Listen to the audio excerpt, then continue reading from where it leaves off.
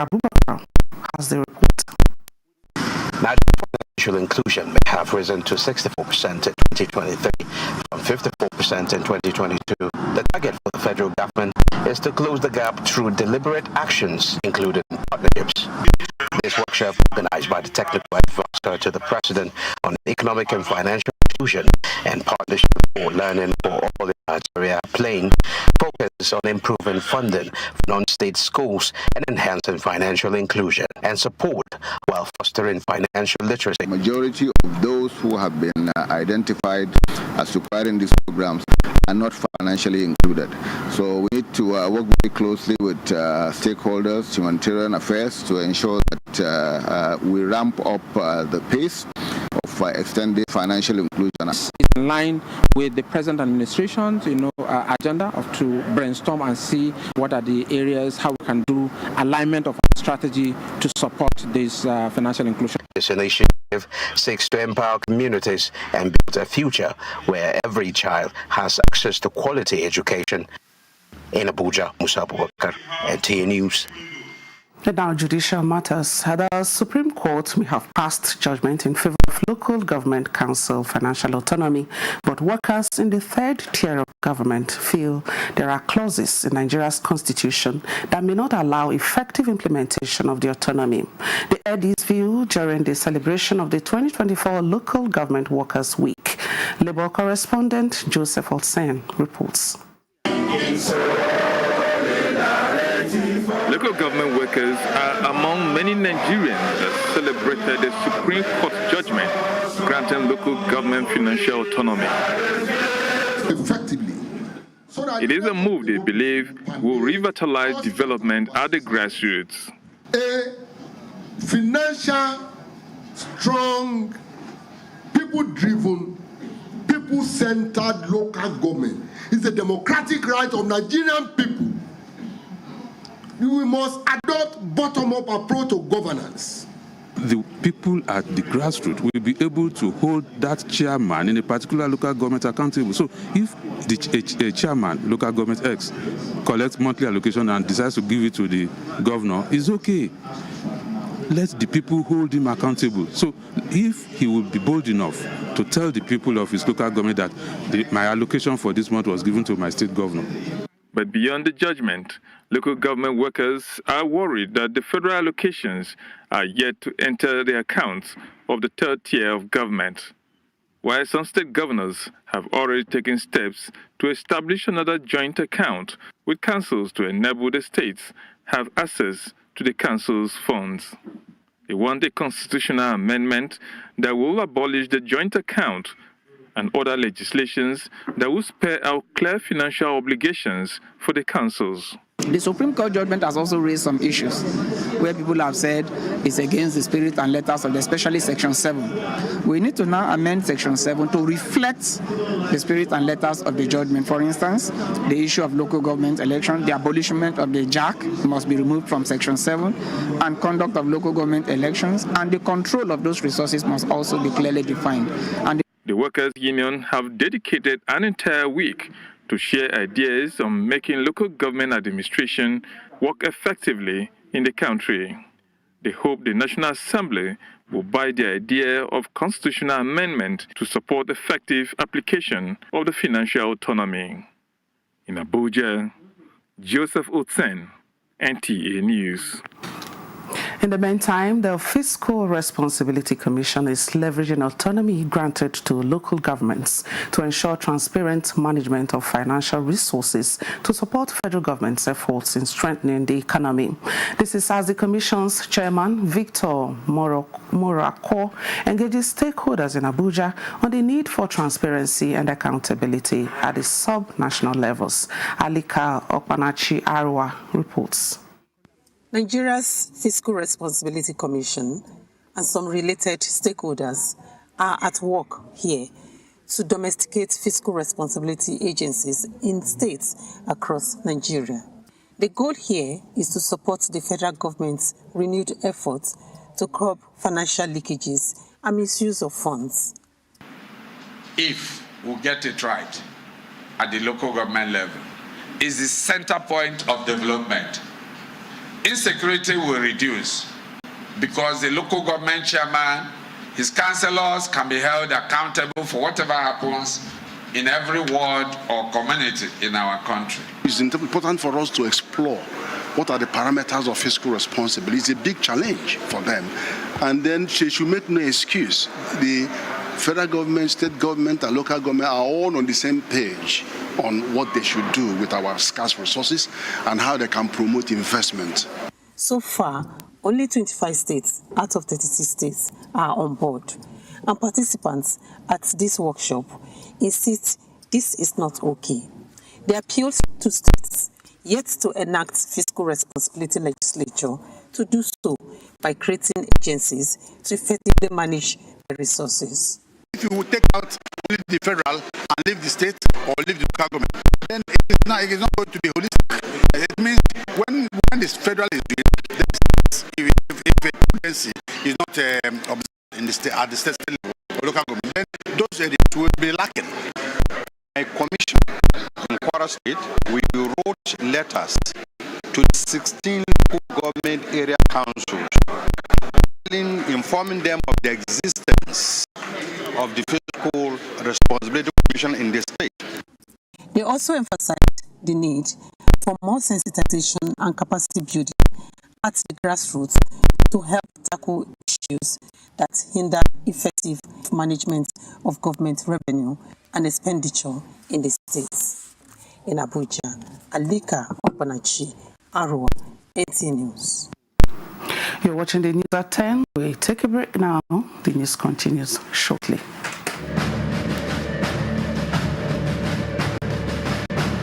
The dreams that our founding fathers envisaged are still work in progress. Every day, we put our hands on the plow, determined to do a better job of it. While it is tempting to focus on what has been left undone and where we have stumbled as a nation, we must never lose sight of how far we have come in forging and holding our country together.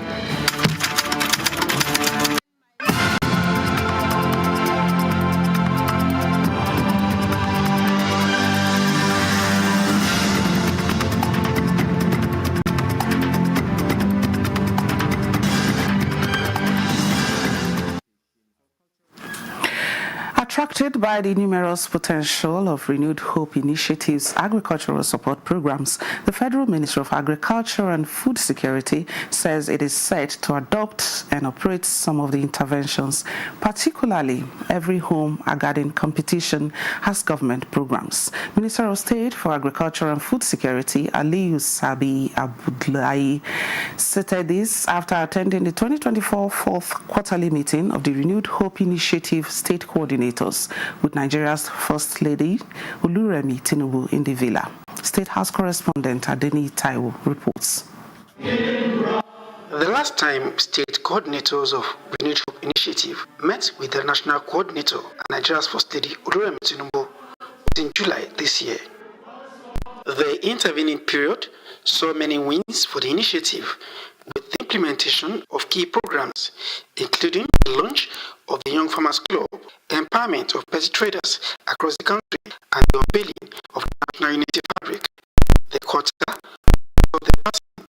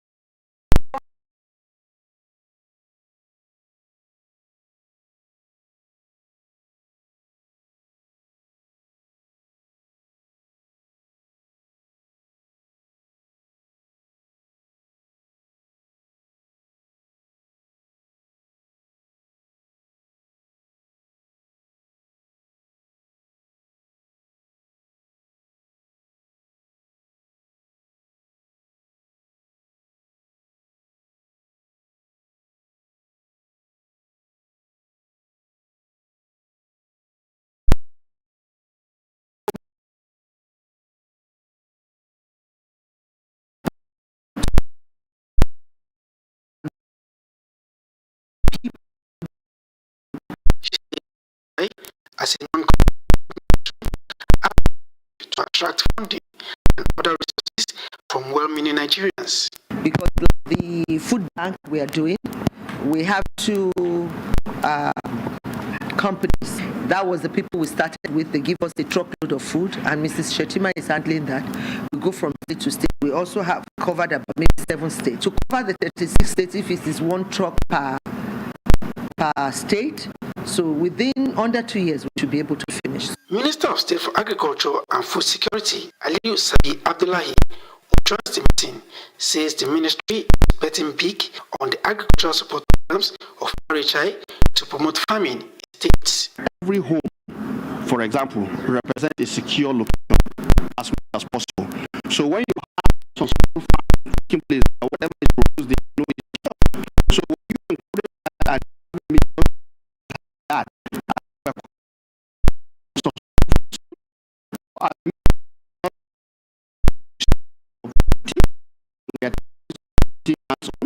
we are going to make sure it is operations are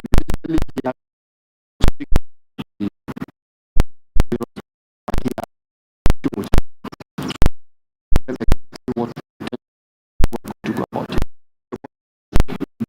Based on what we have come up with now, how done the process, definitely to be about 60 million that we going to do for the first company. So and when we are doing it, we'll be sitting along with it for the 2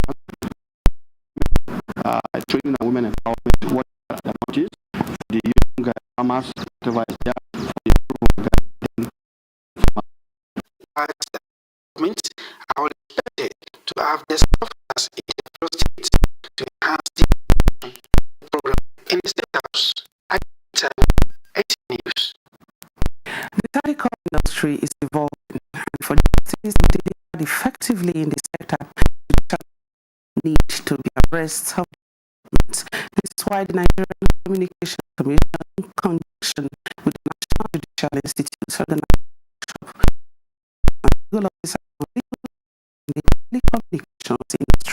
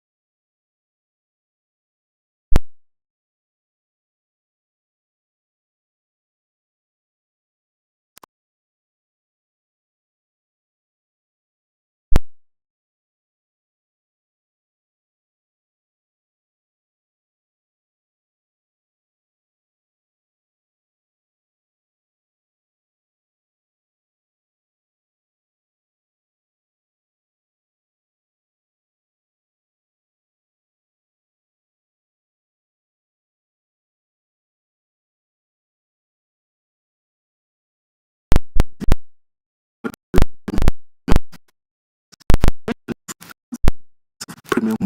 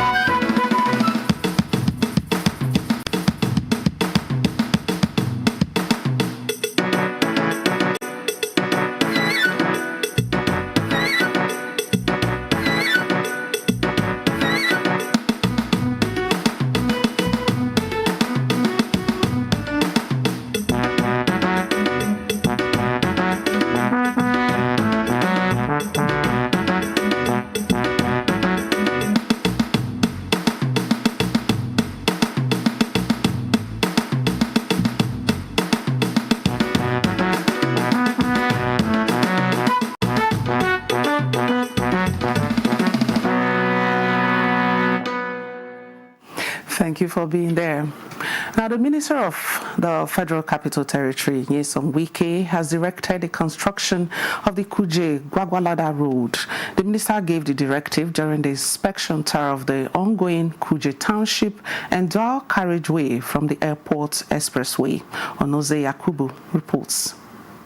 The Kuje-Gwagwalada Road has been in a deplorable condition for many years without getting any meaningful attention from the previous administrations. But that will soon be a thing of the past, with the inspection visit by the FCT Minister Nyesom Wike to Kuje Town. First was the inspection of the ongoing dual carriageway from the airport expressway, where the FCDA boss, Shehu Hadi Ahmad, gives an overview of the 9-kilometer road project. Currently, by December 2024, we will have a clear corridor right from the entity. We told them also from the airport entity. There's a road blasting which they are also already programming to do, so that by by the time you come next, we should hopefully be presenting to you a full entire corridor of the Airport Abuja Road Highway, fully acquired, and then with some to the level of the. It is on top of that macadam will come and place binder and wearing costs. Impressed by the level of work at the two project sites, the FCT Minister Yeson Wiki gives an express approval for the construction of the Kuje-Gwagwalada route, a portion that has been begging for urgent attention for a while. I've also directed them to continue from Kuje to Gwagwalada.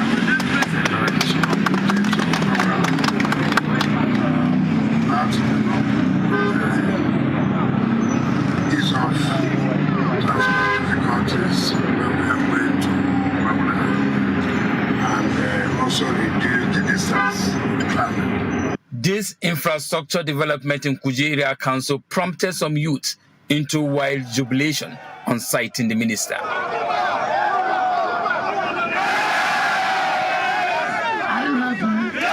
The minister, while emphasizing his administration's stand on prudence with resources in relation to project execution, urges residents to continue to pay their taxes to ensure more provision of critical infrastructure in the territory. Onoze Yakubu, NTA News. The National Hydroelectric Power Producing Areas Development Commission, NHYPADEC, has presented startup kits to 689 youths in Benue State as part of its Youth Transformation Program. Beneficiaries were trained in various skills, including fashion designing, poultry, and solar installation. Simbiat Agbaji completes the report.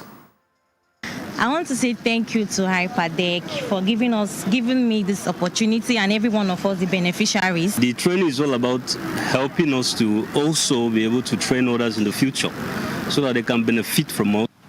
Youths like Fanendo are faced daily with challenges of youth unemployment, poverty, insecurity, to mention a few. It is to address these issues that President Bola Ahmed Tinubu's administration, through NHYPADEC, has flagged off the distribution of startup kits to 689 graduates of the NHYPADEC Youth Transformation Program in Benue State.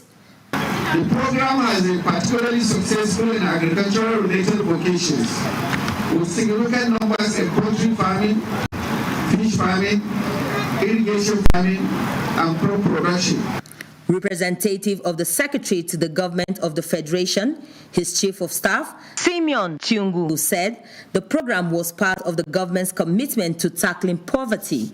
Let me assure you that this administration will leave no stone unturned towards supporting NHYPADEC in the discharge of its functions that is majorly targeted at our nation's advancement.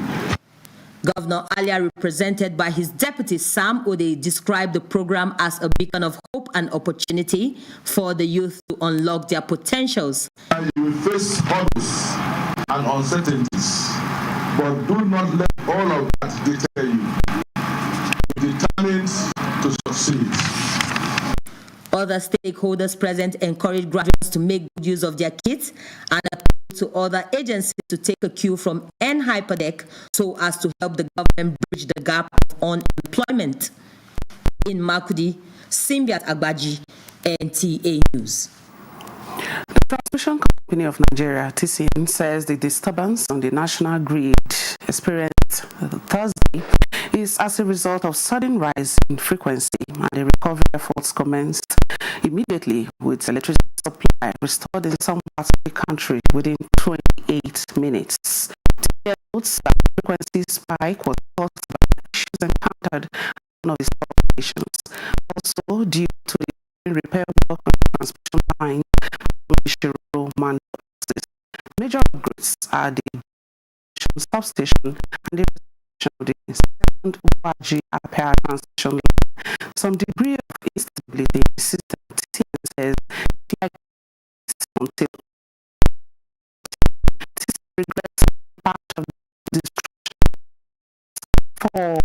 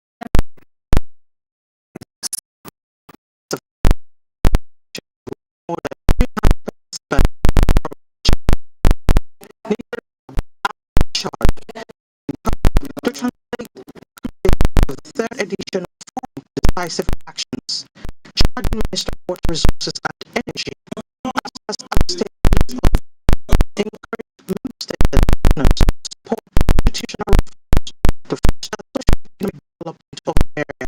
Recommendation technical actions to improve governance to strengthen sustainability of systems in the next season.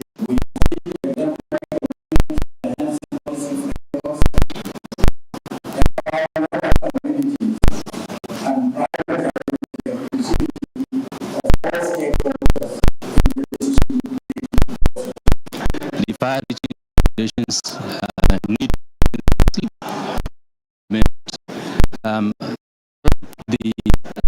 the theme of the forum, governance, local governance, and social cohesion will be realized.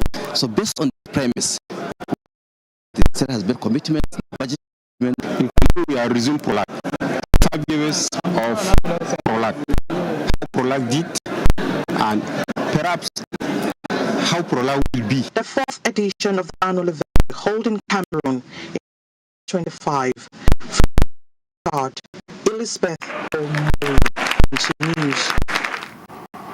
The Defense Administration vows to continue to promote national security by safeguarding Nigeria's cyberspace and supporting military operations, leveraging its expertise in cybernetic space technology.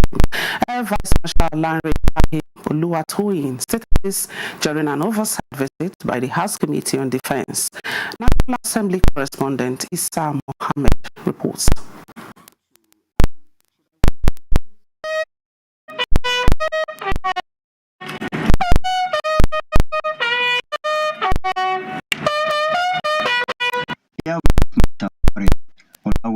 Says since the space ability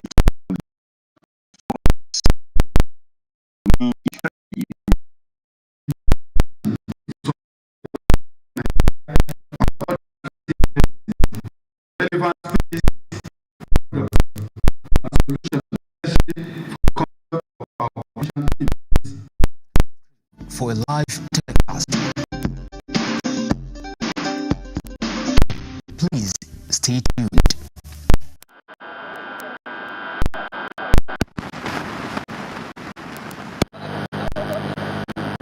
At this time, ladies and gentlemen, the parade commander is swiftly marching forward.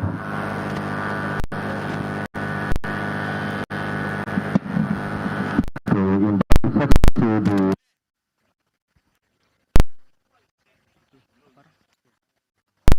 Welcome to the graduation ceremony of the second phase of Katsina State Community Watch Corps, live from Nigeria Security and Civil Defense Training College of Bariga, Katsina State, where dedicated individuals will be commissioned to serve their communities, bolstering the state security.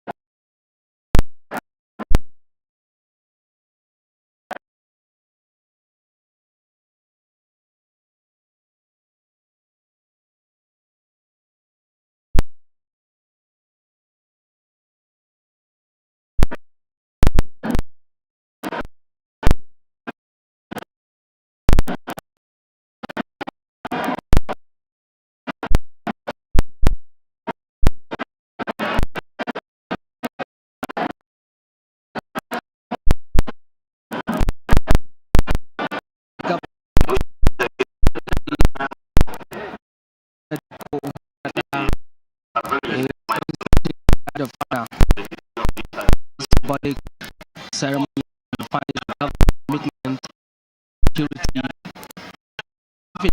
the graduating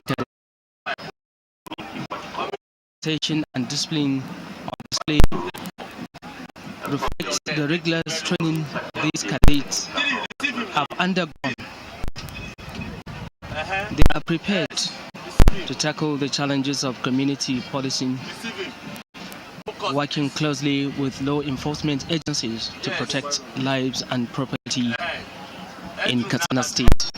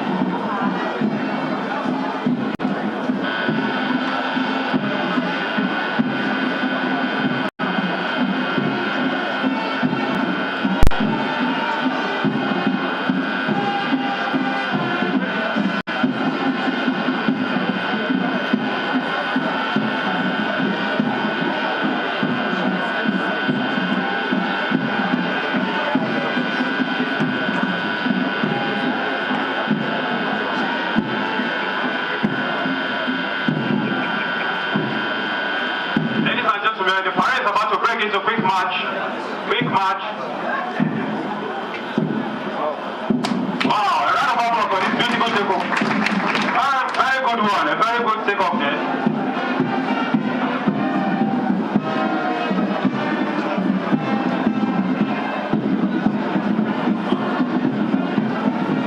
I think at this point in time it is very apt to commend the chairman of the recruitment committee and his team for putting this very special personnel in order. The display we're witnessing is a testimony of the quality of the training and what we expect when they find themselves at the battlefield.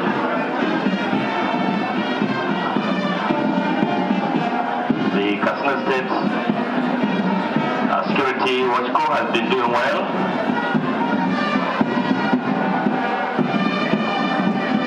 As far as their contribution as regards to the quota of the security operation in Katsina State. This loud delivery initiative is solely by His Excellency the Executive Governor of Katsina State.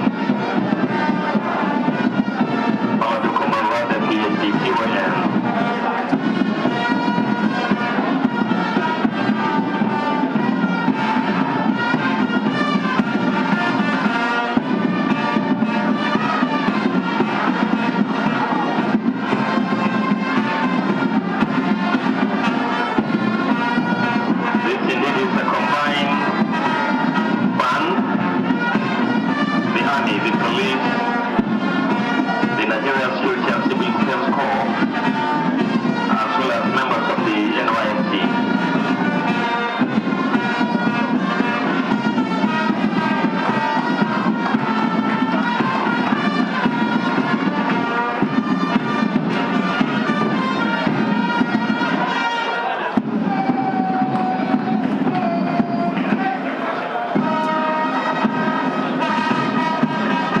Very interesting to see a female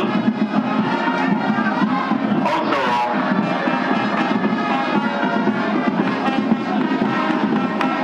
part of the batch 2 of the Katsina State Street Police Corps.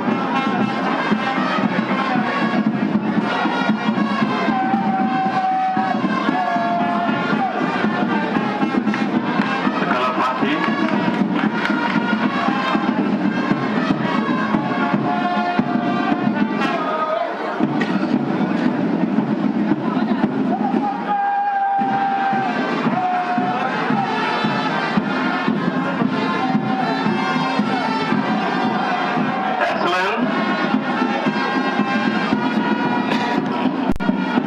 Put our hands together for these very gallant officers. They're doing well. They're doing great.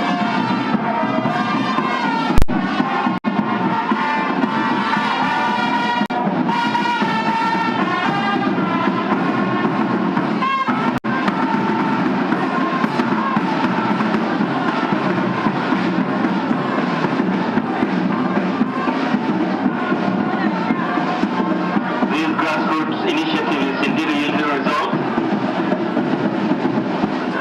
because the trainees are drawn from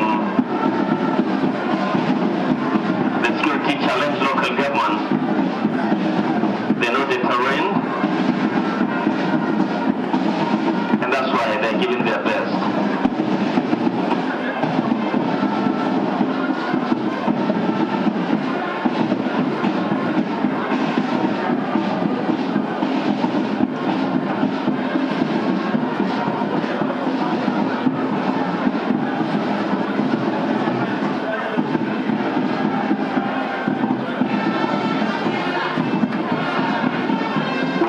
His Excellency the Governor at this point in time, most sincerely for his courage, at the same time providing the necessary improvements for the state cohorts to operate. On display we can see motorcycles as well as the operation vehicles. They will all be handed over today.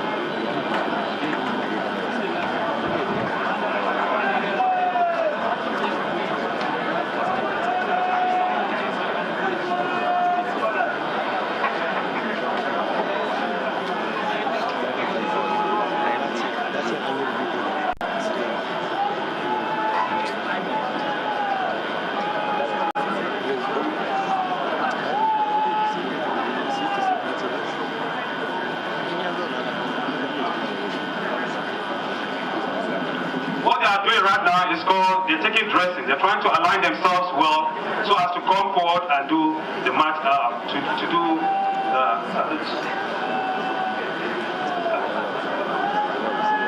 review others.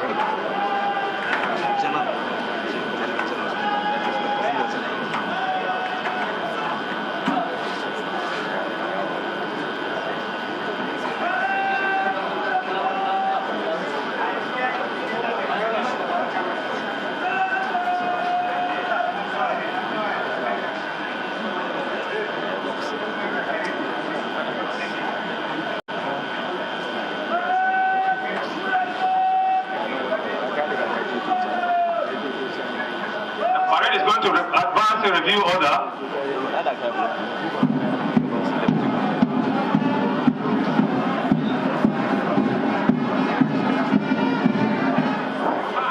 round of applause for them for this beautiful display. Very round of applause for them. Good.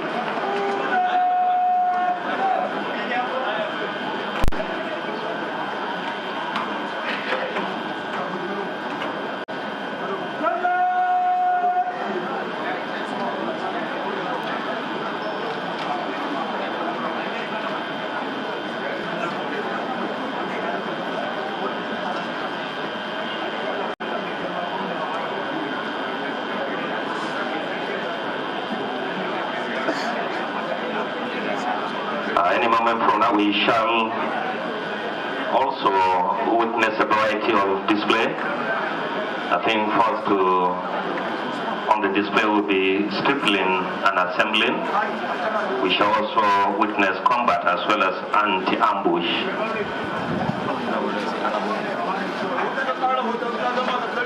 Then the Commander General is now taking his seat as we witness the combat display. Stripling and assembling is the first.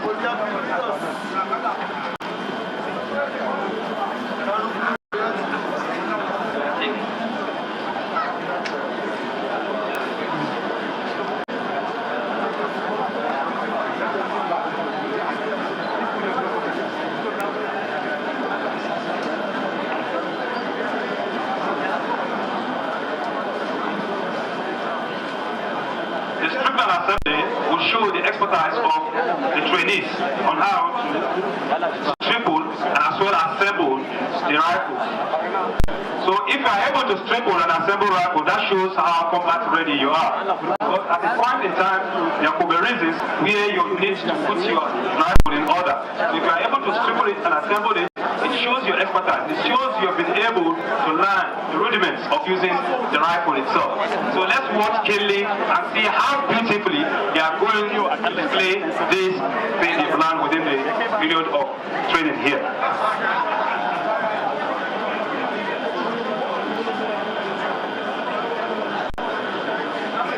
Let's be snappy about that, please.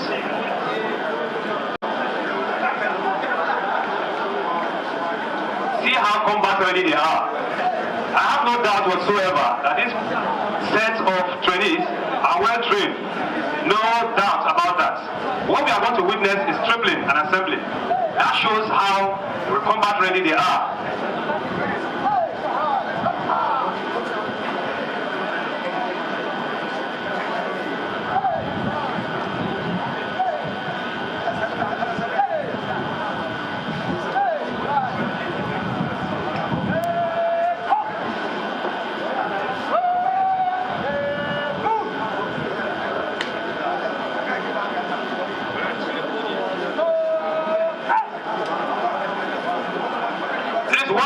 And see how they are about doing.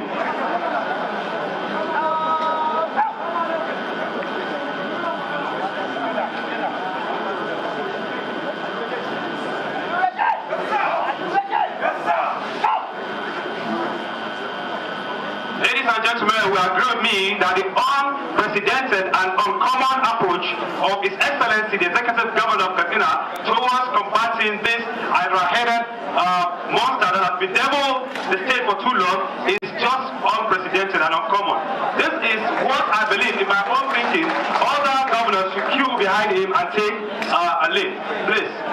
Let's watch Kele and see what they are doing. Beautiful. They are being timed, and as you can see, some are able to beat all the time, while some are yet to do. But all the same, it shows how they are ready in combat.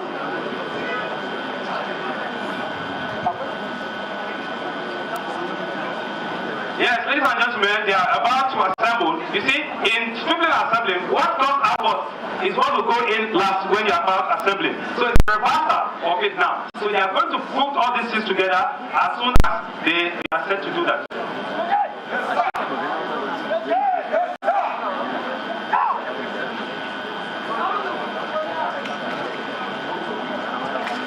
You all agree with me that it takes someone who knows it better to do what they are doing. So this is a beautiful office. A round of applause for this beautiful display, please.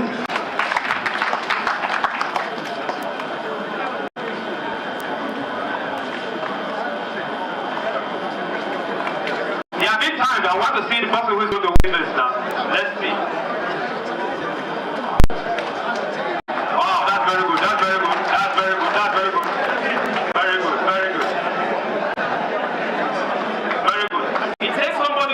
How to use this weapon to be able to strip and as well assemble it in points like this.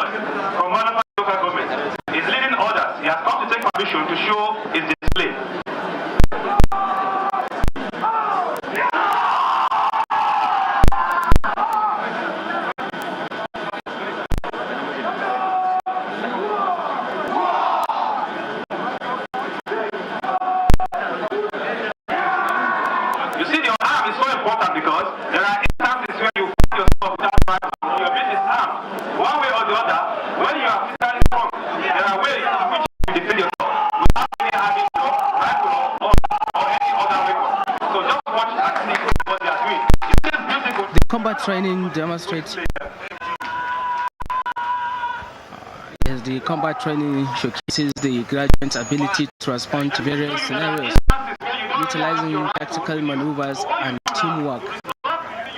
This rigorous training has equipped them with the skills to handle high-pressure situations, prioritizing the escalation and community safety.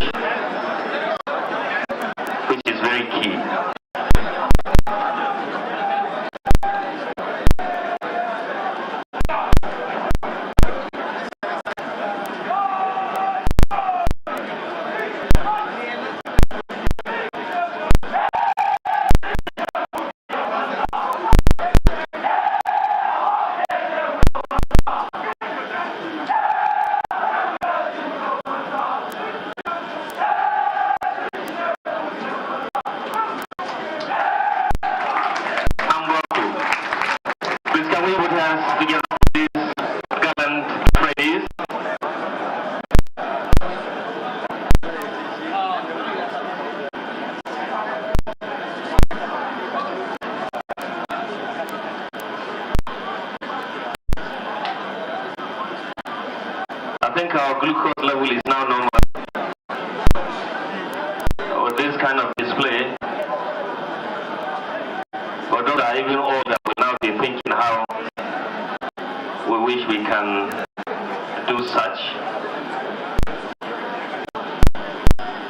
Anti-ambush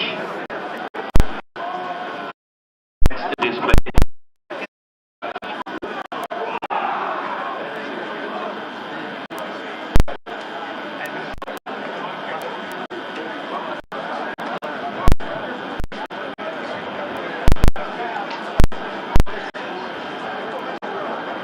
I think this appears to be a counter.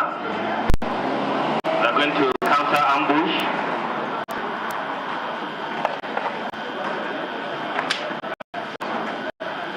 Taking cover.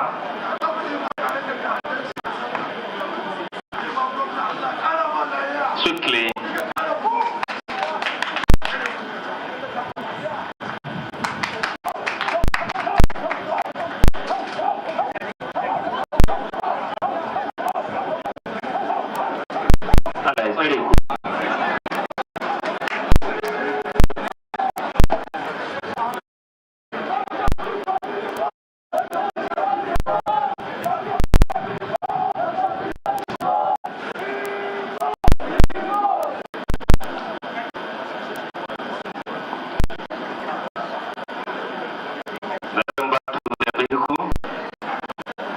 You can see after the other. Silent drill. You don't need to talk. Please put your hands together for them.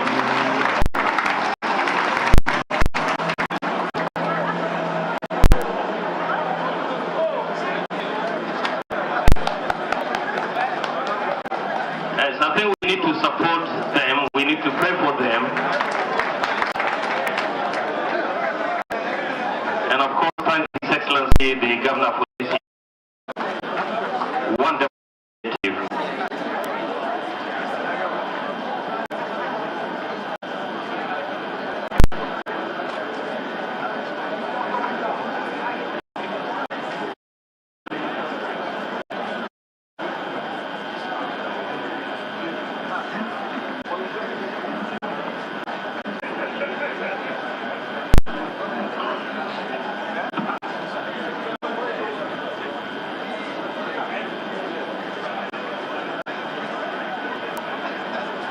I think having witnessed the display at this point in time,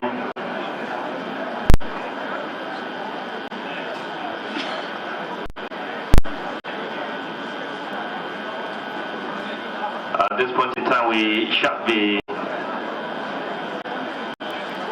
taking quite a number of remarks, and the climax of this gathering will be the speech as well as formal handing over of the by His Excellency the Governor. But in the meantime, we will first observe the national prayer. Yes, I'm going to take us through the first stanza of the national anthem, which is the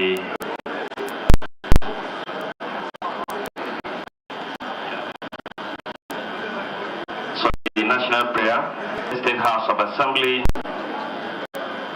and other honorable members of the House, especially the Chairman, House Committee on Security, His Excellency, the former Deputy Governor of Katsina State,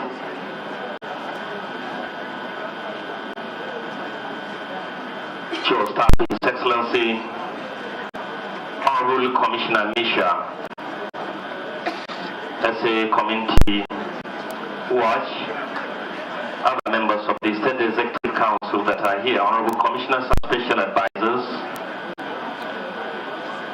Principal Private Secretary, His Excellency, Representative of their Royal Highness, Chiefs of the Emir of Katsina, the Yandakan Katsina, and the Mayan and Daura, representing His Royal Highness the Emir of Daura, heads of security agencies that are here, notable among them the Commissioner of Police, the Commander 17th Brigade, the governor, as today we shall witness the passing out of the batch 2 of the Security Watch Corps, my preamble, a solely initiative of His Excellency the Governor. Your Excellency, with your confirmation, first we will offer the opening prayer. At this point in time, it is my honor to invite the Chairman of the House Committee on Security, Honorable Member representing Dusama, Honorable Kamis, to please lead us in the opening prayer before we take the welcome address. Honorable Member.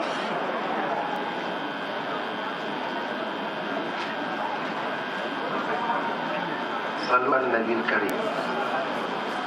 اللهم صل على محمد ورحم محمد وبارك محمد وعلى آل محمد كما صليت ورحمت وباركت على إبراهيم وعلى آل إبراهيم في العالمين إنك حميد مجيد. يا الله منا ربك اسمنا كياوا. يا الله منا توصلي لأيك منا الخير. يا الله wannan kokari da wannan gwamnati ta mu dake ta jihar Katsina kasan jagorancin malam Umar Allah ka kare shi cikin lamarin Allah ka kare kama mai shi waɗannan yara namu da aka yi training ya Allah ka kare tsare mana su Allah ka ba su nasara Allah ka ba su nasara akan makiyan Allah ka ba su nasara akan makiyan Allah dukkan abin da zan musu matsala Allah ka kauda su zuwa gare shi dukkan abin da zai ba su nasara Allah ka sada su zuwa gare shi ya Allah barka da su da kyawawa ka kara kawo da zaman lafiya da aminci a jihar mu da ma ka saba baki daya Allahumma anta alladhi amartana bi du'aik wa wa'adtana bi ijabatik wa inna nad'uka fastajib lana ya rabbal alamin Allahumma nashku ilayk Allahumma nashku ilayk Allahumma nashku ilayk Allahumma inna nas'aluka al-amna was-salamata fi wadanina hada ya rabbal alamin Allahumma hadha amrun la yakhfa alayk wa zulmuna بين يديك أمرتنا فتركتنا فارتكبنا ولا يسمنا إلا عفوك وجودك وكرمك يا أكرم الأكرمين ويا أجود الأجودين ويا من ليس بمثله شيء وهو السميع البصير وسبحانك اللهم وبحمدك أشهد أن لا إله إلا أنت أستغفرك وأتوب إليك. Thank you, mashallah. Now with this we will be taking the welcome address. Select at this point in time to invite the Honorable Commissioner of Internal Security and Home Affairs, Dr. Nasru Maazu, to please deliver the welcome address. Honorable Commissioner, sir.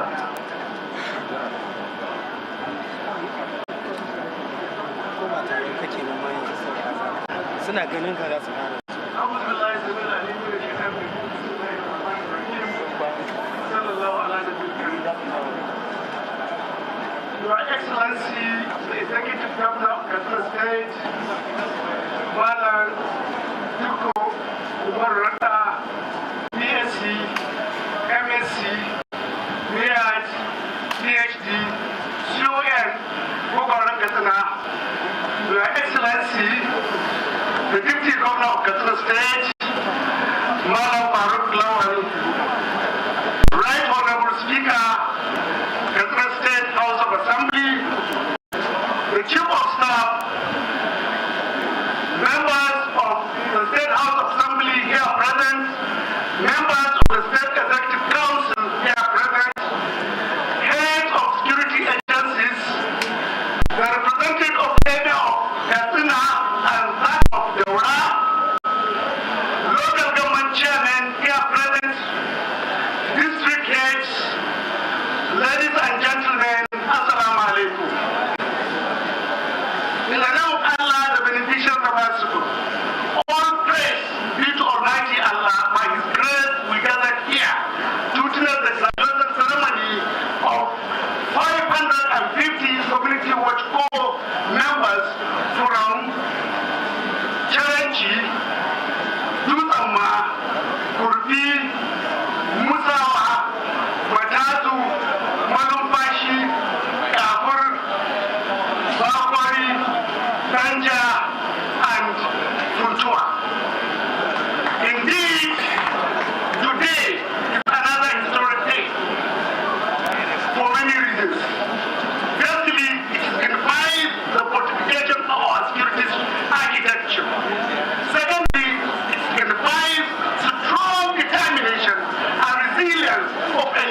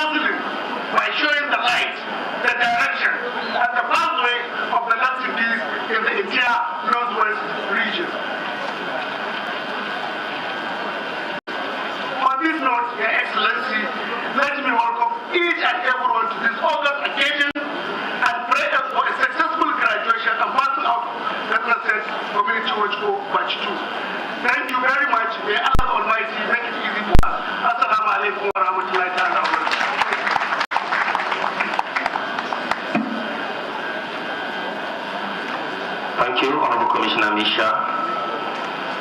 Now, having taken the welcome address, it is now time for a short brief on different activities of the Katsina State Community Watch Corps.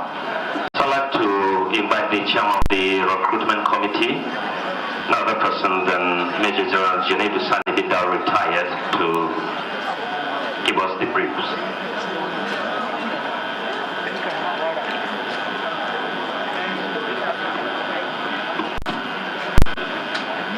Your Excellency, the Executive Governor of Katsina State, Malam Duko Umar Rata, CON, Your Excellency, the Deputy Governor, Malam Farooq Jobe, the Speaker, House of Assembly, members of the State Executive Council here present, the representatives of emirs of Katsina and Daura, our able commanders of security agencies here, our chief host here, the commander of this noble institution, members of the State House of Assembly, chairmen of local governments here present.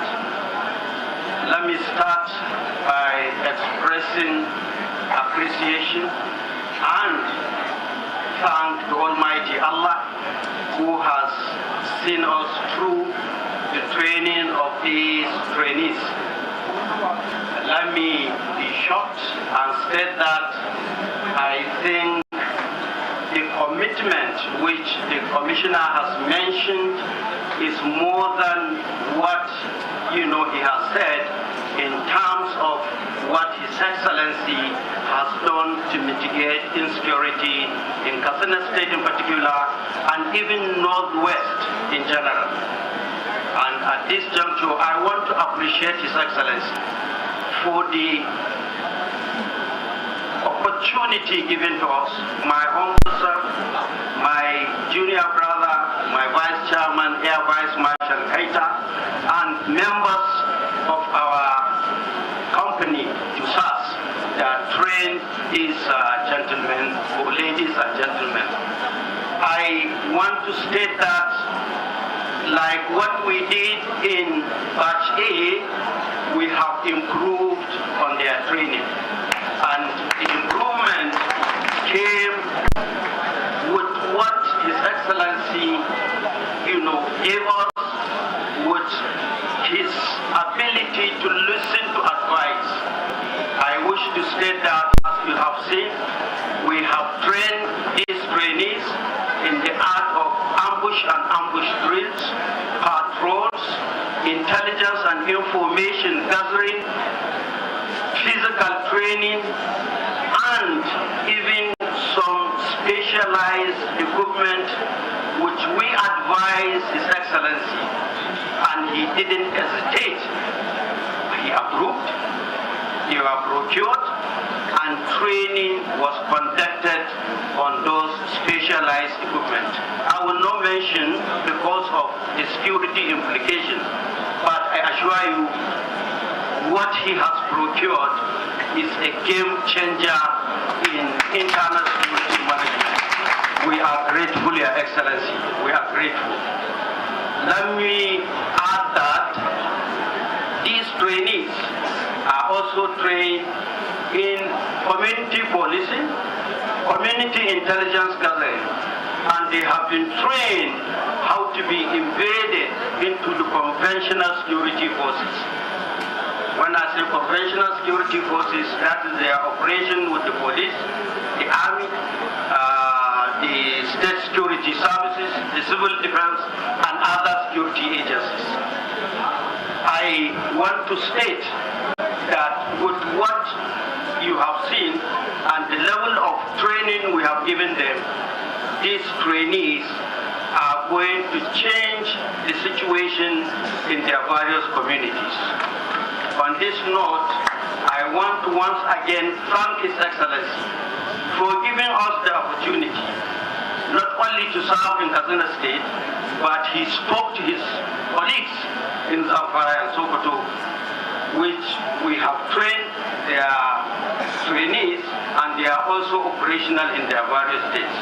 And I want to state and thank him again that the governors of Kano and Jigawa have already intimated me that they want us to train their trainees. We are most grateful, Your Excellency. I cannot finish this brief without appreciating the conventional commanders of security agencies in Katsina State. The cooperation you have been giving us and the acceptance of these trainees, I think it has gone well, and that's why we are achieving success.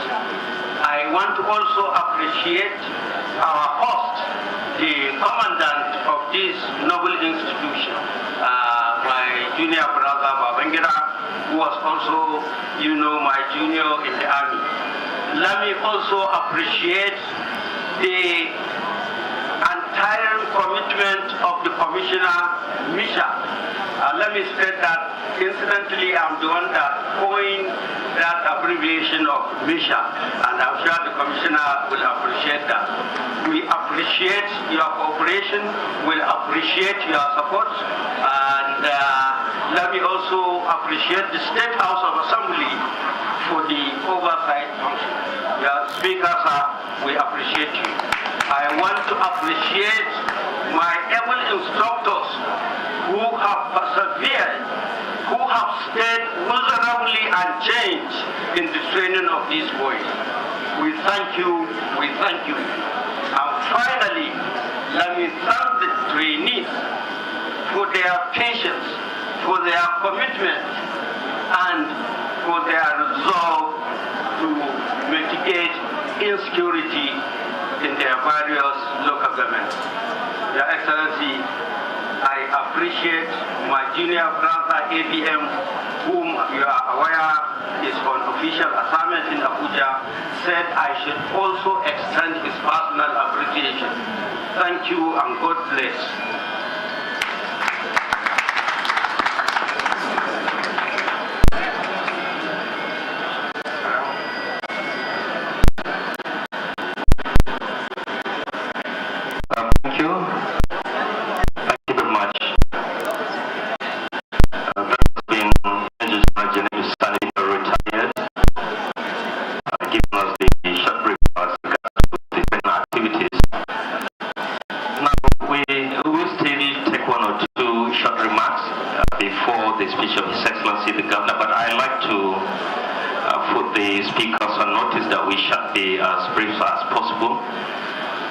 For want of time, and then we are having a live coverage of this event so that we finish within the time allotted. So I have provision for Gulu message, but by arrangement, the chairman of the Forum for Heads of Security Agencies, who is the State Commissioner of Police, is going to speak on behalf of the heads of security agencies that are here. So it is my honor. I guess we need time to invite the Commissioner of Police, Katsina State, to deliver the good message. Commissioner, sir.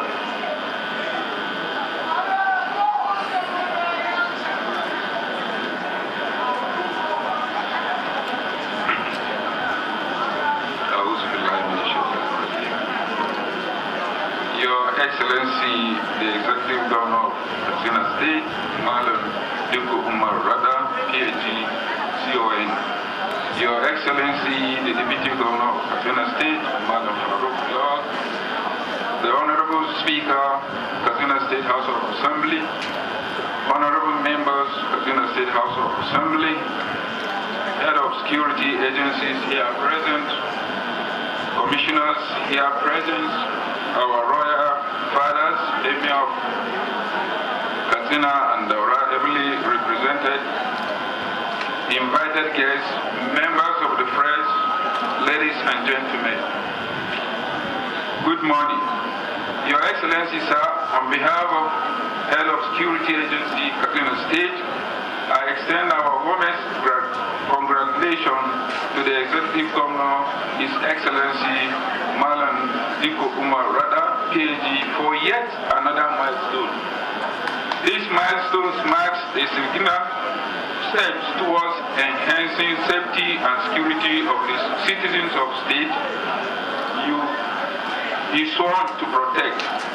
We appreciate you, sir, for encouraging an effective community policing through this remarkable medium, which is tremendous, assisting us in discharging our mandate.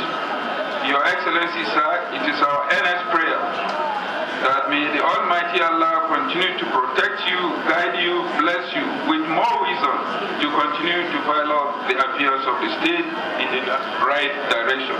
Thank you and God bless.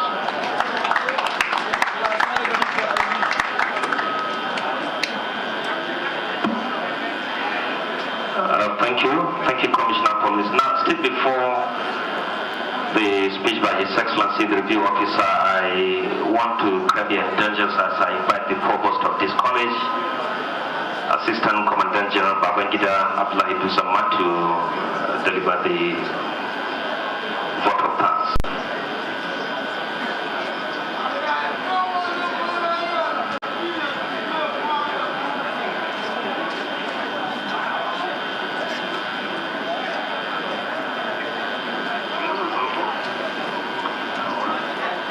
أعوذ بالله من الشيطان الرجيم بسم الله الرحمن الرحيم رب اشرح لي صدري ويسر لي أمري واحلل عقدة من لساني يفقهوا قولي أما بعد السلام عليكم. Your Excellency, the Executive Governor of Katsina State, Malam Dukko Ratna, PhD, CON, my brother, Your Excellency, the Deputy Governor of Katsina State, Malam Farooq Lawal Jobi, my brother and also my colleague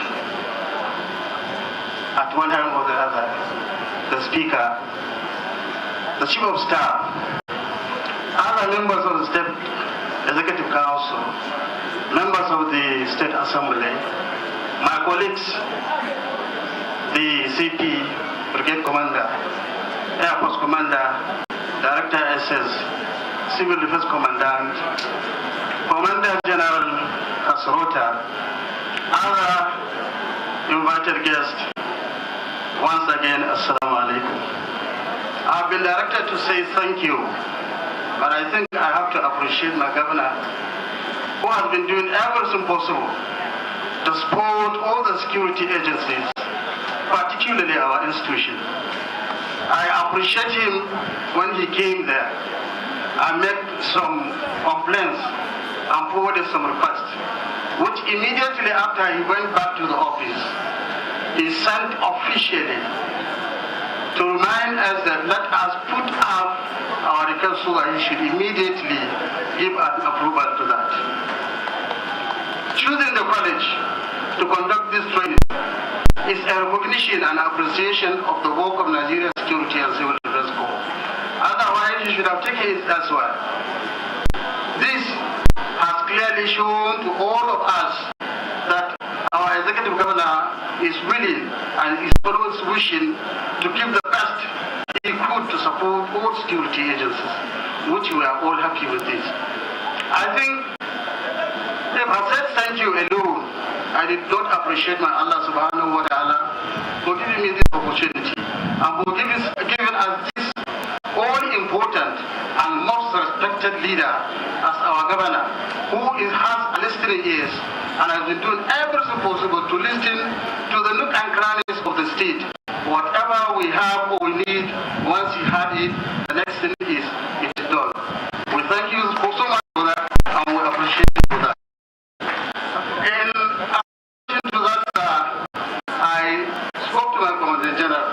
I said, people like my are people that are supposed to be appreciated in the issue of life, and as such, my Commandant General has given me a prayer, which I am to present to the Governor, on behalf of my Commandant General and the entire Nigerian Security and Civil Defense staff, in appreciation of your support to all security agencies in Nigeria.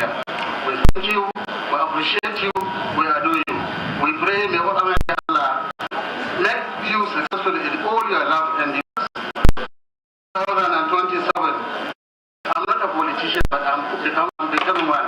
May Allah give you whatever support you need to succeed yourself, sir. Thank you so much.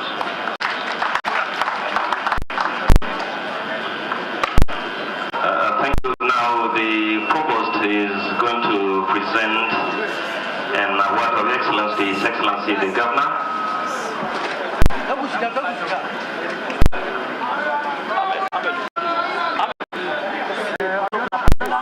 We are proud of the provost because he still remains a member of the pen profession.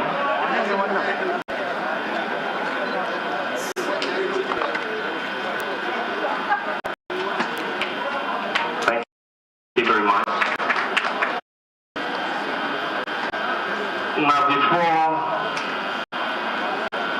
I invite His Excellency for his speech, I wish to announce that as soon as His Excellency delivers his speech, then we take the national anthem, then a couple of dignitaries here will accompany him to the presentation of vehicles as well as motorcycles to the trainees.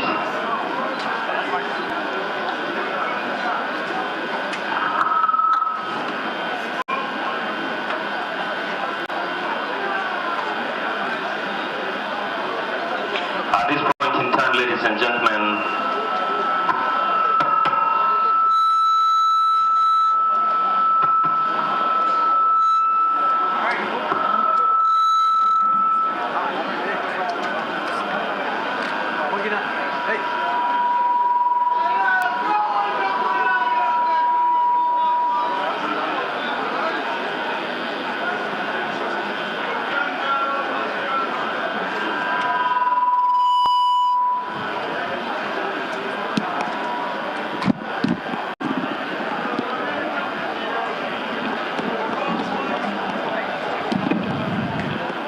thank you.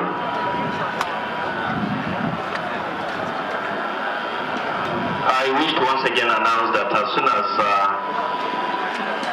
His Excellency the Governor delivers his speech, then we will take the national anthem. The presentation of the vehicles as well as motorcycle will be the last item on our activity today, but then it should be limited to some of the dignitaries. He is to be accompanied by His Excellency the Deputy Governor, the Right Honorable Speaker, members of the State Assembly, as well as the honorable members, heads of security agencies, to mention but few, so that we make the presentation very snappy.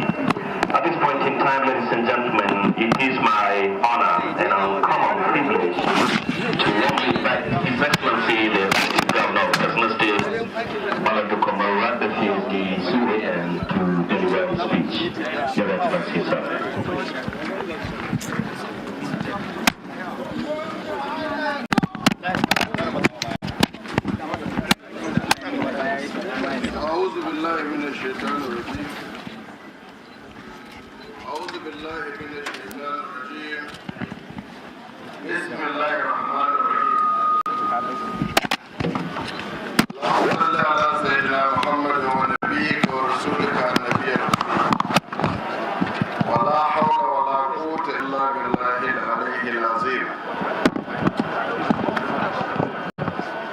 Your Excellency, the Deputy Governor, Right Honorable Speaker, State House of Assembly, and all other House of Assembly members here present, former Deputy Governor, Alhaji Siraja Damari, Chief of Staff, members of the State Executive Council, members of the Security Council of the State, the Commissioner of Police, Brigade Commander, Air Force Commander, Director DSS, and other head of security agencies that are here, but I will not mention, I will not forget the commander of this institution that give us the opportunity to train and also to graduate Katsina Community Corps members, Batch 2. Head of Departments and Parastatals, a representative of His Royal Highness the Emir of Katsina, and the representative of His Royal Highness the Emir of Daura, district heads, other important distinguished guests, esteemed traditional rulers, religious leaders, members of the press, proud families of Katsina Community Watch Batch 2, most importantly, our graduating Community Watch Corps, ladies and gentlemen, before I start my speech, I would like to call on all of us to stand up and observe a 1-minute silence in honor of the departed soul of the former Chief of Army Staff, and also to pray for the departed soul of our community corps members who lost their lives, and also other security agency members that lost their life in this fight. Please, let's observe 1 minute silence.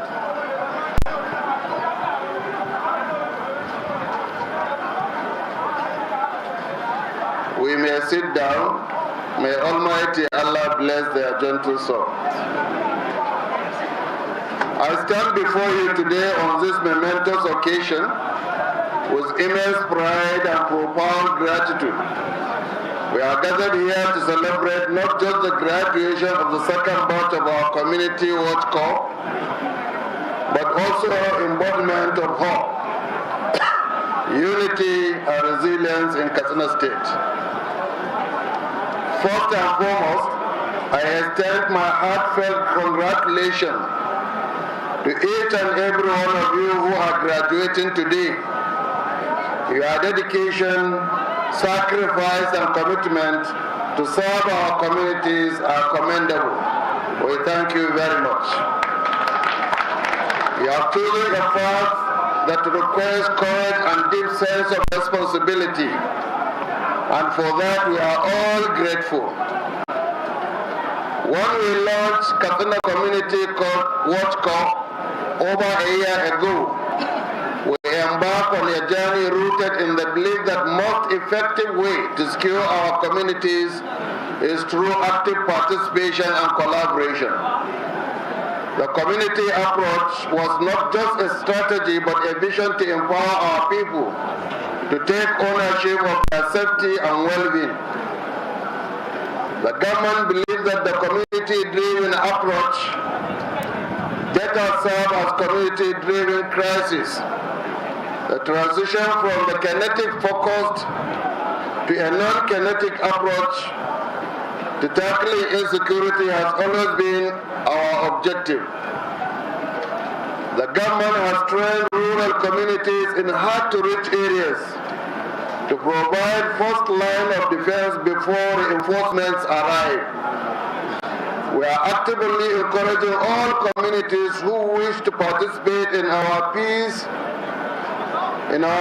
building and self-defense program to nominate qualified candidates and partner with the state in our progress toward total security in Katsina State. Over the past year, we have witnessed remarkable successes. Crime rate has significantly decreased in areas where our community watch officers have been active. Communities that were once plagued by fear are now experiencing peace and stability. This is a testament to what we can achieve.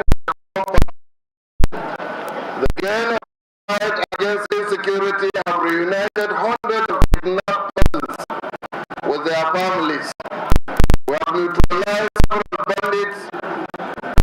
We have neutralized bandit cells and leaders, and many have sought negotiation with the government. One of our primary objectives was to allow our agrarian society to engage in their agricultural activities this year in peace and security. At the onset of the farming season, we launched a special 30-day operation which allowed farmers to assess their farms and crops, increase security throughout the season, and have launched another special 30 days operation to give farmers room to harvest crops like guinea corn, beans, and cotton. Food security is of paramount importance to the life and livelihood of our people. But we did not achieve this alone. Our success so far is as a result of synergizing efforts with the federal security organizations. By working hand in hand with the police, military, and other security agencies, we have enhanced intelligence sharing, improved response time, and coordinated approach more effectively. This partnership has been instrumental in curtailing insecurity and will continue to be a cornerstone of our strategy moving forward. The Nigerian Air Force has established a quick response squad comprising the best trained personnel to deal with the threat in the state promptly. The gallant Nigerian Army is taking the fight to the bandit in their comfort zone. The Nigerian police are working closely with our communities to neutralize threats. In this collective effort, the role of our traditional religious institution cannot be overstated. Our traditional leaders are the custodian of our culture and the pillars of our communities. These possess invaluable knowledge to the local dynamics and have been pivotal for mediating conflict, fostering unity, and similarly, our religious leaders guide us morally and spiritually, promoting values for peace, tolerance, and compassion. In our drive toward a three-tier security structure, we recruited 6,652 ward heads to engage them in the fight against insecurity. We also engaged the village and district heads and provided support to them. The imams, ladans, and naibis were also included in the state payroll as part of our holistic approach to community-driven security. I call upon our security watch officers to continue engaging with those institutions, leveraging their wisdom and influence to build trust within the communities you serve. Together, you form a powerful alliance against the forces that seek to disrupt our peace and security. As we look forward to the future, I'm optimistic the strides we have made in just 1 year indicate the potential we have to completely transform the security landscape of our state. Within continued collaboration, dedication, and the unwavering support of our people, I have no doubt that we will overcome the challenges that lie ahead. To our graduating officers, remember that you are not just guardians of security but ambassadors of our collective aspiration for the peaceful and prosperous Katsina State. Uphold the high standard of integrity, professionalism, and respect of human rights. Your conduct will reflect not only on you, but also on the entire community watch corps. I want to use this opportunity to offer my deepest condolence to the loved ones who have lost their life in the fight against insecurity. All agencies have suffered casualties, and may Almighty Allah have mercy on their souls. In closing, I want to express my deepest appreciation to everyone who has contributed to this success, especially those who have trained these members of the second batch of Katsina Security Watch under the leadership of General Bindawa retired. To everyone who has contributed to the success, the federal security agencies for their partnership, our traditional and religious leaders for their guidance, families of the officers for their support. Let us continue to work united in purpose and action. The road ahead may be challenging, but together we are stronger.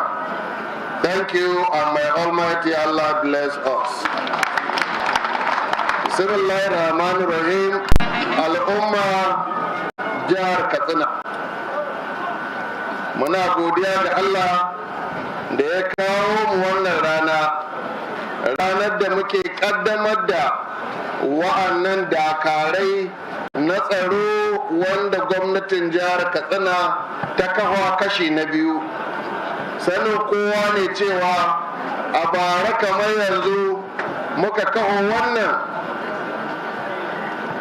kungiya ta tsaro ta jihar Katsina, wadda ta samu halaccin manya-manyan mutane a Najeriya, wanda muka kaddamar da kusan mutum 1,466.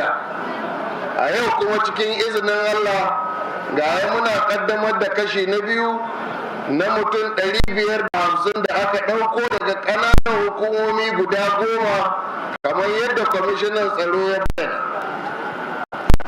To jama'a, wannan aiki da muke yi aiki ne wanda muka yi tunani zai taimaka kwarai da gaske ga al'umma, kuma daga lokacin da yaran nan suka fara aiki mun ga gagarumin ci gaba da aka samu a harkar tsaro a wannan jiha.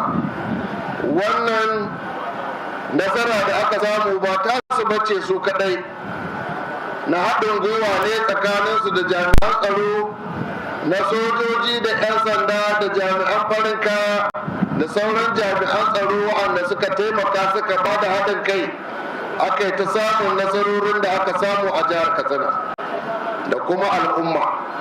Wannan aiki ne na al'umma. Jama'a ya kamata mu gane cewa wannan abu da muke yi don al'umma ake yi shi, kuma ya kamata kowa ya ba da gudunmuwar shi. Na sha faɗa, ba zan daina faɗa ba, wannan aikin mu ne baki ɗaya. Ya kamata duk irin taimakon da za mu yi mu wa'annan dakarai da aka kafa daga communities ɗin da ake fama da matsalar tsaron nan, ya kamata al'umma su rika taimaka musu da shawarwari da abubuwan da duk ya kamata da gudunmuwar da duk ya kamata a bada domin samun nasara.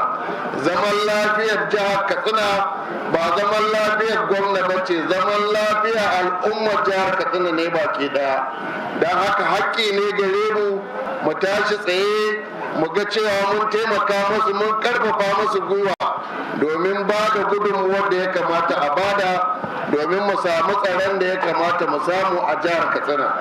Kamar yadda na faɗa a cikin lokacin da nake jawabi a turanci cewa mun yi tsare-tsare da dama wanda cikin ikon Allah wannan tsare-tsaren suka taimaka mana a jihar Katsina. Muka samu damina mai albarka, kuma muka samu mutanenmu suka iya zuwa gonakinsu suka yi noma bakin gwargwadon iko.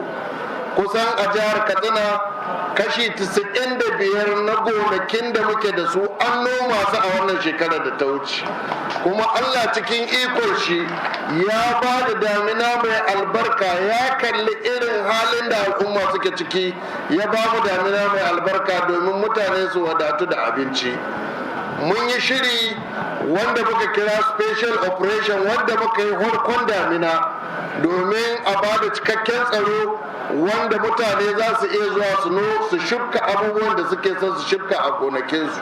A tsakiyar damina mun sake shirya wani shiri na tsaro wanda shi ma muka yi na kwana 30 domin mutane su samu su gudanar da noman maki a wuraren da ake da matsaloli na tsaro. Sannan daga ƙarshen nan mun ƙara ɗaukar wani shiri na kwana 30 domin ganin cewa mutane sun girbe amfanin sun kai su gidajensu cikin aminci. Da izinin Allah wa'annan abubuwan suna tasiri, kuma mutane suna ganin tasirin da idanuwansu. Sannan tsarin da muka gani yanzu yana fitowa na matsalar tsaron nan in kuka lura yanzu in ban da ɓangaren jibiya a cikin wa'annan manya-manyan ƙananan hukumi da ke da matsalar tsaro za ku ga abubuwan sun sauƙaƙa ƙwarai da gaske. Yanzu 'yan ta'addan nan suna shigowa cikinmu a ƙananan hukumomin da babu matsalolin tsaro, suna shigowa cikinmu a ɓoye, sannan suna ƙaddamar da hare-hare ga al'umma. Ya kamata mutane da iyayenmu sarakuna da mutane al'umma da shugabanni su kula da wannan sabon tsari da yake fito mana a jihar Katsina, kuma mu ba da haɗin kan ganin yadda za mu yi mai maganin shi da izinin Allah.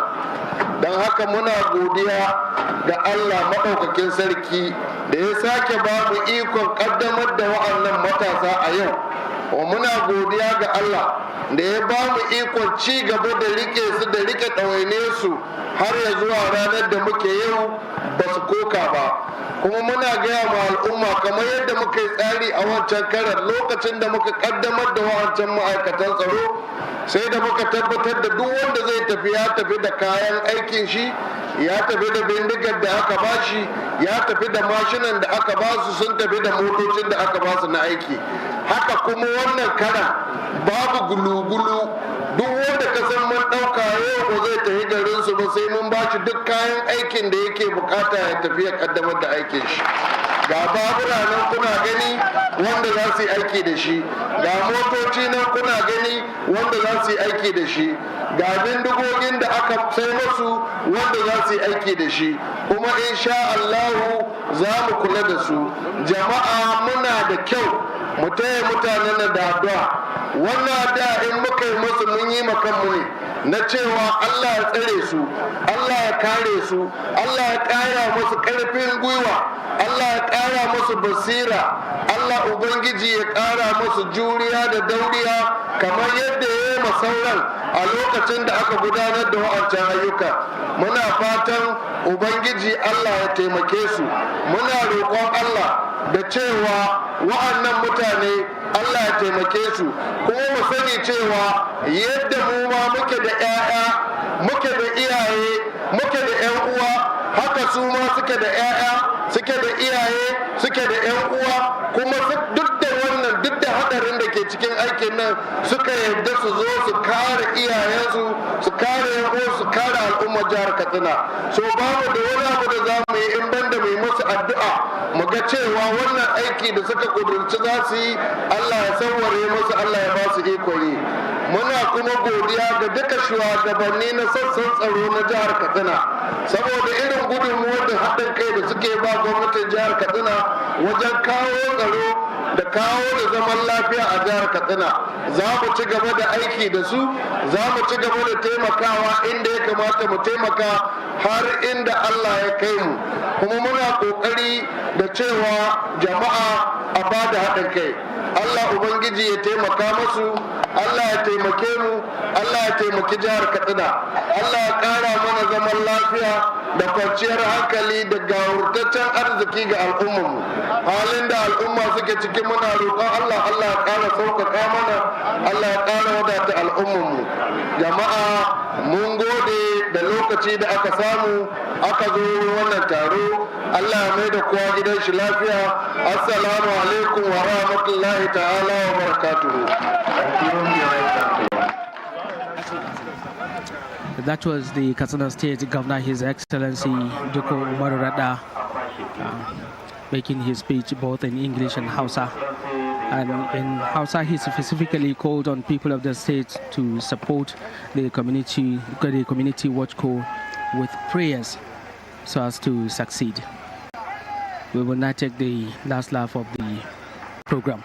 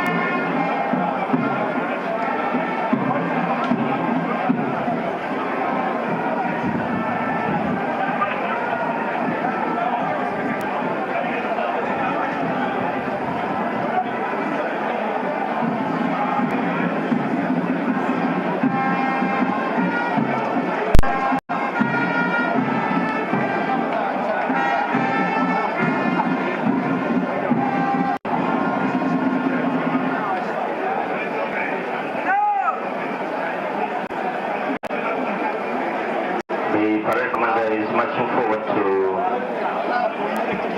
request for permission from His Excellency to march up the color for the rest of the parade.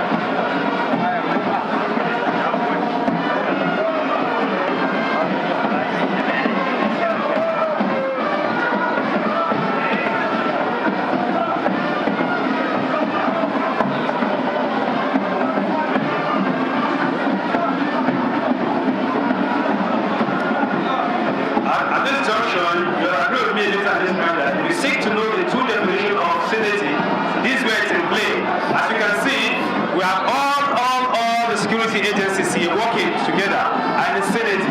This is a beautiful thing to be copied by other state governments so far. Thank you, God bless you.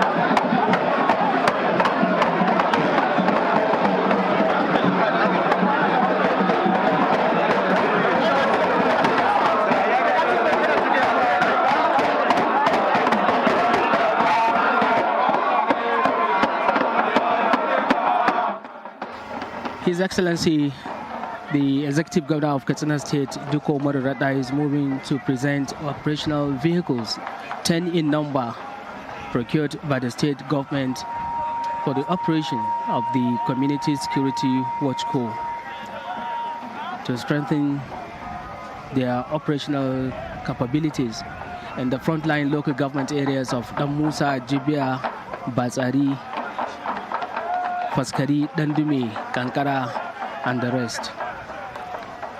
In addition, the state government under the Ministry of Internal Security and Home Affairs also procured 170 motorcycles to be provided to the members of the Community Security and Community Watch Corps to enhance their operation in all nooks and crannies of the state. And this is the second batch. The second batch of the Community and Watch Corps is in addition to about 1,500 corps members earlier inaugurated by the governor in the first batch of this community security initiative. And the focus is to strengthen security surveillance, especially in the rural areas of these frontline local government areas. The governor, accompanied by 12 government officials, as well as the Commissioner of Police, Aliyu Abubakar Musa, and the brigade commander of the 17th Brigade Katsina, are moving to present the motorcycles the 170 motorcycles procured by the state government for the operation of this community watch corps. As we can see, the governor is handing over the motorcycles to the members of the security watch corps. He is accompanied by the members of the State Executive Council and other well-meaning citizens of the state who are present to witness this graduation ceremony of the second batch of this security initiative.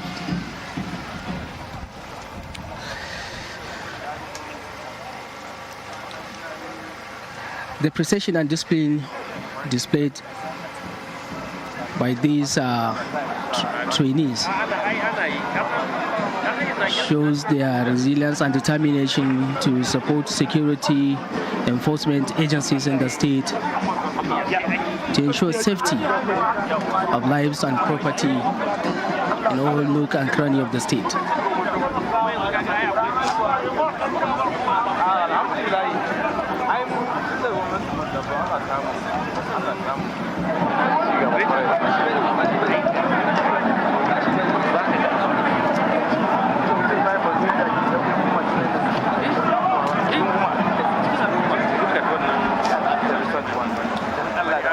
And now with the graduation of the second batch, the Katsina State Community Watch Corps takes another significant step towards enhancing security and community cohesion. We congratulate the graduates and commend Governor Duke Oretta's administration for its unwavering commitment to safer and more prosperous Katsina State. Thank you for joining us live on NTA from Nigeria Security and Civil Defense Training College of Abuja, Katsina State. I'm Awal Haliru on the commentary. Thanks for watching and bye for now.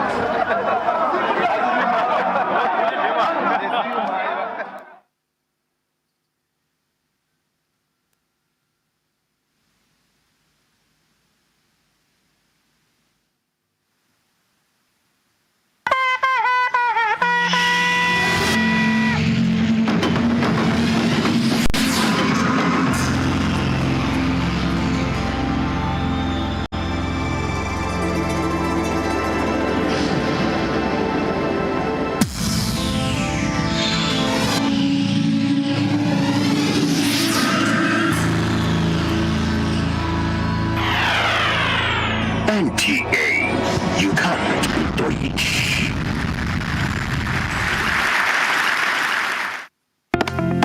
Although social media as a channel of communication is inherently harmless, it becomes harmful and damaging when used.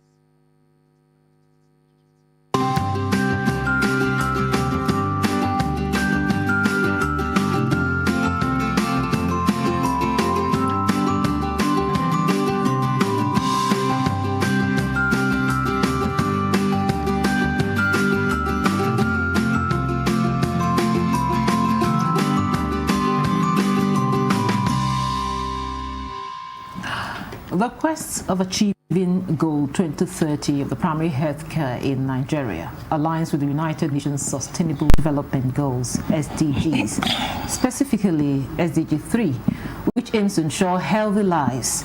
It also focuses on achieving universal health coverage through strengthening primary healthcare system. To achieve this, Nigeria must increase access to essential healthcare services, improve healthcare infrastructure, and enhance the quality of care provided at primary healthcare facilities. Though Nigeria has improved its primary healthcare system, but there are still some challenges that should be addressed. One of these challenges is universal access to reproductive healthcare services. To maximize the benefits of primary healthcare, Nigeria needs to focus on effective management and coordination between federal bodies, states, and local governments. On Nigeria Today, we will look at the implementation of the 2030 targets of SDGs, primary healthcare, challenges and prospects. Thanks for joining us. I am Eukaria Clinton, and this is Nigeria Today.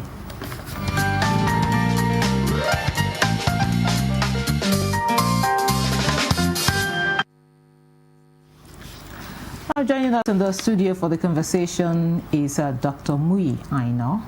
He's Executive Director, National Primary Health Care Development Agency. It's good to have you in Nigeria Today. Good evening, Eukaria. And also with us here in the studio is Dr. Isaac Akume Abuja. He's a public health specialist. You're welcome to Nigeria Today. My pleasure. Good evening. I'll start with you, Dr. Muyi. Now, can you tell us, of course, having had the introduction, talking about the SDG achieving the target, what is the current state of the primary healthcare system in Nigeria? Thank you. I think good question, but I would like to draw a line between what was the state about a year plus ago when the government came in and what I think is the state now. I think undoubtedly there were a lot of challenges and still are a lot of challenges with the primary healthcare system. We have a lot of primary health centers. Most people know some around them, but many are not at the level of quality that you require to provide the basic services for Nigerians. However, I have to say that over the last 1 year, with the commitment, leadership, and investment of President Bola Ahmed Tinubu, and the direction of the Minister Mohamed Ali Pate, the Coordinating Minister of Health and Social Welfare, I think we have recorded some progress. We set out to do a number of things. One is to revitalize the primary health centers, meaning you start to rebuild them to make the infrastructure dignified enough and decent enough that people feel safe to go in there to receive care, to have health workers that are skilled and know what they're doing, to have equipment, to have drugs and commodities, and to have power so that they can at least run 24 hours and have accommodation in some instances for the health workers. As of today, over the last year, about 280 primary health centers have been upgraded to that standard, and there are, believe it or not, another 3,700 or so that are in the pipeline from different funding sources. Some of that directly financed by federal government, many of that being done by states with their money, and quite a few also being done by partners being done by government through donor money. What we are focusing on is not building new, not creating new facilities, but revamping existing ones to level of quality that are good. Because what we find is we have many new buildings that don't have the engine to work. So there's been some progress there. This week is the week of the joint annual review, where we are coming together as stakeholders, federal government, state government, to look at these goals and how we have moved, what we have achieved. And there's some progress in terms of, if you look at the number of people accessing services in these basic healthcare provision facilities, if you look at even some of the outcomes, the quality of care measures, they are starting to look better. And there was a perception index also. There was a survey that was done that is a client opinion survey, that we commissioned. When you compare it to when we came in, there's improvement. Nigerians are a bit more hopeful in the quality of care that they will get. Okay, still on the some of the challenges. Now, can you please tell us some of the significant, the challenges you face in making significant developments, especially at the grassroots? I think the first one is a limitation in resource.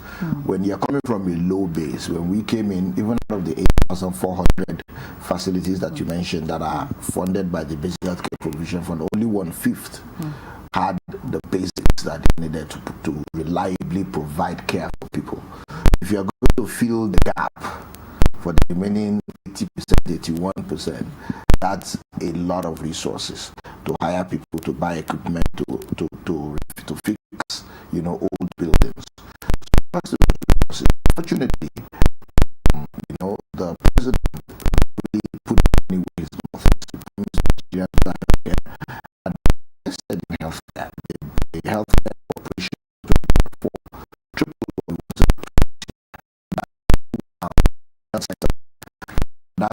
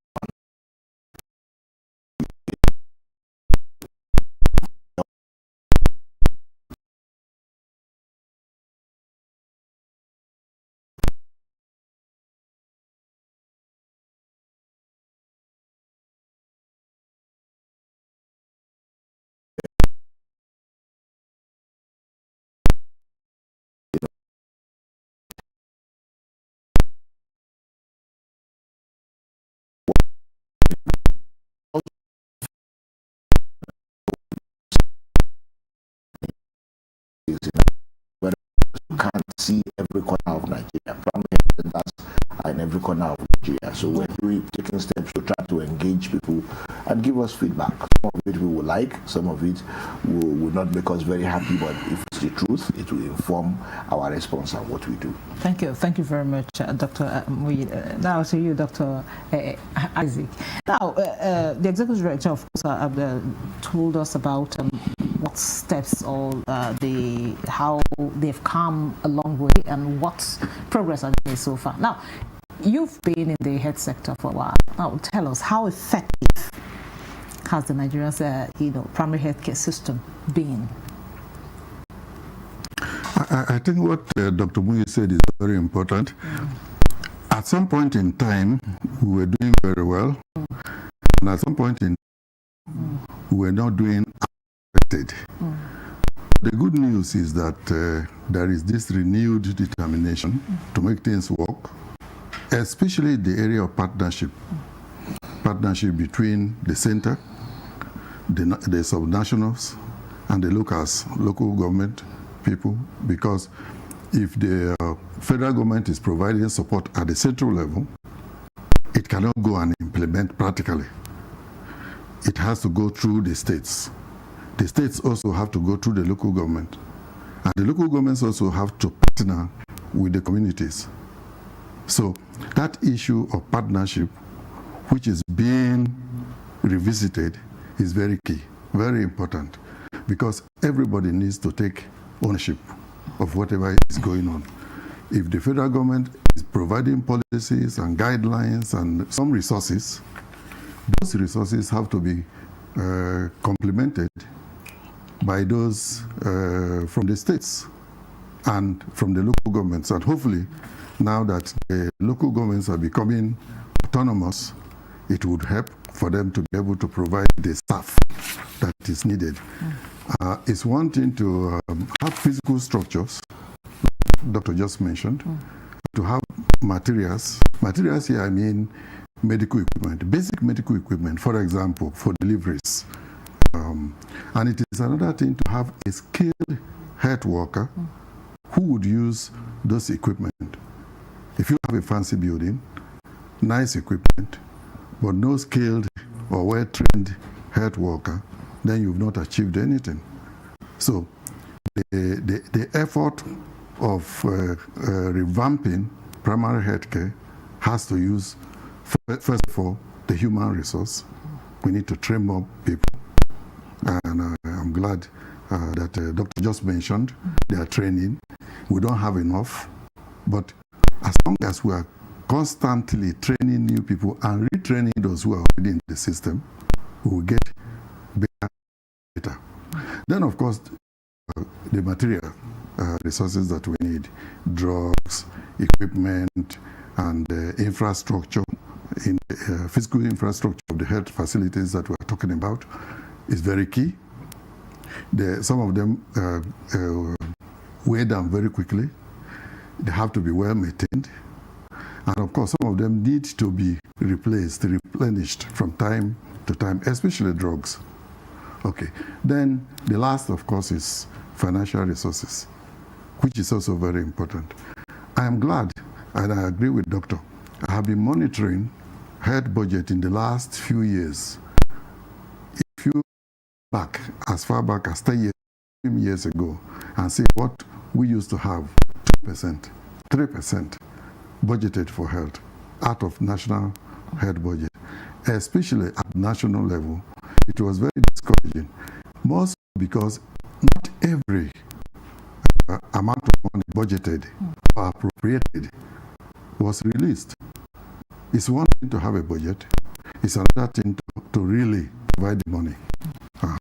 So now that it is improving, good news. Then the other very important news is the National Health Insurance Scheme. More people are getting into the system, which is very important. Many states are being sensitized now to participate in the National Health Insurance System, which is very important. And I think as we encourage local governments to be autonomous, they would be able to enroll their own staff to be part of the system, so that the multiply effect will not only be felt at the central level or at the state level, it will also go down to the local government level. Some time ago, we were having a discussion, and one of the things that some of us suggest is that at some communities, it is possible to organize some system of health insurance. We cannot go into that now, but that is a complementary way of enhancing primary health care delivery in the system. Okay, thank you very much. Now back to you, Doctor. I know earlier you talked about the review that just went on or that is going on. Now, tell us, with what you have seen so far, of course, stakeholders came together to, see how far we've gone. With what you have seen so far, how close are we to achieving the SDG, target of 2030? Talking about the SDG 3 in the health sector. I think the data is the data. The facts are the facts. In some regards, we're on the way. In some regards, we're not on track, which is why we're trying to change what we the way our performance, along maternal mortality, but also child mortality and other associated outcomes, And to do that, one of the things that we did and really discussed at length during this week is to now say, okay, if you want to reduce the death of mothers, for example, what do? Ask where they're dying, and then ask what is killing them, right? So we have identified about 172 local governments that account for 55%, more than half of maternal deaths in Nigeria. So you're going to prioritize your resources and focus. You agree with me that it makes sense to focus on those. And even within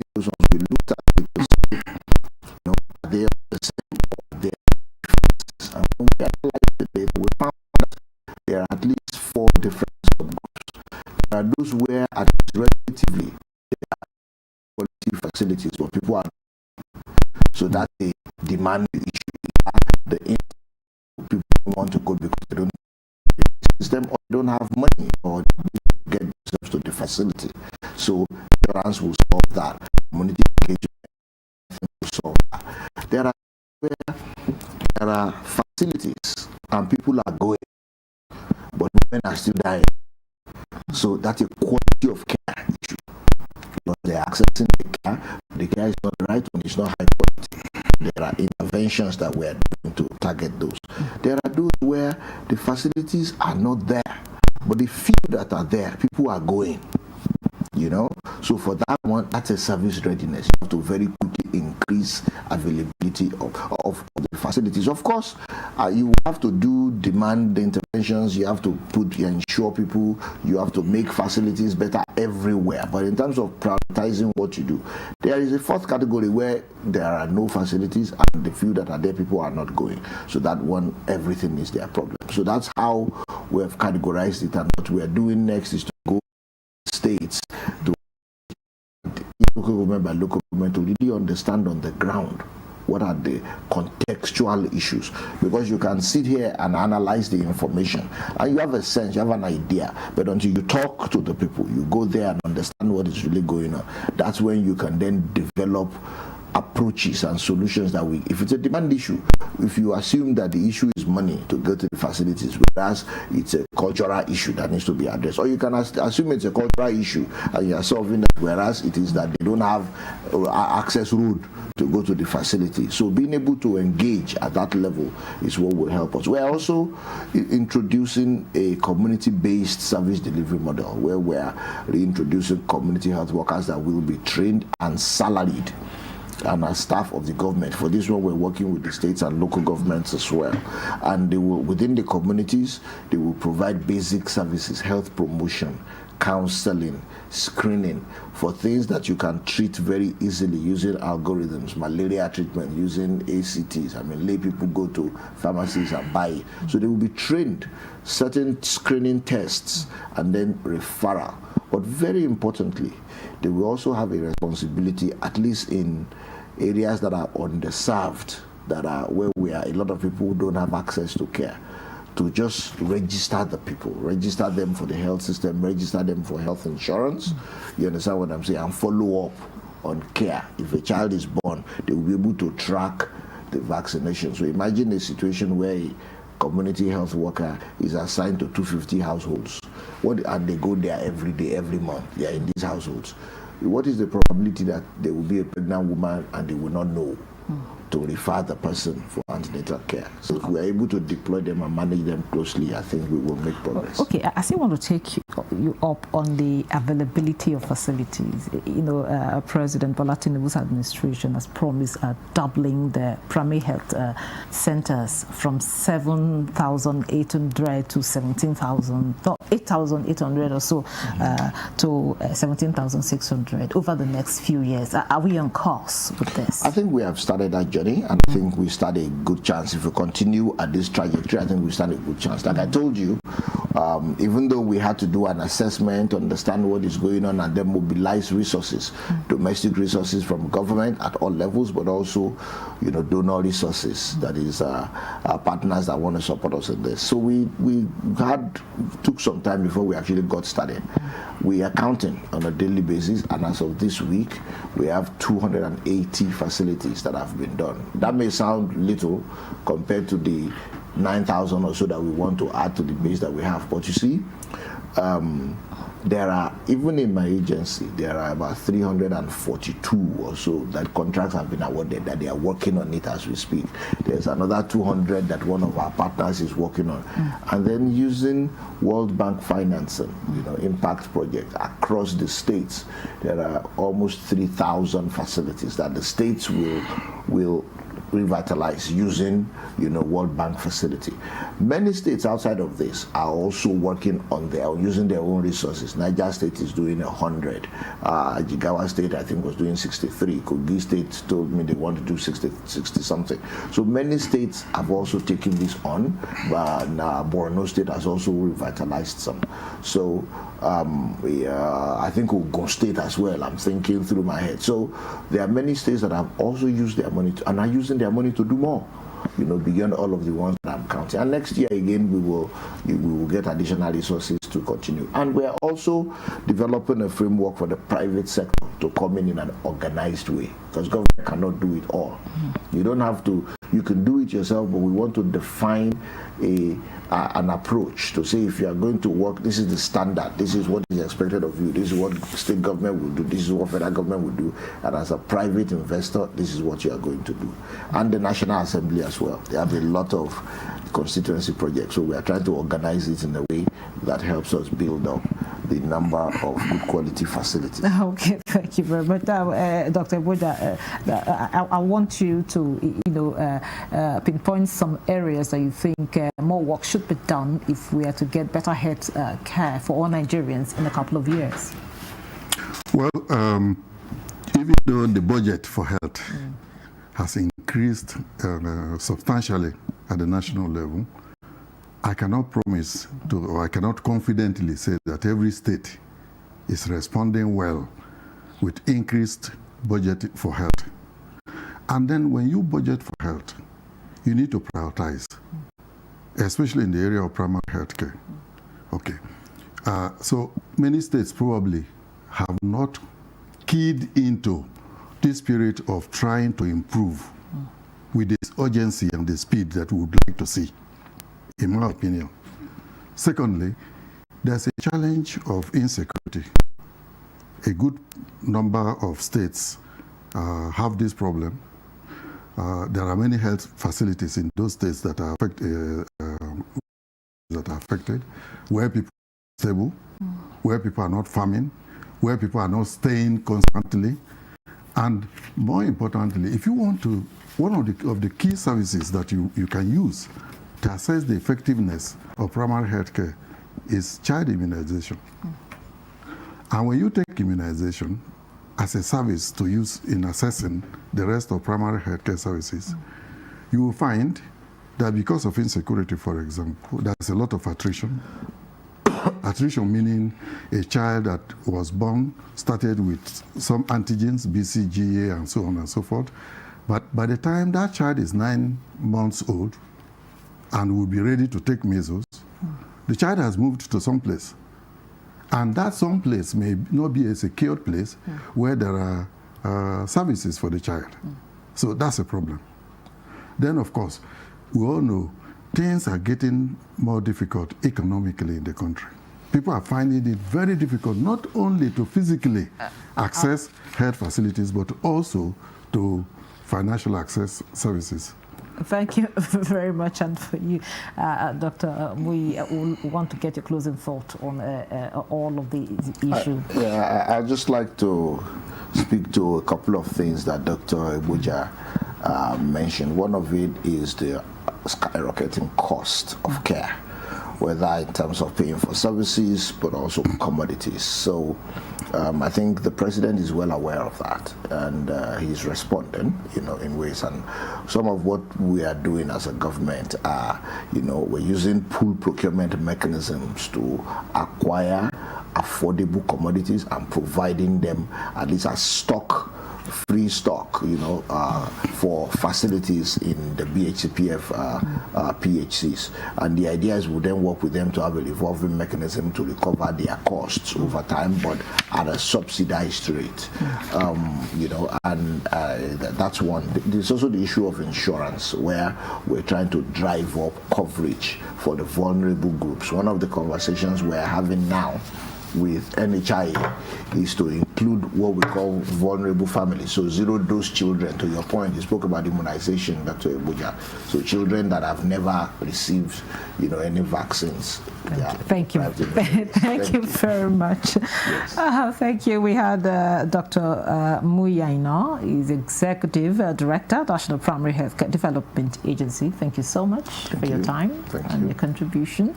And also we had Dr. Isaac Akume Abuja, is a public health specialist. Thank you so much for your time and your contribution.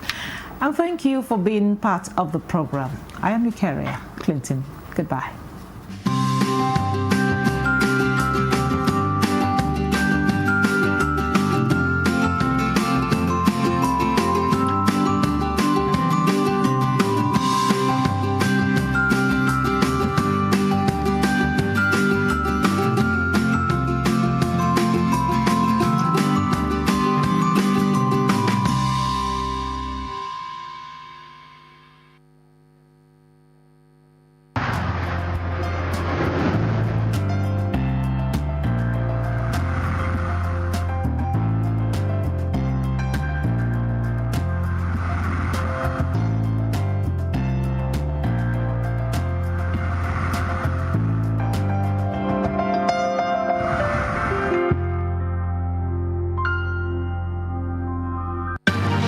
What is fake news? A false information with no verifiable source presented as true story on media platforms with the sole intention of causing injuries, chaos, and disaffection between persons, groups, or countries. Fake news facilitates extremism. Fake news creates panic and distrust. Fake news breeds hatred. Fake news kills. Don't joke with it. Don't be in a rush. Verify your sources and facts. It is better late than fake. This message is brought to you by NTA News 24.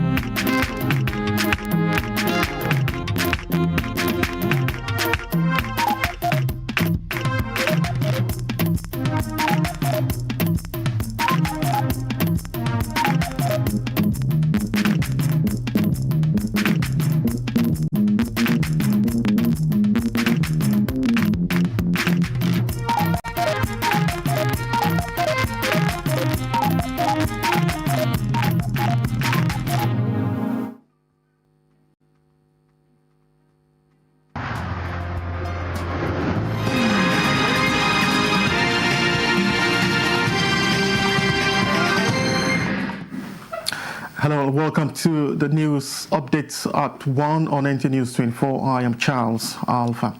The federal government is consolidating its leadership position in Africa's digital economy by unveiling the National Digital Economy and E-Governance Bill 2024 at a stakeholders dialogue in Lafia. The draft bill, which is a bold move to drive economic growth and improve service delivery, has digital transformation, electronic transactions, and consumer protection, among other provisions.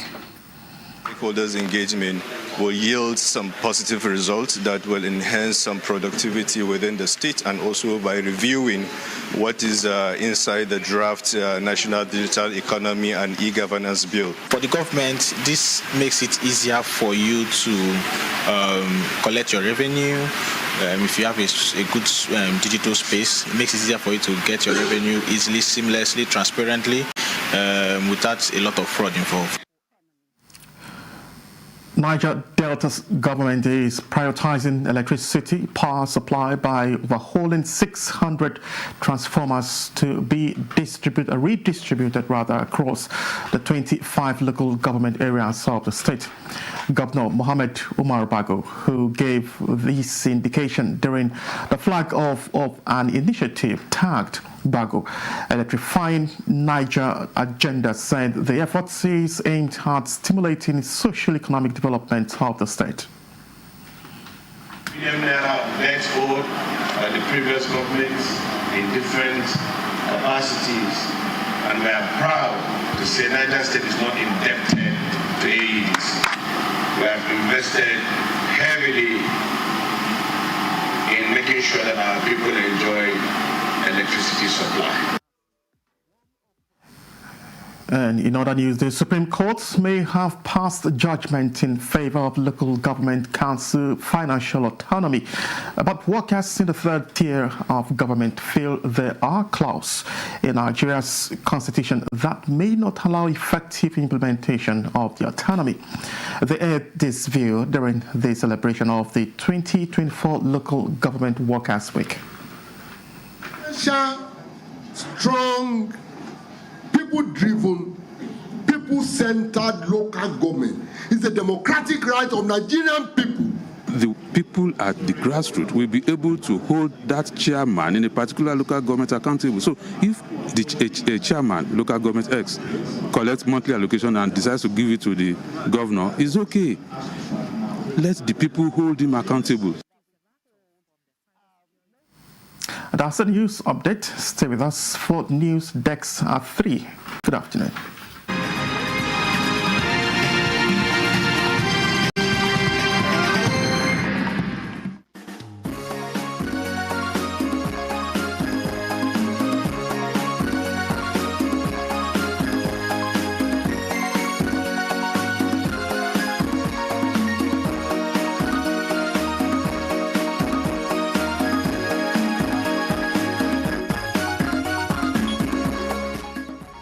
Hello and welcome to Insight, everyone. I'm Nnamdi Odipo, and I will be flying solo for now as my colleague Elizabeth Omori is otherwise officially engaged at the moment. This episode would explore the implementation of the new minimum wage across states in the country.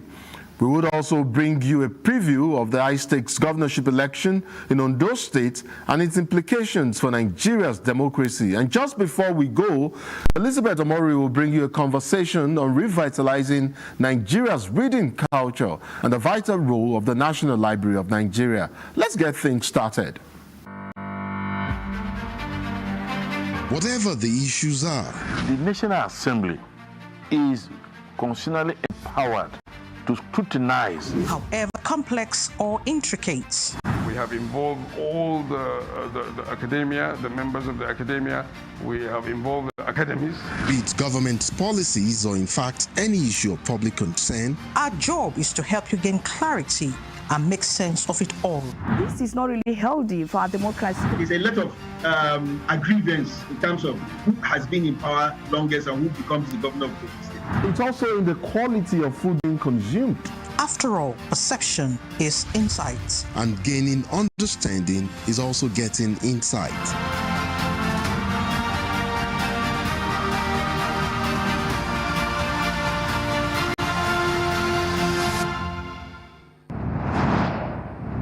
As of October 2024, the implementation of the 70,000 naira new minimum wage has been gradual across states in the country.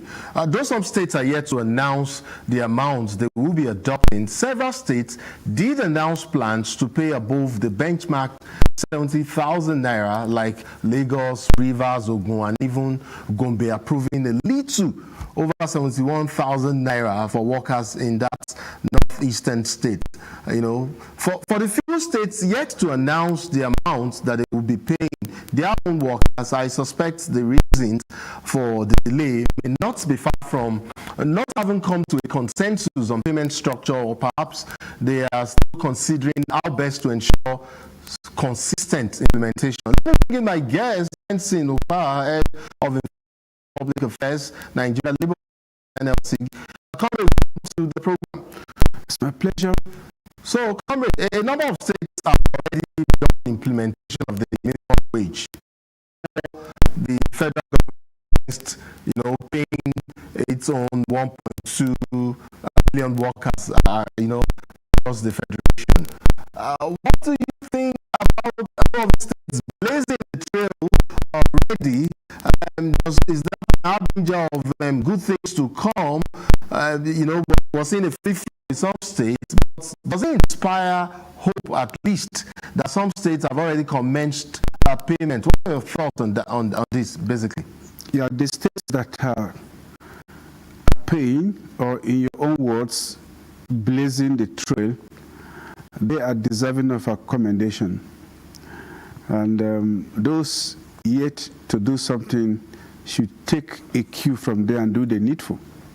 No state has any excuse not to pay. The law is already in place. All the due process was followed. All the segments of the government were represented. That's federal, state, local governments. They had appropriate and adequate representation, and all the economic indices were taken into place. Even then, the 70,000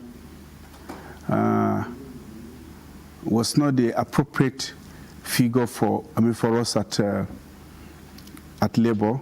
Okay. But we did cut a deal, and for reasons which I'll explain later, we did cut a deal and walked away with that. So the states, all the states should be happy that it is 70,000, and they have no excuse whatsoever.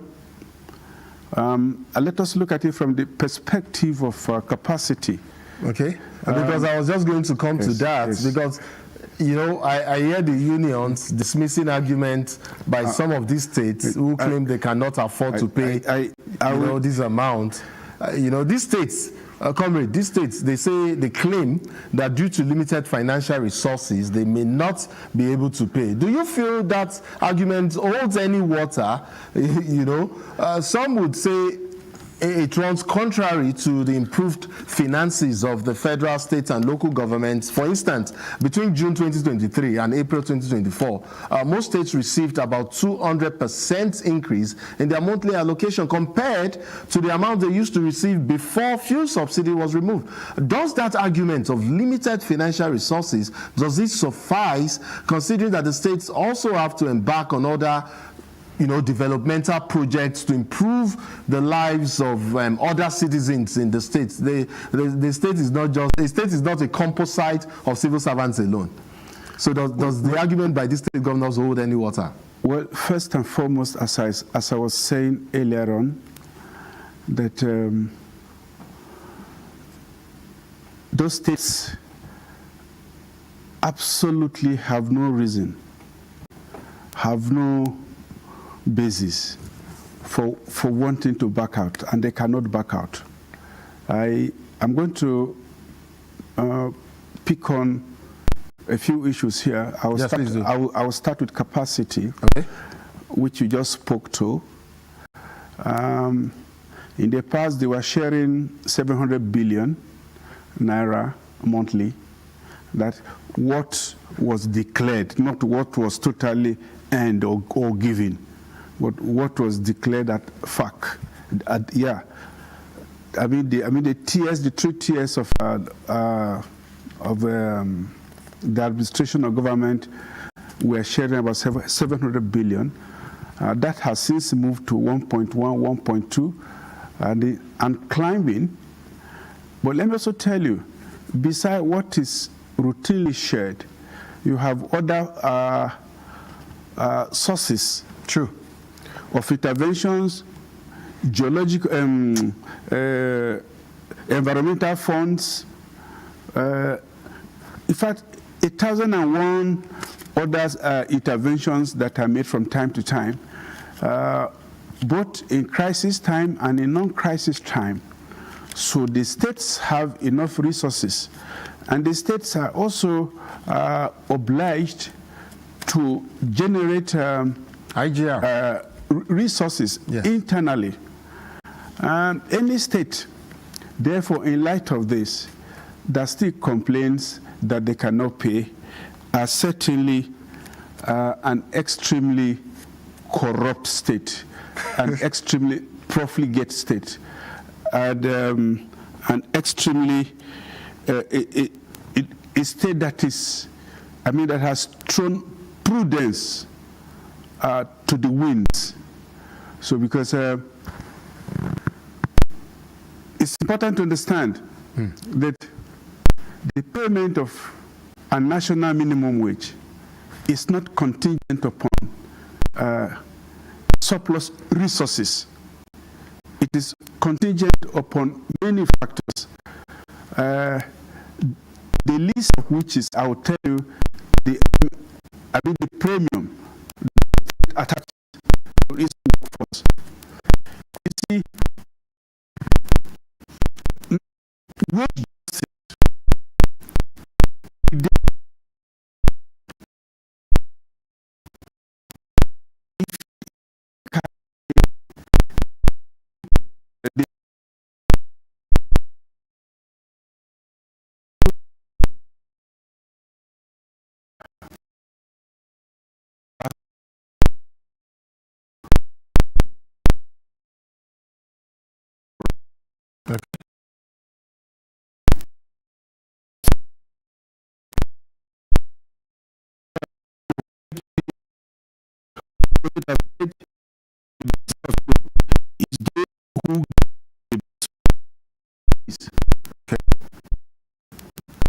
the whole economic says give full measure when you measure, and balance that is.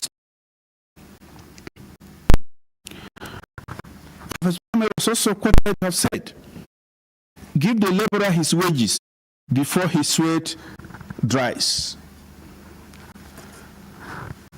And the Bible, and the Holy Bible. The Holy Bible says emphatically that a laborer deserves his wages. Of his wage. And I'm going to refer you to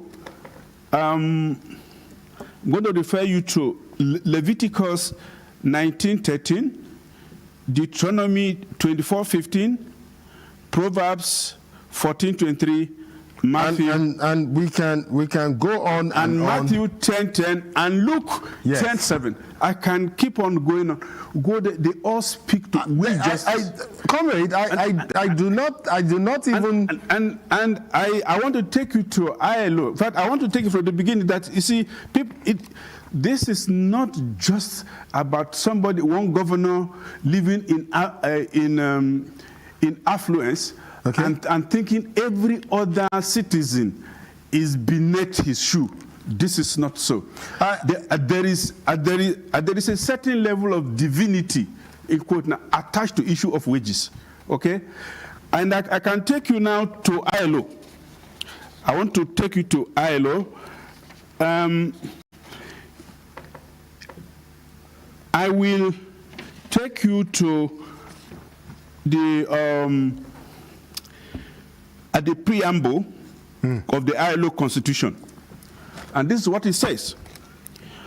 Conditions of labor exist involving such injustice, hardship, and privation to large numbers of people as to produce unrest so great that the peace and harmony of the world are imperiled, and an improvement of those conditions is urgently required.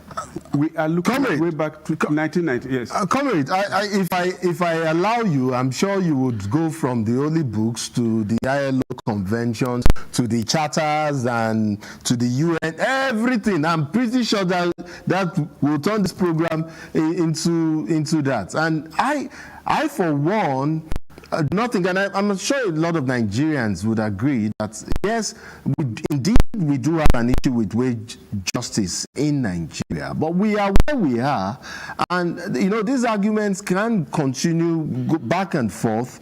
We've talked about you have talked about prudence, financial prudence. You've talked about being creative with IGR. We saw what play out with the 30,000 naira minimum wage. You and I were both in this country.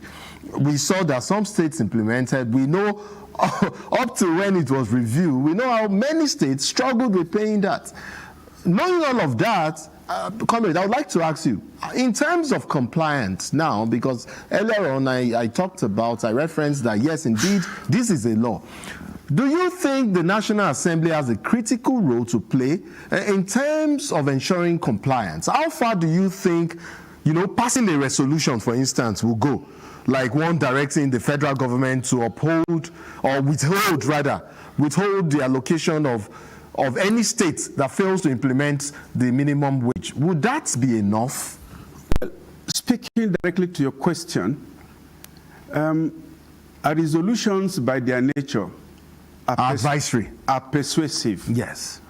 They do not have the mandatory force of law. But take note, that is not to say that a persuasive force is not strong.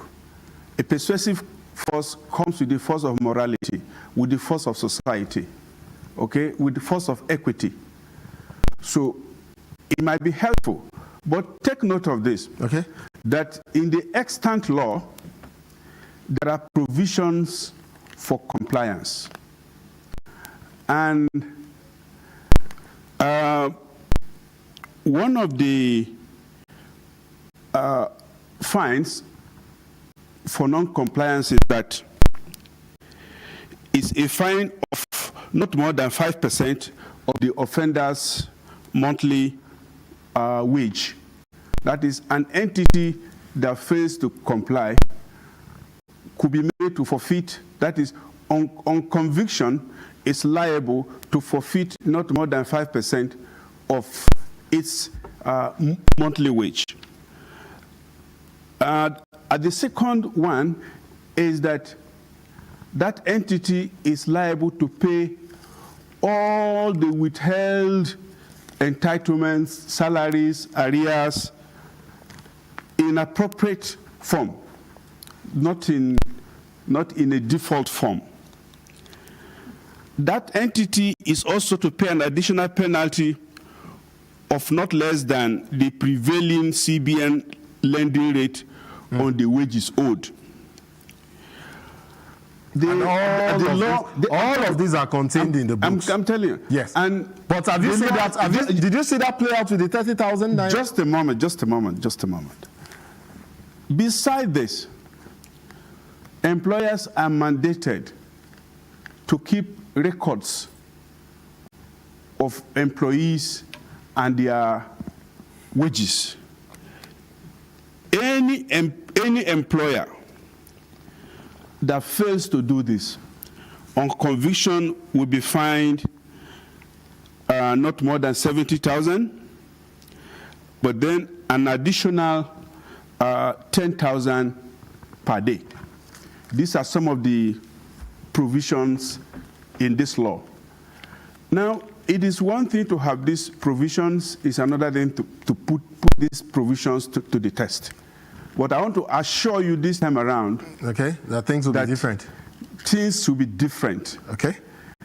Any state or any entity that fails to comply with this law will not only meet us in court, that entity will see our boots. There'll be boots on the ground. Yes. I'm comrade. Yes. I know, well, like the TUC is already saying that workers can no longer survive on even this 70,000 naira, considering the current level of inflation. Of course, the ramifications have changed. You know, excuse me, please. You know that since we cut this deal and walked away. I get that. Yes, I get that. I was going to land on. No, just a moment, please. I have your mandate to have the floor. Yes, please go ahead. So I should be allowed free and unfettered to express myself. Please go ahead. Fine. So since this document was signed into law, the ramifications have since changed. The main driver, which is the fuel, the pump price of of petrol, has been adjusted at least 2 times. True. The electricity tariff has also been equally adjusted. And each time there is an adjustment, it generates currents across all the sectors and subsectors of the economy. So new triggers, new costs have come in. And as I said from the beginning, from day one, we just simply cut a deal. It wasn't that 70,000 met the need of the minimum wage earner. So, the ramifications have since changed, and time has come for a new conversation. Thank you. Perhaps this new conversation can also cover an issue that you and I talked about off camera just before we started. And I wonder why it is that, the organized labor does not want to have that conversation or entertain any sustained conversation on decentralized national minimum wage. Do you not think that at this point, seeing all that is playing out economically and all, that just like we know all fingers are not equal, so are the states. Is it perhaps not time to begin to canvass constitutional amendments to make provisions for decentralized national minimum wage? Mind you, comrade, proponents of this... Just ask your question straight and I'm going to answer you. Yes. I don't need any elaboration. So raise your question and I'm going to answer you. Yes, is it not time for us to have that conversation? Well, first and foremost, such a suggestion sadly comes from ignorance of what the concept or logic of the national minimum wage. So the idea is not to prescribe. It's not to prescribe a payment chart for the states. It's to establish that, okay, below this, no employer in the law. And the law is very, very emphatic about those affected. I'll come to that later on. So it doesn't force the states to pay similar salary structures. I tell you this, at the moment, states pay what they want to pay. For instance, what a director in Anambra State earns is perhaps what a chief in Benue State earns. Do you understand this? Okay. So the states are paying what they want to pay. All that we're saying is that let there be a threshold, benchmark, and there is a law. The ILO minimum wage fixing law is very clear. Nigeria signed on to this law quite early, shortly after its independence. Although Nigeria did that, it was in 79. Just a moment. It was in 79. It was in 79 that it was put in a constitution. Okay. Yes. And the first minimum wage act was put in place in 1981. Okay. And it became paid that same year, 125 naira, equivalent to $188. In today's exchange rate, 300,200 naira. So, comrade, now I see why that's argument. Because you've talked about the independence, the first National Minimum Wage Act 1981. So when people argue that in the 1950s and the 1960s that workers in Western Nigeria, or the Western region rather, earned a lot more than federal workers, this is not the same scenario, comrade. No, listen to me. I mean, the concept of a national minimum wage is that is the basic minimum across the country. Other entities, other regions were allowed to set their own, but their own should not be lower than that of the nation. That is the explanation. Okay. And that is the reason why today, in the process of having a conversation around reviewing the minimum wage, Edo State under Obaseki blazed the trail, said we are paying 70, from 30 to 35,000 or 40 to 70. We are paying 70. Whatever you eventually agree with the government or with the social partners, we also pay. And today we have quite a number of states whose minimum wages are quite above the benchmark of 70. The benchmark of 70,000. Yeah, we have Lagos paying 85, we have Akwa Ibom paying 85, we have Kebbi paying 75. Yes. All like that. In fact, quite over 12 states are paying above the national minimum wage, and that is the way it should be. Comrade, this is a fluid situation, and we will be monitoring the trend. Unfortunately, we're completely out of time. I know you still have a lot in your kitty. I see you squad to go through the papers there, the charter, the Quran, the Bible. You've got everything. You came prepared, and I see that. Thank you. You and I would have this conversation on the latter date. We will try to fix time so that we can continue to, while we monitor the trend, as it were. We know a number of states just a couple of days ago also announced implementation of the new minimum wage. Hopefully, more and more states would embrace this law. It is a law, and then would embrace and implement this law. And just as an addition to to what you just said, you see, most economies around the country are economies driven by the wages of workers. In fact, with the exception of perhaps Lagos, all the other economies, all the state economies are driven by wage economy. So once you pay your workers very low wages, you reduce their capacity. And morale. In fact, their capacity. In fact, the state will keep getting poorer and poorer and poorer until it shuts down. Comrade. In fact, there is no record to suggest that states that acted in violation of the law had better finances than those who paid. Comrade, we need to go now. We need to go now. My director is begging me to beg you. Okay. Thank you so much, Comrade Benson, Head of Information and Public Affairs, Nigerian Labour Congress. Of course, like I did say, we would monitor the implementation of this law, and then from time to time, we would intermittently bring you into the studio to give us your thoughts on how some of these states are doing. I'd like to thank you so much for coming on Insight. It's my pleasure. With just a few days left to the November 16 governorship election in Ondo State, the political parties and their candidates are jostling for votes and making promises to the electorate. The campaigns may not seem as fierce and intense as the Edo election, but Ondo is gradually gearing up, and there are a number of variables at play that could very well determine where the pendulum would swing from election day, you know. I have my next guest with me already in the studio. Amsfree Ajanaku, lead Center for Democracy, West Africa, fact-checking and countering disinformation. The CDD had earlier election monitoring group to, and we will be talking about some of their findings and concerns. Welcome to Insight. Thank you so much for having me. Okay, so there appears to have been a lot of effort, or rather there appears to be a lot of efforts being put, into preparing for these elections. End of this week alone, a number of key activities would have ended.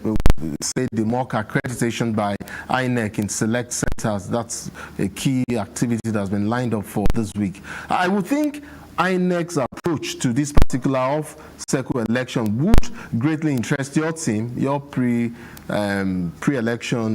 team that was deployed earlier. What were some of the major, focus of this group, INEC's readiness for the exercise, and what were some of the preliminary findings with regards some of what you tried to gauge or find out about INEC's preparations? All right, thank you so much. So at CDD West Africa, the information assessment we conducted was actually to look at the information ecosystem within the context of what kind of information are citizens receiving, the electorate, what kind of information are they exposed to, are there issues of disinformation in the build-up to the electoral process, are there issues of malinformation, how are the citizens able to access accurate information. And we saw, INEC doing very interesting activities around the voter register at the time we conducted the assessment. But for us, in terms of the key findings of our information assessment, one, like you mentioned in the introduction, is that the level of energy in the Ondo elections when it comes to disinformation, it's actually much more lower in terms of the fact that you have seen less peddling of disinformation in the electoral process. And this is critical because the spread of misinformation, disinformation is one, or there are two real issues when it comes to our elections. And even INEC of Ondo State and some of what you gleaned, in the course of your interaction with stakeholders, I'd like to throw an information out there, and I'm sure it's one of the information you also verified. INEC put it out there that nearly 72% of registered voters have already collected their permanent voters card. Using that as an harbinger, do you think that level, the seeming high level of PVC collection, might be indicative of high voter turnout and participation in the November 16th votes? I know, yes, that was not part of your key mandates, but just off the cuff, based on some of your experiences in previous elections, take Edo election that just ended, from what we saw, what did you glean off of that in the course of your interaction with the electorate this time around? Yes, so we have applauded a lot of those positive measures, the fact that citizens have shown interest in wanting to pick up their PVCs, and then we hope that that also translates on election day, and that is why we have tried as much as possible to also follow the trend in terms of what the information is saying. Now, the reality is that a very significant number of voters may pick up PVCs, and then a night before election, they may hear information that their preferred candidate has stepped down, like I've seen in previous election, and that would mean that the PVC collection translates to nothing, because eventually that kind of information going around would make them probably stay away from the poll if they get to hear that their preferred candidate or the candidate they want to vote for has actually exited the race probably at the last minute. And we saw that happening a lot during the last election, in Edo election. The Labour Party candidate was a victim of that. It was circulation of information on the eve of the election that he had, he had exited the race, he had stepped down for another political party. And that also, in a sense, maybe we've not been able to measure the impact that had, but of course, we know from the point of view of information assessment that those things have very significant impacts. They make voters to stay away from the poll, and which is why CDD West Africa had that very different team looking at information assessment. We have also an election team that is going to issue next tomorrow. They will issue what we call the background. We begin to see this as a big problem, and like INEC itself has also experienced, even in Ondo, these are realities that you have to face if you want to ensure that there's free, fair,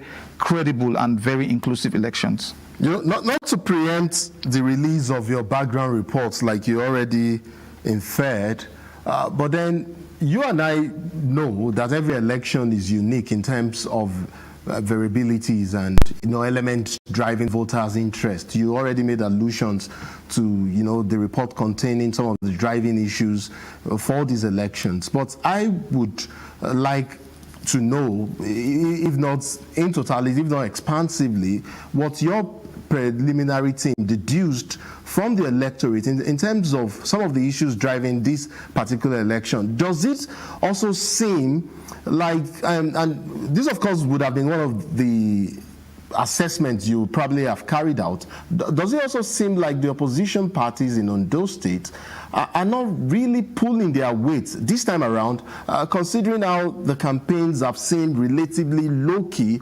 somewhat lending credence to what some people are saying already, that this particular vote is being determined by other factors beyond the ballot box. Did you glean that much during your assessment? Yes, so we experienced an environment in the build-up to the election where people were saying, in essence, that we think this election is won and lost, and so let's just move on to other things. And of course, there are actors and stakeholders in this space that are also trying to correct that impression, because if the impression is given that election is won and lost and it's not going to be competitive and things like that, it's also one of the factors that can drive voter apathy. So in terms of our own assessment, we saw that coming out strongly. Then in terms of our interaction with the political parties, we had a very robust interaction. We interacted with the chair of the APC, state chair of the APC, and also the SDP, and of course, the other political parties contesting the election. One thing I hear some of the less dominant political parties saying is that the bigger parties are not focusing on the issues, but we are focusing on the issues, but we are not sure if the voters are listening to us. So, for instance, some of the less dominant political parties, kind of talk about the fact that they've been able to put out a clear-cut manifesto out there in terms of, if they have the opportunity to govern, what they will do. But their fears is like, the voters listening. Why would it seem like the voters are not listening? Why would it seem like there's a seeming disinterest in what these parties are saying, because we have also monitored and we've realized that, look, like I said in the opening of our conversation, the campaigns may not have been as fierce as we saw in Edo State. Yes, that could be a good or a bad thing, considering how you look at it. But it would also seem like, yes, the level of interest from the electorate may not also be as intense as we saw in Edo and as we've seen in previous elections, even there in Ondo State. We recall the last governorship election in Ondo State that the late Akeredolu won. At this point, just to the election, you and I can attest to how intense the campaigns were and how interested and deeply ingrained and politically conscious the people were. What is different this time around? Are there perhaps certain peculiarities that is making the entire situation different? Yeah, I think what can be factored as, and this bubbled up in some of our conversations when we had a focus group discussion. Of course, you know, the realities around the economy came up as, yeah, maybe we just want to survive, we just want to move on with our lives, let the elections come and go, and then, you know, let's, you know, what we are facing in terms of, clear-cut issues around survival, clear-cut issues around how do we get by for, to the next day and things like that. That's one very interesting factor that I think bubbled up in the conversation. But I think another factor is probably there's the whole aspect of the weariness of people questioning, and of course, I have to pivot back to the role information manipulation is playing, disinformation is playing, because this is not just a Nigerian thing, this is not just an Ondo State thing.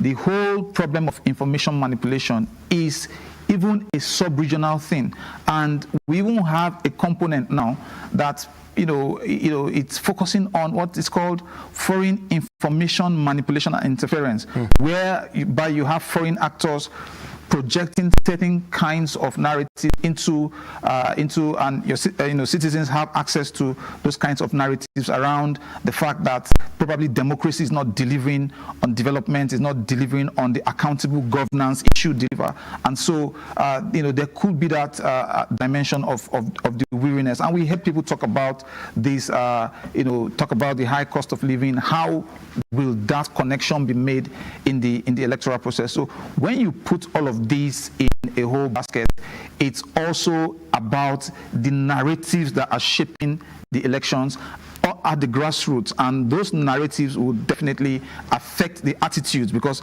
narratives are actually very powerful. When you have a specific kind of narrative, it also translates into the attitudes that you get to see on the ground. I'm sorry, I wonder if this weariness that you talk about, you mentioned a couple of socioeconomic indices. You talked about the high cost of living and all of that. Doesn't that make the electorate, the voter there in Ondo State, more susceptible to disinformation and thereby becoming easy prey for to be used or can be used, and even an issue you and I will talk about down the line, which is even the issue of vote buying that we've talked about. But doesn't that make them more susceptible to some of this disinformation and malinformation there being put out there regarding the election? Yes, absolutely. You're correct on that score, and just right on point in terms of our own fears and what we think should be a very, very robust approach to ensuring that the people get the right information, and of course get that reminder that their votes remain their power, and this is what they should use to effect the change they want to see. It's not an easy discussion because you are up against not just internal realities but also external realities, and which is why our countering disinformation efforts in CDD, beyond addressing the underlying issue, we are also looking at it from a regional point of view, ECOWAS as a region. And of course, we are mounting advocacy efforts to ECOWAS, because some of the content that drive the kinds of narrative that make people to disengage from the process, they are content that sit on social media platforms. They sit there on traditional media platforms. They are there in online blogs. People get to read and get to internalize and digest these things. So we need to also get to a point where we are able to engage the people responsible for the moderation of content. We need to also get to the point where we are able to like speak with those big tech platforms where some of this content sits, that the content that discuss democracy should be one that energize the people, not one that will depress the people and kind of depress their participation in the electoral process. And that is why, of course, the Economic Community of West African States is one of the stakeholders we are targeting for advocacy, because we also know that it is not just about what is happening in Nigeria alone. We cannot isolate ourselves in Nigeria and say, okay, let's deal with this problem as a Nigerian thing alone. The assault and the attacks that democracy is suffering is not just something that happens within one country. It's now a regional dimension. It has now taken a regional dimension, and any effective solution to it has to also take a regional dimension, and which is why we are actually very, very passionate about also bringing in the regional and also, of course, national bodies to also be part of this, particularly when it comes to advocacy to the big tech platforms, because they are the ones currently that hosts all the content that either will make or mar democracy. I suspect, and very strongly too, that security must have been one of the major areas of focus for your team, because for a lot of people it remains quite key. You know, with everyone invested, especially for those invested in the success of this Ondo election. INEC says it is aware of flashpoints in some local government areas that have drawn the attention of security agencies. What perhaps, or what is your assessment of security so far with your team while you were on ground there with regards to the elections, and also your expectation from the Interagency Committee on Election Security? Yeah, absolutely. So when it comes to security, we were in Akure, the Ondo State capital, for much of our assessment, and of course, everything was relatively calm. We didn't get to experience any incident, or neither did we receive any reports of security breaches. But in terms of the role of the Interagency Consultative Committee on Election Security, I think it's a very critical role.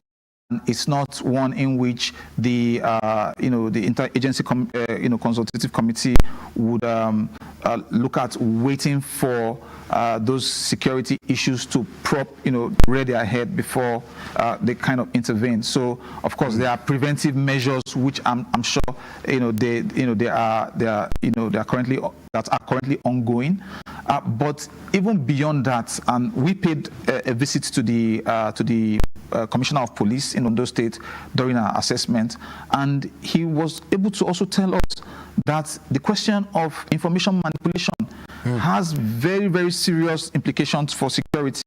Because if, for example, somebody claims there's violence somewhere, it could bring about fear. And we've seen kinds of narratives like that just exploit people's fears around violence to discourage participation in the electoral process. So this is also a dimension where we are also working closely with the police in Ondo. When we did our information assessments, we visited the police, and then we were able to build some kind of synergy with the office of the police public relations officer in terms of being able to support, because of course police is law enforcement, but when it comes to the other aspects of civic engagement, we should also be able to support, to say, oh, we helped you fact check this is not correct, and so we can do it in very rapid time. And also when it comes to information sharing, what the technical people in security may want to call intelligence gathering, the role we are also playing is very critical, because for example CDD West Africa has a tool called the Medan Median tool. The Median is an open source tool where people can report, what is happening in their environment. So you can just go there on WhatsApp and, push that, okay, I heard something in my community. Can you help check if this is true? So that's also playing the role in terms of collecting open source information for fact checking, and we are very open to sharing all of that information with the law enforcement and the authorities. Very well, I'm free. It's been a delight listening to you talk about some of these issues. Unfortunately, we're out of time. I'd wanted for us to get your view on, of course, there are still a couple of days remaining to election day. Would have loved your view on, what you think about INEC's focus, or what INEC's focus should be in the last hours, in the last days to the election. Of course, we've talked about security. I would have also liked for you to very quickly touch on what you think, or how you think INEC should handle situations in riverine and far-flung areas there in Ondo State. But like I said, there are still a couple of days to the election day. Hopefully we will be able to bring you into the studio and talk some more on some of these issues. I'd like to thank you so much. I'm Sri Ajanaku, Lead Center for Democracy, CDD West Africa, fact-checking and countering disinformation team. I would like to thank you so much for appearing on Insight. It's been a pleasure having you here. Thank you.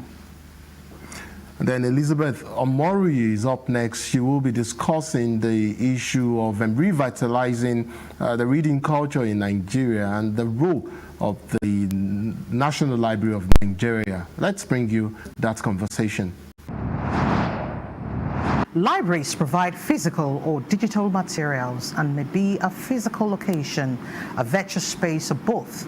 A library's collection normally includes printed materials which may be borrowed and a reference section of publications which may only be utilized inside premises.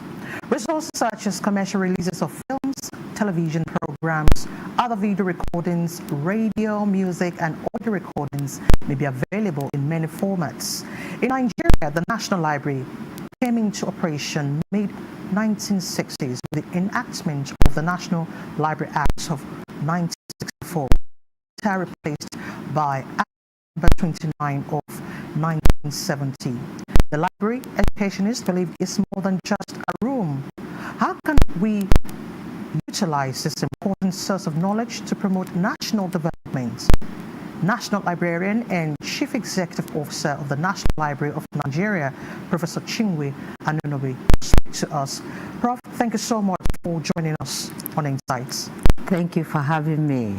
Thank you so much. Beyond reading books, we need you to educate us on the functions of the library. Thank you very much once more for having me.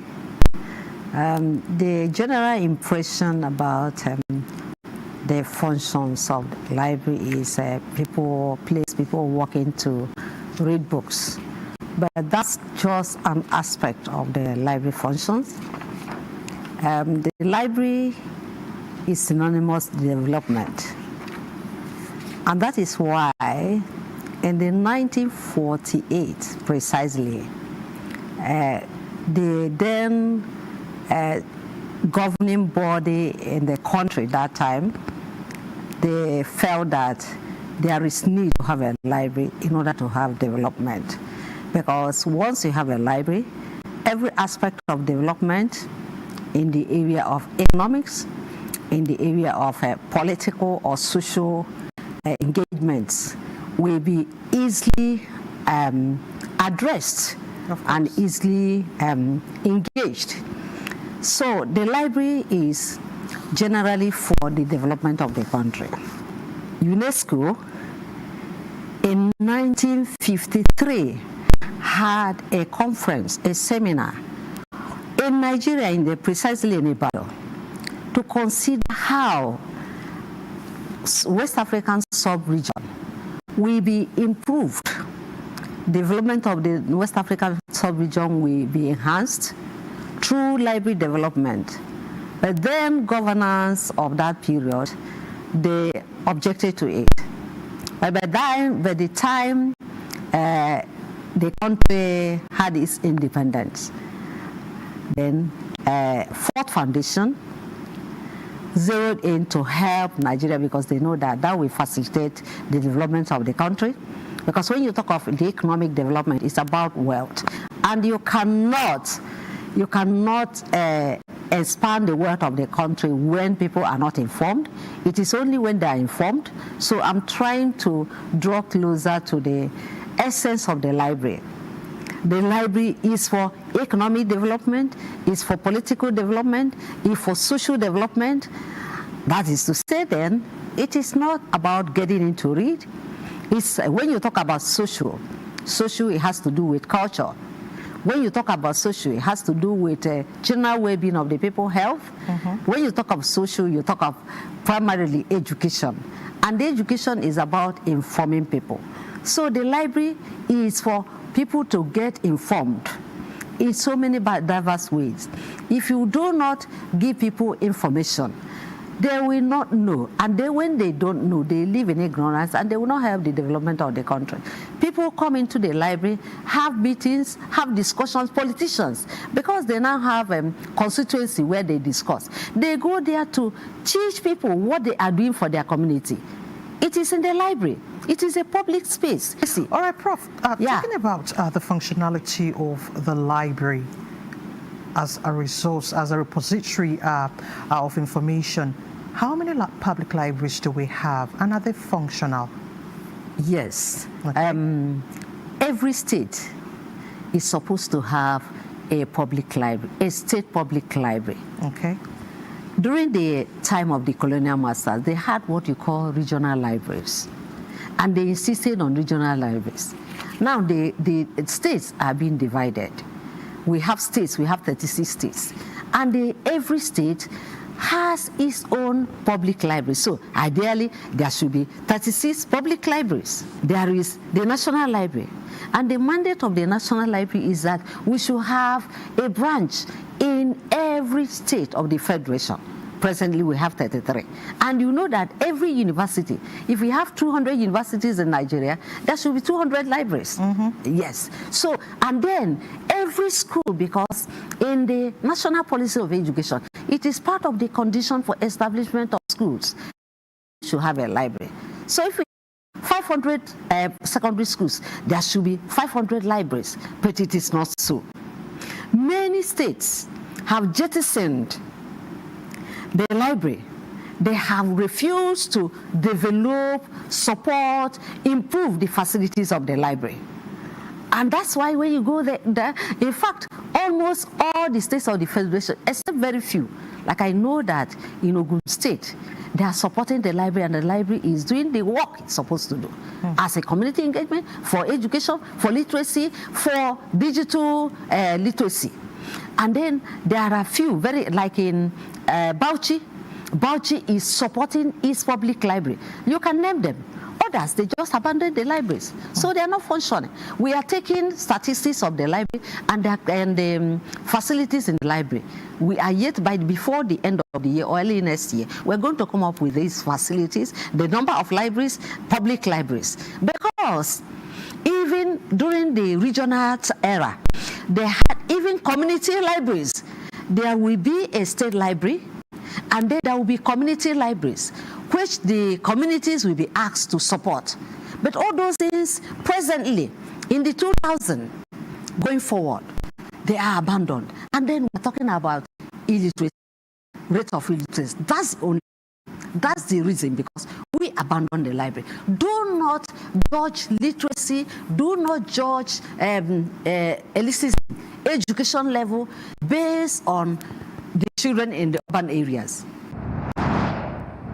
Well, sorry, we cannot bring you the entire conversation on revitalizing reading culture in Nigeria, but I do promise we'll bring you a repeat of the entire conversation in the next episode of the program. And this is where we'll draw the curtain on this week's episode of the program. To join us same time next week for more on Insights. My name is Nnamdi Odipo. I'll see you next week.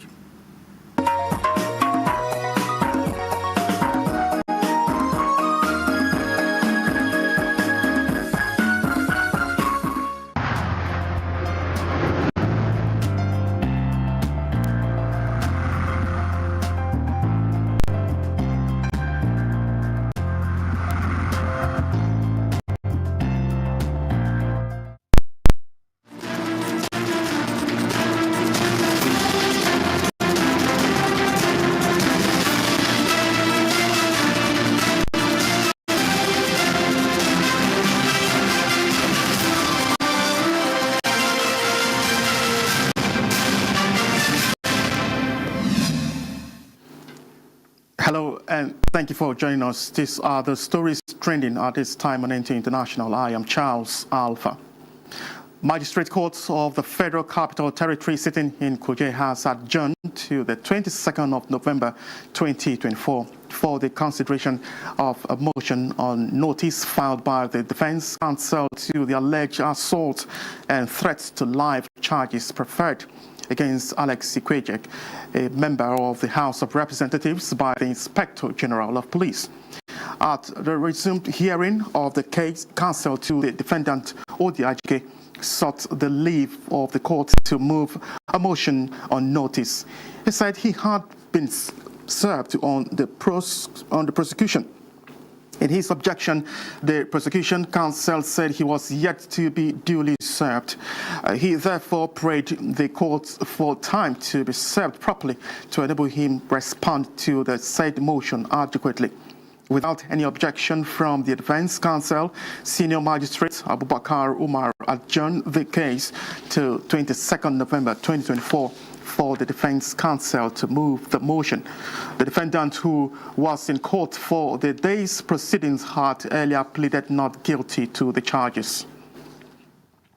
New president of Botswana, Duma Boko, has taken oath of office, cementing a whirlwind change of government after his landslide election victory, kicking out the party in power for nearly 60 years. Boko, 54, took the oath in front of several thousands of people at the National Stadium in the capital. The ceremony was attended by the presidents of the other Southern African countries, including Madagascar, Namibia, Zambia, and Zimbabwe. I stand before you today, the living embodiment of your deep and true resolve. Together we usher in a new political dawn. This is your story. Embrace it, be a part of it, be it, acknowledge the role that you played and continue to play in its unfolding, the human rights lawyer turned politician told the crowd. President-elect Donald Trump has announced his campaign manager Susan Sumrall Wiles as his White House chief of staff. Trump said in a statement that Wiles just helped me achieve one of the greatest political victories in American history. She will be the first woman to serve in the White House role, according to the Trump campaign. Susie Wiles was a senior advisor to the Trump campaign in the election cycle. Trump referred to Wiles as the Ice Maiden in his victory speech. She operates mostly in the back, the president-elect said. She is known as one of the most feared political operatives in the U.S. Less than a year after she started working in politics, she joined Ronald Reagan's campaign ahead of his 1980 election. And German Chancellor Olaf Scholz says EU will continue to work well with the U.S. He was speaking on the fringes of a meeting of European leaders in Budapest, Hungary. Scholz describes the U.S. as Europe's most important ally after Donald Trump secured a second term in office following the U.S. presidential election. The world is facing major challenges. And this is where we end the news updates on NTA News International. Thanks for watching. I am Charles Alpha.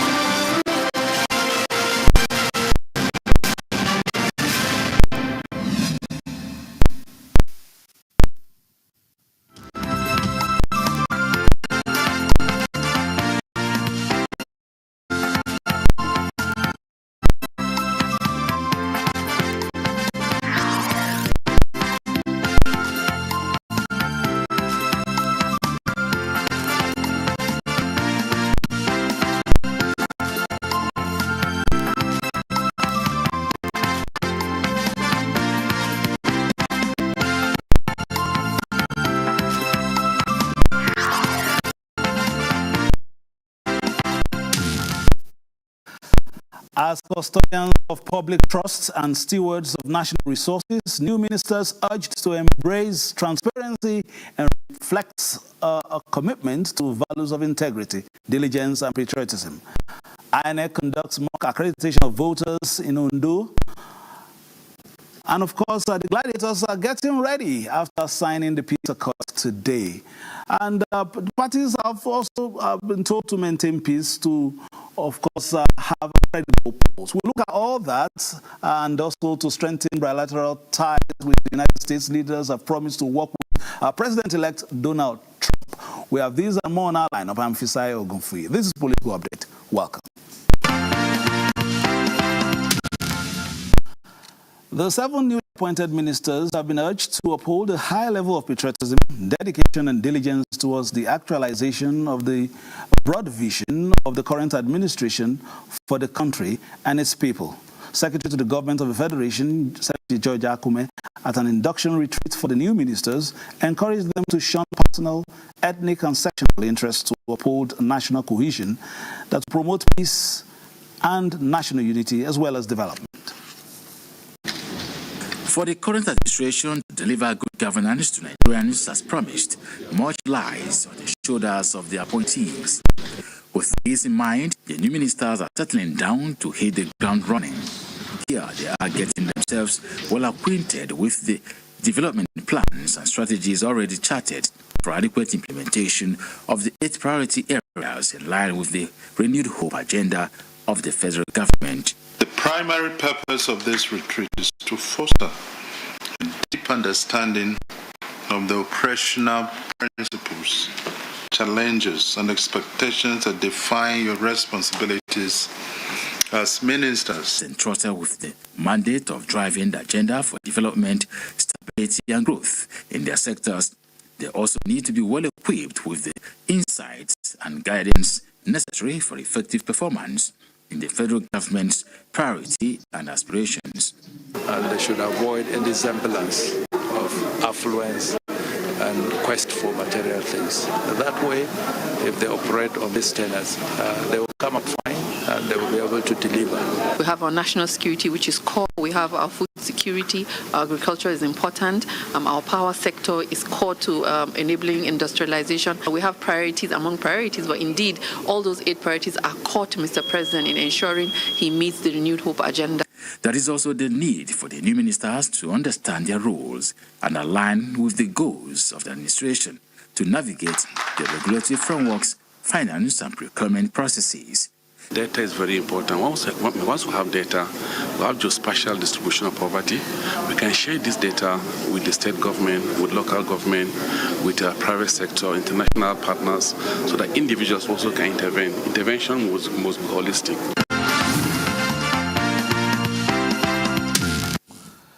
The Ondo governorship election is just 1 week away, and the Independent National Electoral Commission, INEC, has appealed to political parties in Ondo State to maintain peace throughout the election process, emphasizing the importance of a harmonious environment before, during, and after the governorship election. The chairman of the commission, Professor Mahmoud Yakubu, was speaking during an assessment of the mock accreditation exercise, which took place in various wards within Akure South and in local government areas.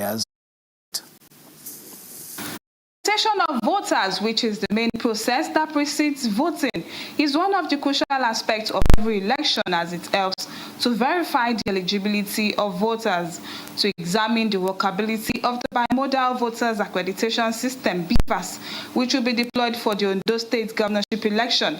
The Independent National Electoral Commission conducted a mock accreditation exercise in 6 local government areas in the 3 senatorial districts of the state. Some of the accredited voters who described the process as satisfactory also expressed readiness to cast their ballots in the November 16th governorship election. Don't worry. I've not wasted my time. Accreditation started around 8:30 and the people came out. Many of the people have done their own before they go back to their houses. Well saturated with the process. By God's grace, I will come out for election. The INEC chairman, Professor Mahmoud Yakubu, who encouraged voters to come out en masse to exercise their civic responsibility, also assured them that the Commission has adopted proactive measures for a seamless electoral process. As we have been assured by the EOs, and as we have seen the level of preparations made, we will ensure that all the polling units open on time so that voters will not come and wait for INEC officials and materials. The Commission team also visited Ilonu, Giokedo, Idore, and Ondo East local government areas to inspect the non-sensitive materials received so far.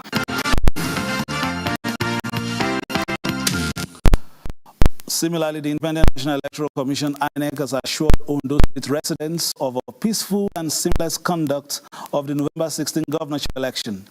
The chairman was speaking at the stakeholders meeting held in Akure, the Ondo State capital.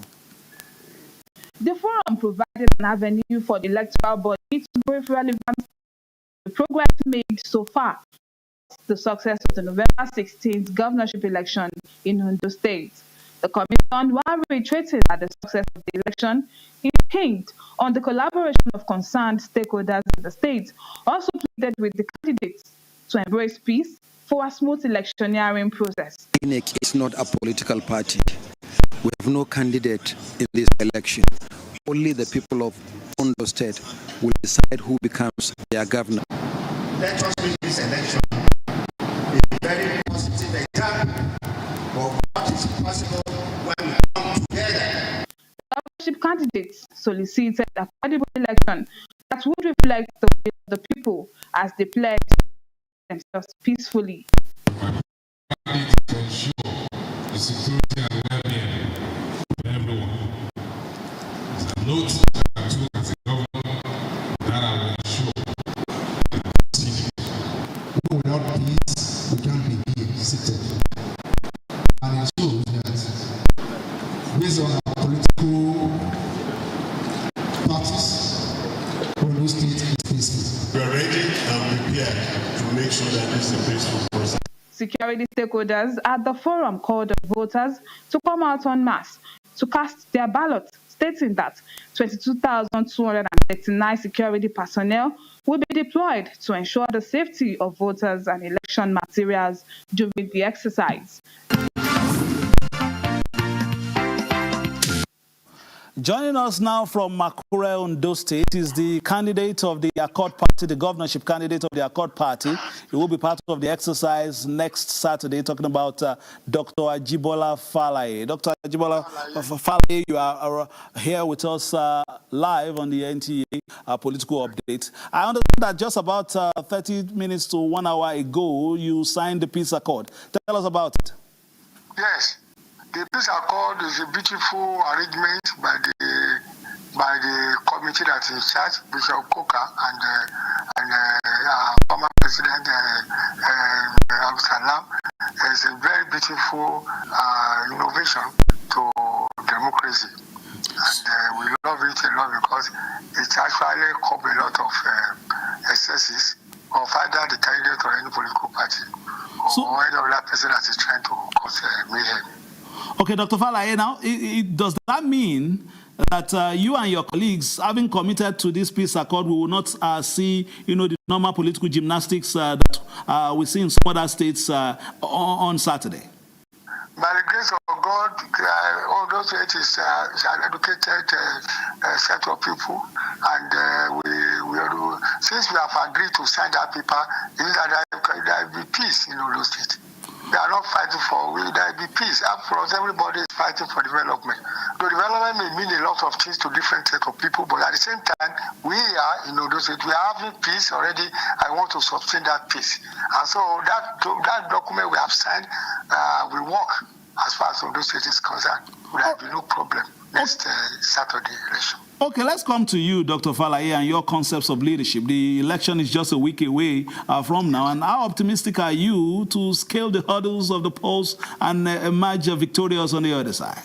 Thank you very much. I think the manifesto, as you see, the motto of our call is oneness and progress. Now, Dr. Falaye, I have decided, that we shall try to improve on the infrastructural development of the state. There has been a lot of development in Ondo State, but by improving on it, like like flyover where it should be here and there. In Akure here, we should have flyovers. Then we should do some other things. There are some uncompleted roads which will be completed. And by the grace of God, we want to make sure that a lot of provision of entrepreneurship. We want to enlarge it. It has been an incident, but I said that we develop, we will also improve on the existing infrastructure by the government. And so that's exactly what my party wants to do. Provision of employment, agricultural development, provision of all these fertilizers, all those things, and helping the farmers in actually creating credit facilities and marketing boards for all the products of the farm. But that has been done during the AG era in the Western region, where marketing boards are existing. At the same time, anybody that produces any food item knows that that person will sell it, like it or not. And therefore, that makes people to be happy to go into farming and to develop more. All right, let's talk about our court party in specifically. What strategies have you put in place, in order to ensure that voters, get the right information and we eliminate voter apathy, which we've seen in past elections, so that we see people coming out, to be a part of the exercise next day? Thank you very much. Precisely, it may be a very difficult exercise, but I say the way in this country today we have two big parties and then we have other parties. I think apart from the APC and PDP, can say okay, all the walls well, I'm sure that is also not the government. And what we are trying to do. We say we are, just like in those days, we have UPN, we have NTA, you have PRP, you have some other things, you have now. These are the parties, and so that is the equivalent of that of party is a great party, the party to be. We sell integrity. Integrity is what we are. We have a good manifesto. So that is what we are preaching. To look at other stuff. I can assure you that you know that I will do it. We do it now also. The situation. Before we let you go, what are on that day? First, for your party and the election body, as far as the conduct of the exercise is concerned. Yeah, what I will tell is that please everybody move out. The INEC have done their best. They do sensitization. They do a lot of things they have put in place. Those have done their best. And at the same time, even the existing government also has maintained peace. So everybody, as we want to build all these things, and so we expect that have been phoning. We have been doing a lot of information to our people that they should go out there and vote. If you don't go out there and vote for one reason or the other, it means that we are developing. We are just causing more harm. See, if you want to correct anything, either it is good or whichever we will call it, then it is when we go out, because democracy says it's a majority rule. It's a majority rule. It's the decision of the politicians. And so when you go out and talk and then you cast your vote, definitely the game can change. So everybody has been encouraged to go and cast their vote. And I can assure you by the grace of God, the party is there. The people who love the party, that they are, anything can happen. All right, it's been a season of elections, even abroad. The United States had their own election. Are you going to get some lessons from there? In case you lose, will you pick up the phone and call the winner? And what will be your word to other contestants at this time? Thank you very much for that language. I have said it somewhere that you see, of blessed memory, Alhaji Wazir Ibrahim posited posited there should be no malice, policy without bitterness. So his political thought goes a long way to me and to anybody that is prepared to reason. In any concert that is going to be, so we have about 17 in those states. So definitely one person will be there. And that is why we are just trying to come out within ourselves that we should be able to sit there in one place, talk to ourselves, and come out with a good solution. So we should be able to do that so that there will be synergy. There is no way we can do it. So my people, they know me for what I am. I want to tell them, I keep on saying that it is politics without bitterness. That is my own philosophy of life. So we are already inside, and so we should allow people to determine, to dictate who governs them. And so once we're able to do that, there can not be any, a person will be the governor, and that will look each other. As of today, the incumbent is raised. Well, we have about two another former, a lot of them that the commissioner, SA to the government, everybody is there, and therefore, at the end of the day, it's only one person that will win the election. And so, I will be a person, I will correlate the person almost immediately. If there's an election and there is free, fair election, why not? I have to pick up my phone and correlate the governor. Whoever win the election, correlate the person, and then we tell the person, look, it's very good to have rest of mind than to be run up and down. Try to reach out to others that lost the election because it's not very easy. So that is exactly what I will do. I correlate the winner, just as they have done in outside America and some other nations like that. After all, Jonathan also did it to Buhari. President Jonathan did to Buhari. Immediately he lost, correlated Buhari for winning the election. And so Nigeria is becoming, we are learning fast that we don't gain when we are causing violence or we are fighting after the election. So we are borrowers, and then we have to embrace ourselves. All right, Dr. Ajibola Falaye, thank you for taking your time off your campaigns and after signing the peace accord to get to us via phone. Hopefully, if time still permits between now and the election, we'll speak with you. Dr. Ajibola Falaye is of the Accord Party, so we wish you the very best in that activity. And just like you said, politics without bitterness. I'll be ready to congratulate whoever wins, and they should be ready to congratulate you if you win. Yes. All right. Thank you very much for being on Political Update.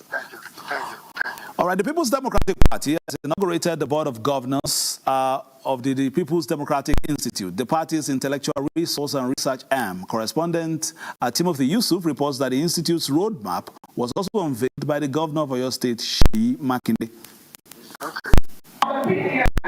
Inauguration of the Board of Governors of the People's Democratic Institute was unveiling of the Institute roadmap. Unveiling serves as the of the PDP pledge to start planning for governance and set out the blueprint to rebuild our nation. Institute of Edward that the 23-year-old institute is received on the progress. The national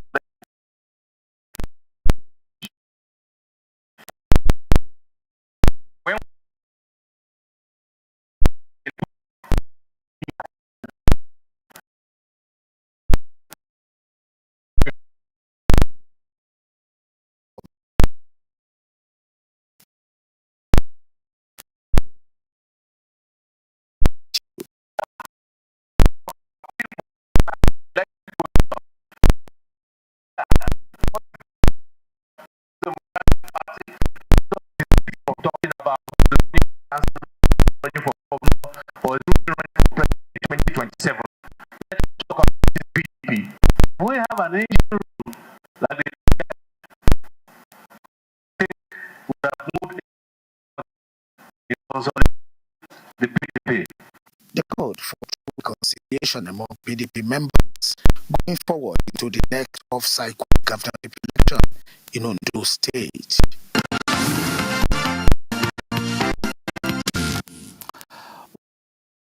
This week, without calling the victory of the Republican Party concluded United States election. leaders have congratulated Republican candidate and former U.S. President Donald Trump on his victory at the polls. Uche Ogechukwu reports that the leaders promised to work with re-elected to strengthen their country's bilateral ties with the United States. Donald Trump won the U.S. election after securing more than the 270 Electoral College votes needed to win the presidency, and is set to make a historic return to the White House as the 47th U.S. president. I pledge to every citizen of our land that I will be president for all Americans, and this is so important to me. Trump won in more than half of the U.S., including 4 key states: Georgia, North Carolina, Pennsylvania, and Wisconsin, 3 of which voted Democrat in the last election. World leaders, even before the final results of the Electoral College, have started felicitating President Trump.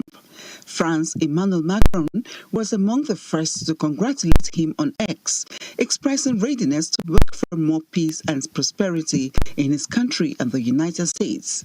British Prime Minister Keir Starmer, in his congratulatory message to the president-elect, said he looks forward to ties in the defense of their shared values of freedom, democracy, and enterprise. Our relationship with the US is a strong relationship forged in very difficult circumstances historically. It remains as strong today as it was when it was first forged, and I look forward to working with President-elect Trump.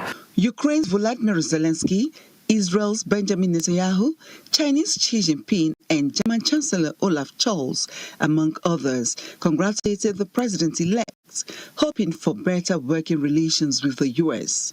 Together, the United States of America and the European Union have built an unprecedented partnership.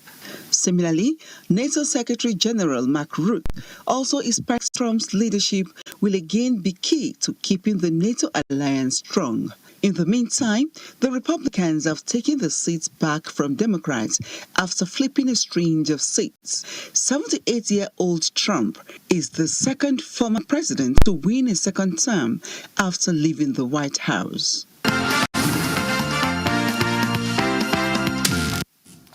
He said it was not going to be even close just before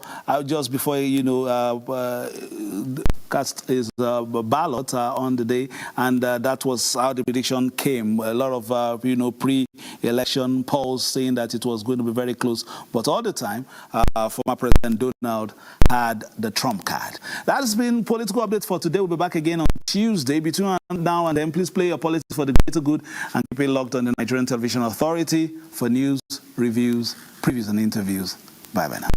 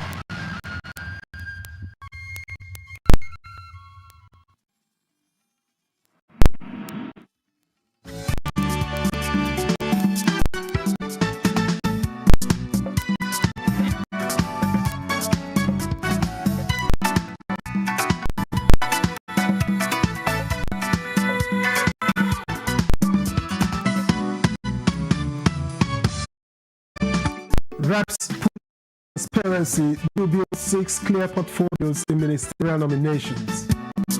House of Representatives sounds alarm on flood risks. Lawmakers demand action to protect lives. And House investigates what its own over alleged assaults leads to accountability. Welcome to you and your reps. I'm Victor as well, and I'm glad to have you with us. Let's delve in.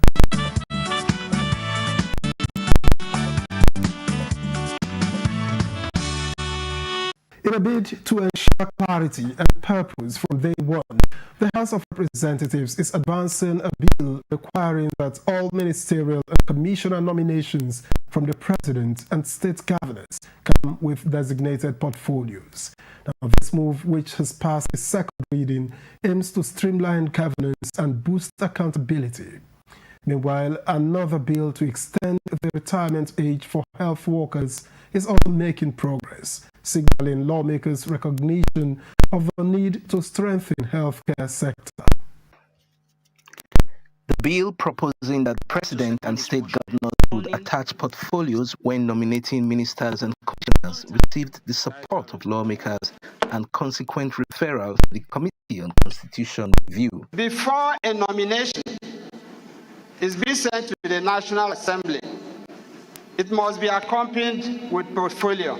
A situation where ministers are presented to you, you don't even know, and the qualification of you are bound to start asking general questions. I can still come on. It was some heated debate before the second reading of the bill seeking extension of the retirement age of workers. Extend their service years from 60 to 65 years and 35 to 40 years. It is proper to retire when you can go home and farm. And the people that are living, or whatever you call it, they are young men. People that are beyond the ages of 50, 60, they are ready to stay and sacrifice for this country. Getting to the age of 60 and you want another age of 5 to be added, even injection syringe the person is going to handle. You see the hand will start shaking. The guys have it. To secure our health space, we need to have the experienced doctors in our midst, helping us. The House resolved to probe erratic e-customs services and attendant revenue losses, among other resolutions. Mandate the Committee on Custom and Excise to investigate the concession of the Nigerian Customs Service modernization project and examine the frequent network disruption currently impacting the e-custom service delivery. For the past 6 days, an unprecedented 18-kilometer gridlock between Lambata and Suleja has crippled the flow of traffic on Suleja-Lambata Bida Highway in Niger State. Direct the Ministry of Works to conduct the emergency assessment of the condition of the road. 4 bills were passed at Thursday's plenary, including the bill seeking establishment of the National Metallurgical Training Institute, ONISHA. The House has adjourned plenary to 12 November 2024 to enable committees carry out oversight to ministries, departments, and agencies of government.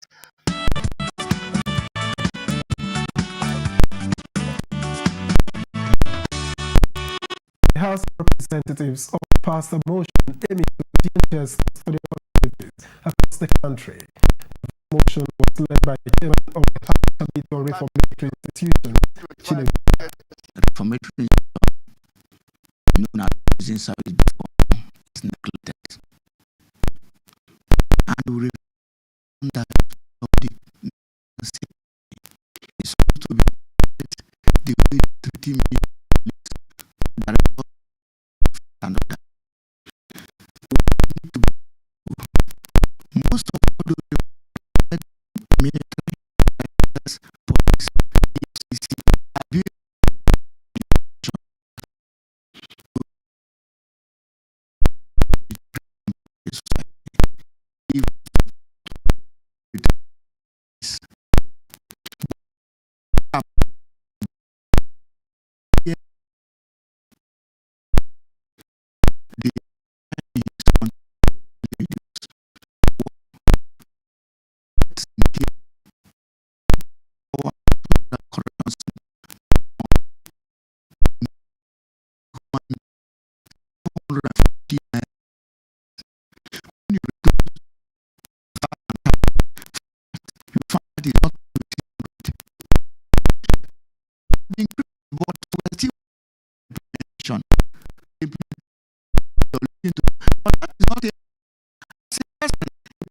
now is almost 4,000 something.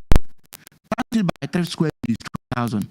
But you are giving someone 750, 1,125 per day. Even if he can he feed in such a manner? No. And these are people we are trying to make sure that they not get into the crime.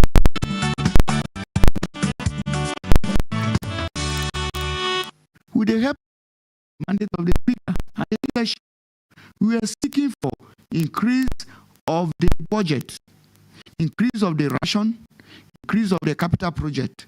The capital project is that the correction service started 3,000 capacity of Siso political zone. None of those 3,000 capacity today is completed. And so many things that are wasted. That is why we have more and more congestion in each of the prison.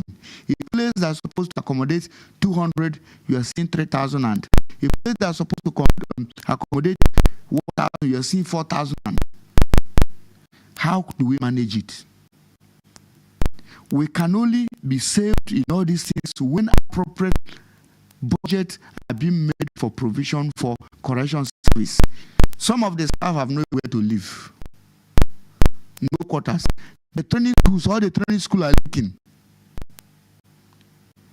A situation by which, if not the effort of the General Appropriation and others, that we're able to increase the capital to 14 billion, cannot even finish the project in Karachi.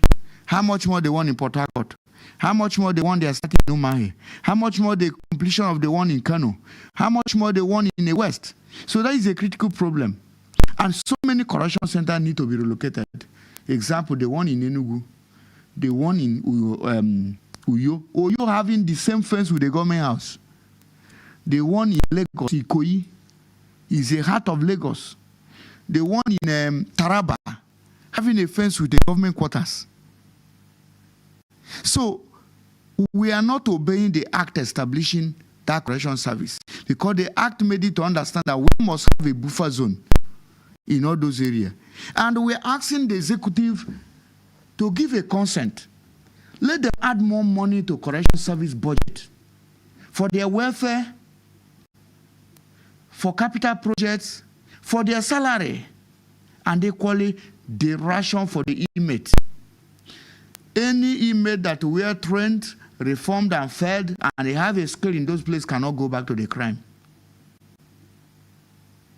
Because you need to make him know that coming here is for him to change.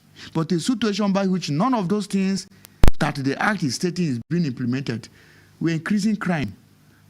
And we use such money in buying more jets, more weapons, more this. Why can't we just take small and add in rehabilitating these people, and none of them will go back to the crime? And the society will be very safe for us by engaging them.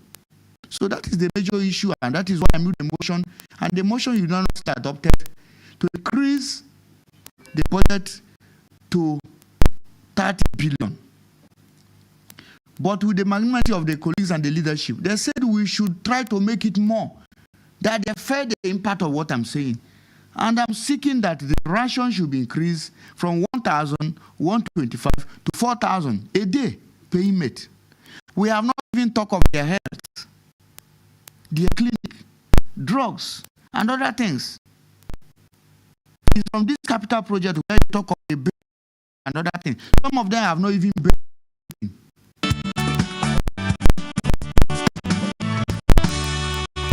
We are asking for private individual to come. In Western world like America, Switzerland, correction centers have been managed individual. Yes, I have to use this point to commend the man that built a cell in story buildings. We are all just give them case, train them to be able to have something to do. The crime is really for us to go to this country. All those things. They're already working with some people, but the greater number of the problem, people to one,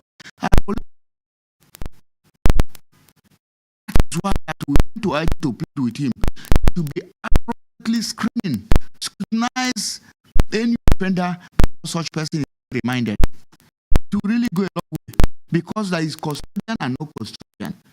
There is some people need to be given a hard labor to do without being in prison. So we need to implement all those things to really help us.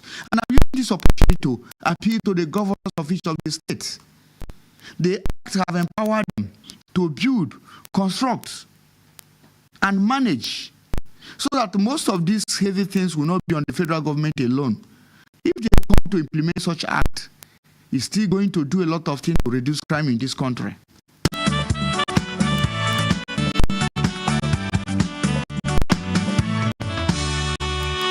To be forewarned is to be forearmed, they say. In Nigeria, as flood season looms, lawmakers in the House of Representatives are pressing for that warning to lead to action.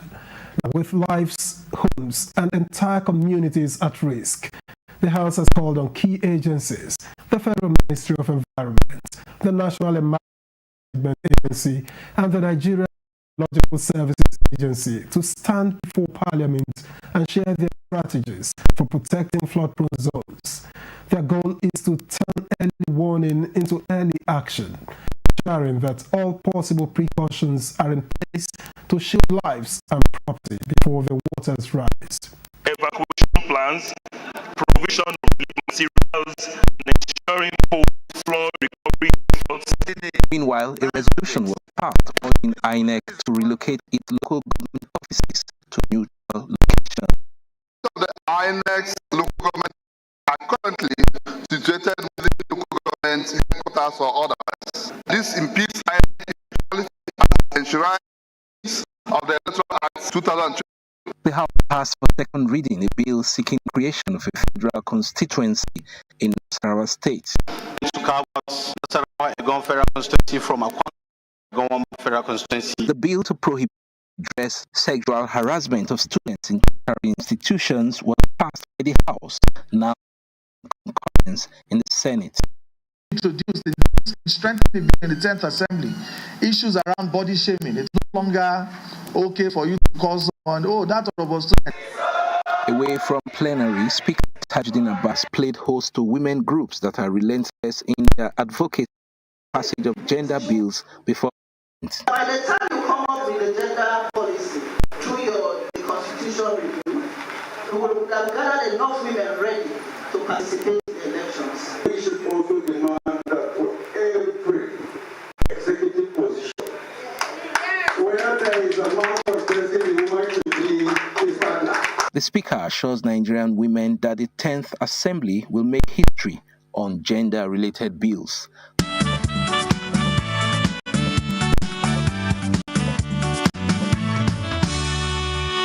At last Wednesday's plenary, the member representing Bunza, Benin Kebbi, Kalgo Federal Constituency of Kebbi State, Ibrahim Mohammed, also drew the attention of the House to the devastation caused by flooding in his constituency and its threats to food security. I come from a rural constituency in Kebbi State, northwest Nigeria, particularly agricultural-centered community in Nigeria that has seen devastating rain floods over the years. Communities have been washed away due to these flash floodings, due to gully erosion that has been occurring over time.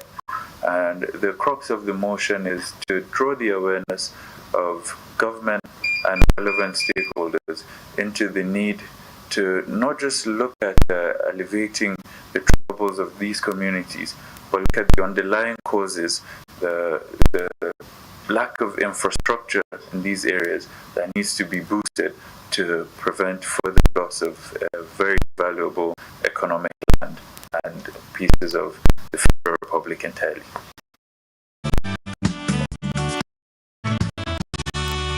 It's difficult. These people have managed to feed off what they farm for many years. Today they don't have these farmlands. Everyone knows the prices of food items across. So they don't have the food and they don't really have the means to feed. They have also lost a lot of their shelter.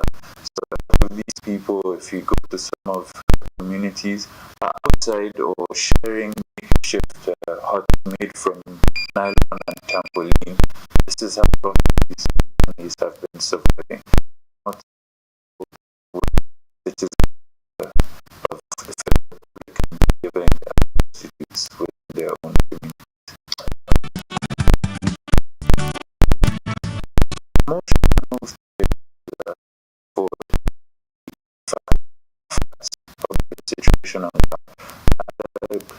members of the 10th Assembly are very aware of the plight of Nigerians and supported the motion unanimously without any challenges.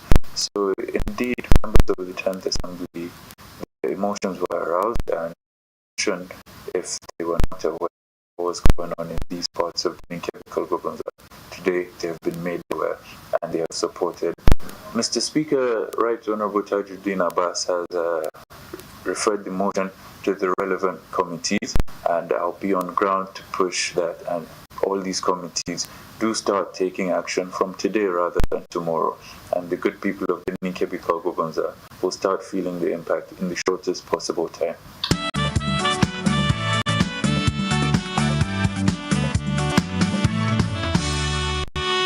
Just as lawmakers push for flood preparedness, they are also turning an investigative lens inward. Representative Alex Ikwecheyi now faces scrutiny for alleged assaults on a cab operator. Following a point of order by Majority Leader Julius Ihonwere, the House has referred Ikwecheyi to the Ethics and Privileges Committee, vowing to uphold their rules and maintain accountability within their own ranks. The man in the eye of the storm, Alex Ikweche, exchanging banters with colleagues in the hallowed chambers. But the incident of alleged assault involving him and a cab operator captured in a viral video is not going under the carpet. I have a responsibility to say that this House will not sit and accommodate any aberration. And I'm on my feet today to plead with my colleagues and Mr. Speaker that this matter is serious enough. It impinges on our collective integrity. It attacks the conscience of the average Nigerian. It derogates on the image and expectations of the public of what we stand for as a House. Things were said, and those things I regret. I apologize to all Nigerians. His appeal was very emotional, very touching, shows remorse. You know, I was touched hearing it from here. But that is not enough. I know we are touched as well. I know Nigerians watching him are seeing a man that is remorseful. But our rules must be complied with. He should go and sit with our Committee on Ethics and Privileges. Lawmakers debated and passed for second reading bill to amend the Banks and Other Financial Institutions Act 2020 to protect victims of fraudulent withdrawals. Bank A confirmed that XYZ amount of money has been removed from my account. I requested from my banker to let me know who did that withdrawal.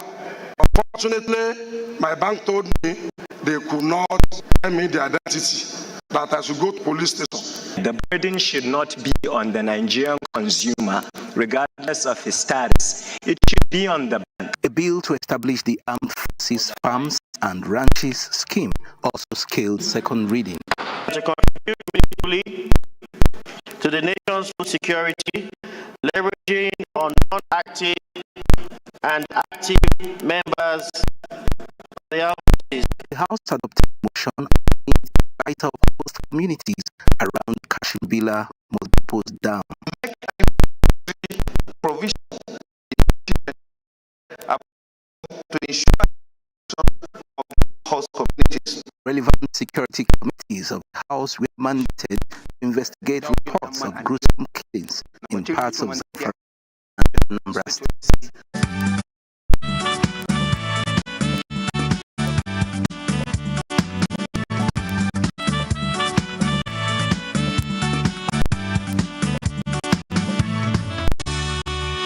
Generally, decorum has to do with acceptable conduct.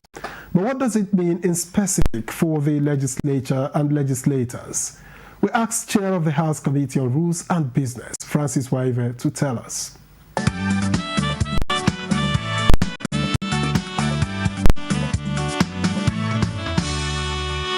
In legislative terms, when we talk about decorum, we refer to the behavior of honorable members on the floor, particularly, but also outside the floor.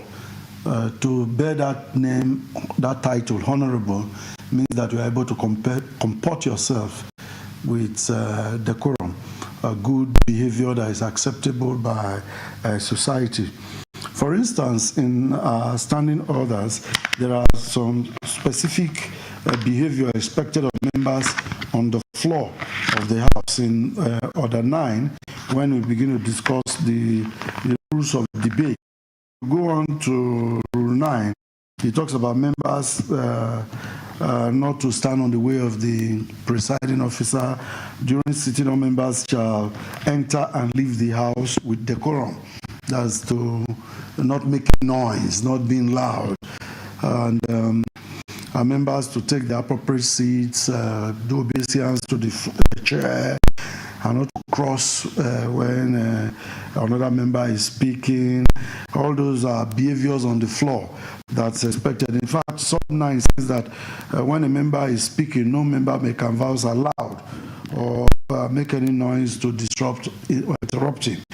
But the one I find more interesting is 11, which says that no member shall smoke, chew gum, or drink while the House is in session. So members are expected to be, the quorum is defined in on the floor. But much more than during sessions, it is also expected that members would comport themselves appropriately, befitting of the title they bear, honorable members. It also includes dressing. So members shall attend the meetings of the House properly dressed. That's sub 12 now. But then, generally in society, all these are also expected of members to carry themselves in such a way that begets respect, that earns the respect of society. All that refers to the term decorum expected of a lawmaker.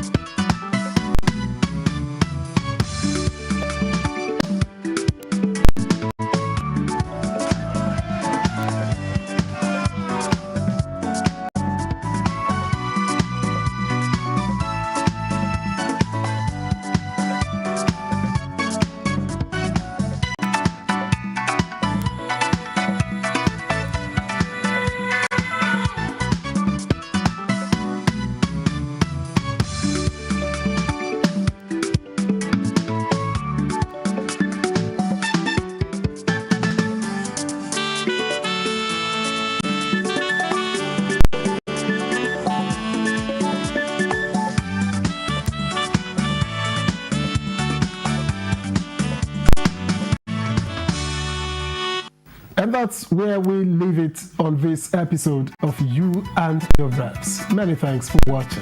I'm Victor as well. I'll see you next time.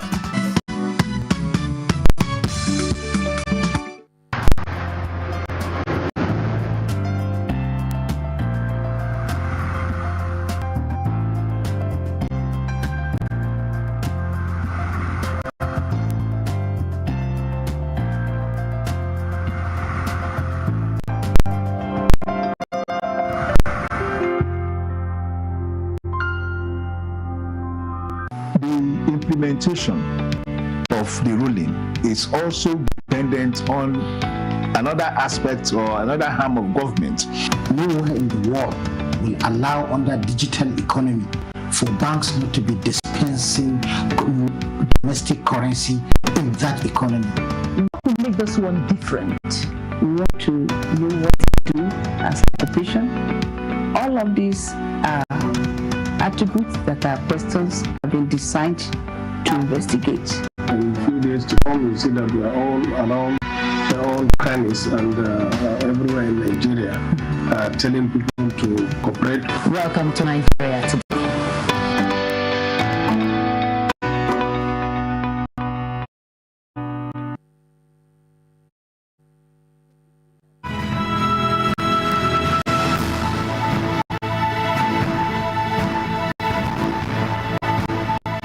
From the creeks of the Niger Delta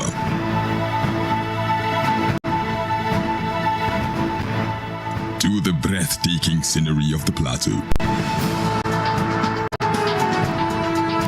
in noonday and nighttime, we set out to bring to you captivating stories that evoke your emotions.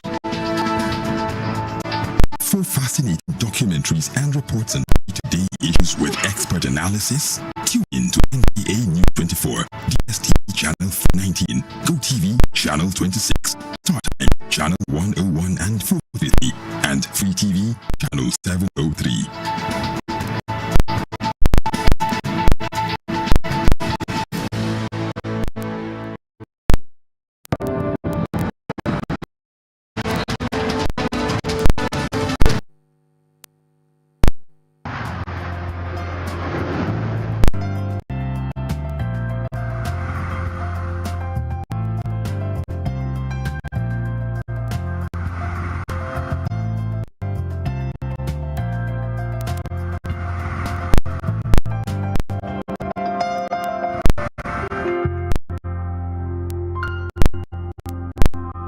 The implementation of the ruling is also dependent on another aspect or another arm of government. Nowhere in the world will allow under digital economy for banks not to be dispensing domestic currency in that economy. What will make this one different? We want to know what they do as occupation. All of these are attributes that our questions have been designed to investigate. In a few days to come, you see that we are all around all crannies and everywhere in Nigeria, telling people to cooperate. Welcome to Nigeria today.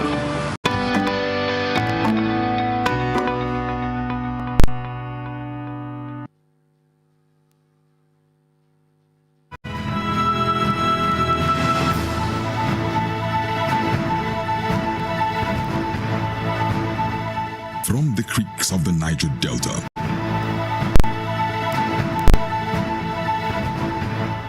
to the breathtaking scenery of the plateau,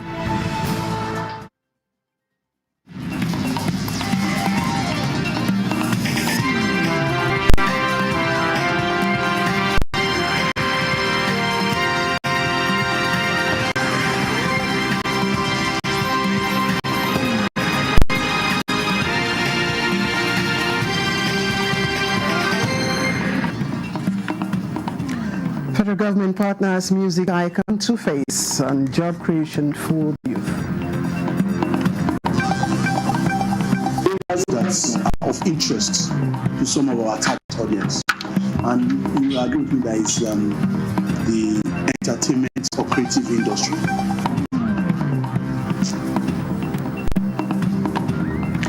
Abuja Magistrate Court adjourns Sekweche's assault case to mid-November.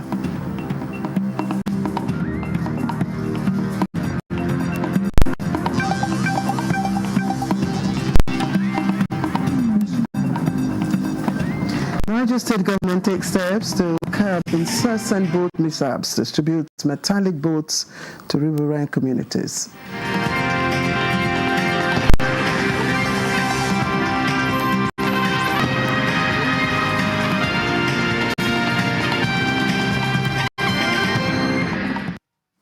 Good afternoon and welcome to News Desk at 3 on NTA News 24.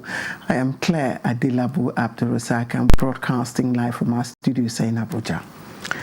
Now, Nigeria's musical icon, Innocent Dibia, popularly known as Two-Face, has signed a promotional partnership agreement with Job Creation and Micro, Small and Medium Enterprises Secretariat of the Vice President. Nigeria's musical icon, Innocent Dibia, is seeking public support for the MSMEs sector. The partnership agreement was signed by Two-Face and Tola Adekunle Johnson, the Senior Special Assistant to the President on Job Creation and MSMEs, as the coming on board of Two-Face as a Job Creation and MSMEs brand ambassador would promote ideas and initiatives under the National MSMEs Awards. Innocent Dibia appreciated President Tinubu's administration for its support to the youth and small businesses, promising to create more awareness in the country, especially among the youth. In trying to consistently promote this, we've looked at areas that are of interest to some of our target audience, and you will agree with me that is the entertainment or creative industry. And today we will be unveiling who I regard as an icon, a legend in the game.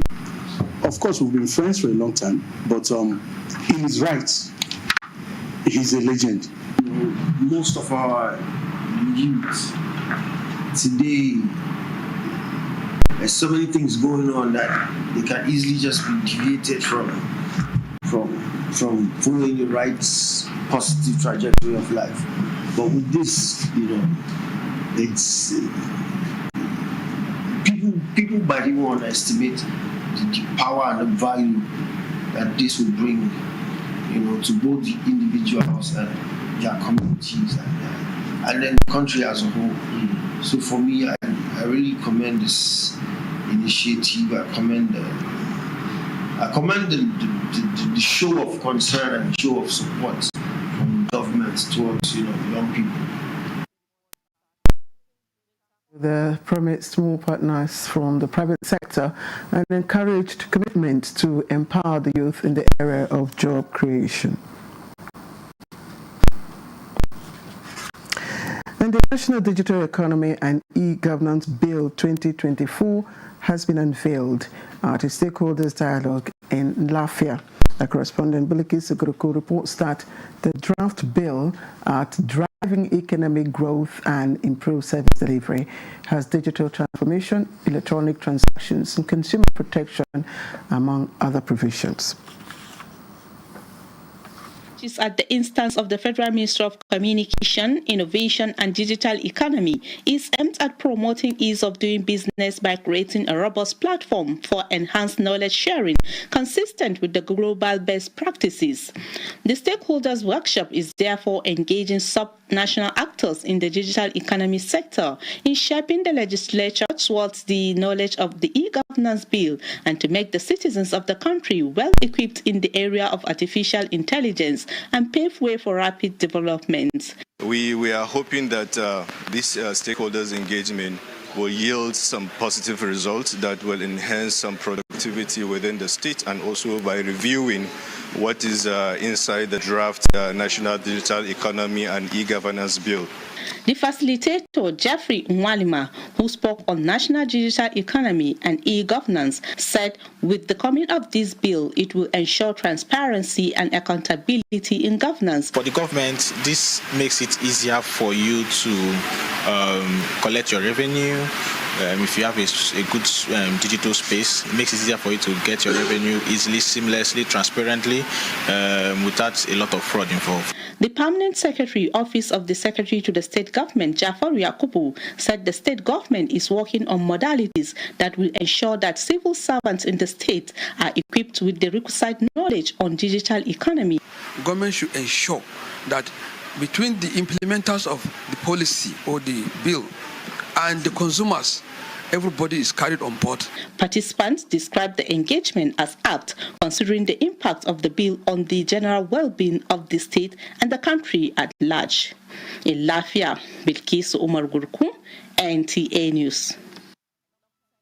And another set of 252 women from across the country have been trained and empowered by the National Information Technology Development Agency, NTA, in collaboration with the Renewed Hope Initiative, RHI. We're presenting empowerment items to the beneficiaries. Nigeria's First Lady, Oluremi Tinubu, described the feat as another significant leap in efforts of the current administration to advance gender equity, leveraging technology. State House correspondent Adeniyi Taiwo reports. It was a partnership born out of shared vision, which is to empower women and give them more room to play in the digital space. The vision drew its first breath on August 21, 2023, when a set of 35 beneficiaries drawn from the FCT underwent a 5-day ICT training with Renewed Hope Initiative, providing the platform and beneficiaries, while the National Information Technology Development Agency, NITDA, offers logistics and training. Today, on the second-year anniversary of this strategic collaboration, Nigeria's First Lady, Oluremi Tinubu, is pleased to see the growth of the program, which now has 40 women per geopolitical zone, embarking on the same capacity-building training aimed at transforming their communities. These women are now set to go out into the world to put these new skills to use and to inspire and guide other young women. And I'm so glad hearing your testimonies today that you all are set to empower others. And that is the message. I look forward to the great things that all of you will accomplish in the months and years ahead. I thank the Director General of NIDA, Malam Kashifu, Inua Abdullahi, and his team for this passion and steadfast commitment to bridge Nigeria's digital divide by ensuring our women's full participation in the digital revolution through access to technology that will enable them contribute meaningfully to the economic growth and innovation. She notes that the ultimate goal of the collaboration is to leverage technology to bridge gender gaps. To create more diverse and inclusive tech world, we need to inspire and empower the next generation of female role models to pursue and develop their career in technology and become innovators, leaders, and entrepreneurs. The Director General of NITA, Kachifu Inua, is upbeat about the opportunities that are now at the disposal of beneficiaries in the digital space. This will help them to expand their businesses. This will help them to have access to education and skills online. They can work from home. They can be part of the gig economy, creating software, doing graphic designing. And if they have their own petty business, they can use the skills to expand their market. I'm so inspired, and I pledge that I'm... Exuding much confidence with their startup packs in hand, the beneficiaries say they are ready to impact the digital world and the communities. From the conference center of the Presidential Villa, Adeniyi Taiwo, NTA News. And the minority caucus of the House of Representatives commend President Bola Ahmed Tinubu for ordering immediate release of about 76 children charged for terrorism, treason, and arson by the Nigerian police force who participated in the August protest. Now, the minority caucus, in a statement, thanked the president for being responsive to calls by Nigerians and the international community over the arraignment of the children, as well as his timely intervention, which led the Attorney General of the Federation to assume control and termination of the president to have taken that approach. Senator Gaya also praised the Kano State government for its interventions.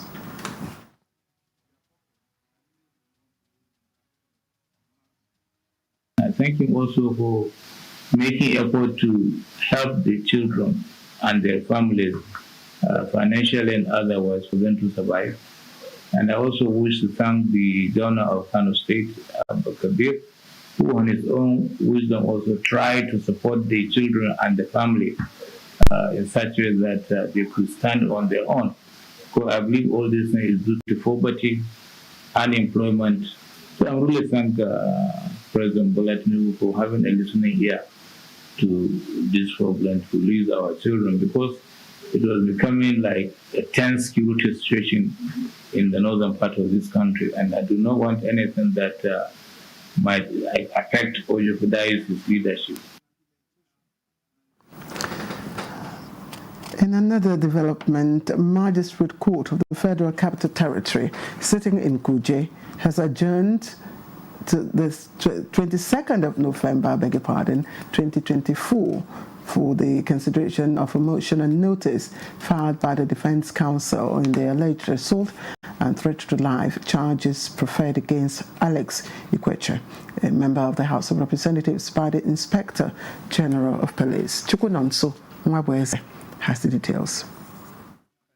At the resumed hearing of the case, counsel to the defendant, Odi Ajike, sought the leave of the court to move a motion on notice, which he said had been served on the prosecution. In his objection, the prosecution counsel, Ibrahim Mohammed, said although his attention was drawn to a service copy of the alleged motion in the court file, he was yet to be duly served. He therefore prayed the court for time to be served properly to enable him respond to the said motion adequately. Without any objection from the defense counsel, Senior Magistrate Abubakar Umar adjourned the case to 22nd of November 2024 for the defense counsel to move the motion.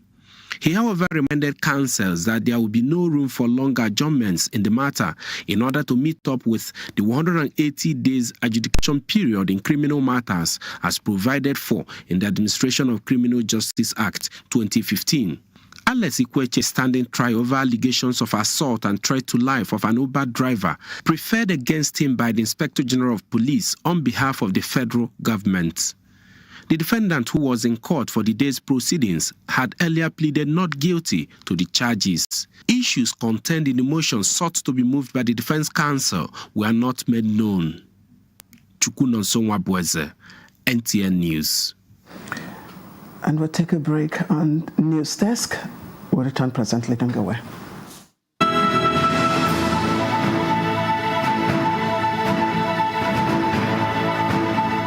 From the creeks of the Niger Delta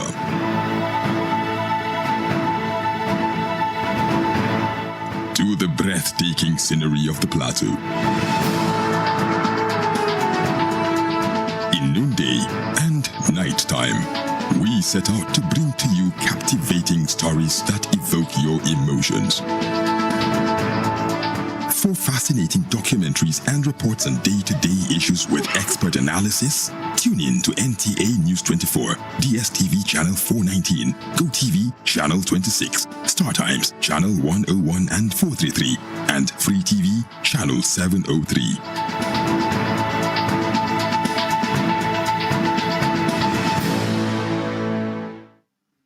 Welcome back, and you're watching News Desk 3 on NTA News 24. Now, Minister of Environment Balarabe Abbas Lawal says circular economy provides framework for balance between development and environmental sustainability. Now, this is during a seminar organized by the National Environmental Standards and Regulations Enforcement Agency, NESTRA, in collaboration with the European Union here in Abuja. The minister says that while construction, mining and quarrying sectors are vital to Nigeria's economy, they're also implicated in land degradation, especially when their activities are unregulated.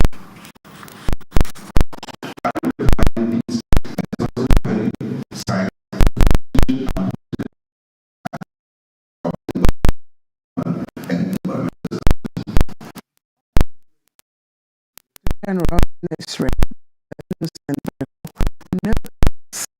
economy framework for resource conservation and regeneration.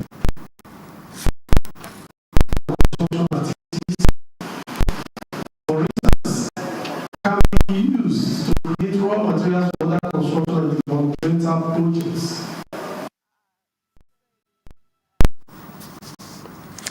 The Niger State government has handed over 5 ferry boats to some riverine communities in Niger State to ease water transportation and check the frequent boat mishaps in the state. Our correspondent Fatima Usman reports that the boats were handed over to the benefiting communities at the Wuya River in Bako, local government area of the state, by the State Community and Social Development Agency.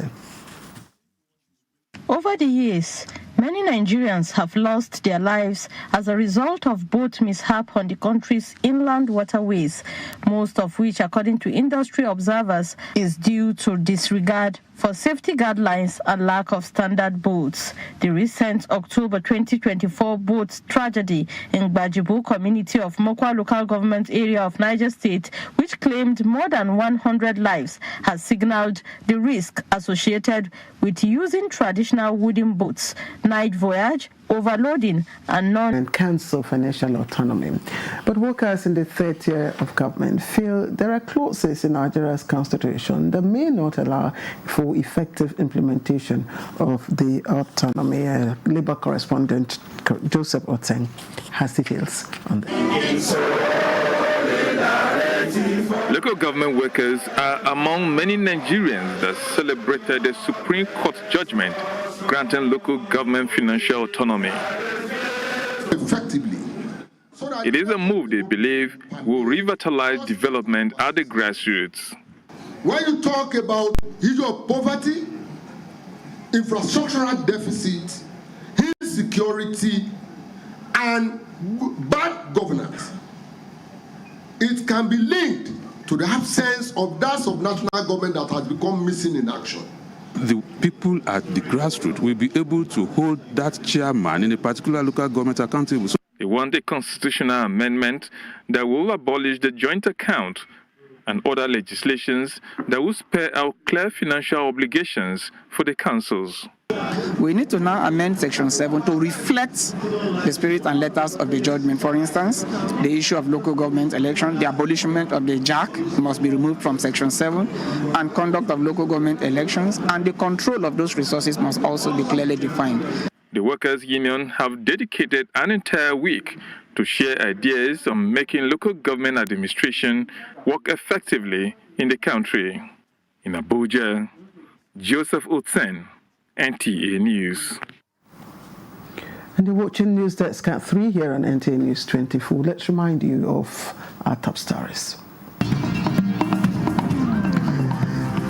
And the federal government has partnered musical icon Two-Face on job creation for the youth. Areas that are of interest to some of our target audience. And you agree with me that it's the entertainment or creative industry.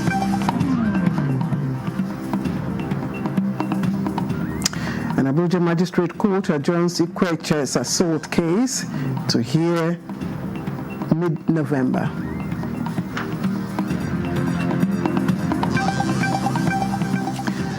The Niger State government takes steps to curb incessant boat mishap, distributes metallic boats to riverine communities.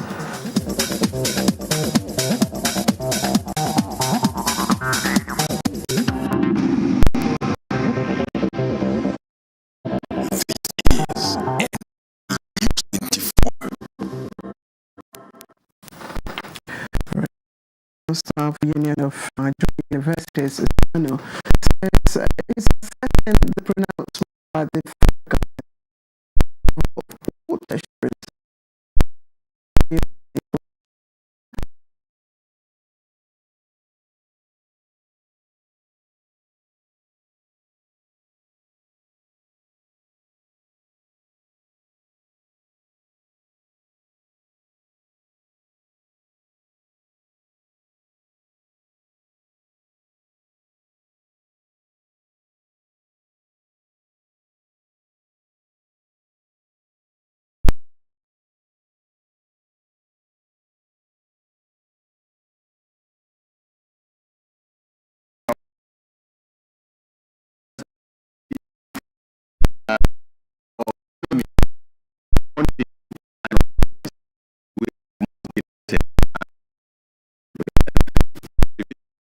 Of assigning 3 months salaries, 50 billion and allowances, rates of about 25% salary increase.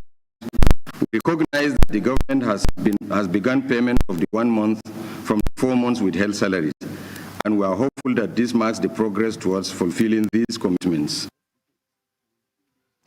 And Senate President expressed concerns over pending agreements with the federal government. Though Africa celebrates success attained through digital economy, there are suggestions that the continent should display extra quest as inclusive participation, which hinders active participation of women, and the girl child remains a challenge. Now, advocates at one of the sessions of the 2024 African Women's Congress in Lusaka, Zambia, are recommending sensitization to promote digital literacy among women. Our correspondent Oluseyi Adeagbo will bring us this report. But let's quickly take a look at this next story from Simbiat Agbaji, in which the National Hydroelectric Power Producing Areas Development Commission and IPADEC has presented startup kits to 689 youths in Benue State as part of its youth transformation program. Let's take the story from Simbiat Agbaji now.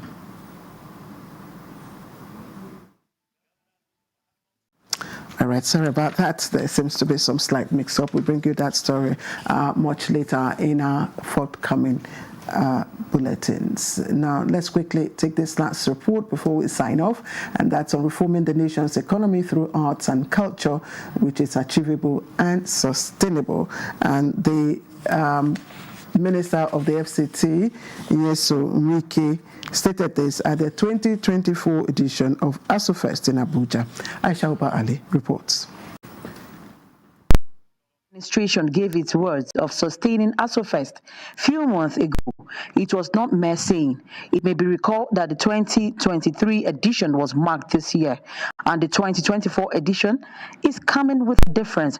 Culture, tourism, and art, to mention a few, have been the mainstay of some nations' economy. Nigeria is still trying to make a breakthrough in this area, and how this can be achieved form part of the speech of the FCT Minister, Nyesom Wike, represented by the Mandate Secretary, Social Development Secretariat, Aminu Ibrahim, who is not only focusing on infrastructure, but how to make other sectors viable to contribute to GDP.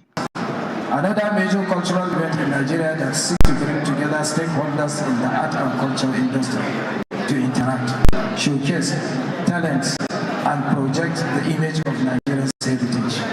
The event by the Secretariat became the rallying point, showcasing the beauty and uniqueness of diverse culture. The various exhibition stands had some unique messages for the guests. The food stand, dance, cultural displays, and traditional games all formed part of the highlight at the event. That means under his watch, this festival will be sustained. Please help me give my minister a very big applause. I also must thank the Honorable Minister of State, our own mother, who is our supervising minister, Dr. Miriam Mahmoud Bunkure. The flagship cultural program of the FCT, speakers say, remains a platform for skills acquisition and transfer for youth and women, as the FCT administration assures of its open doors policies in cultural collaboration, partnership, and engagement. Aisha Ubali, NTA News.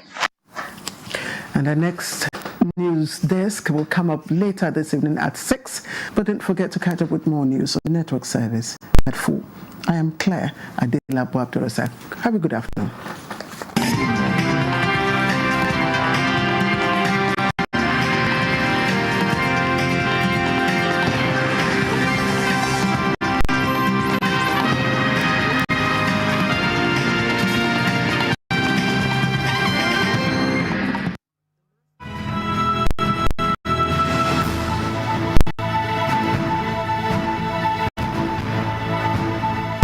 From the creeks of the Niger Delta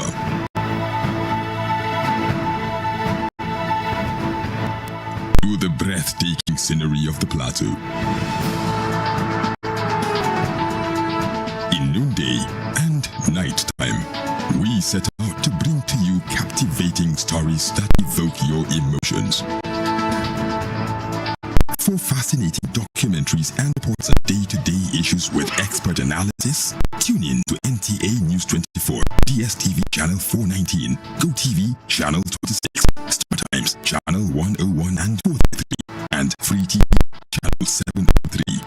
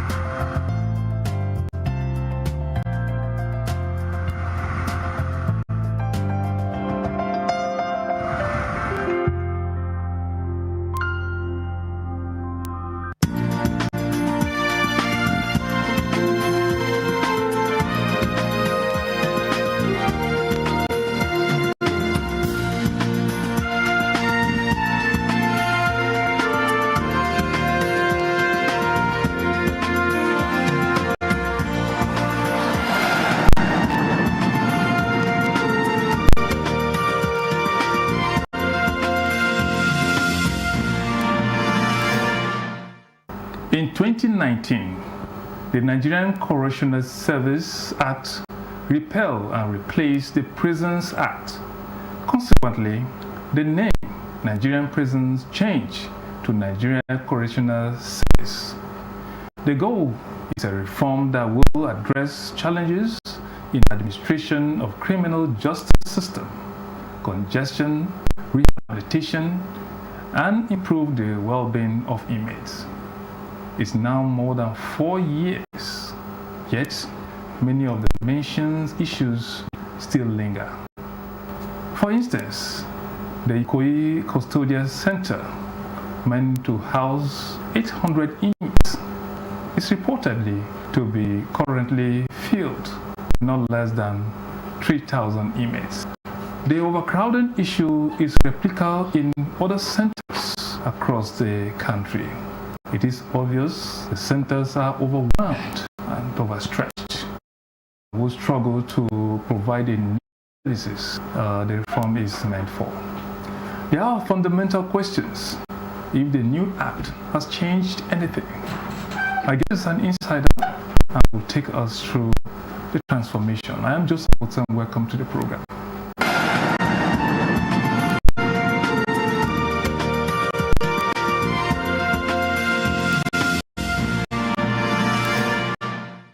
Now, my guest is a promoter of institutional reforms in formal and informal sectors. Her focus is access to justice, rehabilitation, and social development of prisoners, ex-prisoners, torture victims, and youth at risk. She has served and is still serving on many national and international assignments, including member United Nations Committee on Prevention, Executive Committee member, African Security Sector Network. Others include Project Coordinator, United Nations Office on Drugs and Crimes, Support to Justice Sector in Nigeria, Executive Committee member, representing Sub-Saharan African International Rehabilitation Council for Torture Victims. She is a graduate of psychology and law, a holder of master's degrees in criminal psychology, sociology, and criminology, as well as a PhD holder in criminology and prison studies.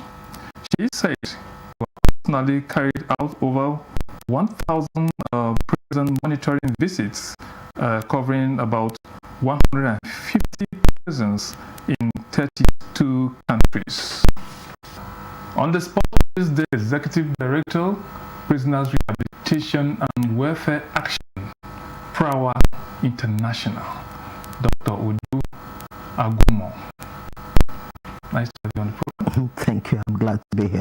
Okay. Okay. We had a new act. And that act was made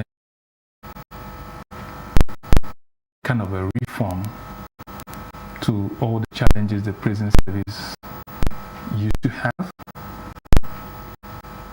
Congestion, the welfare of prisoners, rehabilitation, and so even acquiring skills so that they will be able to live on after prison service. Your position will play a very key role there. Where are we today? If you look at what has been happening with the prison service, should we call it unrest, prison breaks, and so on, congestion, when you look at what we have today, what would you say we are today, 4 years after? Okay, first, thank you very much for your focus. It's a very important issue.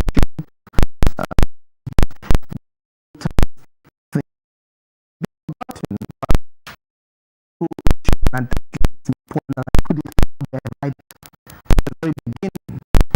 The fact that whatever happens within this world of correctional centers and detention is quite important in the face of justice. It's also quite important in determining the level of security, and indeed quite important in influencing parameters of development. You are correct. The Nigerian Correctional Service Act of 2019 has a lot of innovations, many things that are supposed to help not just the issue about the correctional service itself, but the society as a whole, but also the justice system and the security sector comprehensively. And I will take this one after the other. If you look at Section 2, subsection 1 of the Nigerian Correctional Service Act of 2019, it tells you the key objective of that law, and it has 4 main prongs. So if that is Section 2, sub 1, A, B, C, D. The first part, which is the subsection A of 2, sub 1A, it says that the objective of this new law, of the Act, is to help us to comply with international human rights standards and good correctional practices. So, which means that whatever we are doing must be also aligned with what is the global best practices, as well as aspects that respect human dignity, aspects that aligns with our view regarding how human beings are treated. And that's not too far away from what Chapter 4 of the Nigerian Constitution, 1999, as amended, had reflected. The second part, so let me list them all and we'll take them one by one. The second part is saying that the objective of this new law is to provide, the word he used there is to provide an enabling platform for the effective implementation of non-custodial measures, meaning correctional sanctions that are set in the community. I will still come back again to talk about that. And then number 3 talks about the whole notion about reformation, rehabilitation, and reintegration. The fourth part talks about establishing an institutionalized mechanism to help the number of persons who have not been convicted, who are, as you can describe them, awaiting trial persons. So let's take each of these things one after the other. Now, let's perhaps start off from the last, because that was part of what you put in your intro, where you were talking about the disproportionate number of persons you have in custody, and especially you get an example of Ikoyi facility where you mentioned about the 800 capacity and then locking 3,000. You need also to see Port Harcourt custodial, which has about the same kind of capacity with Ikoyi. And the truth is that it is not all custodial centers that are overcrowded. No, it's not. They have about 40 that are within the ambit of Nigerian Correctional Service, close to about maybe 265 or some figures around that, which include the satellites and lockups. It is mainly about 30 of the custodial centers that we have problems. So is it a problem of distribution? I will explain to you where the problem. I will explain to you where there's the problem. Now, these are overcrowded and the cosmopolitan area. Remember, that's from 2 sub 1D about establishing and enabling, what is this institutional and sustainable mechanism to control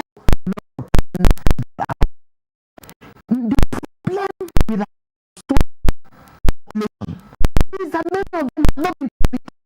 The Controller General of Corrections has the power to move any inmate from a facility that is overcrowded to a facility that is not overcrowded.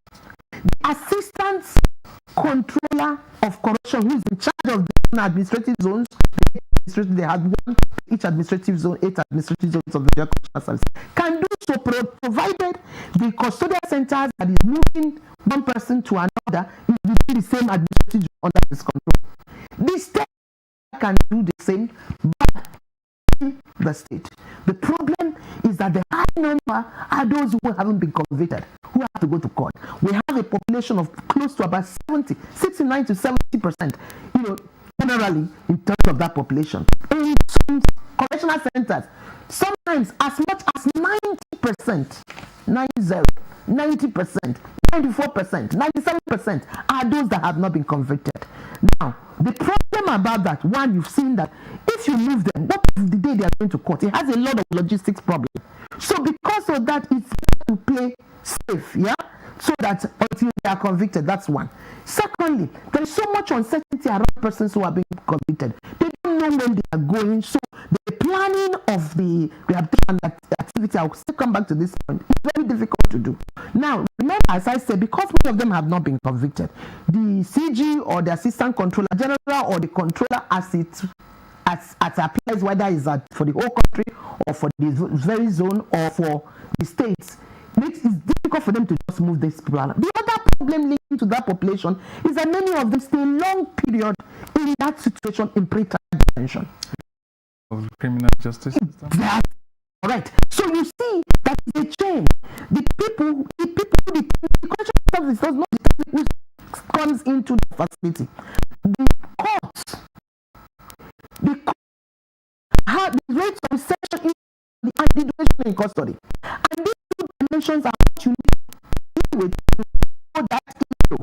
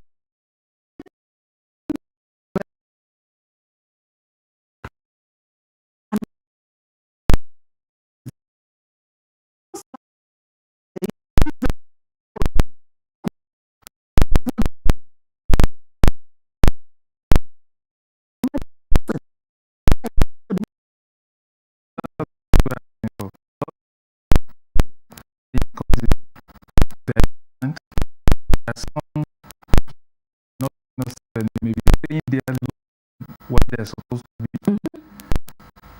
And at the end of the day, the psychology, just imagine yourself, you're not supposed to be there, you're there. The psychology, the emotions, what you are supposed to be doing out there, all affecting. And this is where you come in, especially that's rehabilitation and welfare actions.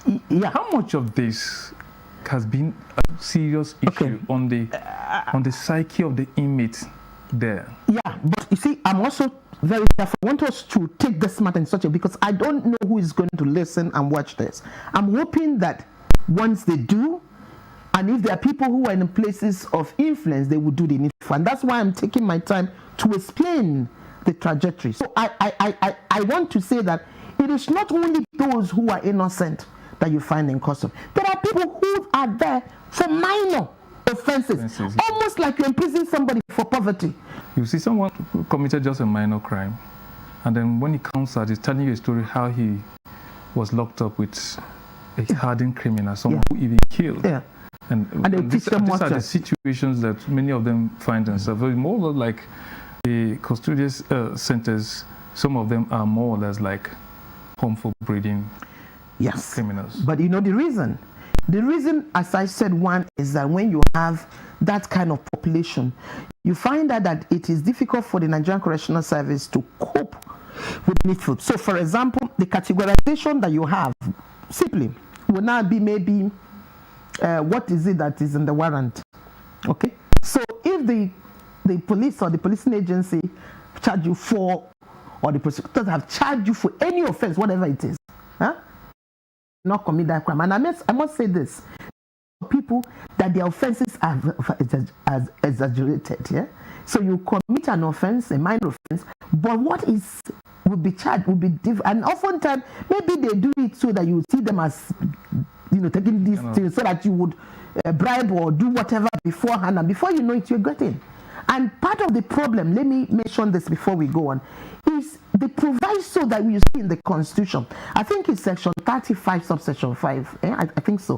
Where in the Constitution it had indicated that you must take somebody you have arrested to the court within 24 hours, maximum 48 hours, depending on the location, the word used there, depending on the radius of that location to the court. Yeah? But that same section has a proviso, and that proviso excludes certain kinds of offenses from that limit of 24-48 hours. And for us, from what we see in the field, that gives a loophole where people can say, okay, so if I know that I'm not going to let you go in 24-48, so I now increase what the kind of charge. I can say you was murder, I can say it's terrorism, even if I know I have absolutely no facts to back that up. The prisons themselves, they're supposed to be kind of a place where the inmate can learn skills that when they come out, even without the jobs that you are talking about, then themselves can be employers of labor, can be entrepreneurs, and so on. But it seems you hardly hear stories of persons who have come out from our prisons and are doing very well. Okay.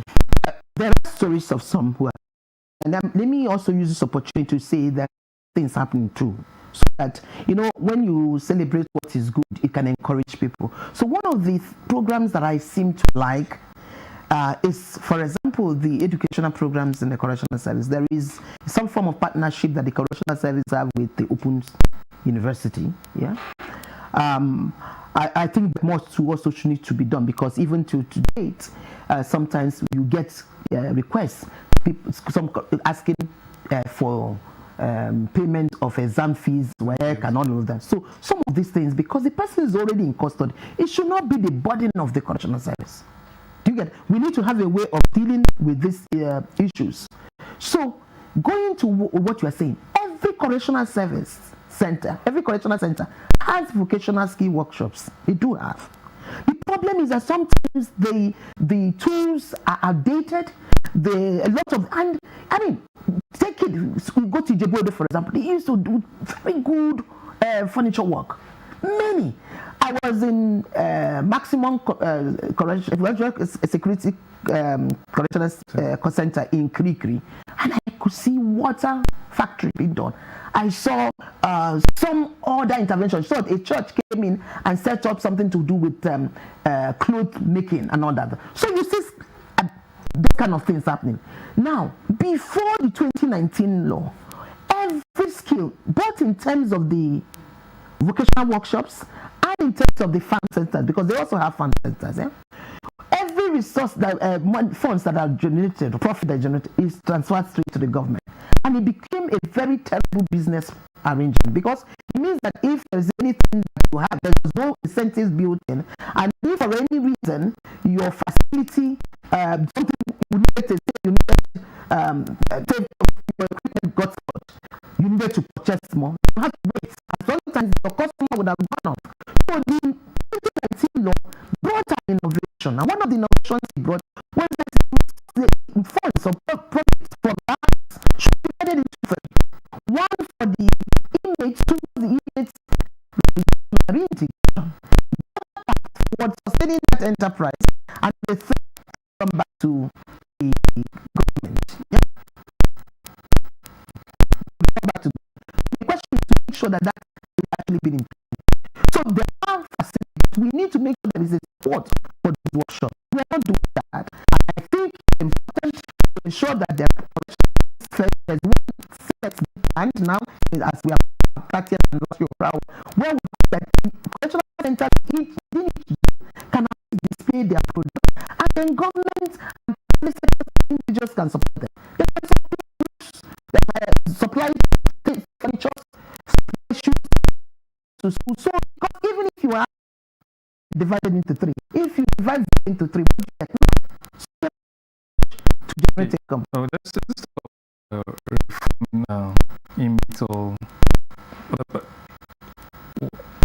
so perhaps I just talked about some of them coming out and doing very well. Perhaps some of the challenges that there's no follow-up in terms of support system after they leave the prison premises.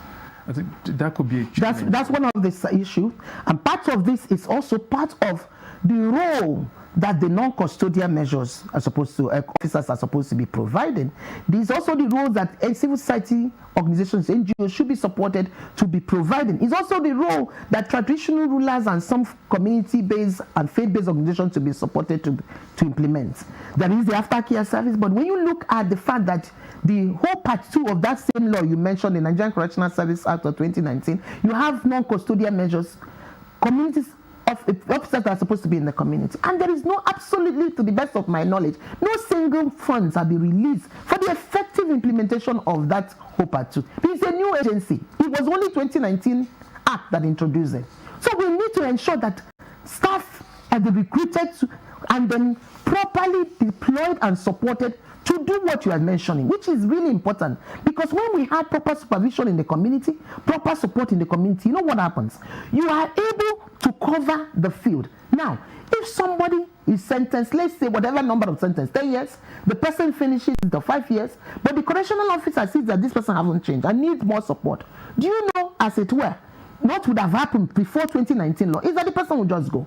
But with the 2019 Correctional Service Act, the non-custodial officer in the community can then follow, support that person. But that can only happen when there are funding and support for them.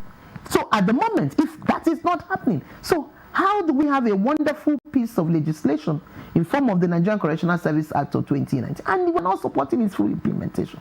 We're actually, at the end of the day, we're doing ourselves. Okay. Transforming the prisoners,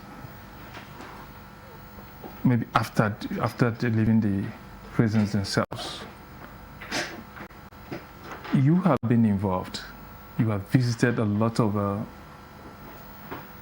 prisons, other countries. Some of our prisons were built in the colonial times.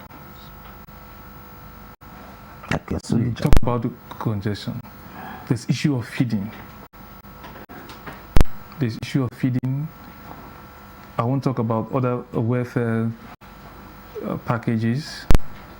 Talking of even recreational centers, which would have enabled us to have a sense of the human, that being like feeling like they're human beings.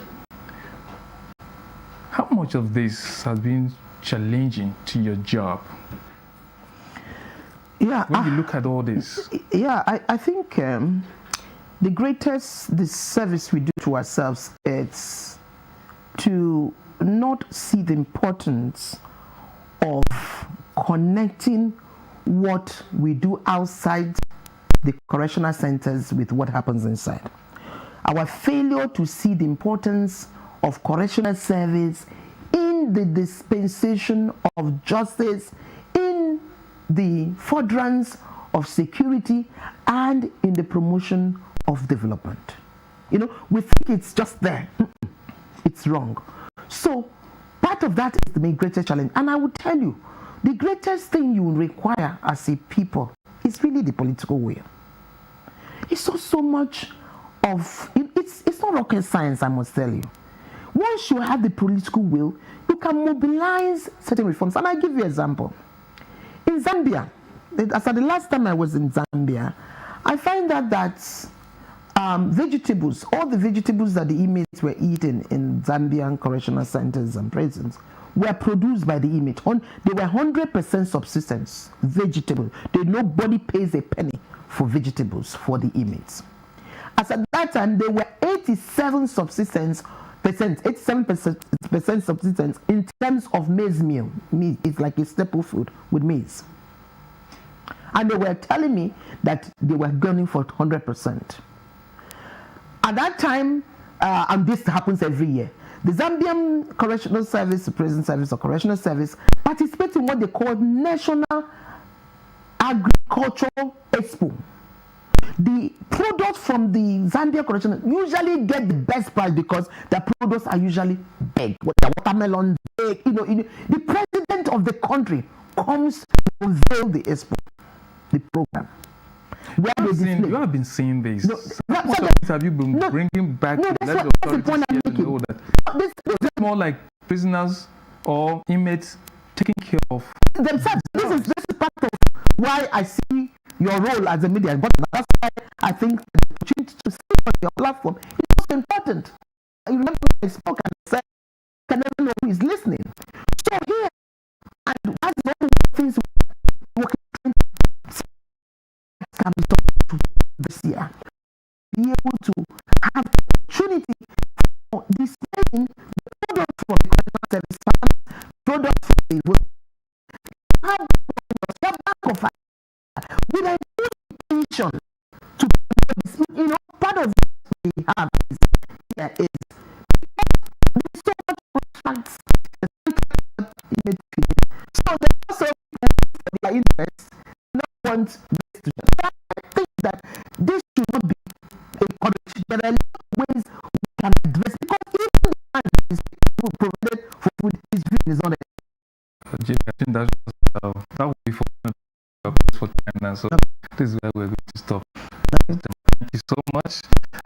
Dr. Uju Abumo, Executive Director, President's Rehabilitation and Welfare Action, PROA International.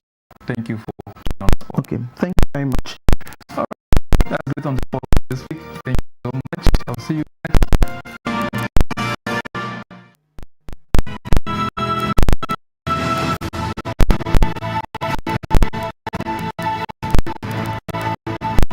From the creeks of the Niger Delta to the breathtaking scenery of the plateau, in noonday and nighttime, we set out to bring to you captivating stories that evoke your emotions. For fascinating documentaries and reports on day-to-day issues with expert analysis, tune in to NTA News 24, DSTV Channel 419, GoTV Channel 26, Star Times Channel 101 and 433, and Free TV Channel 703.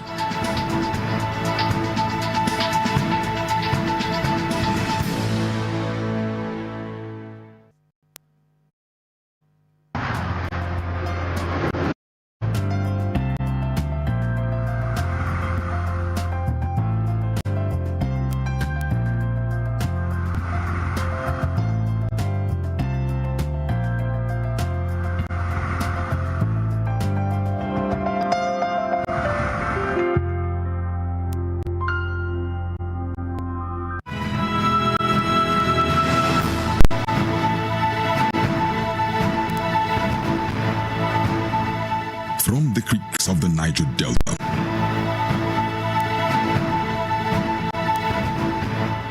to the breathtaking scenery of the plateau, in noonday and nighttime, we set out to bring to you captivating stories that evoke your emotions. For fascinating documentaries and reports on day-to-day issues with expert analysis, tune in to NTA News 24, DSTV Channel 419, GoTV Channel 26, Star Times Channel 101 and 433, and Free TV Channel 703.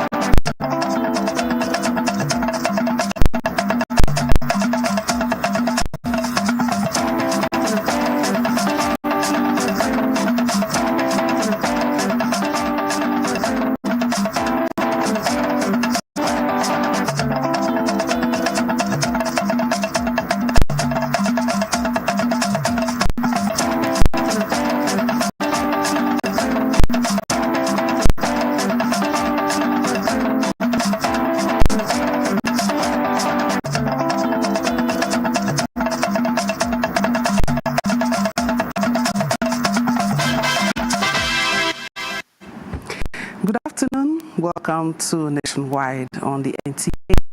I am Ogochuka Ona. We are transmitting live from Abuja. You're welcome. The federal government, through the Job Creation and Micro, Small and Medium Enterprises Secretariat of the Vice President, has signed a partnership with a music icon to seek the SMEs by two-phase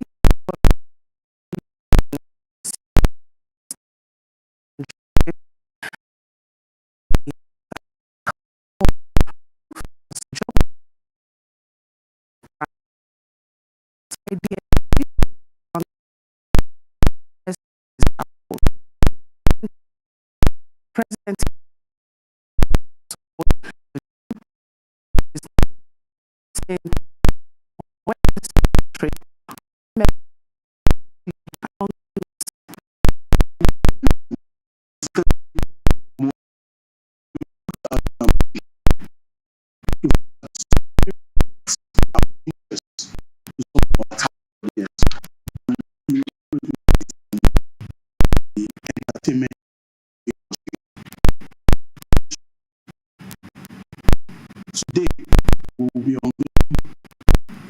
who I regard as an icon, a legend in the game. Of course, we'll be friends with him, but he's right. He's a legend. Most of our youth today, as something is going on, you can easily just create it from the rights to your life. But this,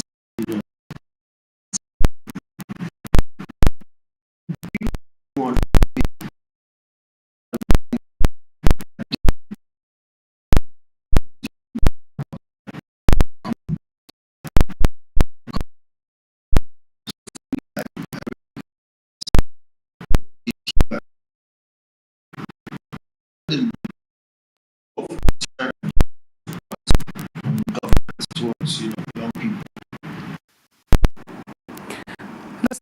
Promised more partners from the private sector and encouraged commitments to empower the youths in the area of job creation.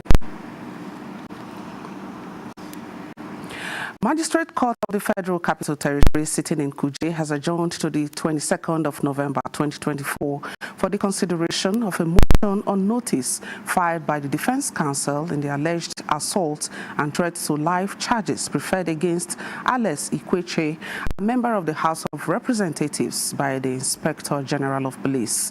Chukunonso Nwabweze reports.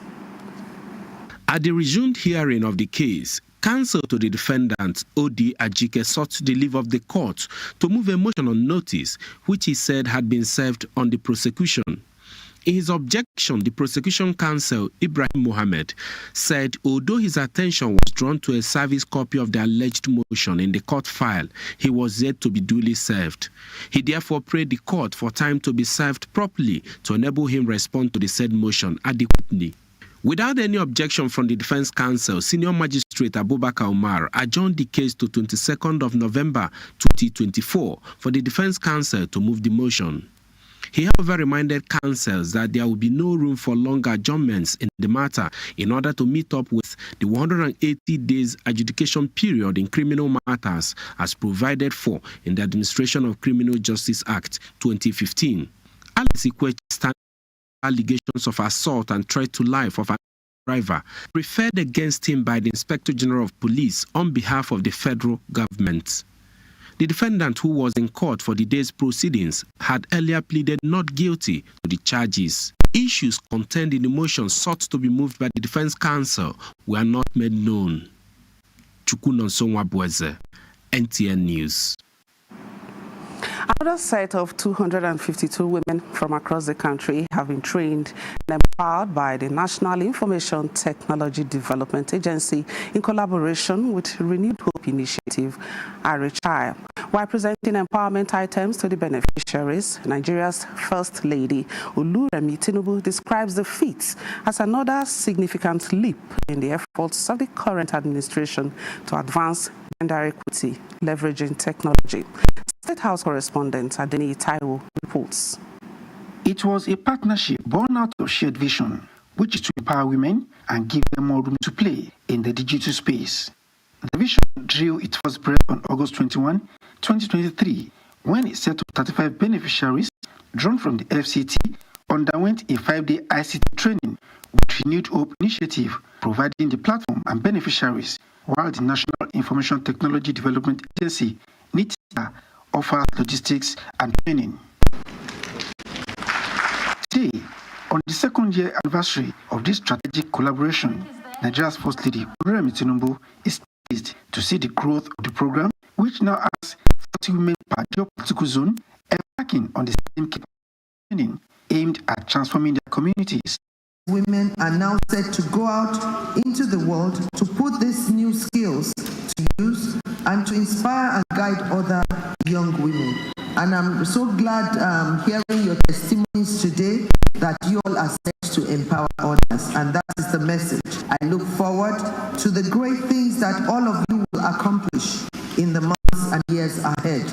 I thank the Director General of NIDA, Madam Kashifu Inua Abdullahi, and his team for this passion and steadfast commitment to bridge Nigeria's digital divide by ensuring women's full participation in the digital revolution through access to technology that will enable them to contribute meaningfully to the economic growth and innovation.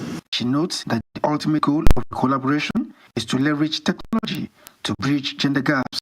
To create more diverse and inclusive tech world, we need to inspire and empower the next generation of female role models to pursue and develop their career in technology, innovators, leaders, and entrepreneurs. The director of the is operating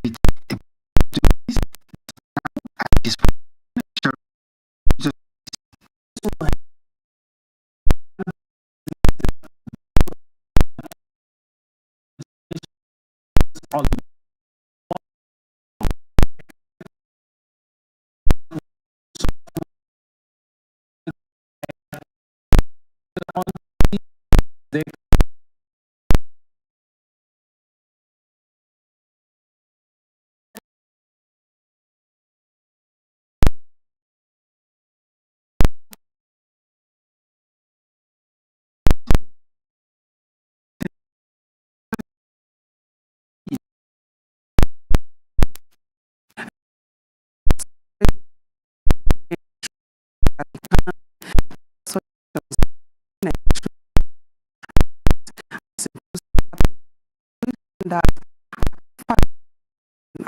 child remains at one of the sessions of 2024 African Women's Congress in Lusaka, Zambia, are recommending sensitization to promote digital literacy among women. Olusheye Adeagbo has details. Stay and age is king. It breaks the word times. Find that other women have fear. From the explanation of Daliso Mongola, a 400-level student of political science, University of Zambia, in a particular community in his country, every woman still suffers from telephone phobia. We need support and opportunities for us to achieve. The peer review mechanism approach at the 2024 Africa Women Conference is insatiably looking for an antidote to address this imbalance. We planned, as part of our project for the coming year, to have pilot digital hub for girls across African countries with implementable solutions that will have impact in development and progress of the African women and girls. We are looking forward that it will reach out to the whole of Zimbabwe and empower not only the girls and women and also men, the less privileged. Experts from within and outside the continent, especially women who have established their footprints in the digital space, are now giving more insights into how African women can move from these parochial mindsets. With the right digital tools, we can dismantle this barrier. Social media is where we can reclaim our stories and show the world who we are. A charge has gone to delegates at Zambia 2024 AWC to return to their countries as crusaders.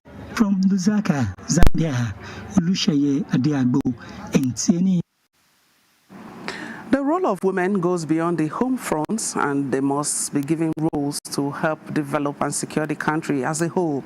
This was the consensus of the Federation of Muslim Women, FONWAN, at a special prayer assembly and thanksgiving for Dr. Ganiyat Upola's safe return after 10 months in captivity. Parental negligence was identified as one of the factors affecting insecurity in the nation, hence the need to include women in key decision-making.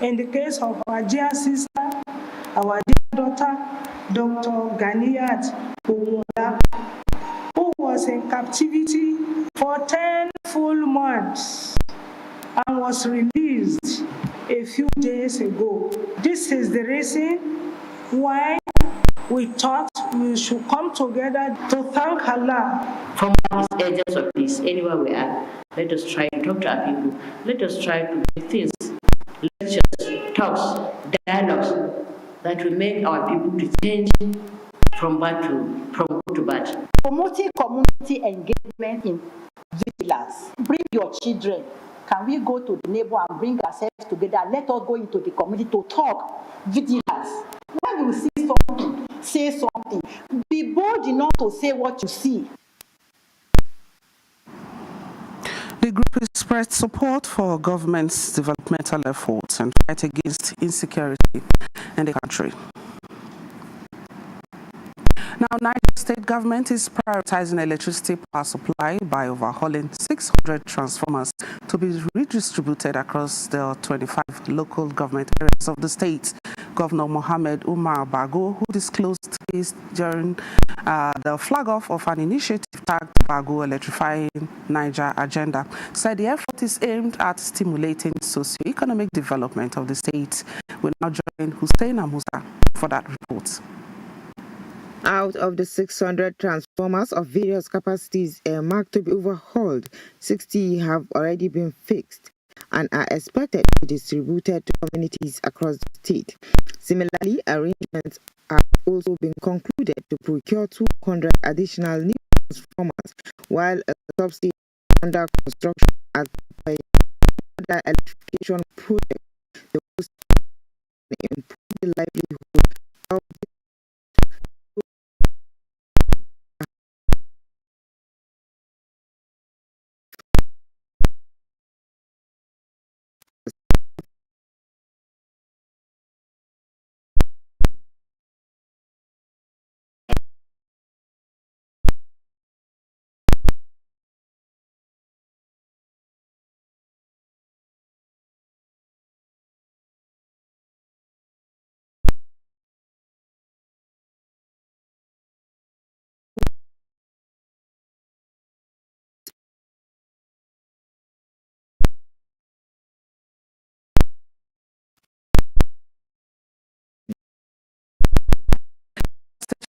has broken out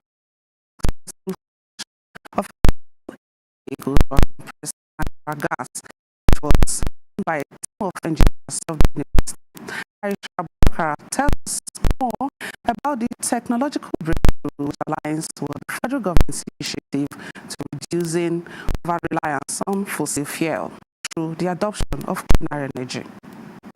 Government's drive of diversifying from petrol to compressed natural gas (CNG)-powered vehicles is beginning to gain traction in Kwara State through the efforts of engineers at the Kwara State University in Malete.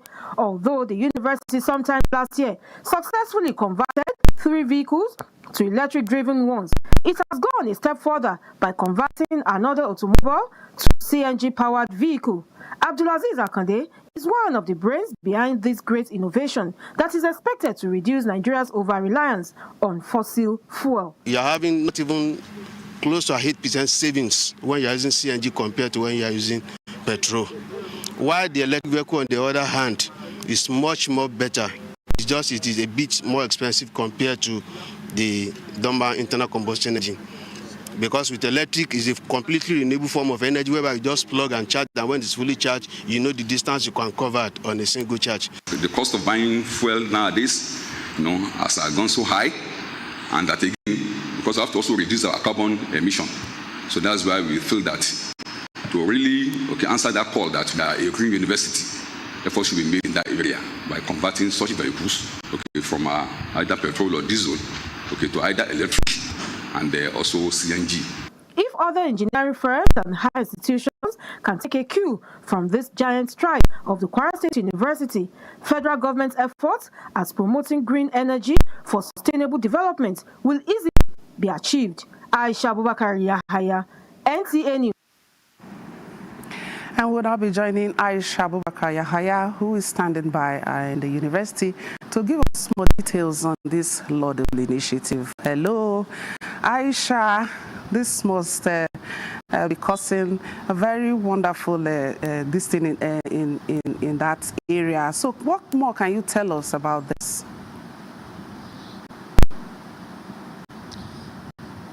Thank you, Ogochukwu. This compressed natural gas vehicle, just recently produced by Kwara State University, is an addition to 4 electric vehicles built by engineers of the university sometimes last year. According to the engineers, the cost of maintaining an electric-driven vehicle and CNG vehicles is way cheaper and better than petrol engine ones. The distance a vehicle can travel on a certain amount of compressed natural gas on the size of the CNG tank and conditions. A 50-litre tank, for instance, can hold about 9 kilograms of CNG, which is equivalent to 12.5 litres of petrol. A medium-sized car with this tank can as well travel about 150 to 160 kilometers. All this, the engineers say, is a way cheaper and better than running in petrol engine vehicles. This clearly also shows, as the university, since the production of electric vehicles and that of CNG, has saved millions of naira in running the transportation costs of the school for the past few months. Kwara State University is one of the few universities in Nigeria that is investing highly in entrepreneurship skills, thereby helping the federal government to reduce over-dependence on petrol to the barest minimum. With all these initiatives of the Kwara State University, the federal government's drive of diversifying from over-dependence on petrol will definitely become a reality, while higher institutions can also take cue from it. Okay, Aisha, thank you very much. So, what is the local content ratio and how many vehicles can this convert in a day? Okay, thank you. The university can convert at least 2 vehicles. Reason is because there is need to dismantle vehicles and check all the necessary things before the vehicles can be converted to a one. And the interesting aspect is that the university has signed a memorandum of understanding with 2 reputable Chinese companies to provide all the kits needed in conversion stations. Out of the 4 vehicles converted so far, 3 belong to the Kwara State government, while 1 belongs to the university. Thank you very much, Aisha.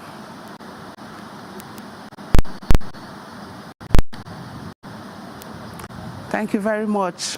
All right, back here in Abuja, there is need to equip youths with the necessary skills to discern truth from falsehood, separate fact from fiction, and engage in meaningful storytelling that can spark positive change in their communities. This was brought forward at the Democracy Radio Citizens Journalism Workshop for Nigerian students in partnership with Center for Journalism Innovation and Development in Abuja. Muhammad Abioli posts. The importance of citizen journalism in the world cannot be overstated. The evolving media landscape, the advent of technology and social media, there are citizens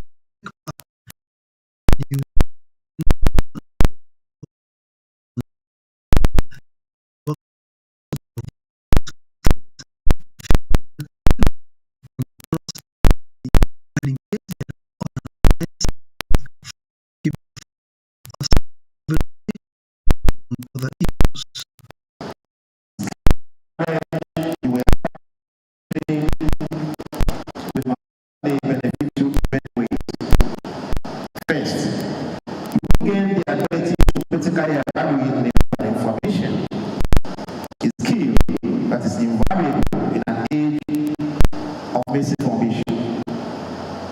You will also be key to harness the power of digital platform responsibly, ensuring that the information you share is credible, factual, and impactful. Citizen journalism is a great topic for you to, get the insights of what you are going into, and it also provides evidence. As a journalist, there are some limitations to the things that you can see on the internet. Sometimes your boss may be quite strict with you, but then as a citizen, you are free to say that which you want to say. Experts believe that workshops such as these will encourage participation of young intellectuals in Nigeria's political discourse. Muhammad Rabiu Ali, NTA News. There is a growing concern about refusal by some tertiary institutions of learning to recognize and place on higher level experts who excelled in various endeavors that offer themselves for employment in the academia. This is the thrust of the 29th inaugural lecture by Professor Eserinune Makati Mojaye of the Department of Mass Communication, National Open University of Nigeria. A veteran journalist who practiced for many years with the right qualification and experience, but upon employment by the university was not appropriately placed. Professor Makati spoke on deconstructing journalism practice and communication research in Nigeria, a 40-year experience. Let's come to the academic space without festers and hindrances, just as veteran academics have free, unfettered acceptance into the professions if they so wish. An inaugural lecture is a significant event in a professor's academic career at a university, where they share their research, innovation, engagements, and teaching activities with the university community and the public. The seasoned journalist turned mass communication don says journalism and academia not two worlds apart, underscoring the need to review the criteria for assessing productivity. We'll be taking our next set of reports from our Lagos Network Center. All right, let's link up with Lagos.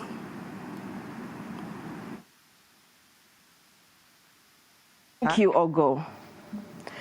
Now, testament of enduring partnership between Nigeria and the United Kingdom through the International Organization for Cultural Relations and Educational Opportunities, the British Council, is being celebrated as it marks 8 decades of remarkable achievements in Nigeria, impacting the youth and vulnerable through innovative projects in many ways. Adiola Komiakere reports that the tie is founded on shared values, mutual respect, with belief of collaborating to overcome challenges. Since coming to Nigeria in 1954, the British Council has worked alongside the country's leaders, artists, educators, and communities to create opportunities that resonate across generations, thereby empowering millions of people with skills, education, and connection that open doors and transform lives. Over 70% of the population in Nigeria are under the age of 30. That's a significant number. So if we're to be relevant as an organization, we have to target that youth, and we have to bring in the young people for them to be able to contribute to the development of this country. Choosing the theme, Amplifying the Voices of the Future, the British Council affirms aligns with its long-standing objective of equipping young people and its mission statement rooted in the UN SDGs.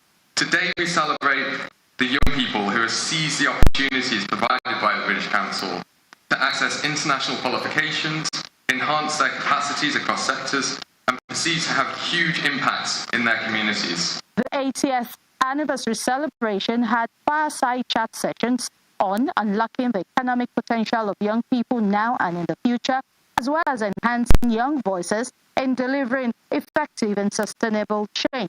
Nigerians attested to being agents of that change through British Council-led programs. Young artists of the spoken word captivated the audience with their talents, while Hanefa Adam began painting and concluded before the end of the celebration to the admiration of all in less than 2 hours.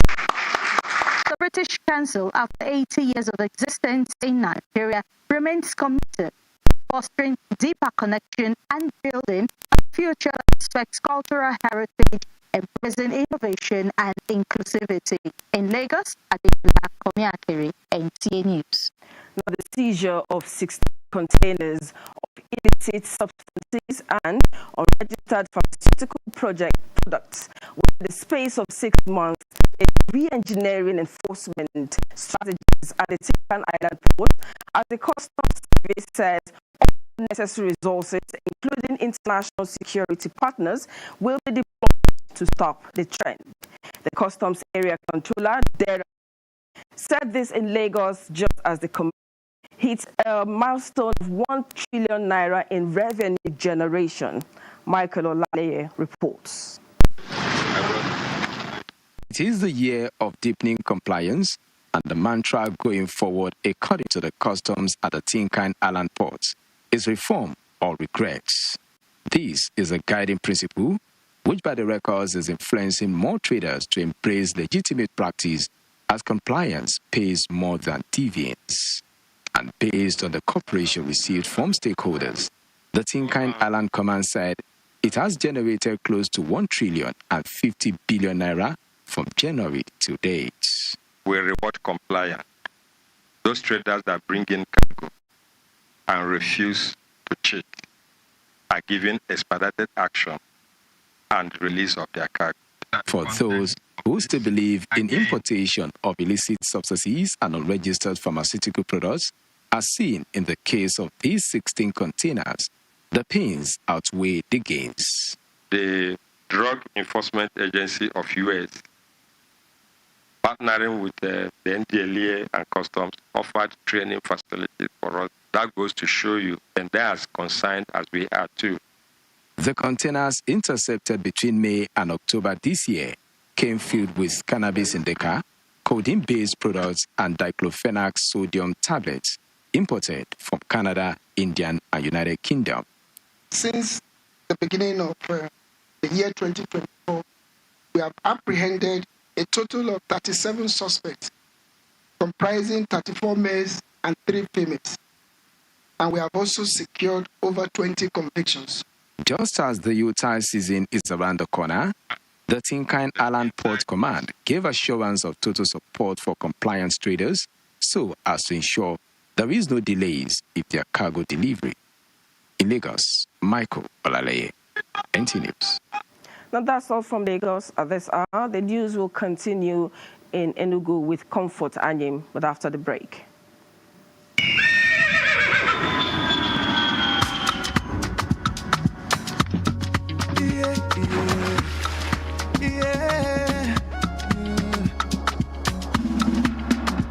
From the Atlantic across the savannah to the Sahara, we rise, a land of the free, we know they tire. We dream great, our spirit is undying. Resilient, rooted like palm tree, we sway in colors, with undying demand. We make solutions, we ignite passion, yeah. Ethnicity is unique, we are more than the solution. We are Nigeria, we are Nigeria, strengthening unity, we know they carry lives. We are Nigeria, we are Nigeria, together live the dream of a land with great destiny. We are Nigeria. I am the real Nigerian. Brought to you by the National Orientation Agency, NOA. This Saturday, West Ham United. Welcome to West Ham.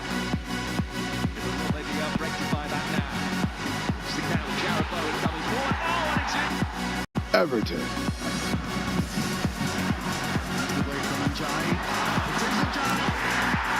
West Ham United versus Everton. Live on Sporty TV. FortiBet sponsors coverage of the English Premier League. Hey Nigeria, ready to breathe cleaner air and save money? Let's talk about gas. Drive with CNG, the smart, cost-effective choice. Fill up for less and travel further. Save money, save the planet. Switch to LPG for cooking. It's cleaner, healthier, and better for environment. Say goodbye to smoke and eye problems. Do you know Nigeria is a gas nation ranked 9th globally with over 209 trillion cubic feet of gas reserve? Gas isn't just for cooking and driving. It powers industries too. Cleaner, cheaper, and more efficient. And the best part, conversion centers are popping up everywhere. It's never been easier to switch to gas. Join the cleaner energy revolution. Choose LPG for cooking and CNG for your vehicles. Clean energy for brighter future. This message is brought to you by the Office of the Honorable Minister of State for Petroleum Resources, Gas, supported by the Nigeria Midstream and Downstream Petroleum Regulatory Authority, NMDPRA. This Saturday, RB Leipzig.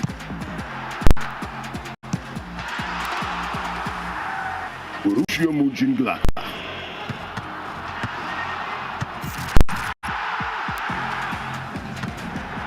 Watch live RB Leipzig versus Mönchengladbach on Sporty TV. Sporty Bet sponsors coverage of the German Bundesliga.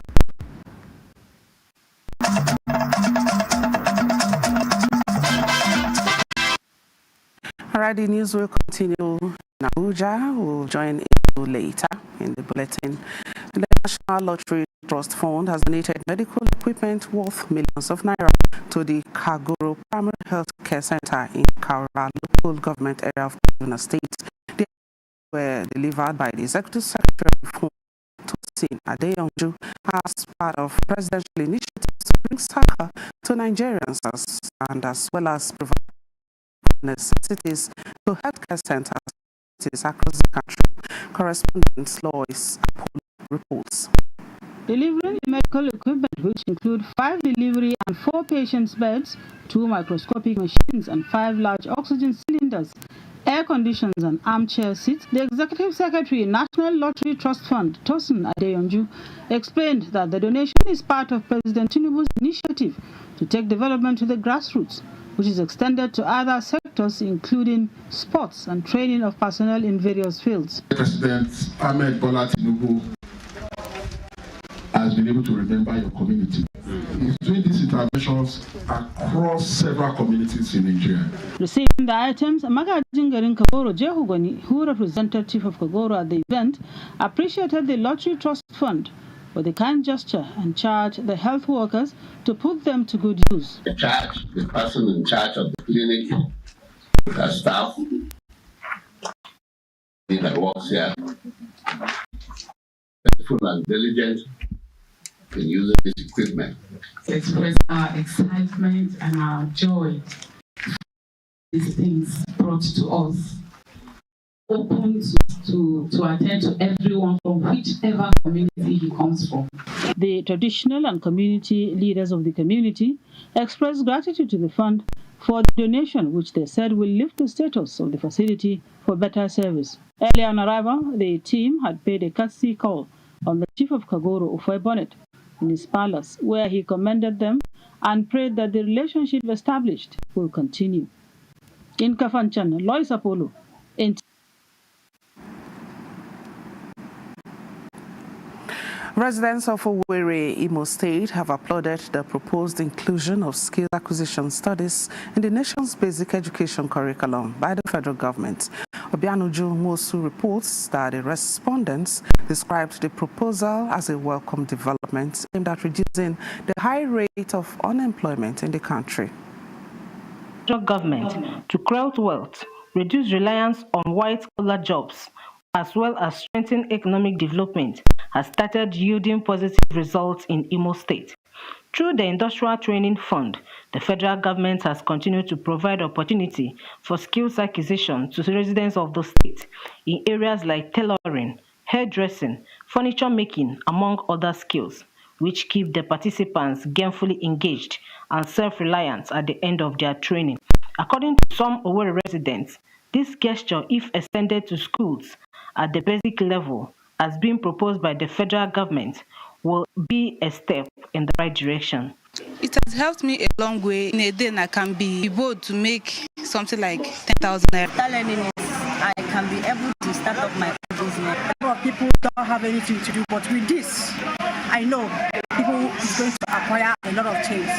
Others made reference to other countries of the world where the practice is already in existence and how it has helped to build their economy while also addressing issues of personal development. Introducing skills acquisition early in life of our curriculum in the school.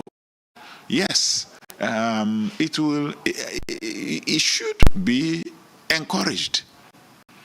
And I think the lowest place to begin to practice this is in the primary schools, because that's where the children begin to understand what it means to have one skill or the other. They propose introduction of skills acquisition training from basic level in schools by the federal government. Many believe will help in no small measure towards molding the future of Nigerian children.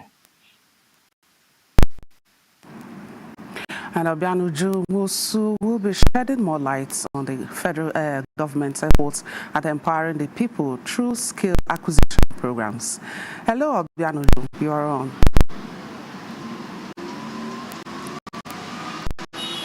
Hello, Ogo. Good evening for having me. Go ahead, tell us more about this. Okay, from the report, you can see that in Imo State, the move to include skills acquisition in primary school and secondary school curriculum is being embraced. The respondents say it is a move in the right direction. They say it will help a child be formed early in life. It will reduce much reliance on white-collar jobs and relieve financial burden from families. And so also, it will make our society to be safe from crime, because once somebody is busy doing something, the person will not engage in crime. And economically, the person that gains these skills will contribute positively to the growth of our economy. What about the target so audience? So that is why they see it as a move that is welcomed. Tell us about the students. How are they feeling about this? Are they embracing it too? Yes, they are embracing it, because not all of them that will sharing institution.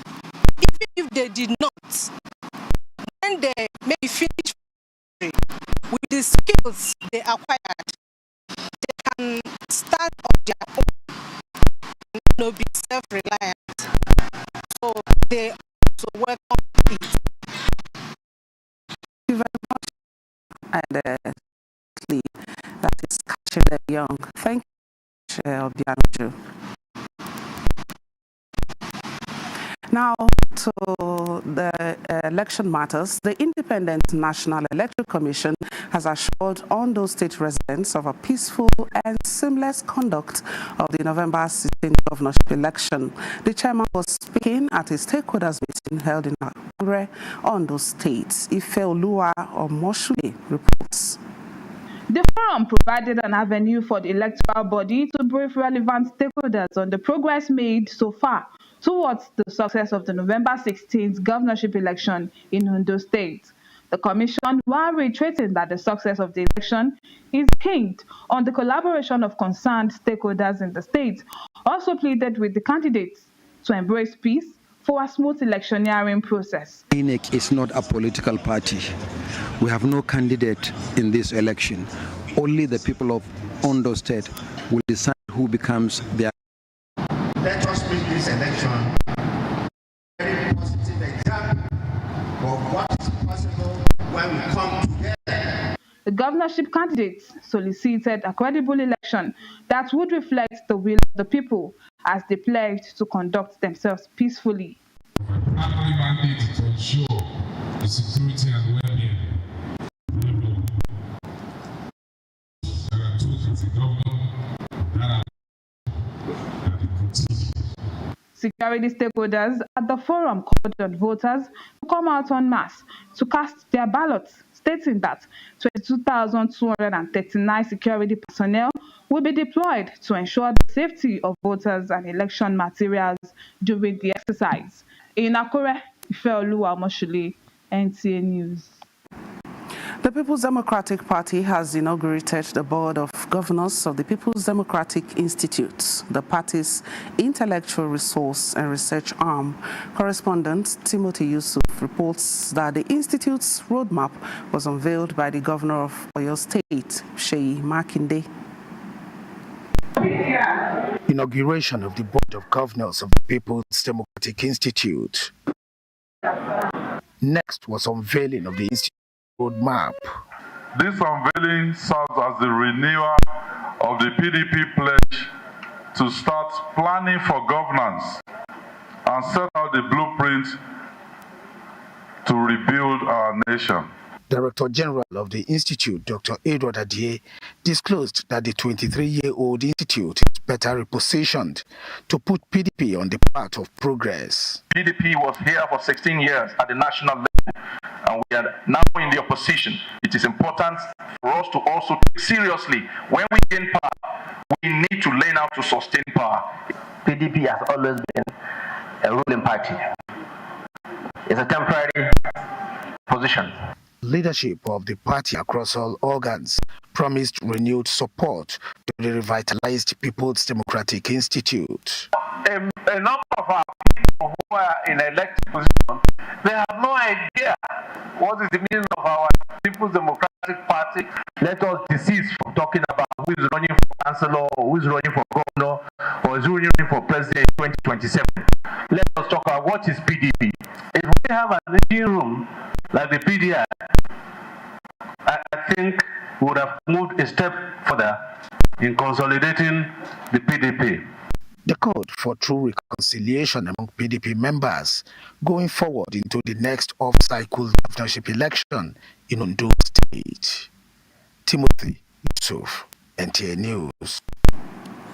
Katsina State Governor Diko Rada says this administration will scale up and sustain the already existing partnerships with professional bodies for mutually assured benefits and also to meet the 2030 agenda set for development of the state.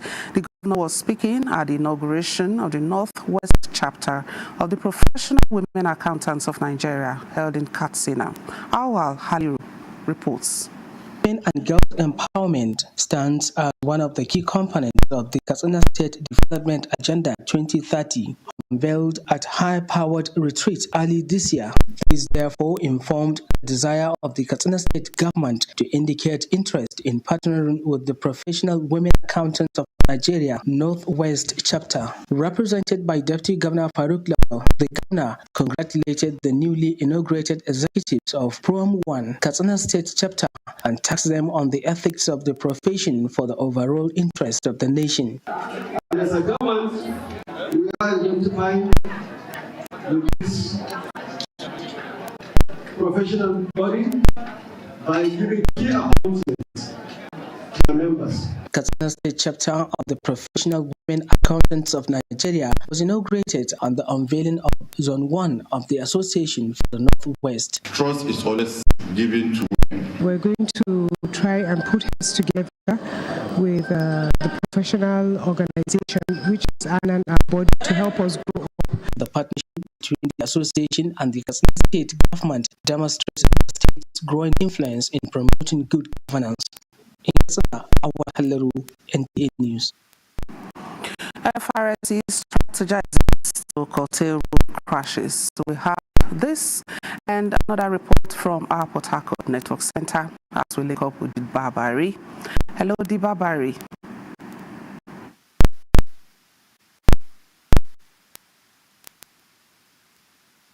Port Harcourt, thank you, Ogo. 5 suspected port vendors have been paraded for their involvement in notorious vandalism of iron steel under the Apron Berg facilities at the Nigerian Port Authority, Port Harcourt. Commissioner of Police, Eastern Port Police Command, Jimo Ibrahim, paraded the suspects alongside other recovered exhibits. Emmanuel Lene reports. The Abonima Wharf is one of the oldest ports in the country but has over time been underutilized. Unfortunately, some vandals have taken advantage of the abandoned port to vandalize critical facilities at the port. The latest is the arrest and parade of 5 suspected vandals whose stalking trade is the vandalism of the facilities. The suspects, now 27th October to 2nd of November, were apprehended after being intercepted in a wooden boat with occupants on board and bearing some particles of steel iron suspected to have been vandalized from underneath quay apron of berths at the port. Other suspects were arrested for allegedly entering the berths with iron cutting equipment to vandalize the steel irons and pipe. Commissioner of Police, Eastern Ports Authority, Jimo Moshood, who paraded the suspects, said some of the suspects jumped into the river upon sighting the Marine Police, and efforts are on to arrest them. During my last press briefing, I did promise the members of the press, the MP management, and the critical stakeholders and investors at the port of a safe and secure environment for marine commercial activities to continue to thrive unhindered throughout the Eastern Port. These have been achieved through the implementation of a coordinated and sustained intelligence gathering, surveillance and observation patrol, vigorous patrol of the NPA waterfront by the Marine Police team.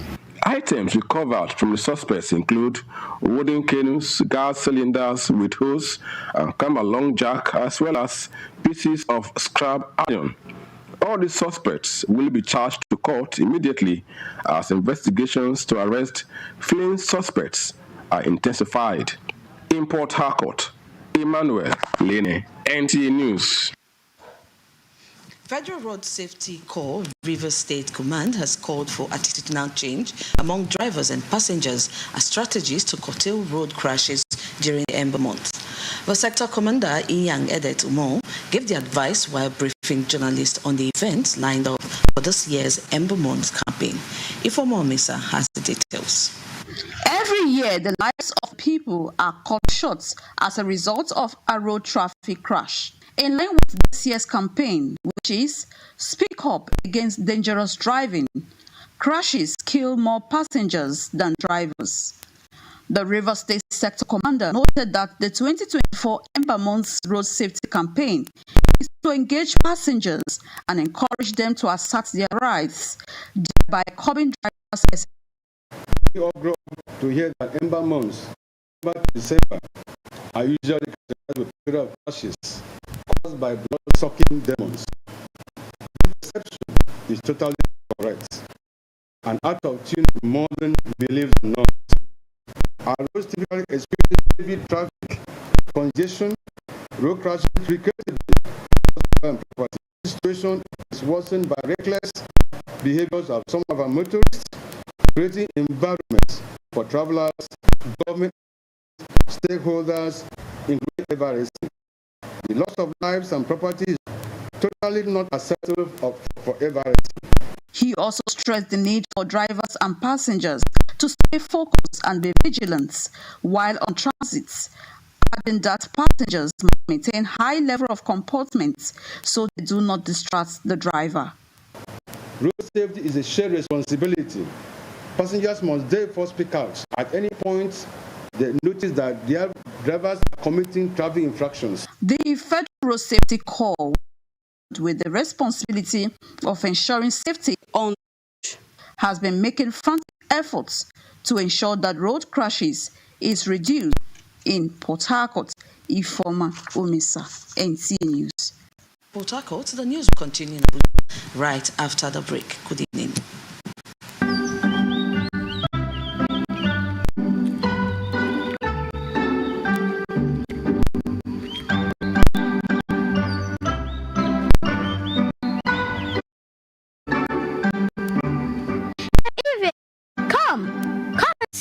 Sales in here. Everything's on discount. Yeah, I saw it already. But you know what? I've been saying focus more on things than just buying. What? Motion growth is awesome. No. Hear me out, Nkechi. We are always chasing after new toys, upgrading gadgets, and buying things we don't really need. But what if we use that money to create something special? Like what? Anything! Instead of getting another fancy pair of shoes, we could start our own cool business together. don't mean we should become entrepreneurs. Exactly! We should use our smart thinking to make something awesome for people. We might even make a big difference in our neighborhood. You know what? You're right. We can learn a lot about money too. Awesome! Let's be the heroes of our own story. Together, we can make a big change and break free from just buying stuff all the time. One right action can make a big difference.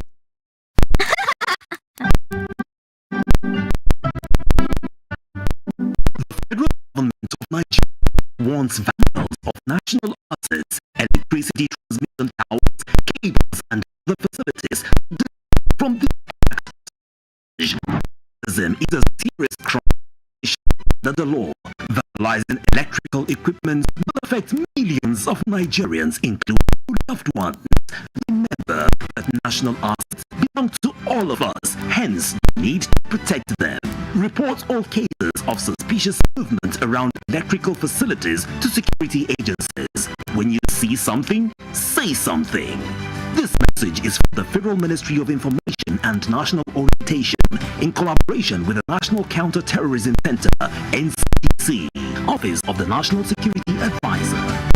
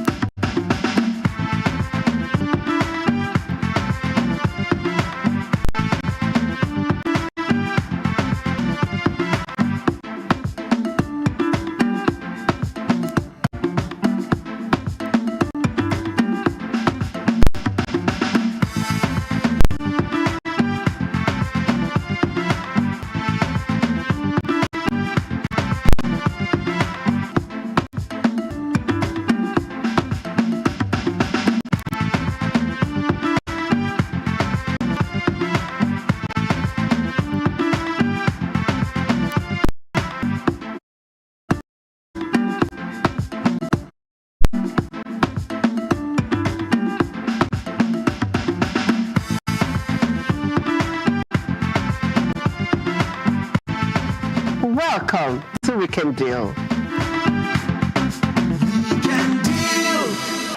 This Sunday, live on Sporty TV.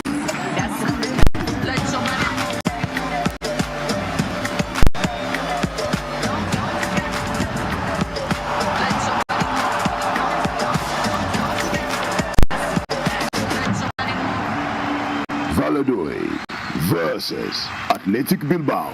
Watch live on Sporty TV. Brought to you by SportyBet. Play with champions.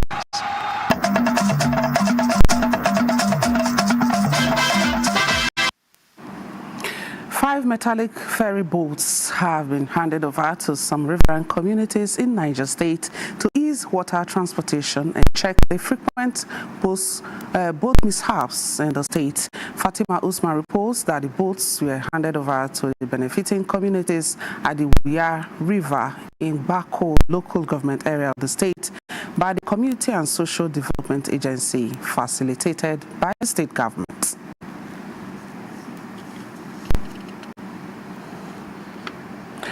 All right, that report couldn't make the bulletin. Okay, that's Nationwide today. Many thanks for watching.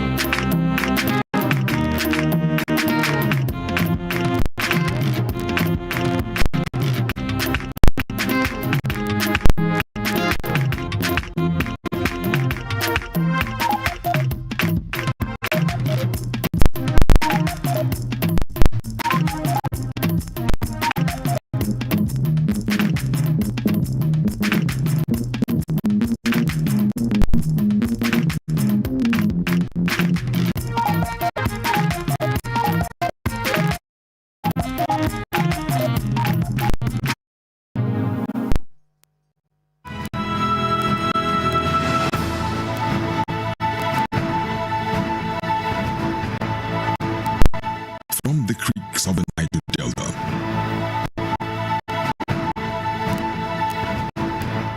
To the breathtaking scenery of the plateau. In noonday, nighttime, we set out to bring to you captivating stories that evoke your emotions. For fascinating documentaries and reports on day-to-day issues with expert analysis, NTA News 24, DSTV Channel 4, GoTV Channel 26, Star Times Channel 101 and 433, and Channel 703.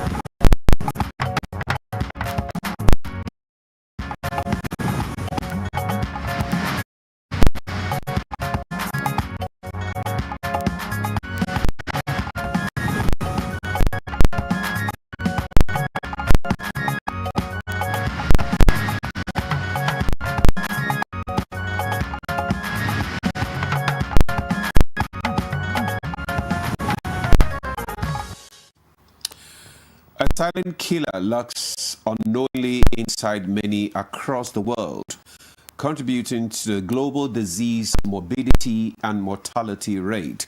Stroke is the brain's equivalent of a heart attack. A study indicates that it contributed to more than 6.5 million global deaths and plunged more than 100 million people into disability across the world. Sadly, that's true, Demola. And studies also reveal that in the last decade, deaths from stroke in high-income countries modestly diminished, resulting in about 42% reduction in stroke burden. But it was hard opposite in middle-income countries, where astonishingly high numbers were recorded. You're right, Yenre. In Nigeria and across many African countries, the increasing burden of stroke has been attributed to transitions largely driven by both rural-urban drift and rapid economic development. It's now fashionable to eat processed foods, high in cholesterol and salt. So many people in these areas are affected in the increased number of stroke patients, and of course in Nigeria. Well, I think I want to agree with you there, but that's not all inactivity. But that's not all. Inactivity and aging are also contributing factors. It is, however, important to also mention that many strokes are preventable. But what is the stroke burden in Nigeria? How can we reduce the burden of the disease on the population? We have some guests joining us shortly to speak on the issues. Welcome. I am Ademola Adi. All right. So maybe I should say okay. All right. You don't get the joke, but you know, right here, you know. It's okay. Just go ahead. I'm Henry John, and I also welcome you to the program. We're reaching you live on the network service of the NTA. We're right here at our headquarters in Abuja. Joining us for the conversation now, we have joining us all the way from Maiduguri, Dr. Musa Joseph Gadzama. He's a consultant neurologist at the University of Maiduguri Teaching Hospital. Many thanks, Dr. Musa Joseph Gadzama. Thank you, viewers, for having me. All right, Doctor, we'll get back to you. We also have with us for the conversation Dr. Christopher Otabo, orthopedic surgeon and MD Alliance Hospital. Many thanks for joining us, Doctor. It's a pleasure to have you again. Thank you for having me. Also from Kano is Dr. Mansour Ramalan. is the consultant physician, diabetologist, and endocrinologist, and first Vice President, Diabetes Association of Nigeria, and Vice President, Association of Clinical Endocrinologists of Nigeria. He is also the chairman of Non-Communicable Diseases Committee of the Nigerian Medical Association. Dr. Ramalan, you are welcome. Good morning, Nigeria. Thank you very much. Dr. Ramalan, let's just start with you. Let's just stay with you and tell us, what do you understand when we talk about stroke? What exactly is stroke? Tell us from your experience, your research, or treating with a stroke patient. What is stroke? You did a very wonderful report on giving an overview of what stroke is. Stroke is actually simply a situation where the brain is unable to receive sufficient blood supply, either as a result of blockage from the blood supply to the brain or rupture of the blood vessel, which is of course one of the causes. And sometimes there are other conditions that may predispose individuals to developing stroke. But by and large, for good reasons, we know that there are certain factors that predispose individuals to developing stroke, which you highlighted some in the report you gave before we started discussing this issue. And of course, number one risk factor for stroke is hypertension. And apart from hypertension, we have things like diabetes and overweight or obesity. We have lifestyle, like cigarette smoking, alcohol intake, and so on. So looking back to discuss what we can do as individuals, community, and healthcare practitioners is geared towards putting effort to reduce these risk factors. Thank you. Yeah. Dr. Tabo. Dr. UO, once again, we want to ask, give us what are the primary risk factors of stroke, especially here in Nigeria? Thank you once again for having me. In Nigeria, the top on the list risk factors for stroke is uncontrolled hypertension. Not hypertension, uncontrolled hypertension. With the word uncontrolled underlined.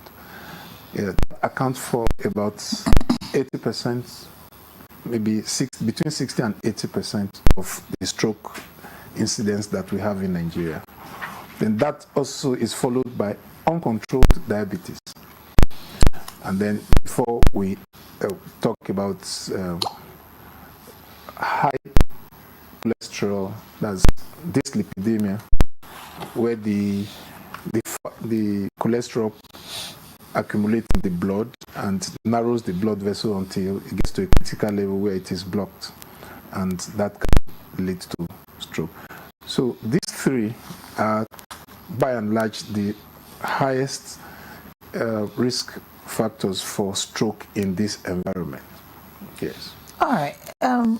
In the definition, from what Dr. Ramalan said and then what the background said, talks about when there's a blockage in the flow of blood to the brain. You know, for a layman who is not a medical doctor and doesn't have any experience with medical practice, besides hypertension, which you've mentioned, which is a risk factor, what could cause that? I mean, it's in the brain. So why would there be a blockage? Okay, so you know the way the body functions, the blood vessels, the brain is very rich with blood vessels and blood supply. It takes so much volumes per minute, and the blood supplies nutrients and oxygen to the brain, and the vessels are in a mesh form. So if there's anywhere where there's a narrowing, or if blood clot forms within or any solid is formed within the blood vessel, then the blood vessel can it can block the blood vessel when it gets to a bend or a smaller caliber vessel. From that point forward, that part of the brain, the blood supplies, will not get blood supply. And then that leads to dysfunction. No, there are two basic forms of stroke. We have the ischemic stroke, which we have just described, when there's blockage of the blood vessel. Then the second one is the hemorrhagic stroke, in which the blood vessel simply ruptures. And there are factors that causes that rupture. Whether hypertension can cause both, because consistent high blood pressure without control affects the nature of the blood vessel. Now, the blood vessel is supposed to be elastic. Whenever blood is coming with pressure, it's supposed to expand. When the blood passes, it comes back. So that elasticity is lost with persistent hypertension. The blood vessel become hardened, so it doesn't yield easily. So with some force, instead of yielding, it cracks, and then the blood comes out from the vessel. And once blood is extravasated, then there will be no supply to the part of the brain that the blood vessel is supposed to be supplying. The same thing with diabetes. It alters the structure of the blood vessel, and it also can cause some roughness within the interior of the blood vessel, and that can lead to blood clots formation, because the blood cells and the content are supposed to be flowing in a very smooth stream without turbulence. But when that smooth stream is lost, then it can predispose to blood clots, and that can lead to stroke. So anything that can lead to stroke, like smoking also affects the interior of the blood vessels. It makes it rough, and then it's predisposed to blood clots. From what you have said, yes, once there's a blockage or there's a disruption in the blood vessels and all of that, can it be rectified? Yes, yes. If stroke has already happened, for the ischemic stroke, yes, if the patient present to the hospital early.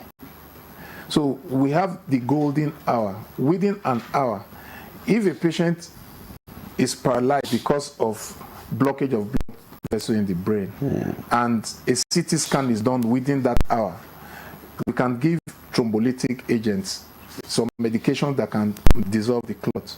The man can walk away from the hospital the next hour or within 12 hours as though nothing happened. But if that golden time is lost and you bring the patient, so the damage has been done, so most likely it's going to be permanent. So stroke is time, especially for the ischemic stroke.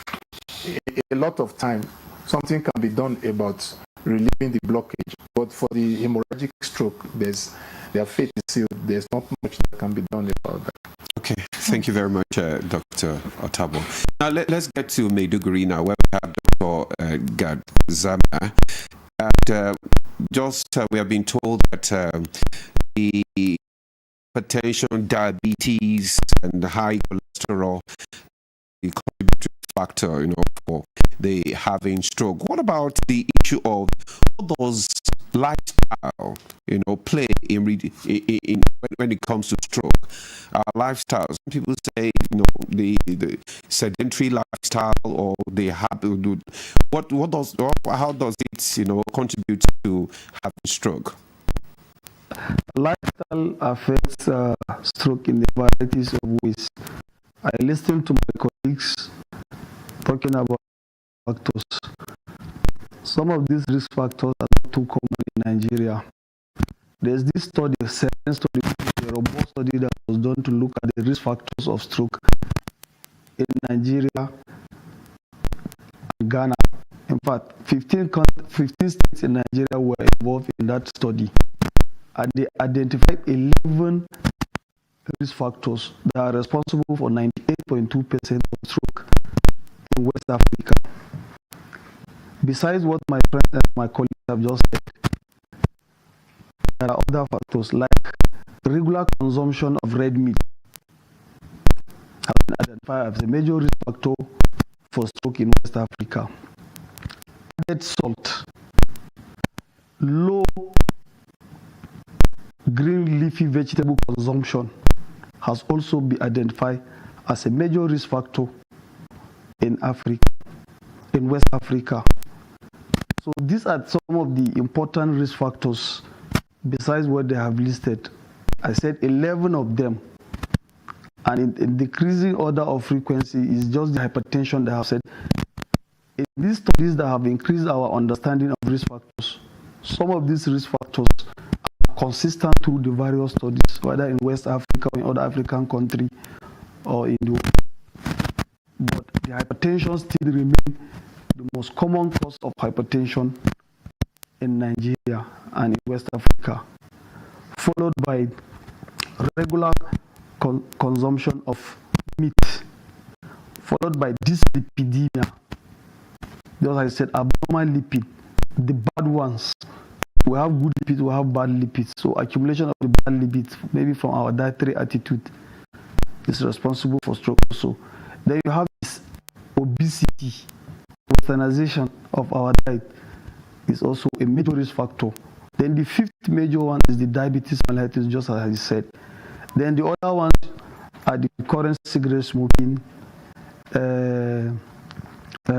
stress is also a risk factor. It has been identified as a major modifiable risk factor. Because when you're talking about risk factors of stroke, there are factors that we cannot do anything about, like age. It is known that as the age increases, risk of stroke increases, especially after the age of 55. The risk doubles after every 10 years. Another factors that we cannot do anything about is gender. Stroke has been shown to be higher in males than female. Then race, it's said to be higher and more severe in the black race. Then family hereditary factors. For one reason or the other, some families have stroke, maybe because of changes in their genetic makeup. And then family history of stroke. So these are non-modifiable risk factors, things that we cannot do anything about. But for us, we need to pay more attention to the modifiable risk factors, things that we can modify. As you can see, hypertension is something we can do something about. Diabetes mellitus is something we can do things about. Diet is something we can do something about. Our physical inactivity is something. Cigarette smoking is something we can do something about, as well as alcohol consumption. So these are modifiable factors. So it is very crucial to consider these factors in developing an effective preventive mechanism that will reduce the burden of stroke in Nigeria. And it is not just better, but it's cheaper. So this is what I can say about the lifestyle modification. If somebody has some of these vascular risk factors, hypertension, dyslipidemia, and diabetes mellitus, all you need to do is control the hypertension, control the blood glucose, and give in statins. And it doesn't cost much. But if somebody has stroke, just like he said, if you have an ischemic stroke that results from blockage of blood vessels, that medication you say you give to go and dissolve it, one of them alteplase is about 1.something million naira. So you can see it's very expensive. Or the tenecteplase is about 600 and something thousand naira. Or are you talking of Neuro 8, which is about, you take for 6 months. The minimum for 1 month is more than 600,000. So it has a huge financial burden on the family members and even the community. So it's a very serious matter, just as suggested by the global health, global disease burden. Like I said, is the leading cause of death besides cardiovascular condition and the most common cause of adult long-time disability. 18 million people are affected globally annually. 6 million die from stroke. 6 million remain permanently disabled and 6 million recover. This is a serious matter. That's why the World Stroke Organization declared stroke as a public health emergency when they started celebrating this World Stroke Day. Thank you. Statistics. We'll come back to you, but let's get back here in the studio. Dr. Tabo, Dr. Gadzama raised some very important points that I'd like you to, speak about. You talked about the fact that more men are affected than women. What's responsible for that? And then could you also tell us, he talked about the world statistics, 6 million die, 6 million remain, in that condition forever, and only 6 million recover. What is the statistics for Nigeria? Thank you. Unfortunately, we're not, I tried to do my research, but we can't really say exactly how many people die from stroke in Nigeria. I saw the statistics in the US. 800,000 people get stroke in the United States in a year, and about 150,000 people die. We can't even know because we don't even do autopsies. Many of the people that die from stroke, you hear people they slept and they didn't wake up. They may have suffered a massive stroke, and because not many people survive stroke to get to the hospital. For the massive stroke, they die at home, or someone is giving a speech and he collapses. And before they rush him to the hospital, he's dead. It could either be a cardiac arrest or a stroke. Or we can say either a brain attack or a heart attack. Because they are almost the same mechanism of action.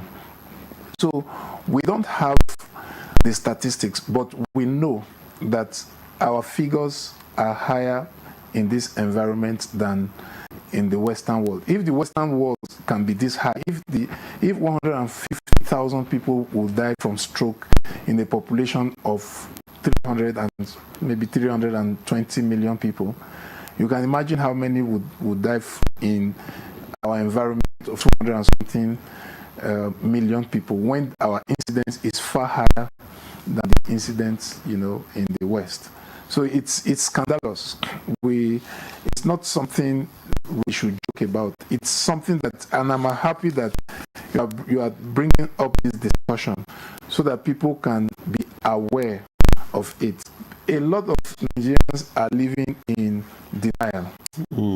And I think it's social-cultural factors. They think that it can never be them. When you tell an average Nigerian person you have hypertension, he will say, no, it's my enemy that has hypertension. So if that person is living in denial, he cannot do something about the hypertension. And then one day he tries to wake to stand up, he discovers that half of the body is paralyzed. And that's the beginning. Over 40% of people that suffer stroke will die within the first 30 in Nigeria. At least that study was done in Nigeria. And numerous numbers of people. I'm even scared to think about the figures. They are humongous. For the question of male, female that you talked about, yes, males are more predisposed to stroke than female. If you look at the risk factors, more men than women. I think fewer women should be a rule of thumb thing. Stress. Stroke, one of the causative factors of stroke is stress. Men are saddled with the responsibility of catering for their families, and so they undergo more stress. And stress leads to production of stress hormones that stresses the body, and it can also predispose to stroke. If there's no money in the house, it's the man that would be thinking about it, So, and that can lead to blood pressure. Not in all cases. In most cases, and that can lead to high blood pressure. That the social stressors tend to stress more men more than women. So, we're not surprised that the incidence of stroke is higher in men than in women, both in terms of lifestyle, alcohol intake, smoking, high blood pressure, and so on and so forth. So the statistics stands to reason. The statistic is very scary, what you have just said this morning, because, from all what you have said and the other guests, it's like one needs to be careful about the lifestyle. Now, we're being told that our Zoom guest from Yenogua is now ready Professor Yaya Obiabo, consultant neurologist, Federal Medical Center, Yenagoa, Bayelsa. Professor Obiabo, you're welcome. I'm happy that the World Stroke celebration for this year has helped us to create more awareness, and NTA is anchoring this in a big way. So, recognition of stroke is the most important step in ensuring a good treatment is effected. When a person suddenly develops weakness on one side of the body, slurred speech, is not able to talk well again, all of a sudden, you might be in a meeting and it can occur. Stroke spares no age and it spares no social class. It can occur anytime. You could be driving and you can be struck by a stroke.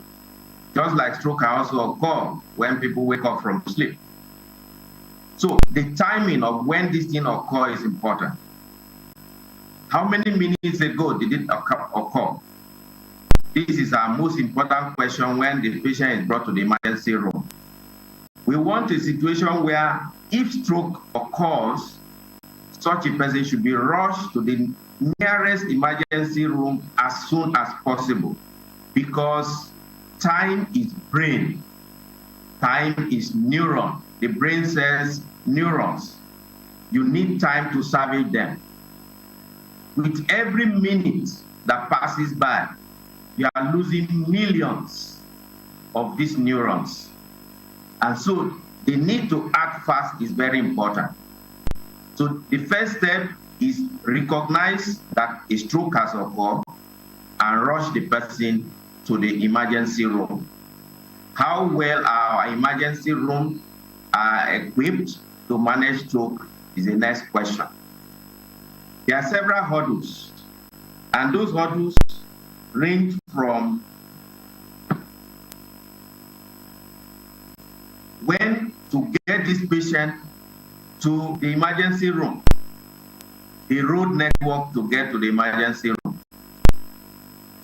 Well, before I go further, our people have a lot of beliefs that harm us from bringing patients with stroke to attention.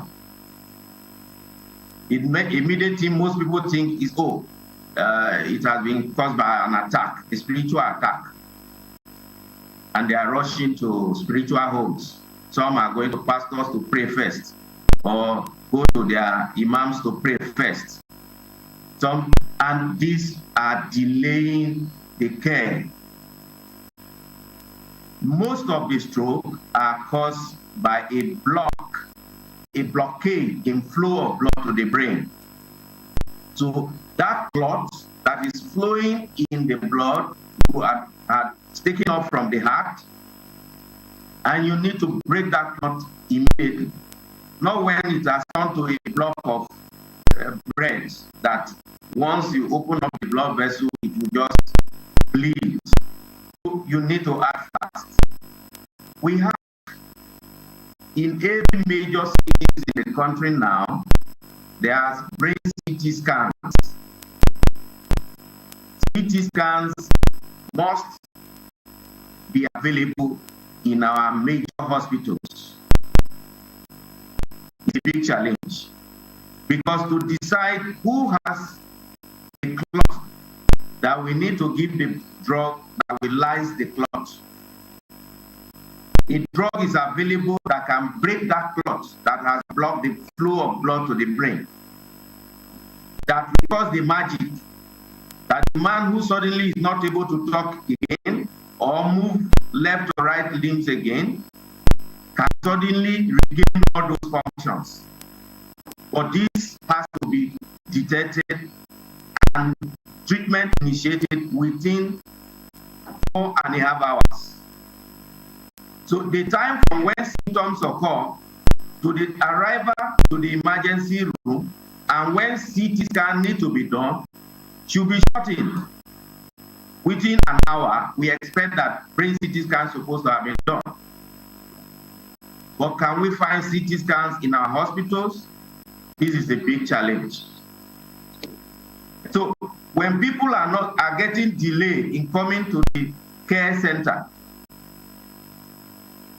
it's taking out of the time to care for stroke. Prof, for your opening thoughts there, you've spoken about so many things there, especially the timing of occurrence and how important it is to have an emergency response. Let's go to our Maiduguri studio now, where we have Dr.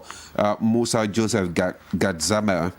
Dr. Gadzama, I just want to find out, because of this issue of screening methods of effective for early effective in detecting stroke detection, and how accessible are they in Nigeria? And also, can you discuss the importance of emergency response, in stroke treatment in this country? Well, screening is very, very important, especially with the high burden of undiagnosed or poorly controlled hypertension. If we want to reduce the burden of stroke in Nigeria, we must find an effective way of screening for hypertension and then effective management for hypertension. Generally, the vascular risk factors are very, very important. The hypertension that we talked about, the dyslipidemia that we talked about, and the diabetes mellitus. These are important vascular risk factors that can be screened for and managed effectively. If you look at other modifiable risk factors, there are lifestyle issues that can be modified by educating the patients, that requires little or no financial implication. So our work as physicians, doctors, is to emphasize on screening for hypertension, dyslipidemia, diabetes mellitus, so that our public health initiatives can focus on these vascular risk factors to reduce the burden of hypertension.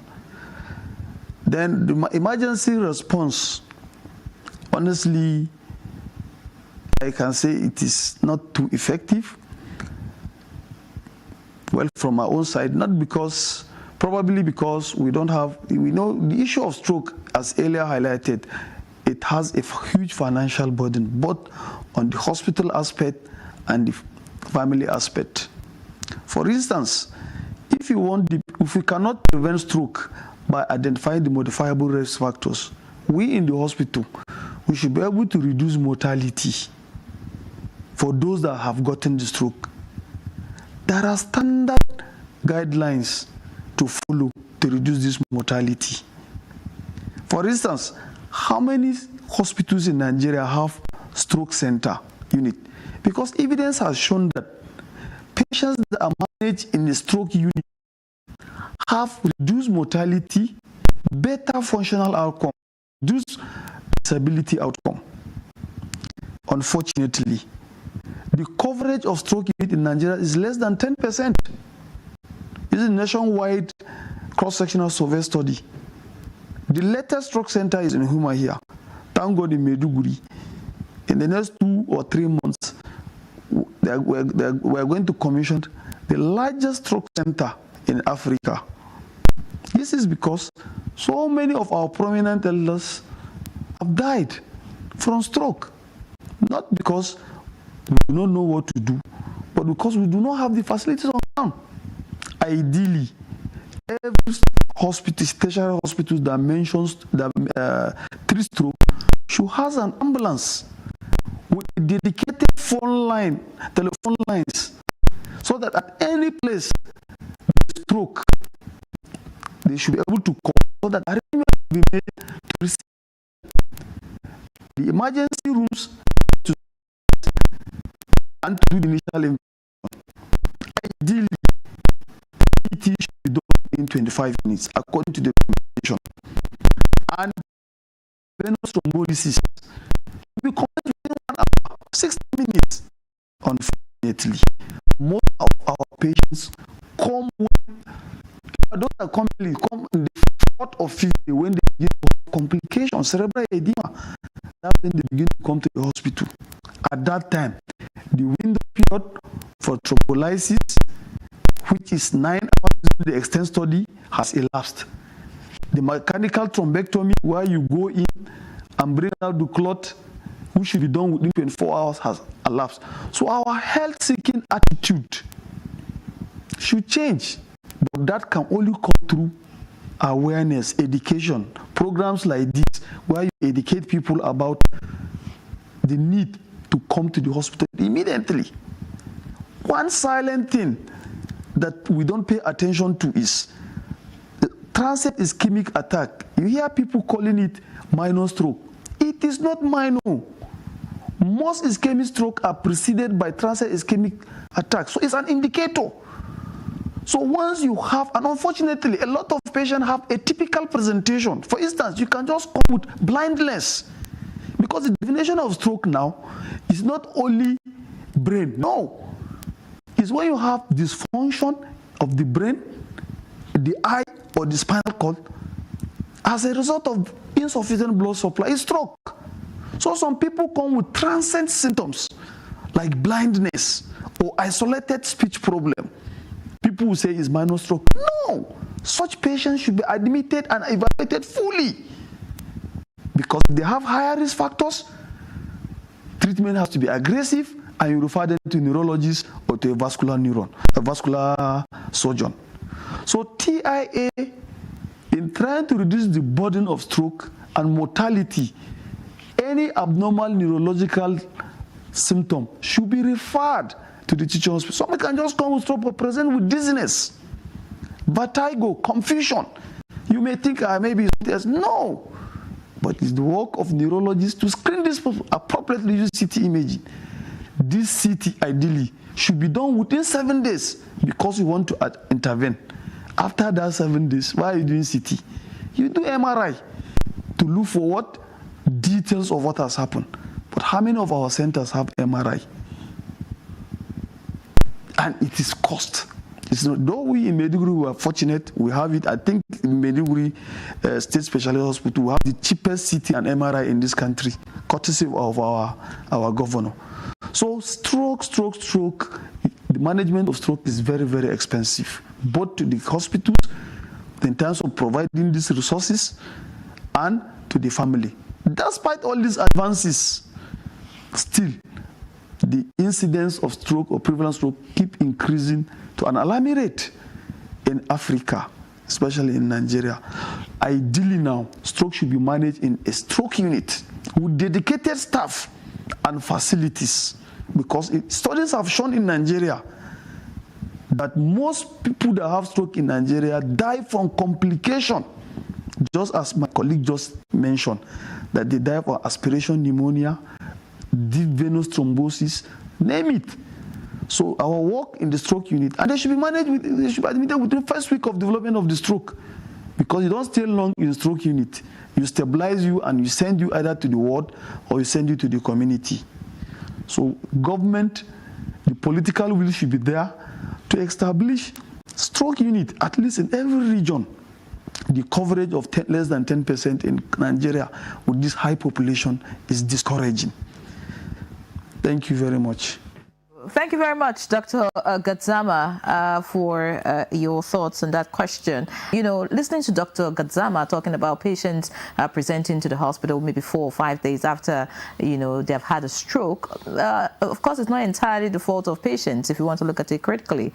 You want to ask, how many functional primary health care centers do we even have in communities? And then access, you know, to centers that have, you know, these advanced, facilities to deal with stroke. Then the question of qualified personnel in this field, how many are still available in the country? Of course, the JACPA phenomenon is with us. So these are, you know, some of the issues. And then I'd like you to, you know, speak on that. And then, of course, the previous question, I also want you to hit on the NHIA, that's the National Health Insurance Act. Is there anything that covers stroke, considering the cost in managing it? Thank you very much for the question. I was talking about treatment of stroke trying to start from the acute response phase, of which most of our patients are unable to meet up because of delayed arrival to the hospital. So one key issue which the recent speaker talked about is the stroke systems of care in Nigeria. We are seriously behind. We need stroke units, stroke center, but unfortunately, even most of our teaching hospitals in Nigeria are what we call stroke-ready hospitals, not up to the standard of stroke units, where all things you need to be put in place in a stroke unit are needed. They fall short of what is called stroke unit. Rather, they meet what we call stroke-ready hospital, where they have the personnel on ground, neurologists may be there, you have the physicians in supporting the neurologists and other teams are available, and there may be CT, but there is no good network of coordination or protocol in place to manage stroke.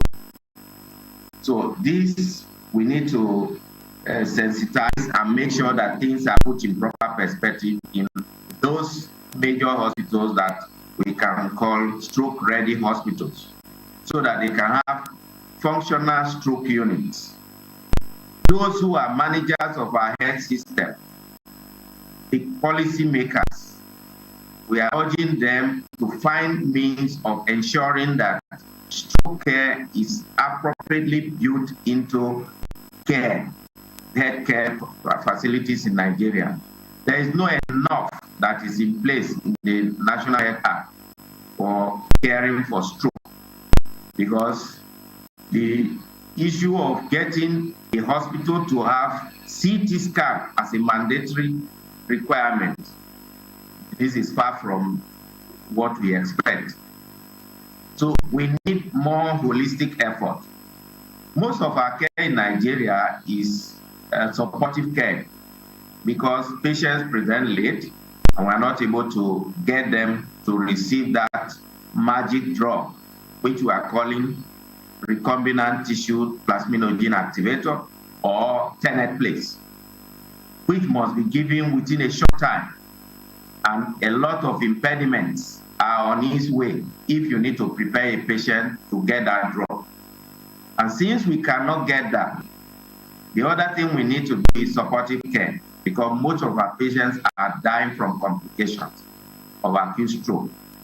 As other speakers have mentioned, the skin care itself, where people lie on one spot and develop bed sores. Bed sores can be a big challenge. People are dying from infections that follow that. The immobility following stroke predispose them to having clots in their veins, what we call DVT, deep vein thrombosis.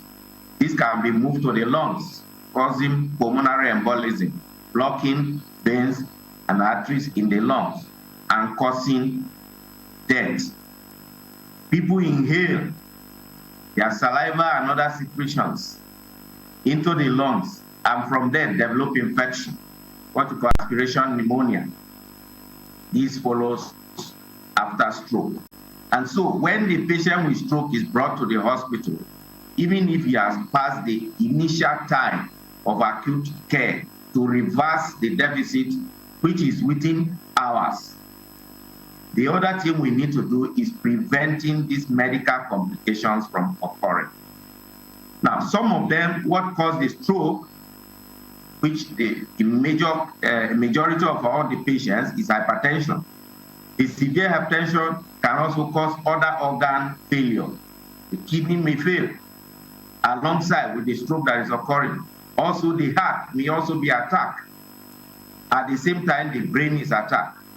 So you need to care for all this holistically and to make sure the patient is revived, resuscitated.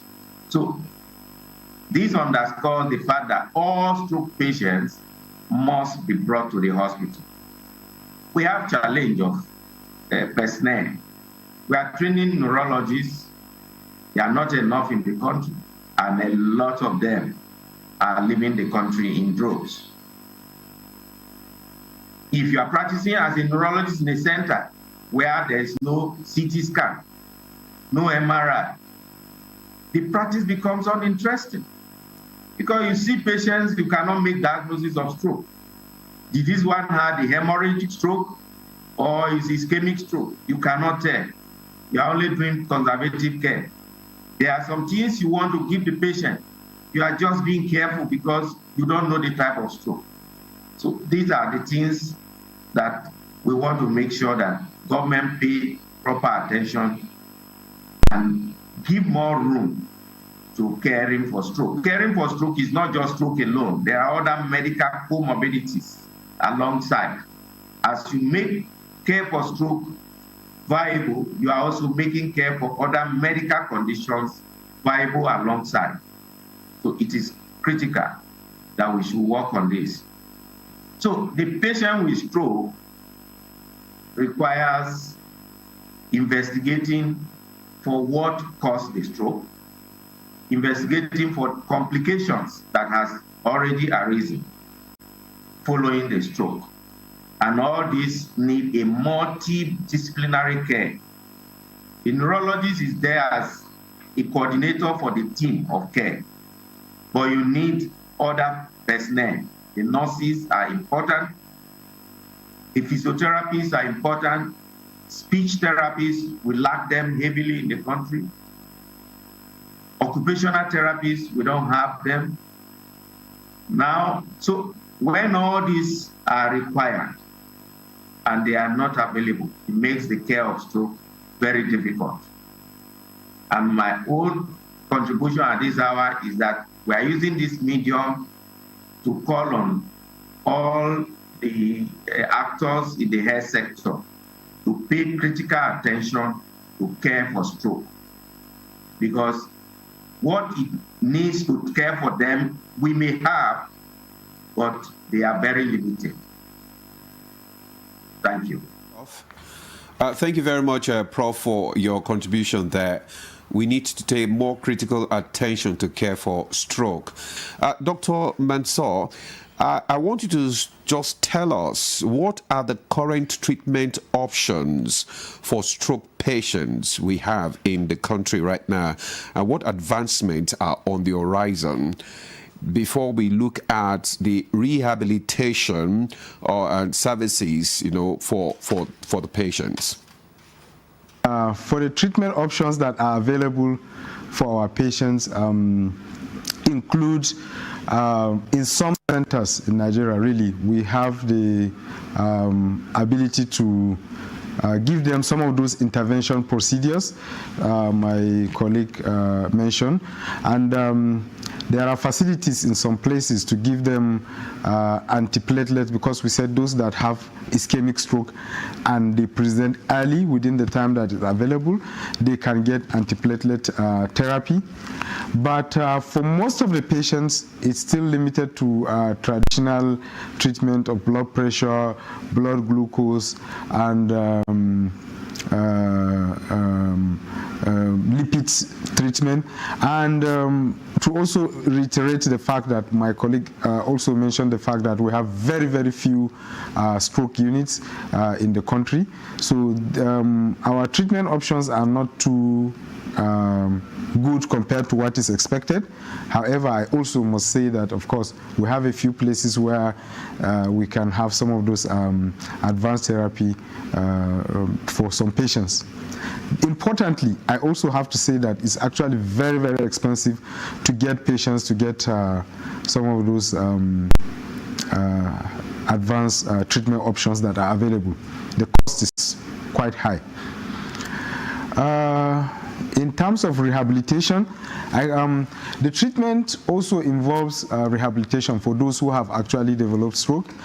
And even for those who have developed stroke, we will still want to control their risk factors. I mean, to have them get very good blood pressure control, to have them get very good blood glucose control if they have diabetes or hyperglycemia, and also to give them some medications that help to stabilize their blood, prevent blood clotting, which are the antiplatelets drugs, and they also get some drugs to manage their blood cholesterol level, those antilipids agent, primarily the statins. So for those who have had the stroke, that is being done to them. And rehabilitation is done to get them to be able to live near normal lives as possible, using sometimes they have to be provided with some aids, speech therapy, and so on. Those are some of the things that are done for them. Again, these things are not available at almost every centers, because I know some places we have some few speech therapies, that help to manage this patient, but I also know in many places these things are not available. So these are part of the challenges that these patients experience due to the nature of our own system. For good reasons, it has been mentioned here, and I would like to emphasize that there is need to also increase the level of awareness and education, is for the fact that people need to understand what this disease is, how patients present, because sometimes people keep their relatives with them for a longer time than necessary before they present to the hospital. And sometimes some of the practices that are being done around the time that patients develop stroke, like trying to feed them with traditional concoctions, could be harmful to the patients, and those are some of the things that actually worsen the outcome of some of those patients that develop this disease condition. So I think programs like this can provide an avenue to educate the people and provide information that is useful, so that people can understand what they need to do when a relation is found in that kind of condition. And that helps the healthcare system as well, because if we reduce the burden of those problems and the complications that can arise from them, we are likely to reduce the stress or the strain on the healthcare system and the burden the system suffers. On the final note, I want to use this medium to appeal to the government to assist in helping to create necessary awareness to the patients, and also to support the system, the healthcare system, in establishing some of these stroke units and centers with some of the high-tech equipment. And finally, for the National Health Insurance Agency to also chip in to intervene and make some of these medications a bit more affordable and accessible to patients. Thank you. Dr. Mansour Ramalan, consultant physician, diabetologist, and endocrinologist, and first Vice President, Diabetes Association of Nigeria, and Vice President, Association of Clinical Endocrinologists of Nigeria, also Chairman, Non-Communicable Diseases Committee of the Nigerian Medical Association. It was a pleasure to have you on the program. Many thanks for joining us. All right, we also want to appreciate Professor Yahaya Obiabo, consultant neurologist, Federal Medical Center, Yenagwa, Bayelsa State. Thank you for joining us for the conversation. And of course, Dr. Musa Joseph Gadzama, consultant neurologist, University of Maiduguri Teaching Hospital. It was a pleasure to have you join us. Finally, of course, very importantly, Dr. Christopher Otabo, orthopedic surgeon and MD, Alliance Hospital. Many thanks for being our guest again today. We appreciate you. Yuri, I think you have to, it's advised that women should take it easy on men to reduce the stroke. So, well, I think it's both ways. I think it's both ways. Men take it easy on women, and women take it easy on men. Just take it as the pressure is much. So let's just reduce that pressure. We thank you for joining us. I am Ademola Adeoye. I'm Yanre John. Take care of your health.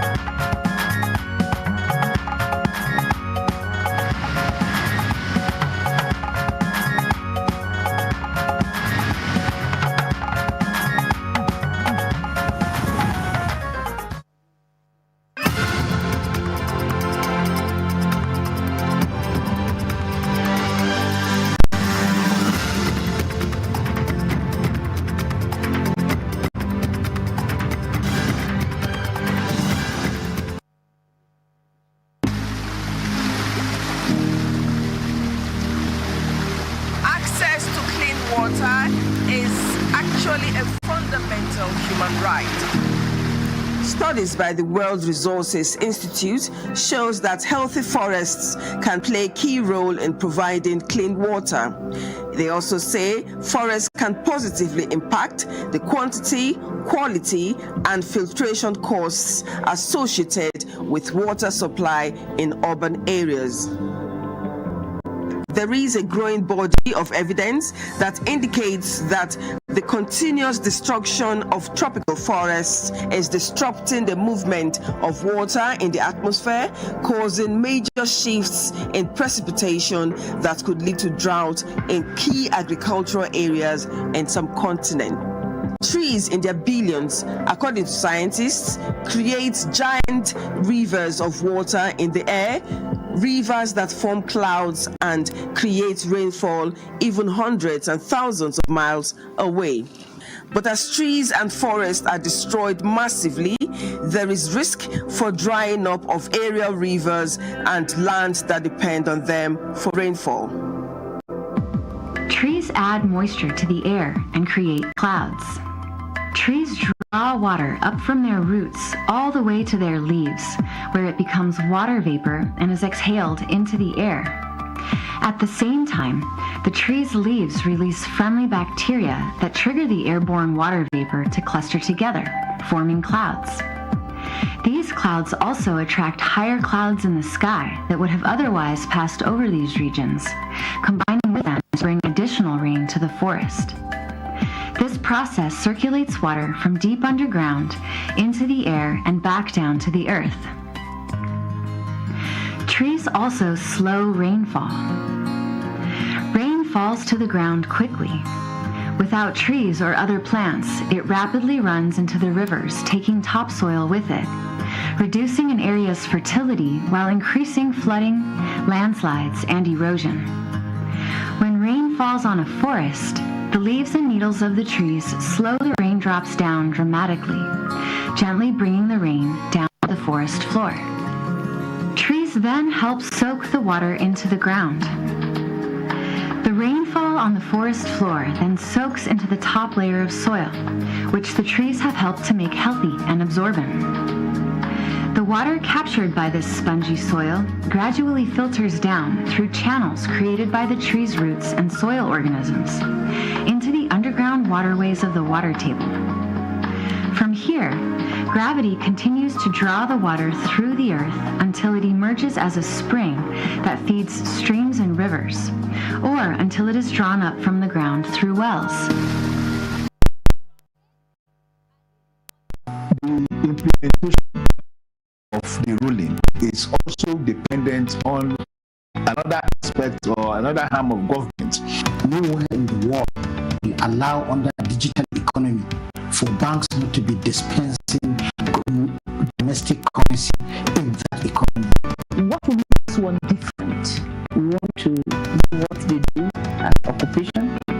All of these are attributes that questions have been designed to investigate. In a few years to come, we see that we are all around their own crannies and everywhere in Nigeria telling people to cooperate. Welcome to Nigeria today.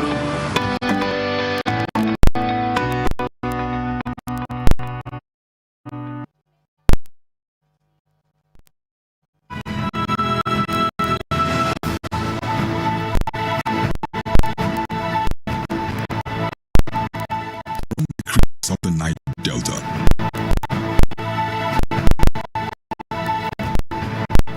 To the breath.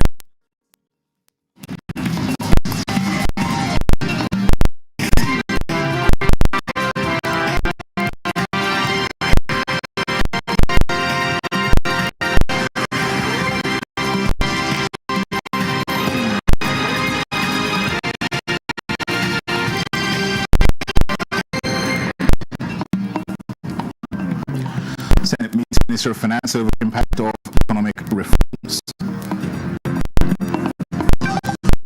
A basis for growing the economy, a basis for attracting investment, productivity, encouraging creation of jobs.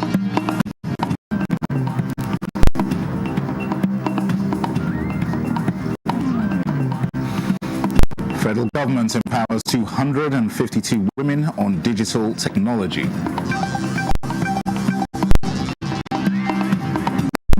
Pursue and develop their career in technology and become innovators, leaders, and entrepreneurs.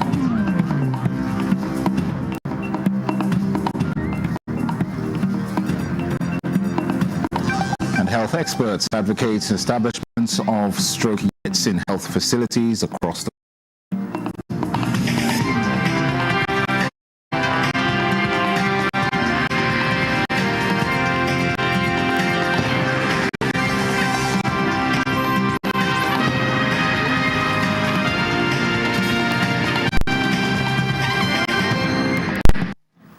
Hello and welcome to the news desk at 6 on NTA News 24. We're live in Abuja. I am Dennis Adekunloye.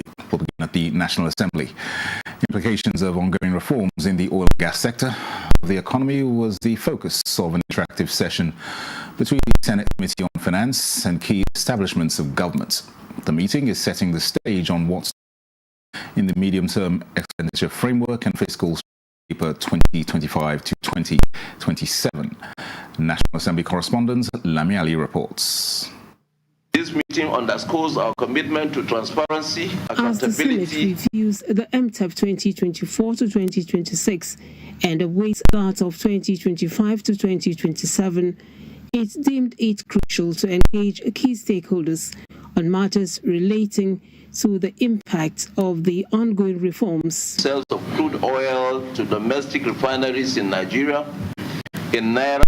Additionally, we will examine shortfalls in NNPCL revenue remittances, focusing on key areas such as foreign and domestic excess crude accounts, the signature bonus account, NNPCL cash call account, and any outstanding unremitted revenue linked to under-recoveries. The Minister of Finance said the federal government appreciates the understanding demonstrated by Nigerians, with assurances that results have started emerging. The economic reform, once in place, portend additional revenue for government, recovery of the finances of NNPC, and a basis for growing the economy, a basis for attracting investment, increasing productivity, encouraging creation of jobs. The meeting continued behind closed doors. In another development, a public hearing convened by the Senate Committee on Solid Minerals to collate views on the proposed establishment of the Nigerian Mine Rangers Service saw most ministries, departments, and agencies of government expressing reservations. Consider and adopt the Special Mine Surveillance Task Force and its standard operational procedure as a better alternative. There are other agencies that are already doing what this bill intends. We have made our submission, and that is our stand, that the bill should not be allowed to go. The proposed agency seeks provision of personnel to monitor and patrol mining areas in Nigeria. With its vast potential, the sector deserves every necessary policy attention and legislative intervention to fast-track its full exploration. Let the process of exploiting and extracting this wealth it shouldn't be detrimental to life and humanity. Create these rangers that will monitor from community to community, engaging our traditional rulers. A 1-minute silence was observed at the public hearing in honor of the late Chief of Army Staff. From the National Assembly, Lami Ali, NTA News. 252 more women drawn from across the country have been trained and empowered by the National Information Technology Development Agency in collaboration with the Renewed Hope Initiative.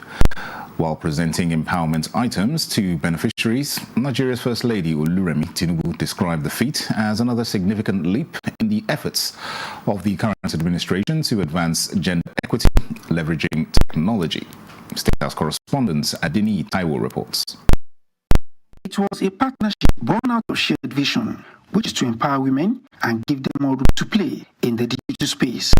The vision showed its first breath on August 21, 2023, when a set of 35 beneficiaries drawn from the FCT underwent a 5-day ICT training with renewed hope initiative, providing the platform and beneficiaries, while the National Development Agency NITDA offers and training.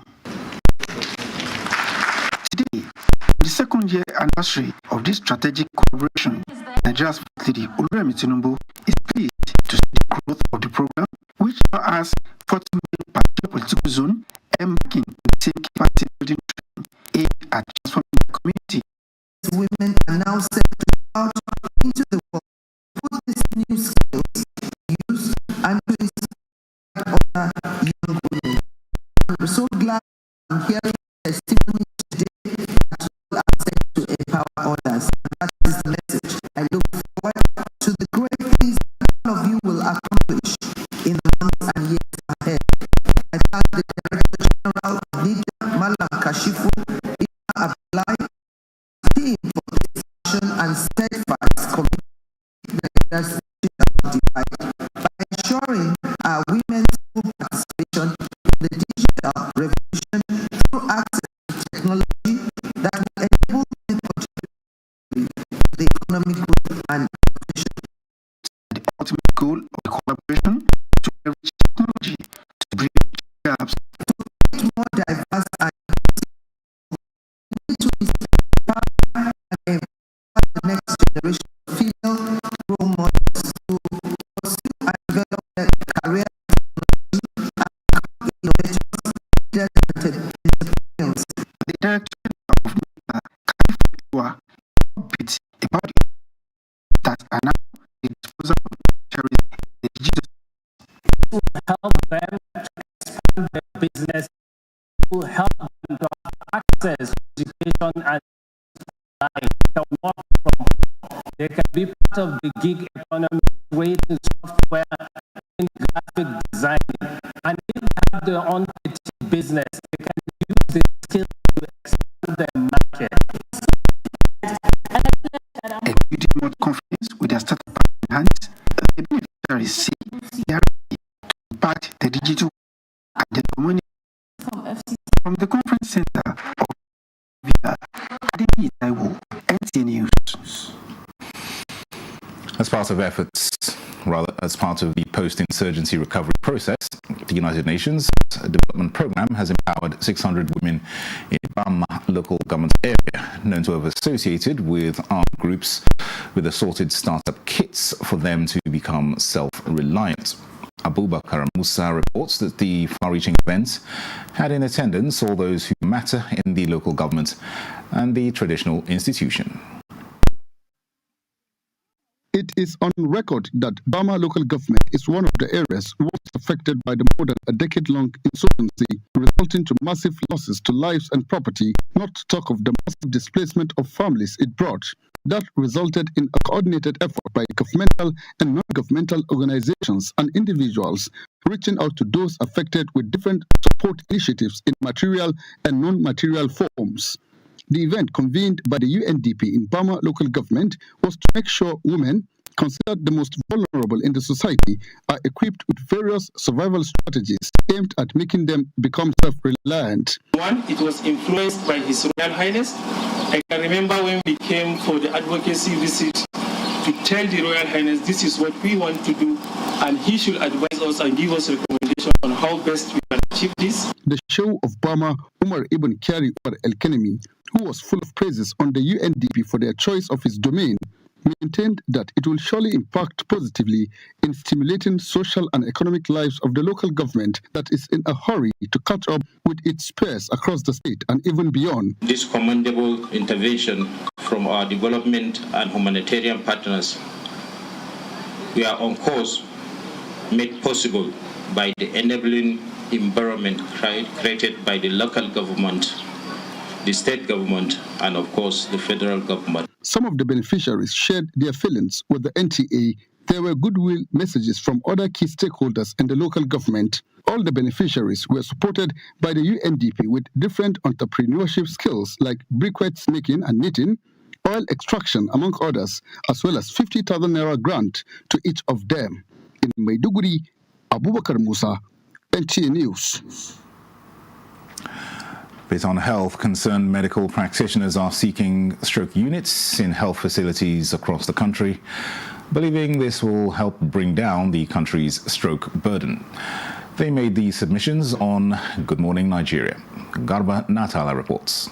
The incidence of stroke or prolonged stroke keep increasing to an alarming rate in Africa, especially in Nigeria.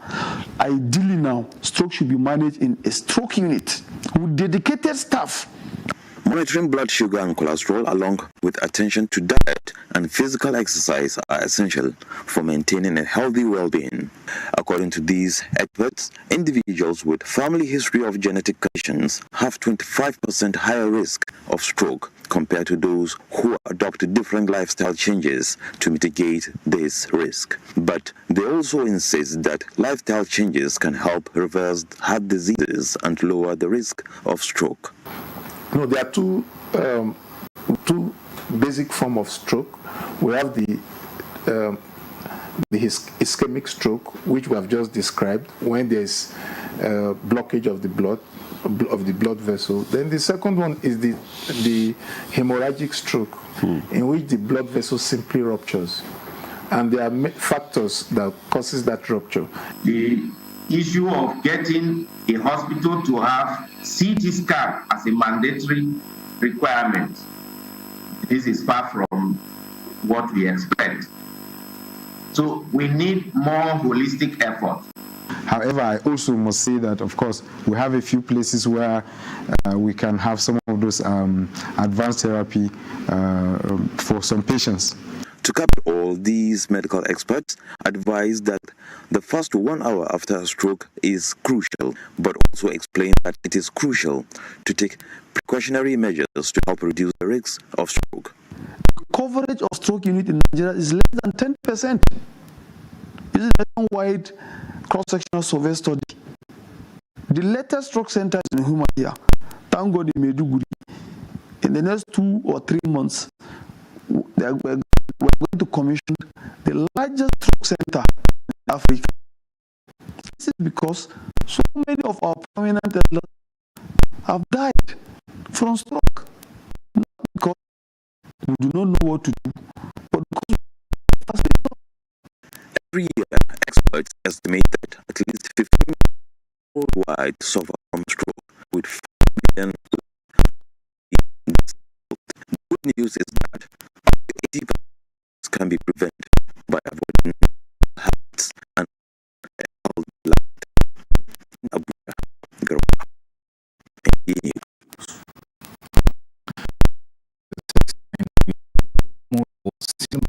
Stay with us.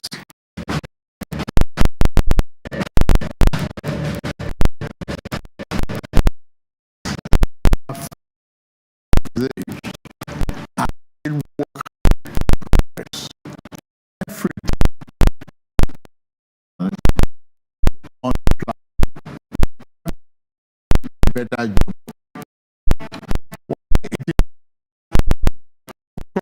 What I left alone, and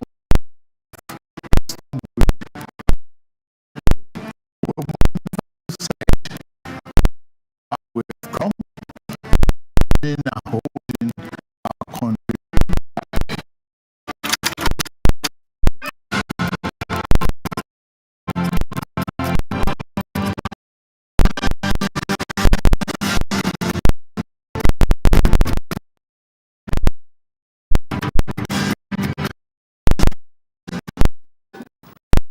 Welcome back. 5 vandals have been raided for their involvement in notorious vandalism of iron steel.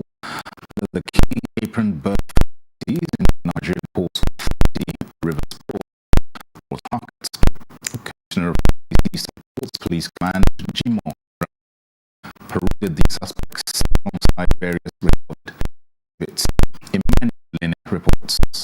The Abonema is one of the country but has over time underutilized. Unfortunately, some vandals have taken advantage of the abandoned port to vandalize critical facilities at the port. The latest is the arrest and the 5 suspected vandals whose stalking trait is the vandalism of the port facilities. The suspects, nabbed between 7 October to 2nd of November, were apprehended after being intercepted in a wooden boat with occupants on board and bearing some particles of steel iron suspected to have been vandalized from underneath quay apron of berths at the port. Other suspects were arrested for allegedly entering the berths with iron cutting equipment to vandalize the steel irons and pipe. Commissioner of Police, Eastern Ports Authority, Jimo Moshood, who paraded the suspects, said some of the suspects jumped into the river upon sighting the Marine Police, and efforts are on to arrest them. During my last press briefing, I did promise the members of the press, the MP management, and the critical stakeholders and investors at the port of a safe and secure environment for marine commercial activities to continue to thrive unhindered throughout the Eastern Port. This has been achieved through the implementation of a coordinated and sustained intelligence gathering, surveillance and observation patrol, vigorous patrol of the NPA waterfront by the Marine Police team. Items recovered from the suspects include wooden canoes, gas cylinders with hose, and come-along jack, as well as pieces of scrap iron. All the suspects will be charged to court immediately as investigations to arrest fleeing suspects are intensified. In Port Harcourt, Emmanuel Lene, NTA News.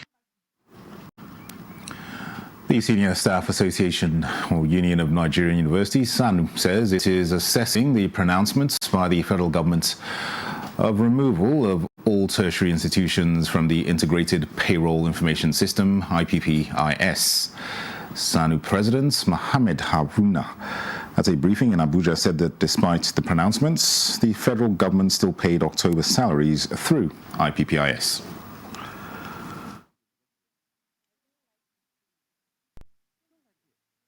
And we are waiting to see. Our October salary was paid through IPPIS. So we are waiting to see November whether there could be a departure from that. So if our exit from IPPIS is in tandem with our aspiration of having financial stability, for having our autonomy in terms of funding and operations, we are the most delighted, and we will be happy to celebrate that. We are revisiting the matters of our outstanding 3 months withheld salaries, the 50 billion naira and allowances, areas of our 25-35% salary increment. We recognize that the government has begun payment of 1 month from the 4 months withheld salaries, and we are hopeful that this marks the progress towards fulfilling these commitments. The SANU president expressed concerns over pending agreements with the federal governments. As the Fiscal Responsibility Mission Awareness and Sensitization Program continues, experts accountability and transparency in public finance management. Details with Alika Okmanachi Arwa. A program organized by the Fiscal Responsibility Commission aims to promote fiscal discipline and responsible spending of public finance in government agencies. While Day 1 highlighted the importance of domesticating fiscal responsibility agencies in states and local governments across the country, Day 2 focused on awareness, on accountability and transparency. The participants are very active. The paper presentations are very incisive. It is also interactive. The people in fiscal responsibility are under a lot of pressure. They have to deal with other agencies, and there is high tension. There's accusations, you're not remitting enough, you're not responding to our demands and all that. So that is where I see that they need to manage their own emotions, to deal with state governments, local governments, and agencies. Analysts also stressed the importance of technology in promoting transparency, in addition to mechanisms that are crucial for preventing corruption and promoting good governance. To prevent corruption, put in place for checks and balances,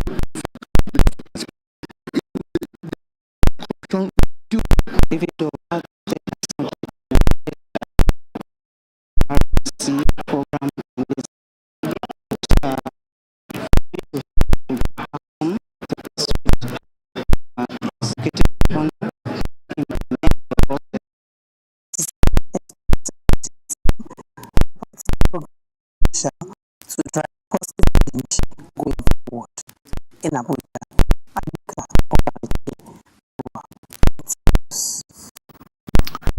We're watching the news at 6 on NTA News 24. Is a recap of our stories. Federal Minister of Finance, impact of economic reforms.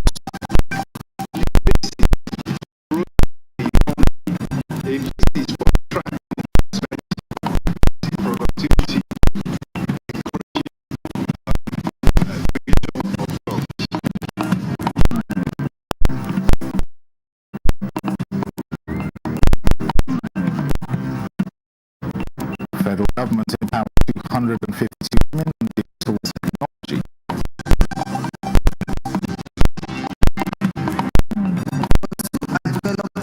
Career in technology and leaders and entrepreneurs.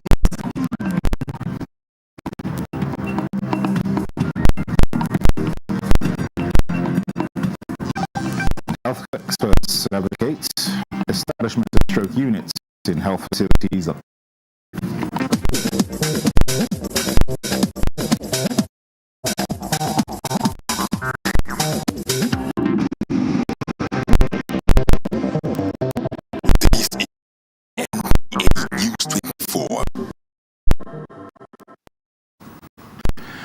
Now, in life's fleeting journeys, some leave an indelible mark that makes their loss all the more profound. Lieutenant General Taoreed Lagbaja, late Chief of Army Staff, such person. In this report, Superior Clinton reflects on the life of the man whose untimely death is not only heartbreaking, but deeply felt across the armed forces and the nation.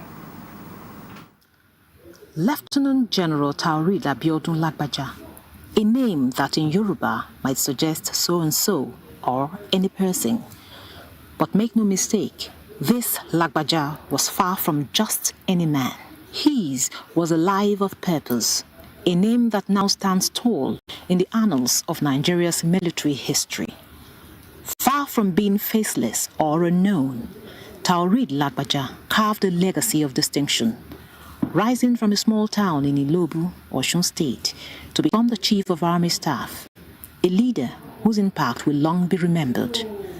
Born on February 28, 1968, Lagbaja lived a life defined by service, not self. His name may have hinted at anonymity, but his actions always spoke volumes. Whether leading troops through counter-terrorism missions or mentoring the next generation of military officers, Lagbaja stood out as a man of great integrity, someone who transformed the idea of just any person into someone extraordinary. In the heat of battle, his cool-headedness inspired his soldiers. He led with empathy, understanding that real leadership isn't about commanding fear, but about earning trust. His vision for the Nigerian army was one of modernization, welfare, and unity, principles that will continue to shape his future long after his passing. So, while Lagbaja might suggest a man without identity, in reality, Taoreed Lagbaja was a man whose name will never be forgotten. He was a true patriot, a warrior with a heart, and the leader who turned every challenge into an opportunity to serve Nigeria. As we reflect on his life, we celebrate not just the man behind the name, but the hero who ensured that this Lagbaja was anything but ordinary. Lieutenant General Taoreed Lagbaja, a name that reminds us that names may be given, but greatness is earned. In Abuja, Superior Clinton, NTA News. Right, an inspiration. That concludes the news desk at 6 on NTA News 24. Thanks for watching. I'm Dennis Adegunloye.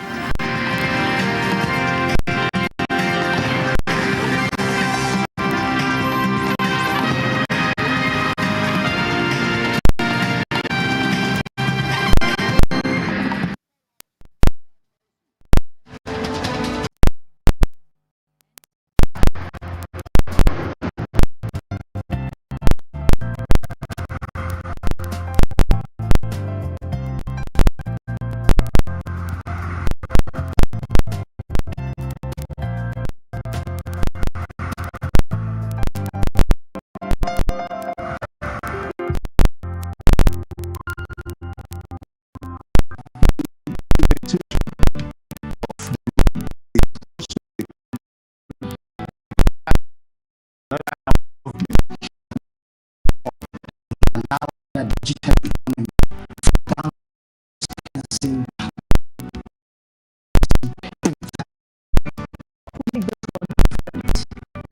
know what they do as occupation. All of these are attributes that have been designed to mitigate.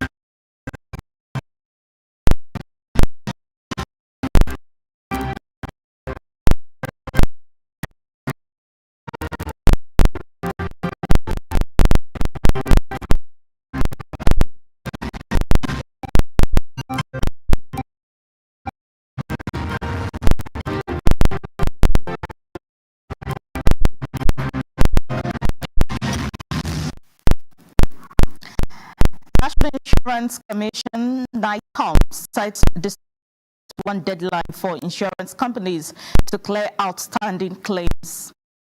U.S. Federal Reserve and Bank of England cut rates for second straight meeting to support economy.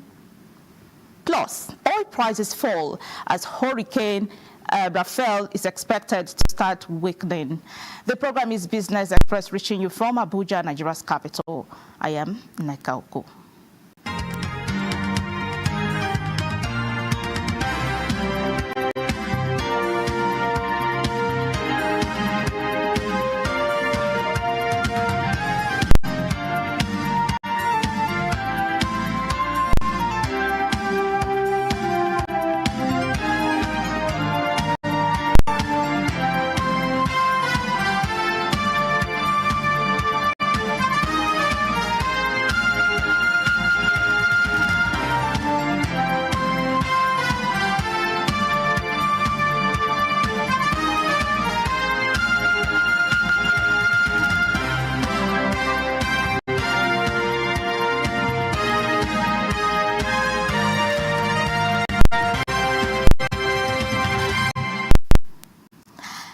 The federal government says it is partnering with development partners to deepen financial inclusion, critical to achieving inclusion, participation in these social investment programs.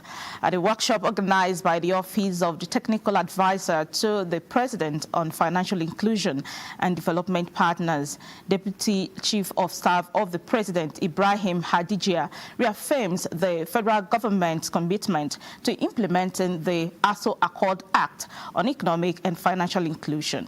Musa Abubakar reports.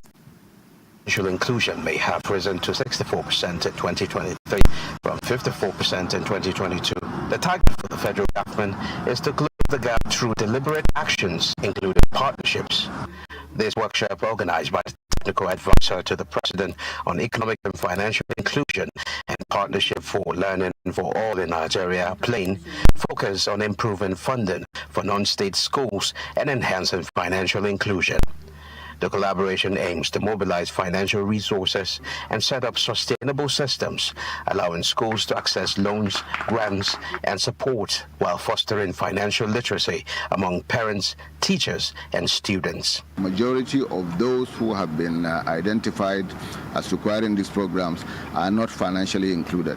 So we need to work very closely with stakeholders, humanitarian affairs, to ensure that we ramp up the pace of extending financial inclusion. Is in line with the present administration's agenda to brainstorm and see what are the areas, how we can do alignment of our strategy to support this financial inclusion. This initiative seeks to empower communities and build a future where every child has access to quality education. In Abuja, Abubakar, NTA.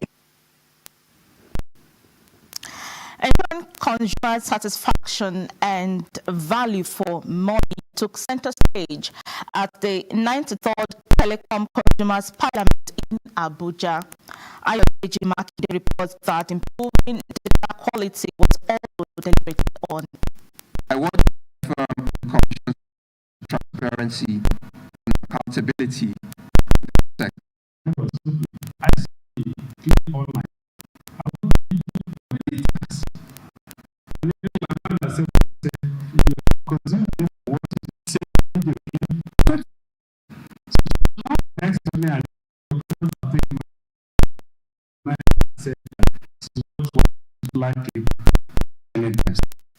The National Insurance Commission has issued a directive to insurance to set all outstanding claims on 2024 aimed at this mandates the head of communication and stakeholder committee, insurance committee, in Lagos, which insurance committee on for insurance, Shekun Omochain, of maintaining sound industry practices by prioritizing claim payments. The Federal Reserve calls a benchmark by a quarter percentage point Thursday, extending efforts to keep the U.S. economic expansion on solid footing. Officials voted unanimously to lower the federal funds rate to a range of 4.5% to 4.75%. The adjustment follows a larger half-point cut in September.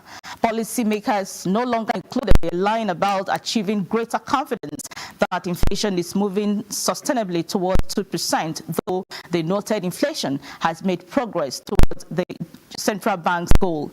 The committee modified its language around the job market slightly as well. Follows the re-election this week of Donald Trump, who has promised to deploy more aggressive tariffs, crack down on immigration, and extend tax cuts. Those policies could put upward pressure on prices and long-term interest rates and prompt the Federal Reserve to scale back rate reductions in the months ahead. The equities market ended Friday's trading session in positive territory, extending previous session bullish momentum. The all-share index climbed by 0.4% to close at 97,236.19 points. A total of 478.9 million shares in 9,015 deals corresponding to a market value of 9.4 billion naira were traded. Equity capitalization increased to 58.9 trillion naira. Now, financial markets across the globe reacted to Donald Trump's victory in the U.S. presidential election in different ways. U.S. stocks hit record highs on Wall Street, and the dollar posted its biggest gain in 8 years. Bitcoin also hit an all-time high. However, some African stocks were excluded from the global market frenzy as the Nigerian equities market just managed to launch a comeback from its continued bearish bearish trend. Well, the topic of our conversation this afternoon is the Trump effect, opportunities and challenges for Nigeria's capital market in a global context. To discuss this is Aruna Kebira, Managing Director and CEO, Global View Capital Limited. He joins us via Zoom from Lagos. You're welcome to Business Express, Mr. Aruna. Good afternoon. Thank you for having me. All right. Now, the U.S. Federal Reserve has cut interest rates by 25 basis points. What does it mean for investor confidence on Wall Street as well as the global economy, more so at a time when CBN is increasing interest rates in the fight to slow down inflation? I will start by putting my footings on this circular flow of income that the investable fund moved from the capital market to the money market. And this cut in rates means that the rate in the money market has been reduced, which will make it less attractive and the yield will go less. And what it normally portends for capital market, especially for the Wall Street, is that we are going to see a lot of capital flow from the money market to the capital market. And what is also we always do for the U.S. economy that is going to reduce cost of business, cost of borrowing, cost of production will reduce, and there will be full capacity utilization at the end of the day. So it's actually potentially positive for the equities market, which is Wall Street. We are going to see a lot of bullish movement. There will be a lot of liquidity available at the Wall Street on one side. But when you want to relate it to Nigerian is increasing rate to combat inflation, I don't think that they are comparable. The Nigerian inflation rate and what is happening in the U.S. is not comparable, because we understand that one of the things that's able to cause the inflation down here at home is the dollar rate. And the dollar rate, and that is why the CBN is trying as much as possible to make sure that the rates are increased. To one, to be able to rein in inflation. Two, to make investing in the country profitable. So which cannot relate to what is happening here, but the rate cut of 25 basis by the Fed in the U.S. is going to encourage investment in the world market. In the Wall Street, sorry. Okay, investors believe that Trump's plan to cut taxes and raise tariffs will push up inflation and reduce economic growth. How realistic is this? What's your view, please? I don't believe that can actually be that cutting tax rate and inflation are actually be positive, because what it means that cutting tax rate is one, increasing the disposable income in the pocket of the consumer. The question is, will it actually increase the demand for product? If it is, the inflation rate that actually be gotten from there, will it be as big as 0.25 basis point that the Fed actually reduced? I actually believe that the only thing that is going to augur well for the city of the U.S. is going to increase their daily welfare by increasing the disposable income in their pockets. I really will not believe in that cutting rate will increase inflation in the U.S. Okay. Now, global stock markets recorded mixed performance as investors suggested Trump's defeat of his Democrat rival Kamala Harris. Is it a red flag or good news for investors?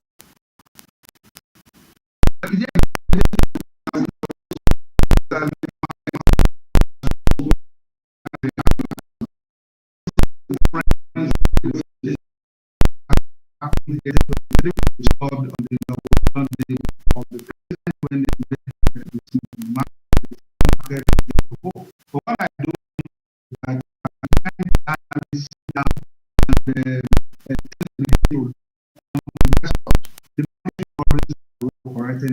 if policies and programs is released by the administration, because one manifesto is what they use to show in the vote their side.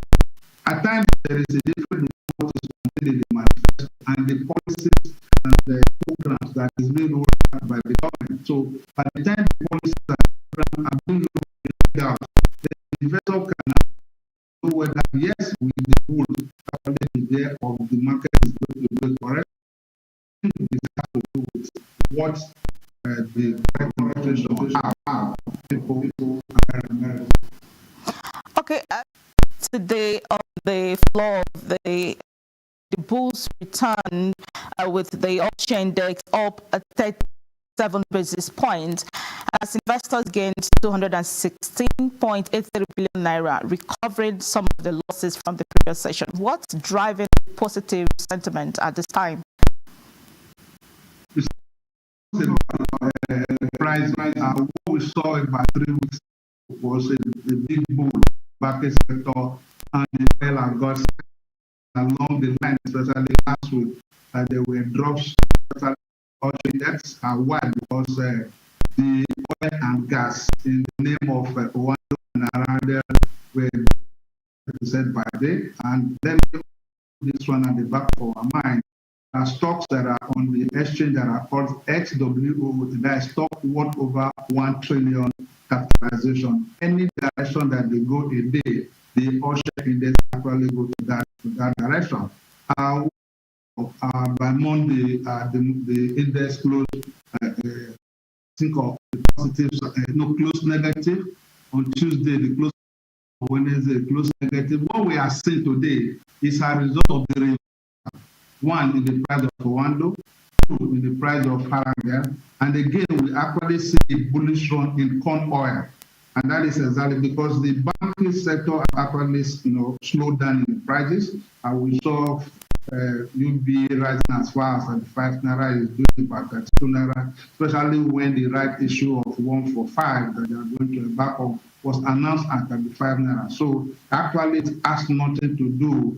It's not in tandem with the declaration of Trump as the president of the U.S. The market is just behaving like a market. It's recovering because the stock worth over 1 trillion are recovering. And you can see Rwanda was supposed to even open at 58 naira 90 kobo yesterday. It closed 17 naira, which was like 20%. Aradel has gone to 300 naira. It was on bid yesterday at 10%. Aradel is one of stock worth over 1 trillion naira, and it was also on bid today. So I think it's a recovery of those stocks that actually make the market to look up, not because Trump has won as the president of the U.S. Okay, we see the dollar all of a sudden appreciating more than 1% against major currencies, reaching its highest level in 4 months. What are the push factors and how sustainable is this? Like I said, the dollar rate is determined in the forex market and is the initial market effect. Now, what actually determines the price is demand and supply, and it has to do with the volume of business that U.S. has to do with the rest of the world. If there is no demand for the dollar, then the price cannot be sustained, and the price of which it gained at 1.8 after the announcement of the victory of Donald Trump. Is the volume of business, the volume of demand is not as high as what it was on that day, then the increase will not be sustained, cannot be sustained. Saying that Trump's victory may pressure oil prices as he is seen pushing for a further increase in domestic oil and gas production, leading to increased supply in the long term. What does this mean for Nigeria? What I was first of all say, because even while he was campaigning, he made mention of the fact that on the day that it is declared the winner, which I don't believe he actually did, he's going to put the court through to Putin, one, and to kill him some. And I think what he's going to do in essence is to try as much as possible to mediate in between the fight between Ukraine and Russia. And you know, those guys are one of the highest producer, one of which is secondly for oil gas. And I believe by the time they come back on stream, there will be substitute for petrol, that is crude oil. That is on one side. And on the second side is that he has put a call through to Putin and put a call through to Philip Song. I'm seeing a situation where it will be an ally of the U.S. that is outside the OPEC. And if those guys begin to bring in fuel into the crude oil into the world market, there's actually going to be a drop. But if you are looking at the effect on our economy, I think one of the things that I do understand is that the gain for the dollar is a loss for the naira. And for a very long time, Nigeria has not been able to meet their daily OPEC quota. To the extent that it was dropped from 2 million barrels per day to patchy 1.5 million barrels per day. And we cannot still do that. We are doing 1.32. And there is already a loss in between 1.5 and 1.32. So the higher the lower the cost of crude oil, the worse that will be for the government, because like I said, that the inflation that we're experiencing is an offshoot of the cost of the dollar. So if you don't make enough foreign exchange to defend the dollar, then we will be in a worse state, we will be in a bad situation. And we understand that the higher the cost of the dollar to naira is going, then the inflation will continue to track it, and it will be worse for an average Nigerian. Oil will tend to go down. If actually that happens, then it will be bad. It will be for the Nigerian citizen. Mr. Aruna Kebira, thank you very much for sharing your thoughts with us on the program this afternoon. Thank you for having me, madam. Still on the capital markets, global stock markets cruised towards their best week since August this Friday, with sentiment in global markets underpinned by Donald Trump's decisive election victory in the U.S., while China unveiled measures to support its economy. Let's join Maria Zachary, who is standing by for an update. Hello, Maria. Hello, Neka. Thank you for that. We have global markets bearish this afternoon. We have European markets, which were lower as investors monitored corporate results and reacted to quarter-point interest rate cuts from the U.S. Federal Reserve and Bank of England. Looking at the figures, we have DAX, which depreciated by 0.65%. FTSE dropped 0.79%. We have the CAC, which also dropped 0.70%. Asia markets were mixed this Friday after the U.S. Federal Reserve cut interest rates by 25 basis points, and major U.S. indices continued their post-election rally. Looking at the figures, there's the Nikkei, which traded higher at 0.30%. We have Shanghai Composite, which edged lower by 0.53%. Hang Seng Index mirrors this at 1.07%. U.S. stock futures fall slightly after the S&P 500 and Nasdaq Composite hit records high in a post-election rally also, and investors weigh the Federal Reserve's latest interest rate cut. The figures show Dow Jones average, which dropped by 0.04%. We have Nasdaq Composite reflecting this at 0.13%. We have the Hang Seng, the Nasdaq Composite at 0.29% negative. Africa, it was in a mixed trade this afternoon. We have South Africa JSE Top 40, which inched down by 1.23%. We have Tunisia Tune Index, which was low by 0.04%.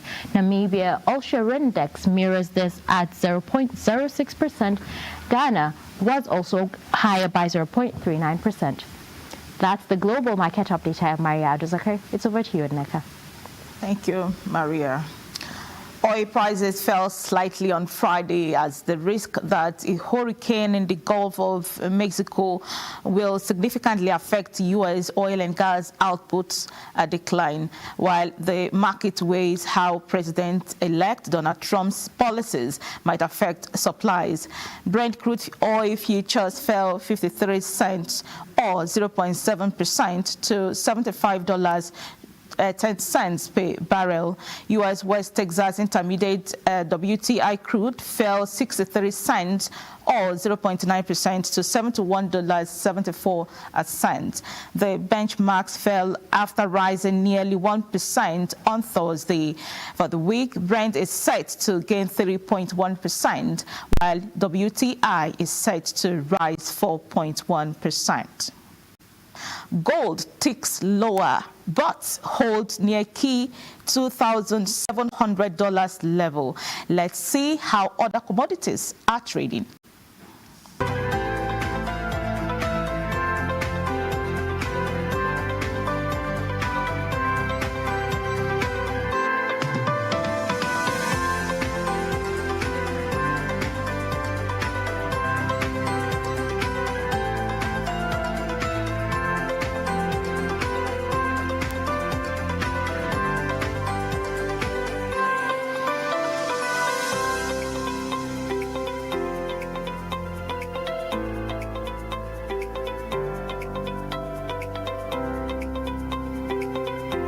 Nigeria's multi-million naira scrap and waste industry is being threatened by activities of illegal vendors as vandals of public infrastructure. Hence, the need for National Association of Scrap Metals to collaborate with the Federal Ministry of Steel Development, Ministry of Industry, Trade and Investment, and security agencies to checkmate activities of vandals across the country. Do something. Go to the Niger Delta, go to Port Harcourt, Akwa Ibom, or some other area to name a few. You see the level of havoc, wreck on the economic system of Nigeria by vandals. Vandalism and illegal ticketing on our highways are serious concerns that undermine infrastructure, impact livelihoods, and disrupt the economy. The IGP has directed all state commands to give you maximum support. We have designed what we call scrap dump sites that we are going to kickstart very soon. This will fish out the criminals when we register them. Before we call it a wrap on the program, let's see how much the Naira is exchanging for other currencies.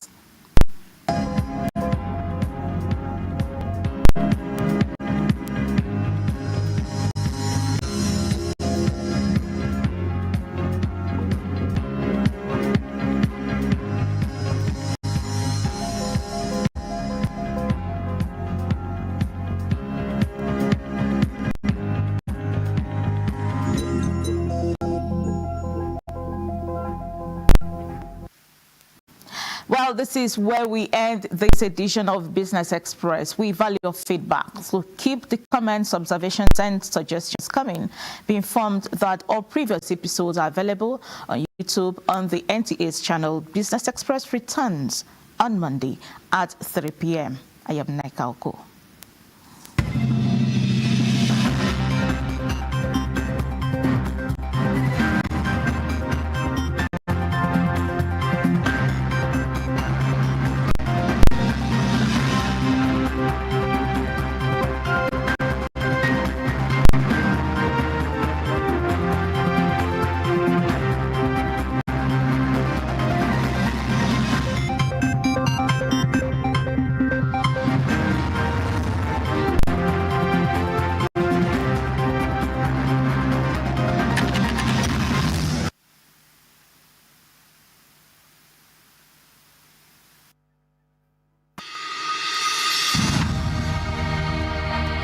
Nigeria means a lot to me.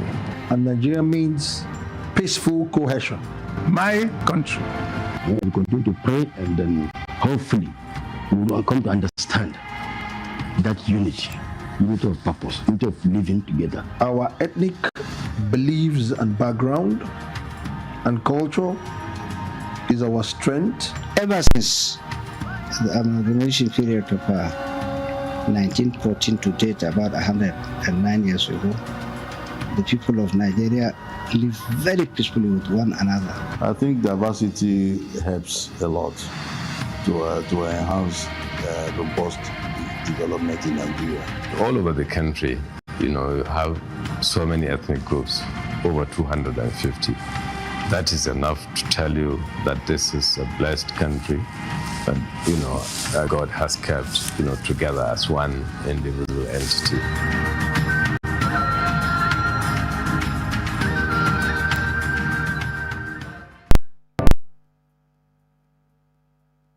The implementation of the ruling is also dependent on another aspect or another arm of government.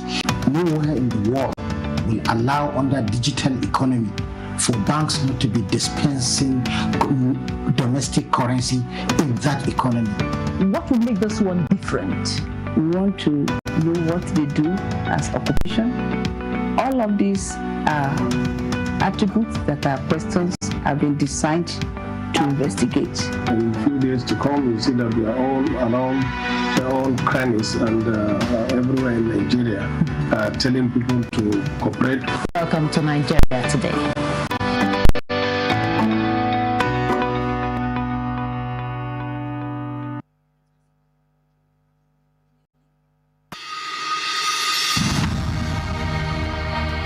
Nigeria means a lot to me.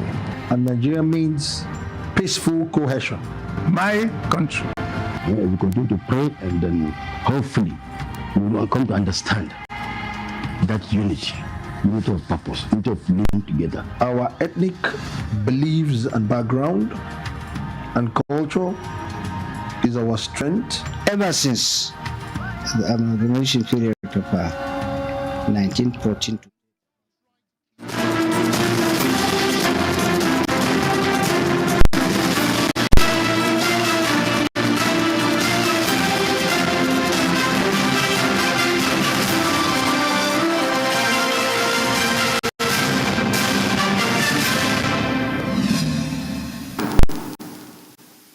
and thank you for joining us. This is the news on NTA International. I am Charles Alpha. John Bamidele is our sign language interpreter. But first, a quick look at some of our top stories. Renewed Hope Initiative soars. Nigeria's First Lady steps up knowledge for 252 women in information technology. Court fixes November 22nd for consideration of motion on notice and police suit against Rep member Alex Ikwechek. And amid conflict, Sudan set to join malaria-free nations, rolls out vaccines for citizens.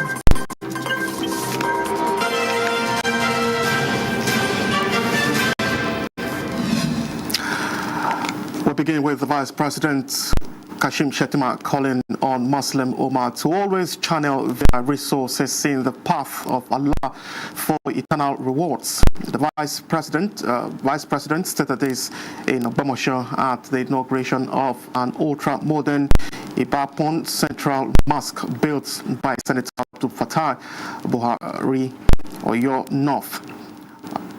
That report will be brought to you as soon as it is ready. Another set of 252 women drawn from across the country have been trained and empowered by the National Information Technology Development Agency in collaboration with the Renewed Hope Initiative. While presenting empowerment items to the beneficiaries, Nigeria's First Lady, Oluremi Tinubu, describes the feat as another significant leap in the efforts of the current administration to advance gender equity, leveraging technology. The State House correspondent Adeni Taiwo has the report. It was a partnership born out of shared vision, which is to empower and give them more room to play in the digital space. The vision drew breath on August 21, 2023, when a set of 35 beneficiaries drawn from the FCT underwent a 5-day ICT training with Renewed Hope Initiative, providing the platform and beneficiaries, while the National Information Technology Development Agency, NITDA, offers logistics and training.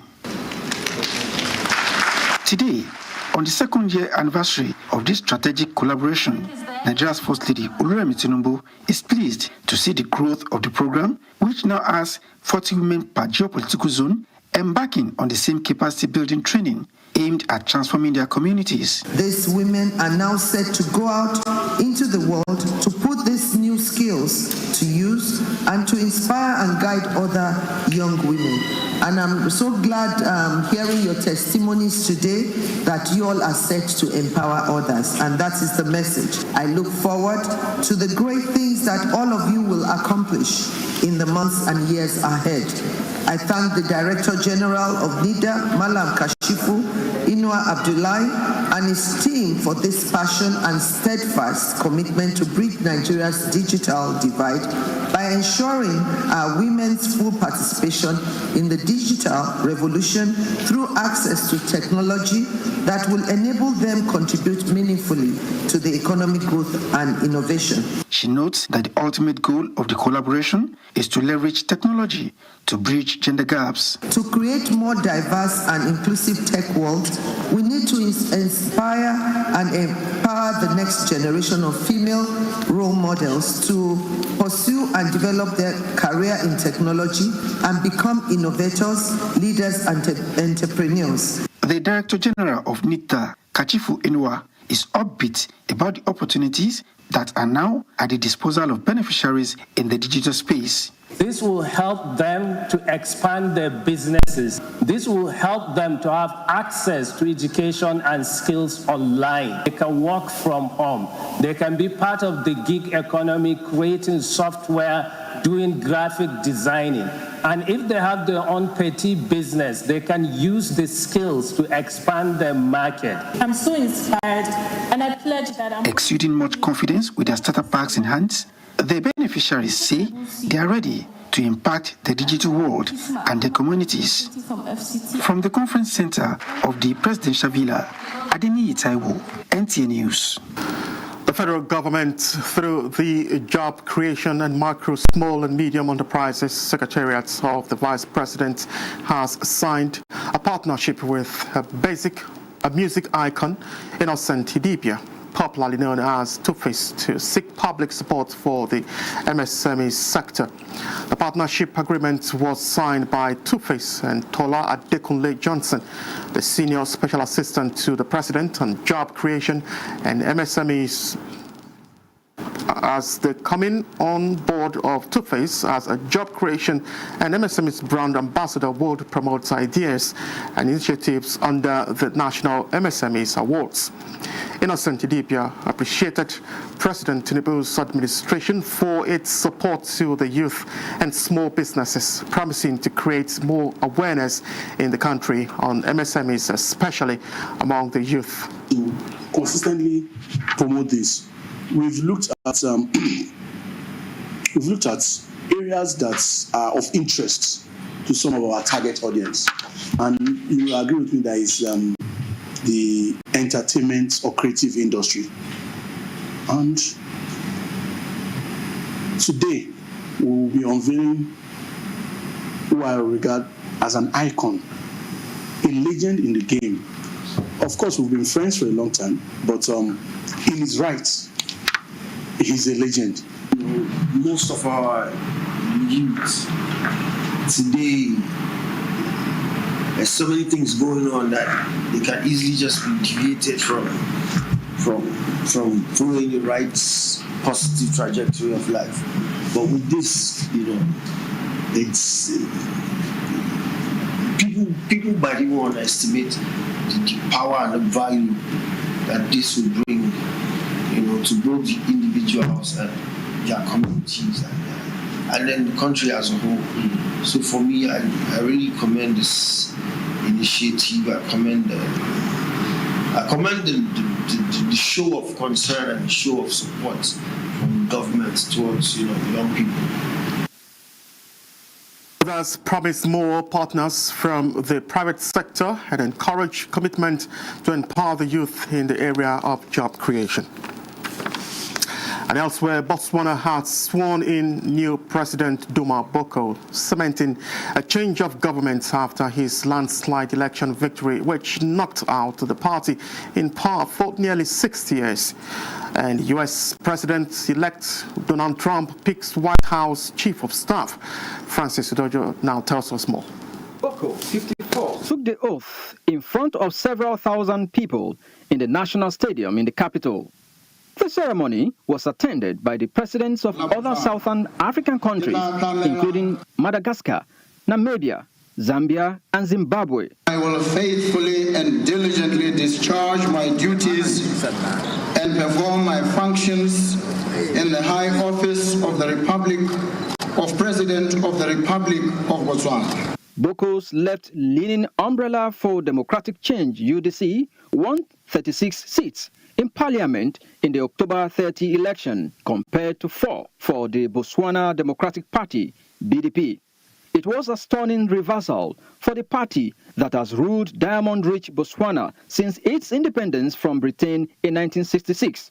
Former President Mangwetsi Masisi, who swiftly conceded defeat a week ago as the results became clear, was also in the audience. In another development, U.S. President-elect Donald Trump has named his campaign manager, Susie Wiles, as White House Chief of Staff, his first major appointment since winning the week's election.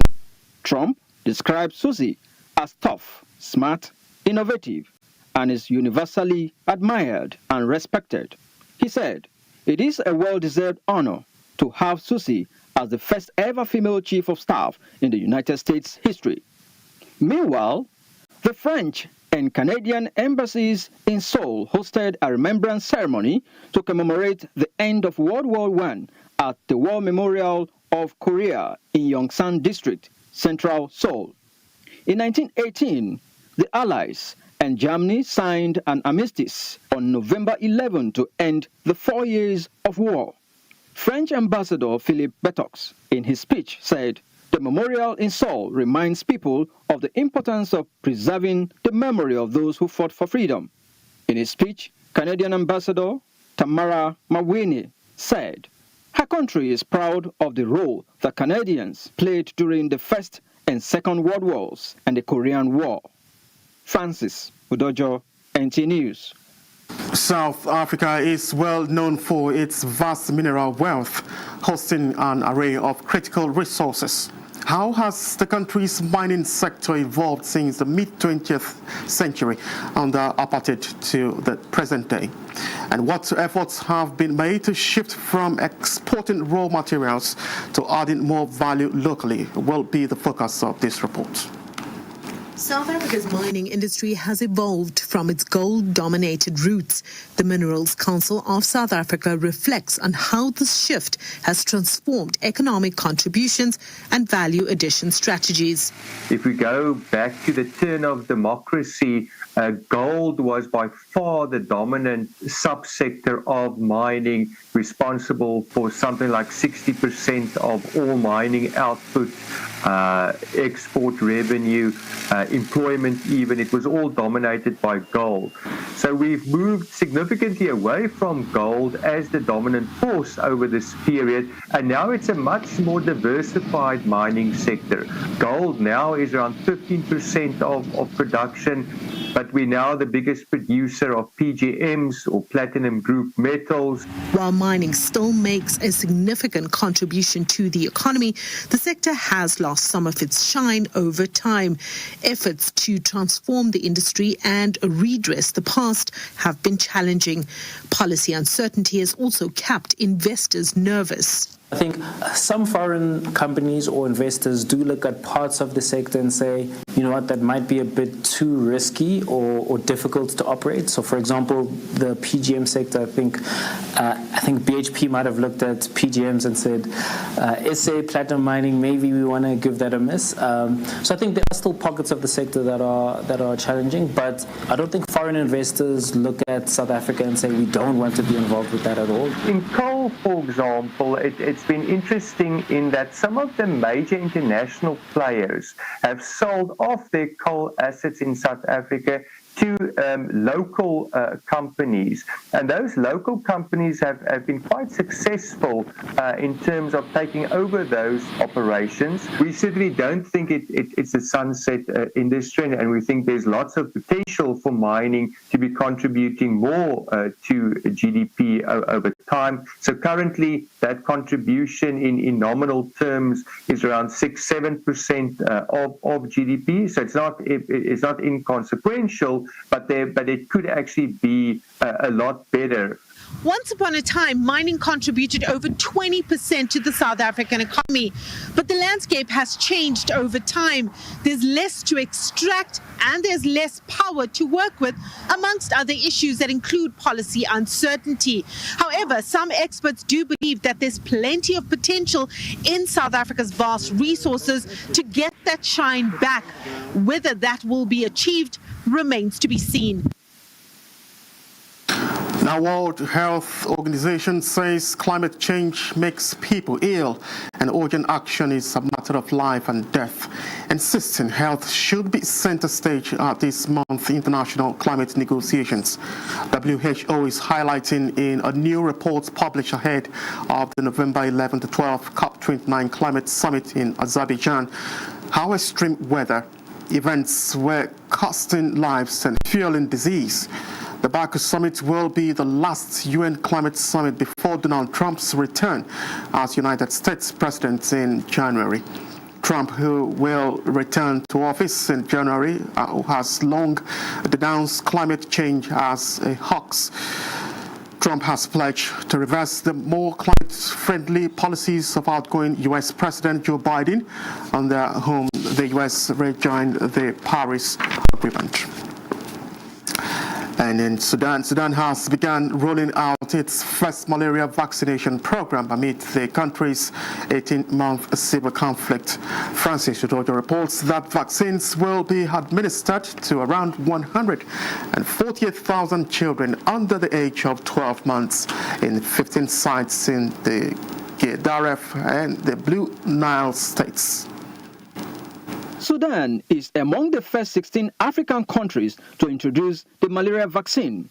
The campaign is being carried out by the Federal Ministry of Health in partnership with the UN Children's Agency, UNICEF, the World Health Organization WHO, and Gavi, the Vaccine Alliance. The launch follows the arrival of the first shipment of 186,000 doses of the malaria vaccine to Sudan in October. The vaccine is set to be introduced in 129 sites across the country in 2025 and 2026. According to UNICEF, malaria kills nearly 500,000 children under the age of 5 every year in Africa. In 2023, more than 3.4 million malaria cases were reported in Sudan, causing an estimated 7,900 deaths, although UNICEF warns that figures are likely to go underreported due to the ongoing conflict and communication breakdown in the country. The vaccine, recommended for children aged 5 to 12 months, is expected to reduce child hospital admissions and mortality rates from the disease. Francis Udojo, NTA News. There are more reports coming your way right after this break. Please do stay with us.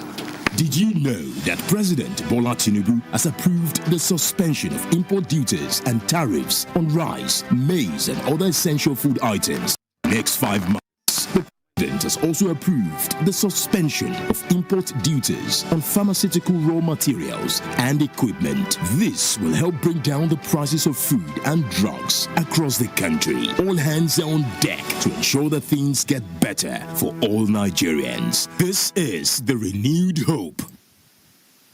Thank you for staying with us. Now, Bangladesh struggles to tamp down a surge in dengue cases as climate change turns the disease into a year-round crisis, leaving some pediatric wards packed with children squeezed to a bed. Reports say 7 more people have died of dengue, while 1,209 new patients have been hospitalized with Aedes mosquito-borne disease across Bangladesh in the past 24 hours. The Directorate General of Health Services said as many as 422 were hospitalized in Dhaka among the new dengue patients. In addition, 211 were hospitalized in the Dakar division, 40 in Mensing division, 160 in the Chattogram division, 137 in the Kulna division, and 171 in the Rajshahi division. Others are 26 in the Rangpur division, 138 in the Barishal division, and 4 in the Sale Health division. With the new counts, the number of hospitalized dengue patients has reached 69,456 this year. A total of 337 people died among them. The Aedes mosquito that spread dengue, identifiable by its black and white striped legs, breeds in stagnant pools, and cases once slowed after the monsoon rains faded. Although Africa celebrates successes attained through the digital economy, there are suggestions that the continent should display extra quests, as inclusive participation will hinder active participation of women and girl child remains a challenge. Advocates at one of the sessions of the 2024 African Women's Congress in Lusaka, Zambia, are recommending sensitization to promote digital literacy among women. Lucia Diagbo reports. In the present day and age, tech is king. It brings the world to the palms. That other women have fear. From the explanation of Daliso Mongola, a 400-level student of political science, University of Zambia, in a particular community in his country, every woman still suffers from telephone phobia. The major argument was that women are not allowed to have phone because it promotes them to do certain things that are not good. Support and opportunities for us to achieve this innovation that we really want in Africa. The peer review mechanism approach at the 2024 Africa Women Conference is insatiably looking for an antidote to address this imbalance. We planned, as part of our project for the coming year, to have pilot digital hub for girls across African countries. And once it's done, people know that African Conference is just not about coming together to talk, but also coming up with implementable solutions that will have impact in development and progress of the African women and girls. We are looking forward that it will reach out to the whole of Zimbabwe and empower not only the girls and women and also men, the less privileged, so that they can be able to interact through digital harnessing of this opportunity. Experts from within and outside the continent, especially women who have established their footprints in the digital space, are now giving more insights into how African women can move from these parochial mindsets. With the right digital tools, we can dismantle these barriers and level the playing field for women in trade. Social media is where we can reclaim our stories and show the world who we are: resilient, innovative, and powerful. I am recommending that women should come out to participate. But if government and leaders would invest more in technological advancement, then educating the women, that is at the grassroots. The African Union's digital transformation strategy has set a goal of digital inclusion for every African woman by 2030, and a charge has gone to delegates at Zambia 2024 AWC to return to their countries as crusaders. From Lusaka, Zambia, Olusheye Adiagbo, NTA News. The Magistrate Court of the Federal Capital Territory sitting in Kuje has adjourned to the 22nd of November 2024 for the consideration of a motion of notice filed by the Defense Counsel to the alleged assaults and threats to life charges preferred against Alex Sikwejek, a member of the House of Representatives, by the Inspector General of Police. Chukunon Suwabeze reports. At the resumed hearing of the case, counsel to the defendant, Odi Ajike, sought the leave of the court to move a motion on notice, which he said had been served on the prosecution. In his objection, the prosecution counsel, Ibrahim Mohammed, said although his attention was drawn to a service copy of the alleged motion in the court file, he was yet to be duly served. He therefore prayed the court for time to be served properly to enable him respond to the said motion adequately. Without any objection from the defense counsel, Senior Magistrate Abubakar Umar adjourned the case to 22nd of November 2024 for the defense counsel to move the motion. He, however, reminded counsels that there will be no room for longer adjournments in the matter in order to meet up with the 180 days adjudication period in criminal matters as provided for in the Administration of Criminal Justice Act 2015. Alex Ikweche is standing trial over allegations of assault and threat to life of an Uber driver preferred against him by the Inspector General of Police on behalf of the federal government. The defendant, who was in court for the day's proceedings, had earlier pleaded not guilty to the charges. Issues contained in the motion sought to be moved by the defense counsel were not made known. Chukunonsonwa Bweze, NTA News. The National Human Rights Commission has received reports of the Special Independent Investigative Panel on Human Rights Violation in the Northeast.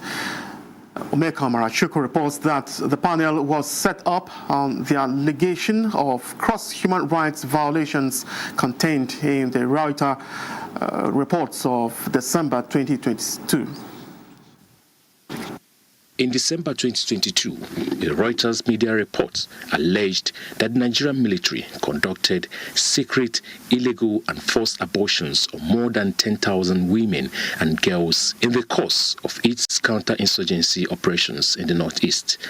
Reuters cited healthcare and security workers as source of their information, but the National Human Rights Commission decided to ascertain the truth of the claims when it set up a 7-man investigation panel.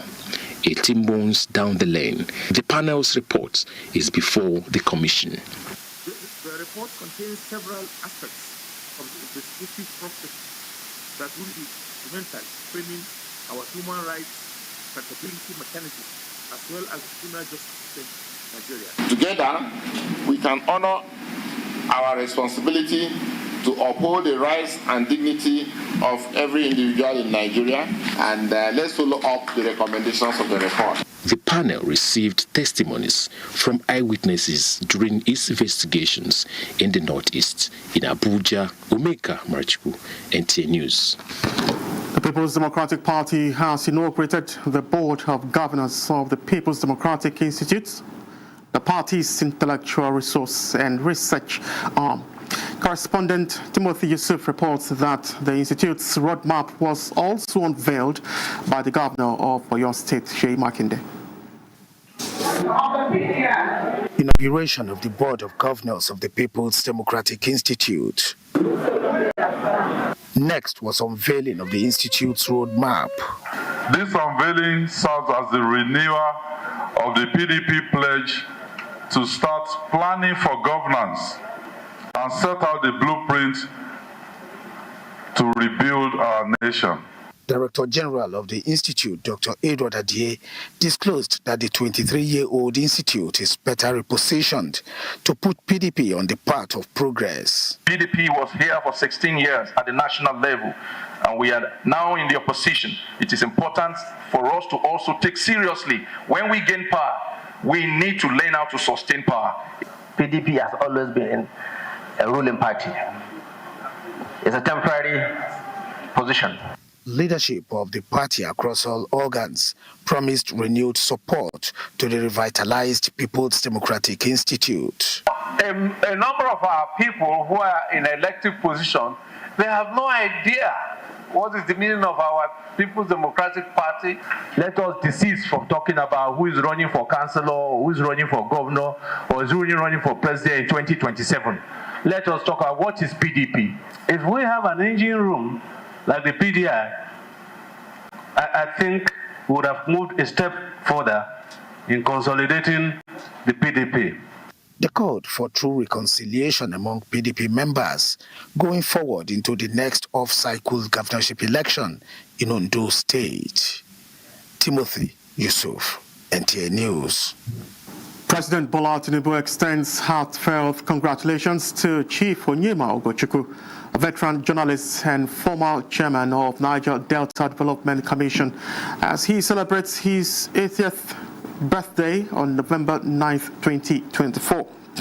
In his message, President Tinubu highlights Ugochukwu's illustrious life and career, which spans several pivotal moments in Nigeria's history, serving as a profound source of inspiration for the younger generation.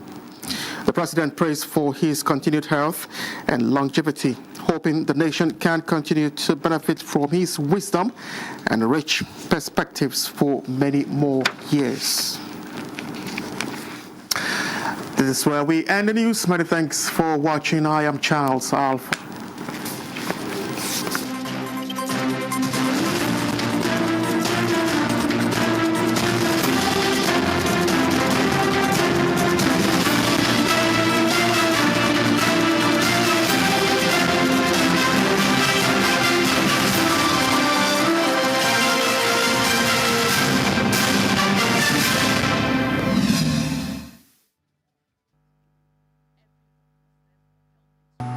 Implementation of the ruling is also dependent on another aspect or another arm of government. Nowhere in the world will allow under digital economy for banks not to be dispensing domestic currency in that economy. What will make this one different? We want to know what they do as occupation. All of these are attributes that our questions have been designed to investigate. In a few days to come, you see that we are all around their own crannies and everywhere in Nigeria, telling people to cooperate. Welcome to Nigeria Today.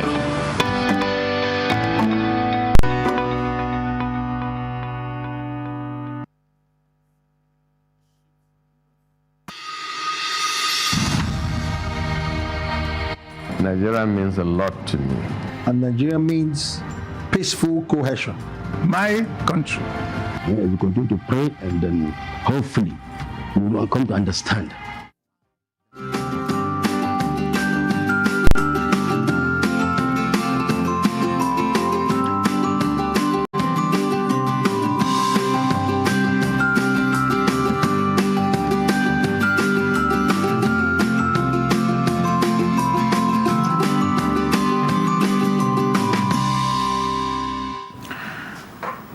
Nigeria is confronted with different security challenges like terrorism, banditry, kidnapping, among others, affecting social and economic lives of the people, aside the loss of lives. Security operatives have been engaging these groups with a view to ensuring peace and security of lives and properties. However, the Nigerian Defense Headquarters, through its Director of Defense Media Operations, Major General Edward Buba, has confirmed the rise of a new terrorist group called Lukarawas, operating in the northwestern region of Nigeria. According to security sources, the coup in Niger and Mali created a vacuum for terrorists to exploit gaps in border security, infiltrating northern Sokoto and Kebbi states. Before the coup, joint operations between Nigerian and Nigerian forces had helped suppress such threats. The new group has been using difficult terrains to launch attacks and spread their extremist ideology in remote areas of Nigeria. Initially, local communities welcomed the terrorists, mistakenly believing they had good intentions and failed to report their presence. They are now imposing their leadership and carrying out terrorism activities on the people, prompting the need for measures by Nigerian security. These and more will be the focus of Nigeria Today. I am Ikaria Glinton, and thanks for joining us.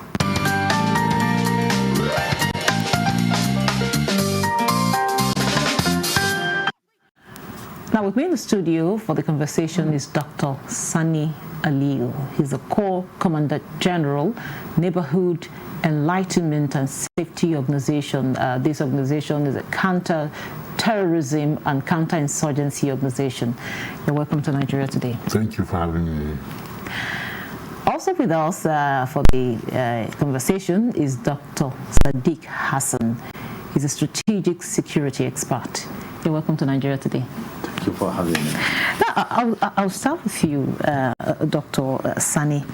We talk about, formerly we were talking about Boko Haram and the rest of them. Now we have a new terrorist group called Lukarawas Group. Now, can you tell us a little bit about this new group and the kind of, the modus operandi? Well, it is quite disheartening to say the least at this time of our turbulent security situation in a country that we are able to even give this space again for so-called Lukarawas to come into existence in Nigeria. It is very sad that we do not have what is called proactive measures. We do not see things before they happened. And for every country, you must have a very active security organization, especially in terms of profiling security situation at any point in time. You should be able to talk about security measure of your country in the next 20, 30, 40, 100 years to come. You should have such program and such people that will be able to determine or to foresee any situation before it happens. Unfortunately, Nigerians, we are not learning, and I'm not discounting our security organization, especially the military have been doing up and doing well, but we cannot lump everything on the military.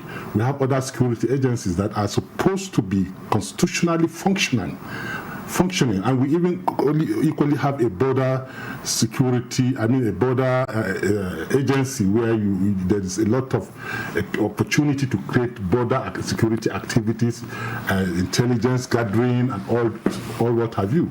But unfortunately, everybody is sleeping. We have secret police, we have DSS, we have all this NIA, DIA, and all these lots of constitutionally constituted agencies that seems not to be existing in Nigeria. It is a shame for our country today that at this minute, upon over 20 years or 15, 20 years of fighting terrorism in Nigeria, that another group can come from Sahel and see Nigeria as a safe haven for them to come and operate, meaning that our border security, like I keep saying, our border areas, like I keep saying, are still one of the worst, most porous borders we are having in this part of the world. A country like Nigeria with over 1,050 unmanned borders. What else do you expect? What else do you expect? Every jig, dig, and hurry within the African Sahel area feel Nigeria is a safe haven. They can come and operate at any time. And of course, nobody should, the military or whoever they are, shouldn't blame the local communities. They are vulnerable. Are we really the worst? You mentioned earlier that we are one of the worst unsecure borders in this part of the world. Okay, we're a country that has 1,050 unmanned borders. What else do you expect to happen in that country? Safety? Security? How? Okay, just I'll have to stop you here so that Dr. Sadiq will give us his own perspective. Now, Dr. Sadiq, I know in spite of a lot of measures that have been put in place to enhance our counterterrorism effort, we still have these issues of groups springing up. Now, this current Lukarawas, another term.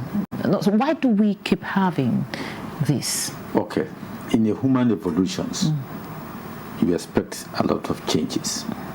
Globally, today, security is dynamics.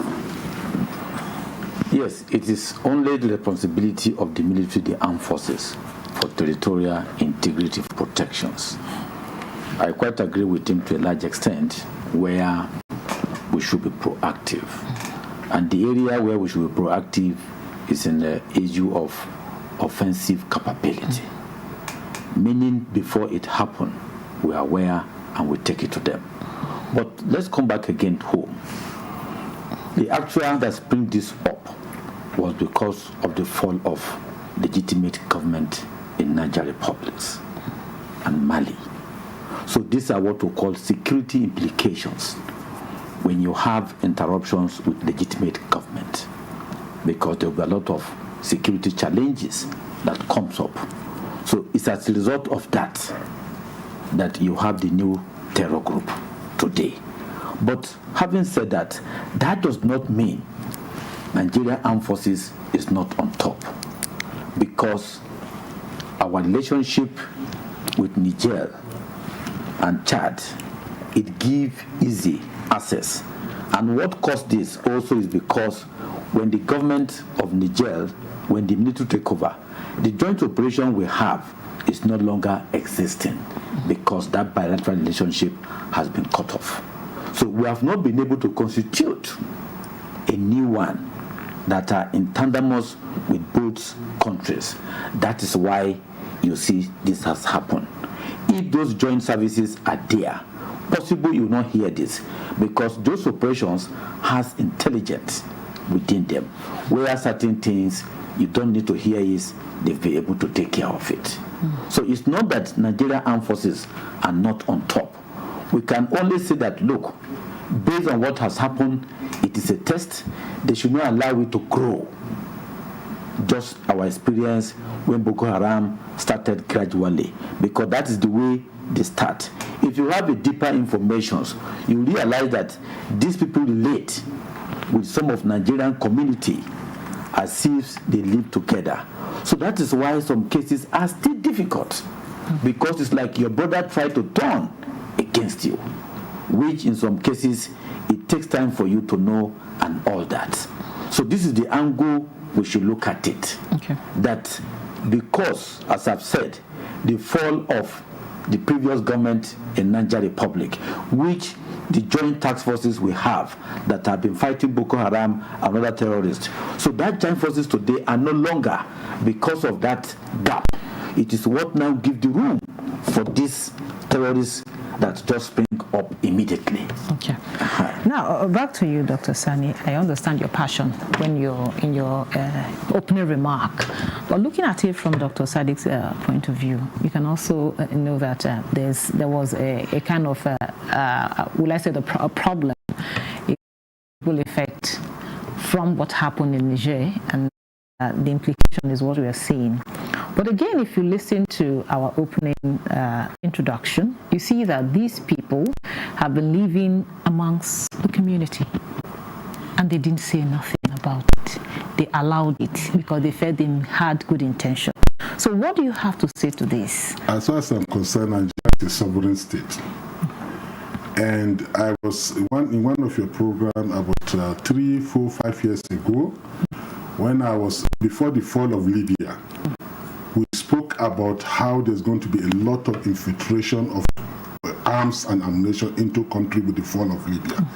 And as a sovereign state, you need to prepare yourself against the unforeseen circumstances that you think you envision them that they're going to happen. And we are training our officers and men so that a Nigerian state will be protected. I have no any excuse to give to any of the military or any of the agencies for this situation that occurred now, because as trained personnel or trained secret police or intelligence officer, you should be able to forestall, like I tell you, to forestall a situation before it happens in the next 10, 20, 30, 40 years, and should be prepared for it.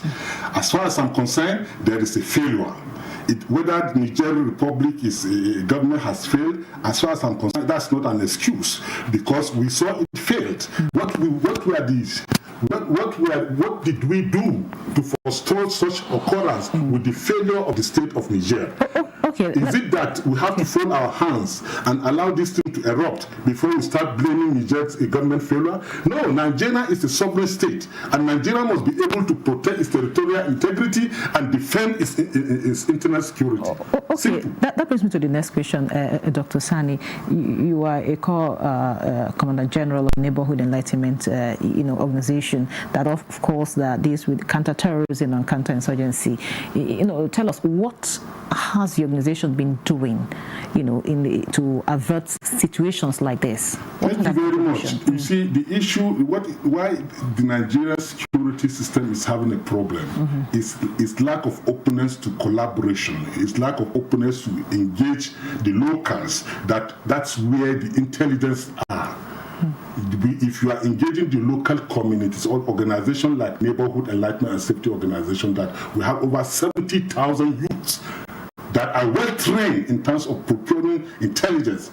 You can just see that and tap into them. This thing wouldn't have been happening. American has come to meet us and interact with us. European Union has come to meet us and interact with us. Nigerian government up to now hasn't come to meet us. So you see, the failure of the security agency to know that they cannot be everywhere at the same time. They need to collaborate with the locals and to get proper information at the right time, or to be able to stop a situation before it occurs. That is where the problem lies. Up till today, there is not any viable cooperation between the Nigerian between NESO and the Nigerian head of the Nigerian security agency, with the exemption of the military, that we together with us were fighting Boko Haram in the northeast, and it is part of our initiative as an organization that we created what is called a civilian JTF. So we have all our boys working around that in those areas, but the NSA, the National Security Advisor Office, need to harmonize, look into what the organizations that are into procuring intelligence, and harmonize them together and see how they can create working relationship between them and the government agency we have on ground. Because you cannot have the police everywhere, you cannot have the military everywhere. They cannot do it. Nigeria, for all intent and purpose, is a country of over 200 million people with an area of over 700,000 square kilometers. So how can a total force combined with the police and the military that are far less than 1 million be able to procure security for over 200 million people spread in over 700,000 kilometers? Is it possible? It's not possible. It's a huge joke. Thank you. Thank you very much. We'll take a short break now, and the conversation will continue after the break. Don't go away. Implementation of the ruling is also dependent on another aspect or another arm of government. Nowhere in the world will allow, under digital economy, for banks not to be dispensing domestic currency in that economy. What will make this one different? We want to know what they do as occupation. All of these are attributes that our questions have been designed to investigate. In a few days to come, you see that we are all around their own crannies and everywhere in Nigeria, telling people to cooperate. Welcome to Nigeria Today.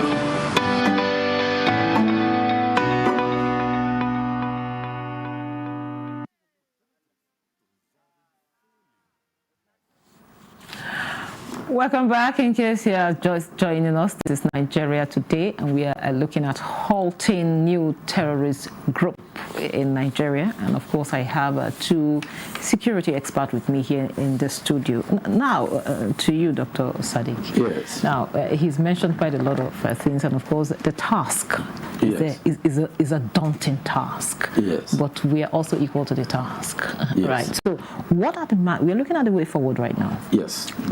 That's where I'm coming to. Okay. I quite disagree to some of his submissions, because when you talk of neighborhood, you are talking of internal security. We need to understand it. And internal security, ideally, are the purely responsibility of Nigerian police. While when you talk of territorial integrity, which involves the external, that is the armed forces, which is the Navy, Air Force, and Army. So the current challenges we are facing, the terror group, the new one, are purely the military.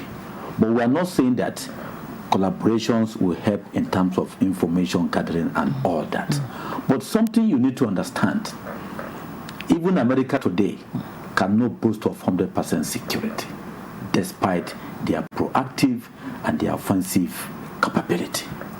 Now, first of all, you must study the actions that happen how it happened, the group, their modus of operandum, before you think of how do you be able to counter. It is quite different from when you are talking about a neighborhood watch, to watch us and get information. Now, a terror group, we have seen that the defense has established that the fall of the Niger government with the joint task force, you cannot just enter the territory without having a collaboration. The same way they too cannot just enter our territory. You remember during the time in 1984 when we have Bitisini, that was the former president was the GOC of Northwest, where he moved the military even down to Cameroon and tried to put our flag there. So you must have that collaborations because there are international law that guide the state. So the fall of the government, the joint operations which were there before are no longer existing, because which means the joint, they combined forces that be able to fight on this good side of fate. If they come into this way or the other way around, this is the way it will go.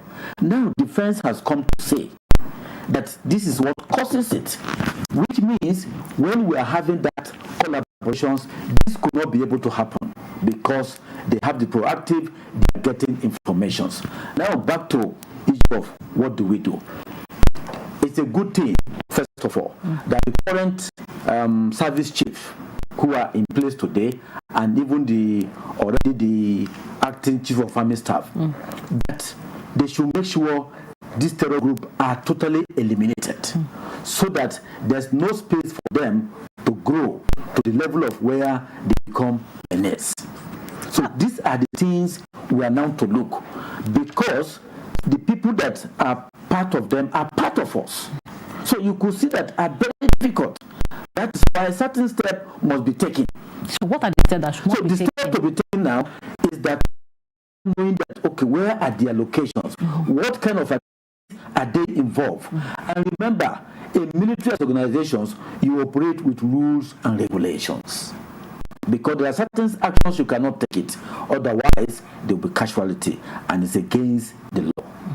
All these are there. In fact, to a large extent, there are certain weapons you cannot easily use it, except when it comes to use. Some you have to even get permission from United Nations or informing them. No, you're talking about... But these are the things that you might not know. But the point is that now that this thing has happened, that's why that we can say they should make sure within they should allow it to extend, so that you give a total eliminations, so that the level where they become menace. Why it's so difficult is because the people who are perpetrating this are your people. So this is where you think it is not the way sometimes we look at it, that is not the way it is. No, but if we prepare, we should be able to have the pre-informations, and that is what the defense has been able to gather, that this is who they are and this is what causes it, and they make sure that they will go after them. What we can now say is to give them the timeline. Okay, now, Dr. Sadiq, I know you talked about earlier on, you talked about the neighborhood, yes. What that is within the, within the country. Yes, it's internal security. Neighborhood is within the country. But now we're talking about the people living amongst our people, even to the extent that some of our people welcome them, thinking they have good intentions. At the end of the day, they now become kind of monsters. If I give you an example on this matter, there are some of our indigenous that they co-op into and pay them ransom and inculcate them to it. Who is going to give you that information? So how do they target these vulnerable people? Yeah, because recruit them. We also have what we call the free soldiers, the youth that are not employed. We are still a nation that largely the youth are not employed, are not engaged. Where some of them, in many ways, you try to engage them, they follow suit. Okay. So how do you recruit those who are members of Boko Haram, who are your citizens? Due to because some of them, they have nothing doing, then with little things, then they can be able to use it to coerce them, and they decided to be part of them, and they are paid. It's an organized... So how can we discourage it? So it is where, yes, that is where we also say that there are non-kinetic means of fighting insurgency, by making sure you don't have a laid down soldiers who are there not doing anything, that are youth in bracket, where terrorist group can easily recruit them into the system. Thank you very much. Now, back to you, Dr. Sani. Earlier on, you talked about we having a limited number of security operatives, and of course, having a large, spans of land and a lot of people. So, what role does technology play in trying to nip this particular situation in the bud? Yes, technology plays a very large role. But you need to have people on ground that are going to man the technology. That is one. Secondly, I want to correct an impression to him that what is happening is within the territorial integrity of Nigeria, and therefore it is internal. The military is just helping the police, because there is no place in the world that the police can actually match terrorists. But if we are talking about the purview of operation, it is actually a police responsibility, because it's internal security. So what's the way forward here? When you are talking of territorial integrity, you are talking of external aggression, a country attacking Nigeria. That is when the military will now come in and defend the country's territorial integrity, because this means another country is trying to enter our country. But when you are talking of terrorism is not the act of territorial integrity, please. The military is just stepping in to assist the police. So how do we address this situation? Now, this situation, like I said, the internal security operatives should know that it is not possible to win this situation without intelligence. President Muhammadu Buhari has said it earlier, that to combat terrorism, you need intelligence. And you cannot procure intelligence without deploying locals into it. And now he is saying that the locals are lay about. A lot of youths are lay about because they are vulnerable. No, that's not what he's saying. That's what is happening. A lot of youths within our localities don't have work to do, so they are lay about. They are vulnerable. That you can easily access them with money. Thank you. So we here as an organization, we are providing those youths with belonging, patriotism, to say, okay, I want to contribute to the fight of the country. This is why I'm saying the military and other security agencies need to tap into the opportunity so that they can procure security intelligence to defend and protect such occurrence. Thank you very much, gentlemen. I really wish we had more time to talk more on this issue. But this is where we draw the curtain for today's episode of Nigeria Today. A very big thank you to Dr. Sadiq Hassan, a strategic security expert. Thank you so much for your time and your contribution. We also had Dr. Sani Aliu, is the Corps Commandant General, Neighborhood Enlightenment and Safety Organization, which is a counter-terrorism and counter-insurgency organization. Thank you so much for your time and your giving us your expertise contribution. Well, thank you for being part of the program. Remember, Nigeria Today is every weekday at 7:30 p.m. on NTA News 24. You can also check out this episode on www.youtube.com/NTA News 24 Hub. I'm Carrier Clinton. Have a wonderful weekend.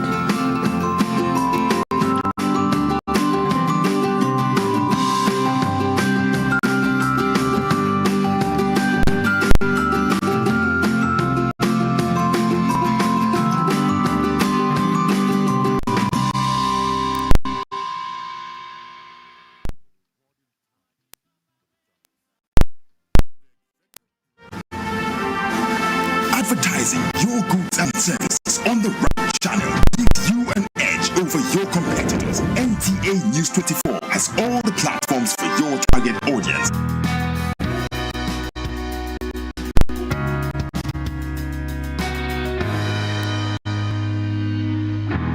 With our digital format and wide range, we can reach your customers in next to no time. We are eager to promote your business, goods and services. So, partner with us for a very rewarding business experience. For more information, please call or visit our office at NTA Headquarters, Area 11, Garki, Abuja. NTA News 24. News and more news.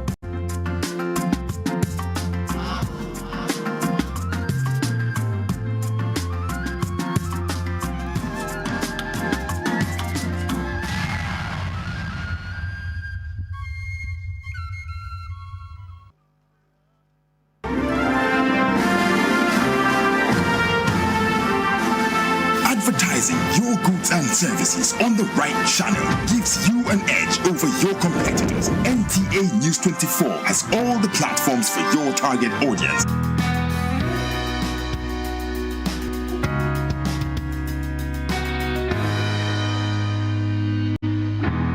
With our digital format and wide range, we can reach your customers in next to no time. We are eager to promote your business, goods and services. So, partner with us for a very rewarding business experience. For more information, please call or visit our office at NTA headquarters, near 11 Garki, Abuja. NTA News 24. News and more news.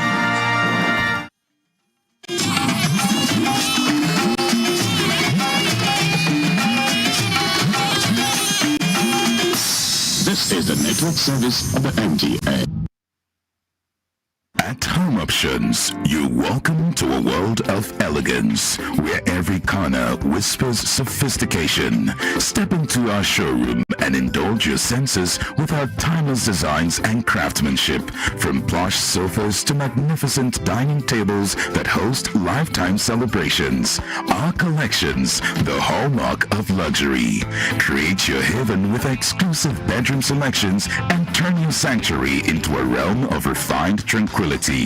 When it comes to bathroom solutions, our stylish fixtures, lavish tubs and showers are crafted for your well-being, transforming your daily routine into a ritual of indulgence. At Home Options, we provide lifestyle solutions. So, visit our showrooms in Lagos and Port Harcourt, because your space deserves to mirror your impeccable taste. Home Options. Live well. This Saturday, RB Leipzig,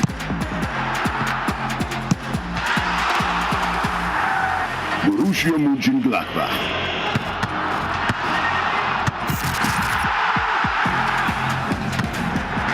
watch live RB Leipzig versus Mönchengladbach on Sporty TV. Sporty Bet sponsors coverage of the German Bundesliga.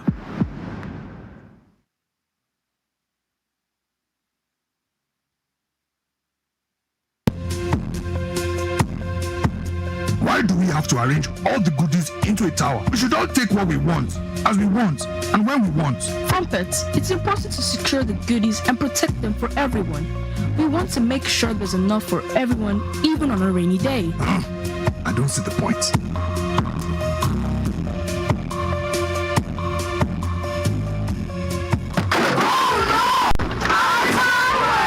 No! From Pets! Sorry.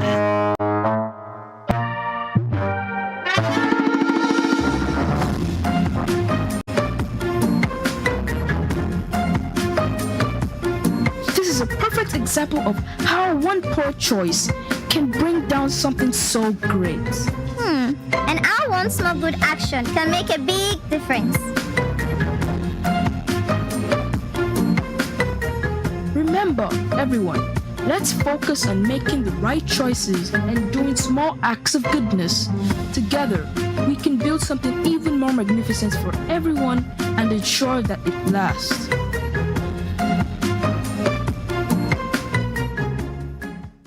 This Saturday, West Ham United. Welcome to West Ham. They be able to rectify that now.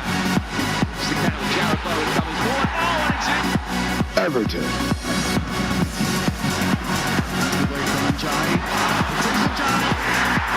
West Ham United versus Everton. Live on Sporty TV. Sporty Bet sponsors coverage of the English Premier League.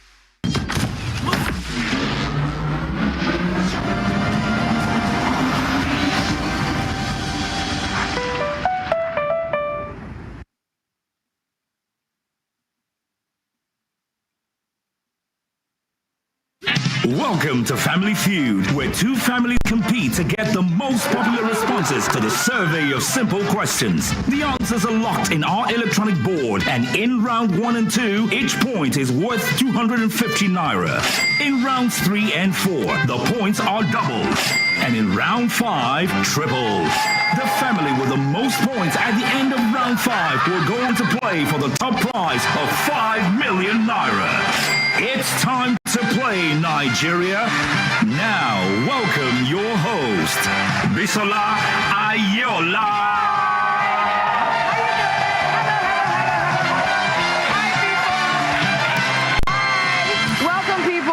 I must tell you, the evening just got better because I'm here to spice up your nights with another fantastic episode of Family Feud Nigeria.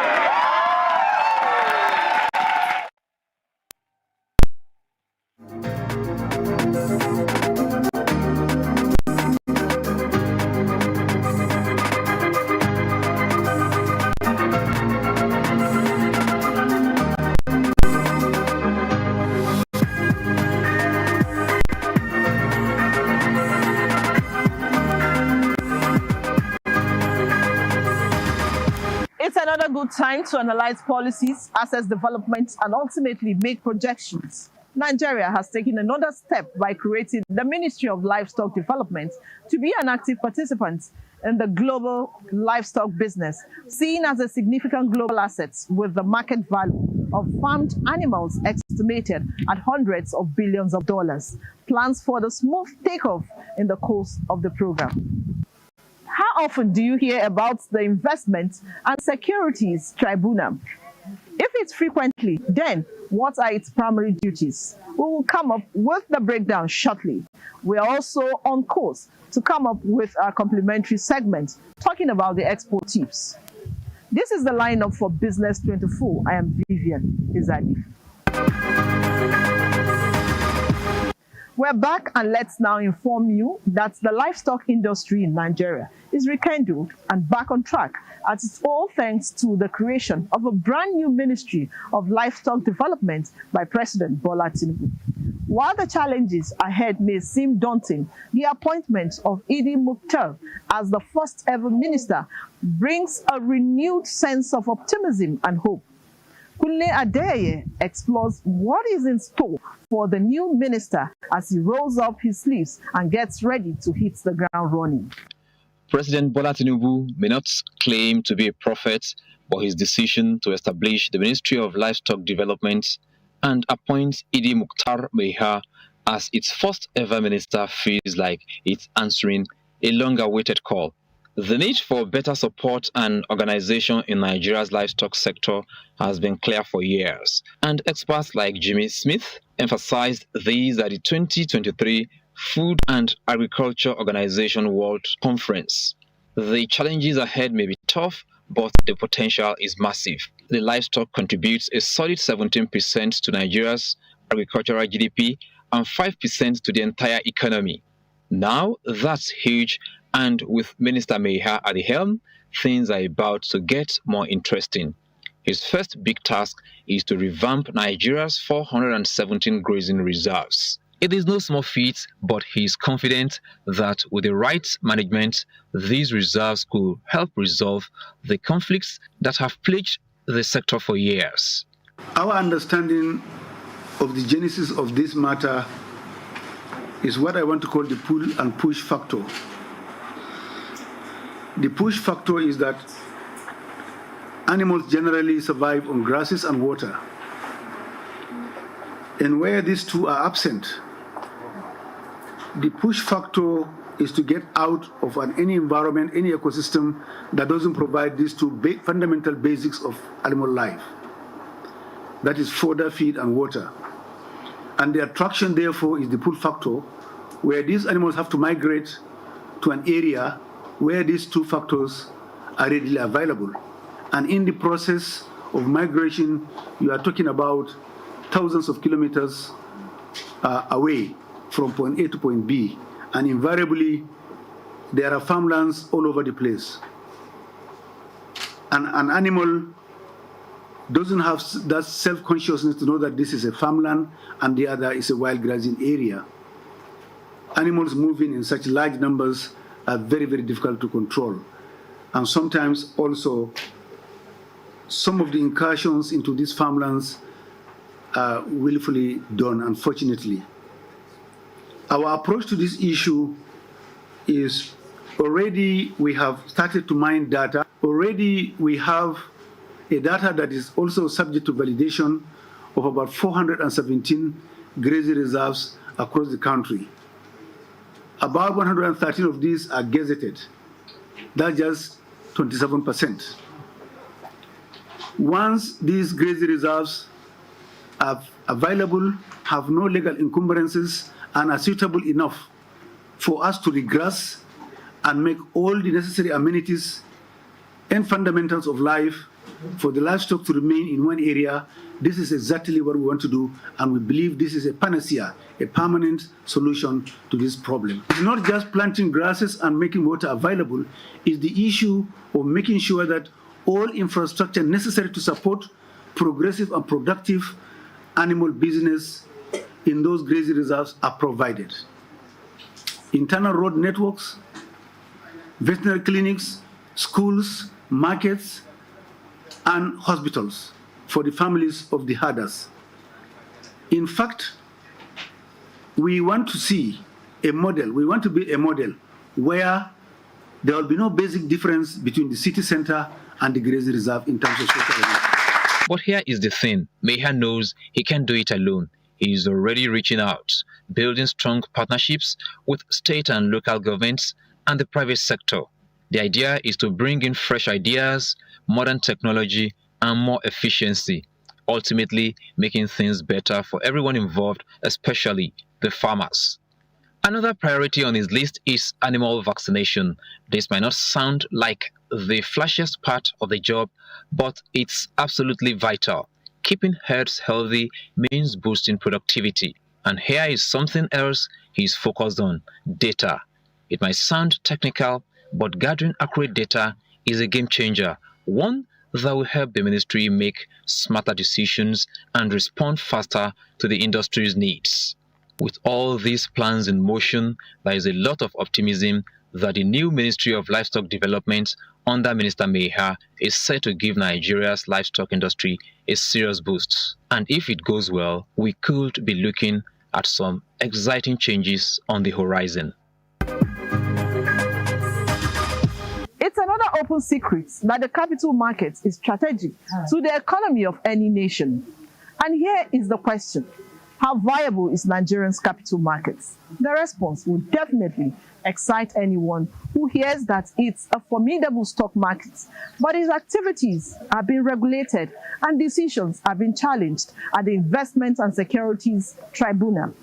Can we say this is what is responsible for its near magic wand activities? Let's listen to this elucidation. The Investment and Securities Tribunal really was a court created at the instance of the stakeholders in the capital market. They now complain that, look, for people to have confidence to invest in the Nigerian capital market, you must inform them and they should know that there's a dispute resolution mechanism that attends to that problem expeditiously, because no investor, if as a journalist, they give you a gratuity, you now put the money in the capital market and dispute arises, and then you have to start going to court all the time, plus minus, as fast as it can be. It may not likely be less than 3 years to finish the matter.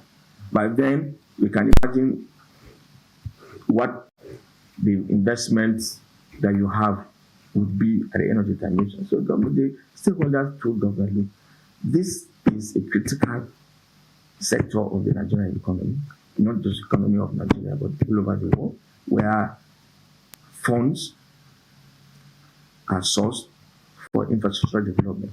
So for people to be happy or confident to put their money in, they must have that confidence that, look, if there's a problem, there's a system that has been provided for such investors to deal with their matters expeditiously.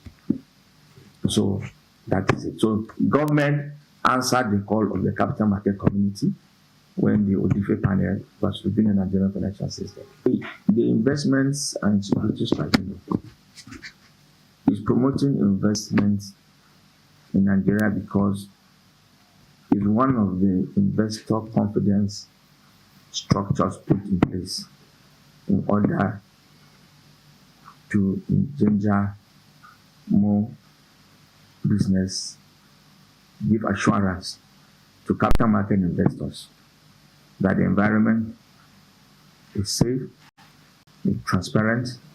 If you run into a problem, there's a mechanism that will resolve their problem within the shortest possible time, maximum 3 months, with the requisite expertise. So we can say how the role it plays.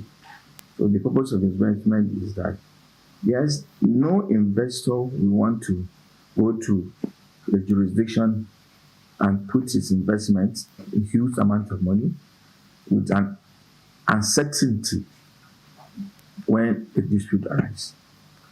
You must also know that capital market business, yes, it is strictly business. So time, value, and money comes in. So any investor that is aware that, look, if I put my money in the Nigerian capital market and a problem arises, which we don't pray, but it must have. However, there's a specialized court dedicated only to dispute arising for such transactions. And not just like that, that same court or tribunal has a statutory period within which it must resolve such disputes. Any interpretation of any rule or law governing the capital market, they can also approach the tribunal. So you can see how it is. But an investor who has invested in a collective investment scheme, it doesn't need to go to SEC. It doesn't need to go to any of the SROs. They can approach the tribunal as a court of first instance. But apart from the collective investment scheme, all other matters, they must first be ventilated across the complaint management structure, starting from his SRO, then to the SEC, and then if he still feels dissatisfied, he now approaches the tribunal. Because the tribunal is not a common court, like where you say people, issue of criminality is involved everywhere across the country, issues of fundamental human rights and other civil litigation, because it's a specialized court for specialized business. You understand? So the tribunal is as close as to the players in that industry. And when I say that, I mean like Lagos. Lagos is the hub of the capital market. We can say maybe in Africa. You understand? So the tribunal has a port in Lagos. And also, in order to bring justice closer to investors in the South, closer to them. Within the period of discussion, that is 2024, we can say comfortably we have about 17 cases. And as of now, out of the 17, we have dealt with conclusively with about 12 to finality.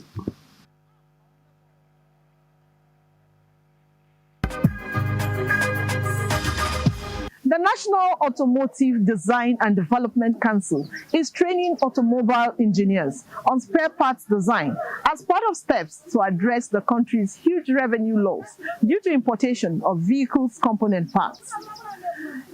NADDC's Director General says training of some engineers on NIDA's NFX software automotive design skills will enhance local expertise and pave way for the development of locally produced spare parts.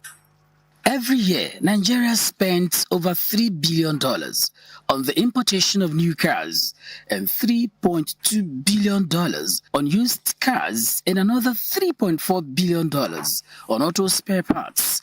With every importation, Nigeria was creating new jobs in other nations, with experts saying that is not the best way to go as a country. The National Automotive Policy on Car Importation spells that the import duty for local manufacturers remained 35% as against the speculated 70%. This was aimed at enabling local manufacturers to meet with the country's need for car production, as the 70% import duty would only apply to those who are not into local car production but only interested in trading. This massive expenditure underscores the urgent need for local production capabilities, and advanced design training is key to stimulating economic growth. This is why the National Automotive Design and Development Council, NADDC, is organizing this boot camp focused on MIDAC's NFX software training aimed at empowering local engineers and designers with the skills necessary to create high-quality vehicle components. The training is a kind of train the trainer. These people that you see here are 15 in number. 11 from the council and 4 from the assembly plants. When they are giving this training for 2 weeks, they would have had the requisite knowledge to be able to design components and also be able to train some other engineers outside of the ones that are here. Secondly, the engineers that are being trained are going to be exposed to the website of this software internationally. So when there's a challenge in the course of their using this software for design, questions will be thrown open to the outside world, and they will have assistance from the international contributors to be able to aid them in making some of the products they are going to make here. MIDAC's NFX is a specialized tool that allows users to scan parts according to specific requirements and select the optimal materials needed for production, whether plastic or steel. NADDC's Director General, Joseph Oshanipi, says despite Nigeria's strides in lubricants production, the automotive market represents a significant economic opportunity, and harnessing local talent to design and manufacture spare parts could stimulate job creation, enhance self-sufficiency. Someone come, I need 20 of this particular product. Give it to me. You design it immediately. We demand that.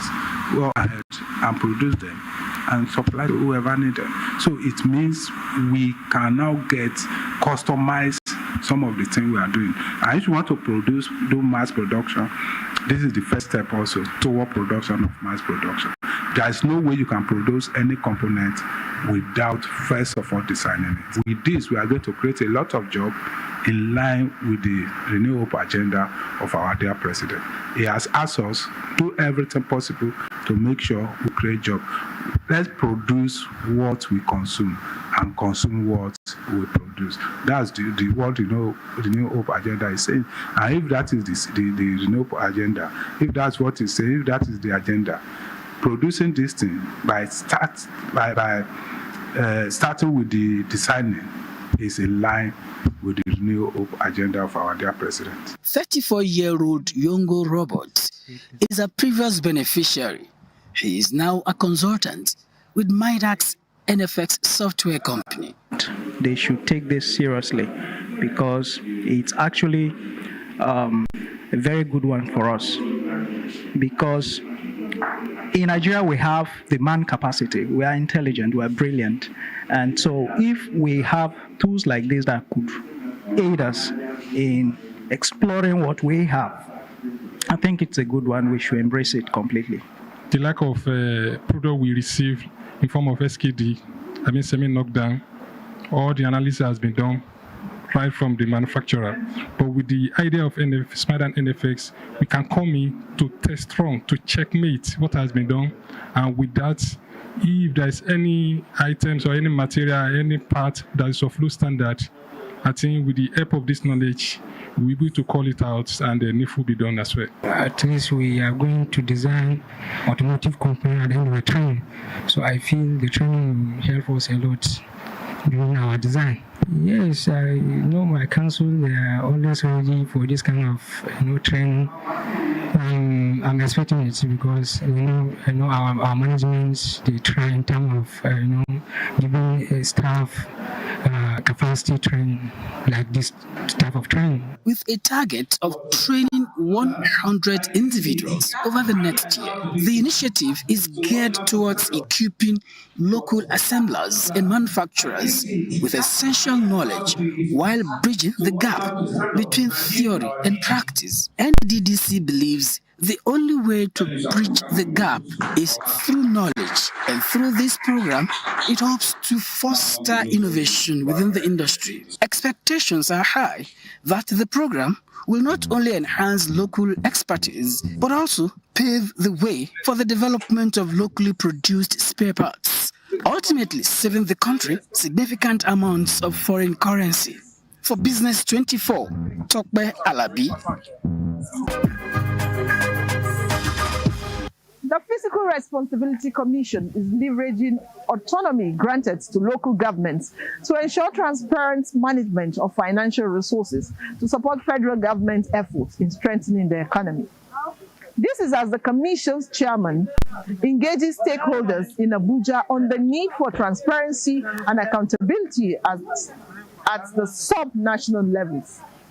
Nigeria's Fiscal Responsibility Commission and some related stakeholders are at work here to domesticate fiscal responsibility agencies in states across Nigeria. So far, only 25 states out of 36 states are on board. If we get it right at the local government level, it's the center point of development. Insecurity will reduce because the local government chairman, his councillors can be held accountable for whatever happens in every ward or community in our country. There's a strong need for some form of fiscal cohesion and intergovernmental consistency in fiscal management between federal, state, and local government. It's important for us to explore what are the parameters of fiscal responsibility. It's a big challenge for them. And then she should make no excuse. The federal government, state government, and local government are all on the same page on what they should do with our scarce resources and how they can promote investment into their space. And then make sure that they are accountable and they are transparent and they are prudent in the use and management of our public financial resources. So it's all to look at all the various ways that we can encourage them, everybody, all levels of subnational, encourage them to identify the natural, mineral, and solid resources that are available to them and how they can maximize the human resource component and bring all together to make their space very, very attractive to foreign investors. They also emphasized the need for more sensitization and capacity building at the grassroots to help tackle issues that hinder effective management of government revenue and expenditure in the states. Fiscal responsibility means being transparent, being accountable, being prudent, ensuring that you don't spend money, without planning it. My commission in Kwara State, we wrote letters to the 16 local government area councils, informing them of the existence of the Fiscal Responsibility Commission in the state. And we drew their attention to the fact that whenever they are to engage in any project execution, the Commission must be involved. The Fiscal Responsibility Commission hopes to bring a positive change to Nigeria's financial management system with Business 24, Alika Okpalachi, Arua. We're done with Business 24 for this week. I'm Vivian Ezadife. See you some other times.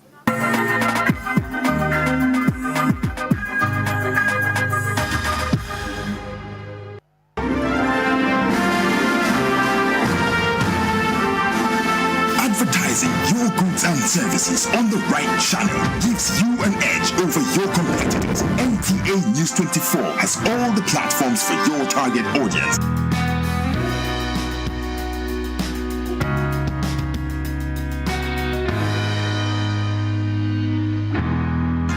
digital format and wide range, we can reach your customers in next to no time. We are eager to promote your business, goods and services. So, partner with us for a very rewarding business experience. For more information, please call or visit our office at NTA Headquarters, Area 11, Garki, Abuja. NTA News 24. News and more news.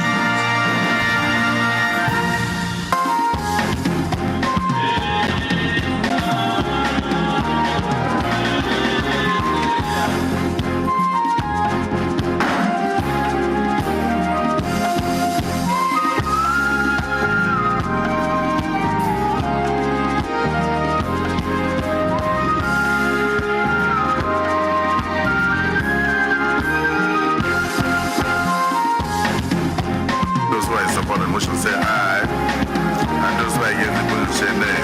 The ayes have it.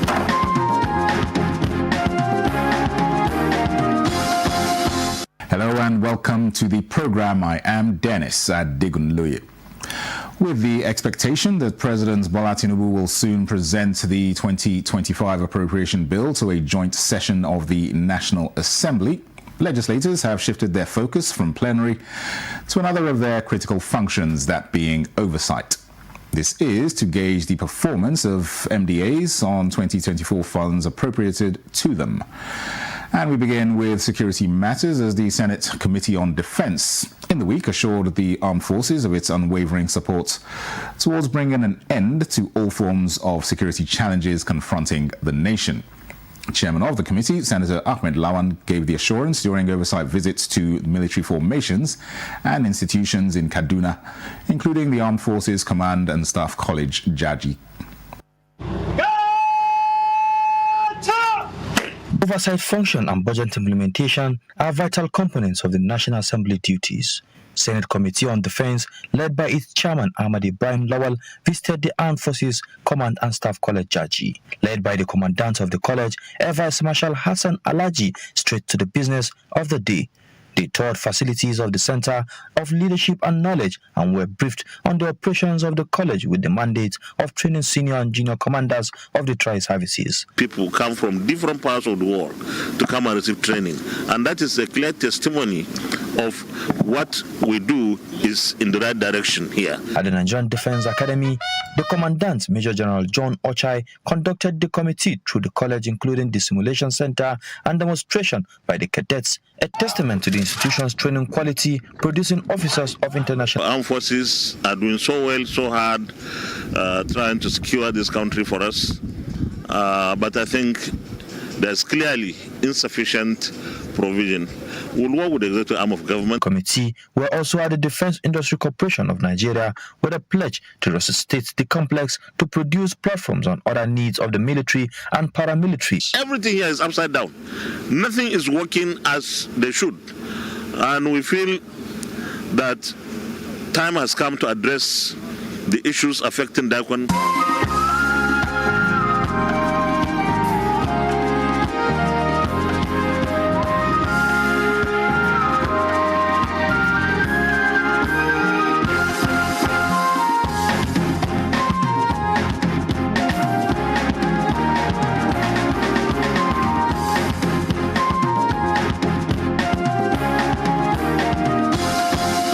Meanwhile, the Nigeria Education Loan Fund has in the last 6 months disbursed about 11 billion naira to 90,000 students across the country to enable them to access higher education. This came to light when the Senate Committee on Tertiary Education and TET Fund went on oversight to NEL Fund. The Nigeria Education Loan Fund is an intervention by the federal government to assist indigent students with loans to access higher education. During the oversight visit, NEL Fund's managing director explained to the committee that 96 billion naira has been committed to the initiative. Out of this amount, 11 billion has been disbursed so far for fees and stipends. So one of the reasons for short life expectancy here is the pressure on parents, the pressure to pay fees. So we're not just helping students and the future of Nigeria, we also want to relieve the parents out there today. And that is the essence of making this agency, and it has been the laying foundation stage now, and it has gone very reasonably and successfully since at least 90,000 students have started engaging the tuition fee and also the upkeep funds that are supposed to be given to the student. The fund aims at changing the lives of students through the Renewed Hope initiative. The Senate committee was also at the Joint Admissions and Matriculation Board, where it commended JAMB's management for accountability and service delivery. This development has not only restored confidence in JAMB, but also placed Nigeria among global leaders in the use of technology in educational assessment. JAMB reassured the committee of seamless admission process for prospective candidates.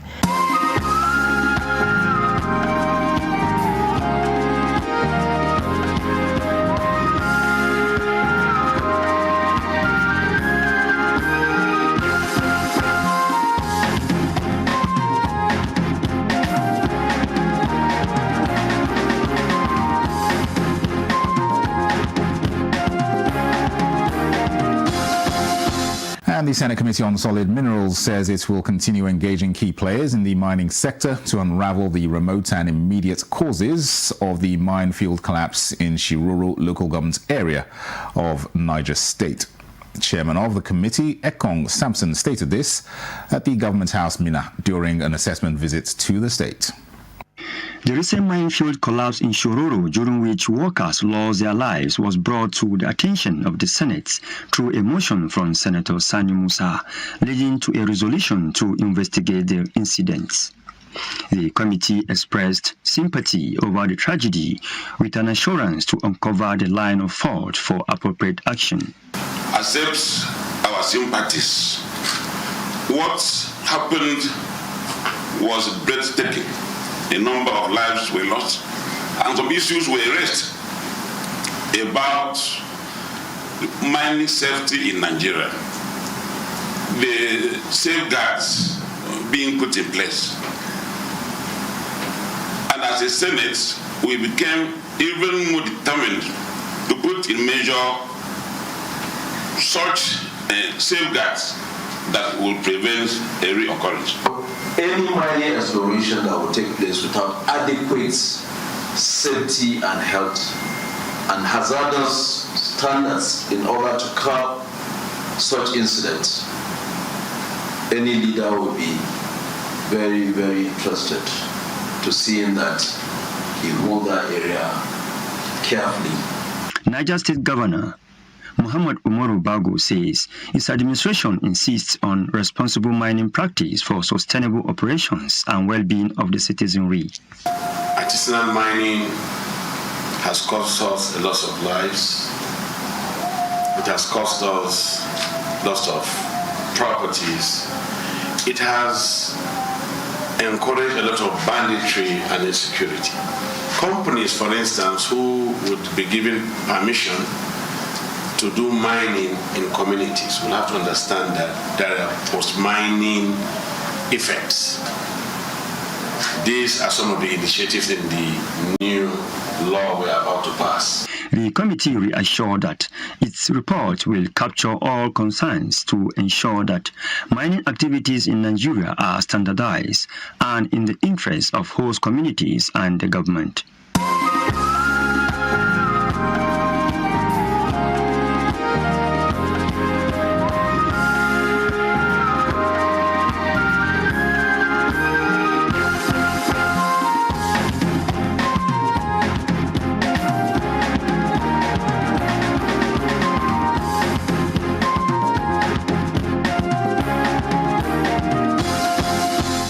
Following the release of several miners from prison custody on the directive of President Bola Tinubu and the subsequent dismissal of all charges, commendations have continued to pour in for his compassion and pragmatism.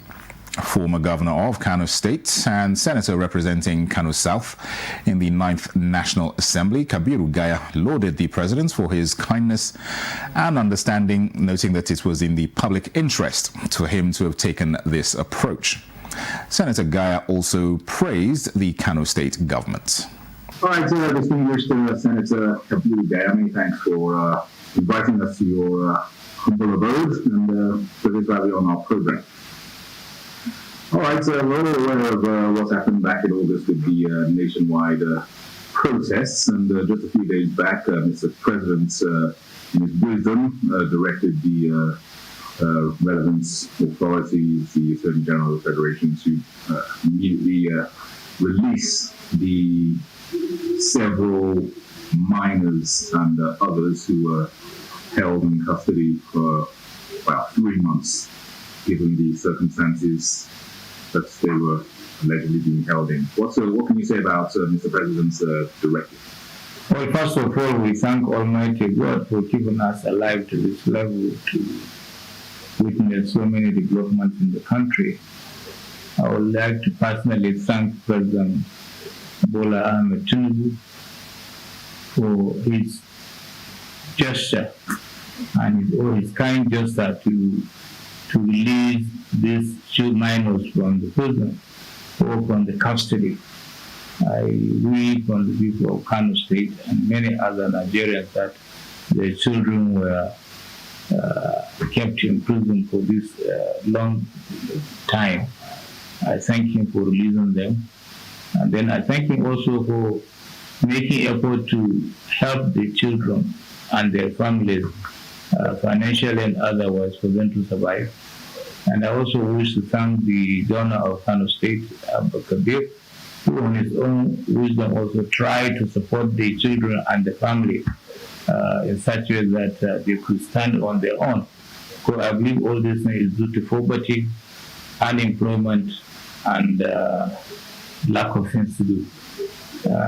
These children, some of them really joined, some didn't, because from the information we gathered, some just came out of their house and they were held up by the security agents and then expected to be hoodlums or something like that.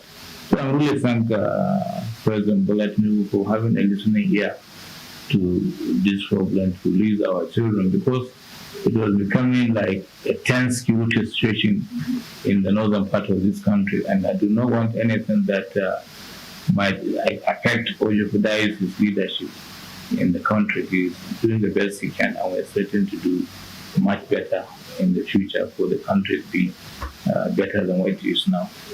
And speaking of the President's administration, it's a year plus now, and a lot of landmark achievements have been recorded.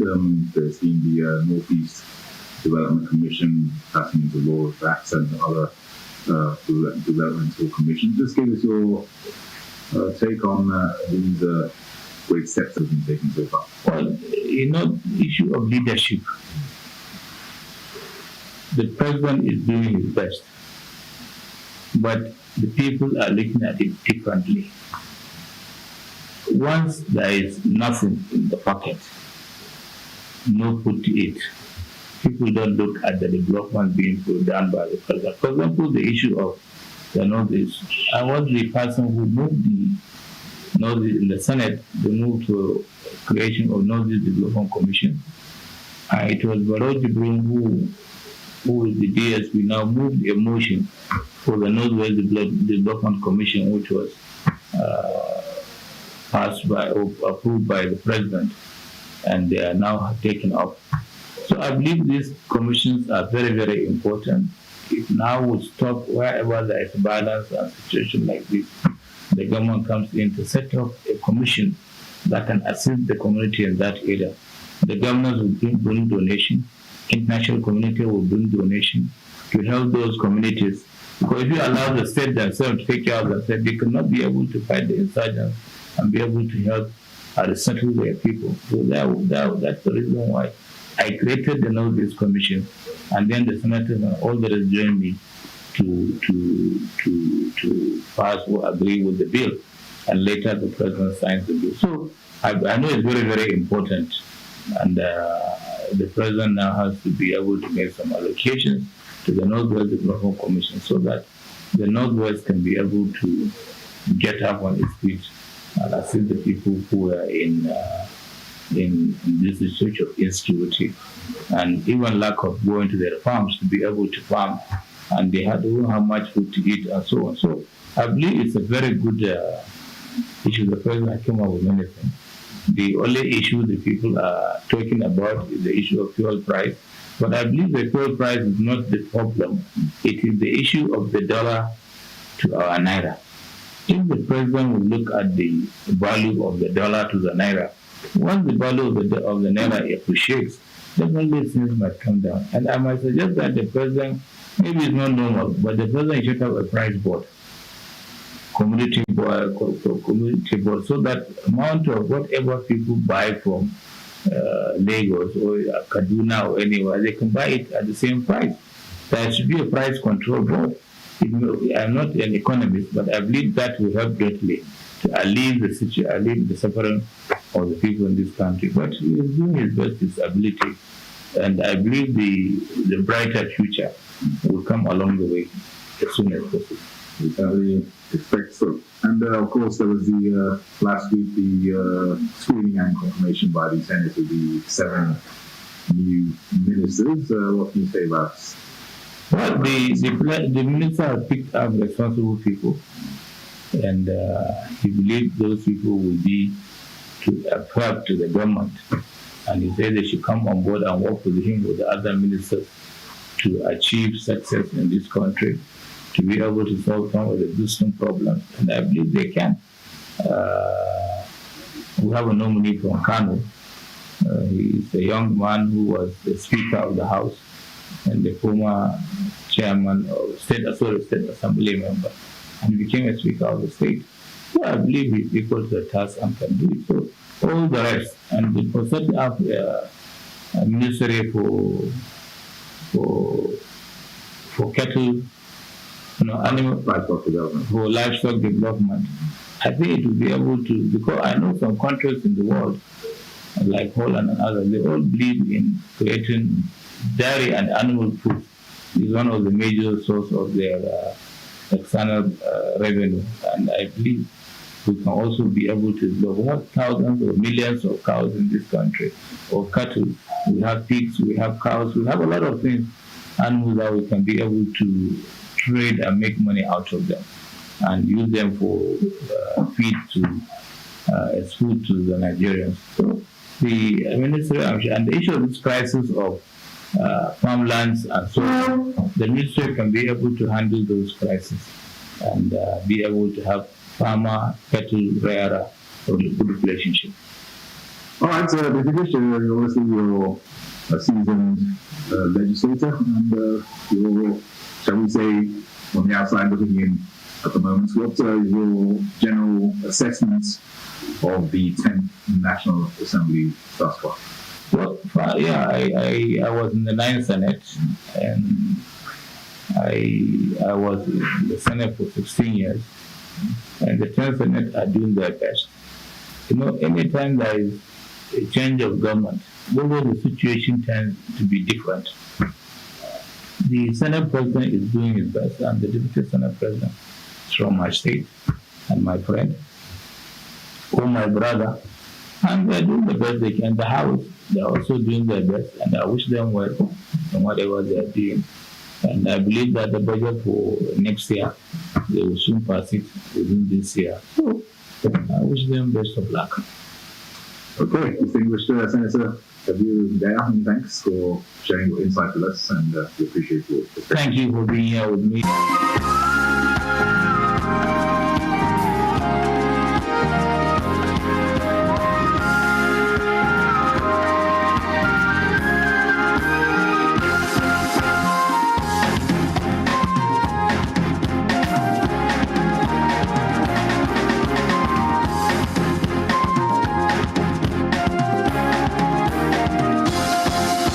Let's get some more perspective now on various national issues, including the forthcoming 2025 budget presentation. That act of sending nominees to us and designated to specific portfolios have given us sufficient background to know what to ask. So I think it was quite interesting.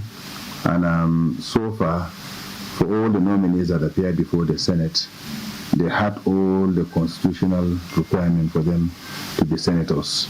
So that one was valid. And again, it's not just the paper qualification that matters. They might be qualified in terms of paper and experience, but we also need to know whether they're in stable mind, whether they are still mentally allowed to do the jobs or they are dynamic with time. But I believe I also witnessed a situation where the nominees were people that can actually add value to this government.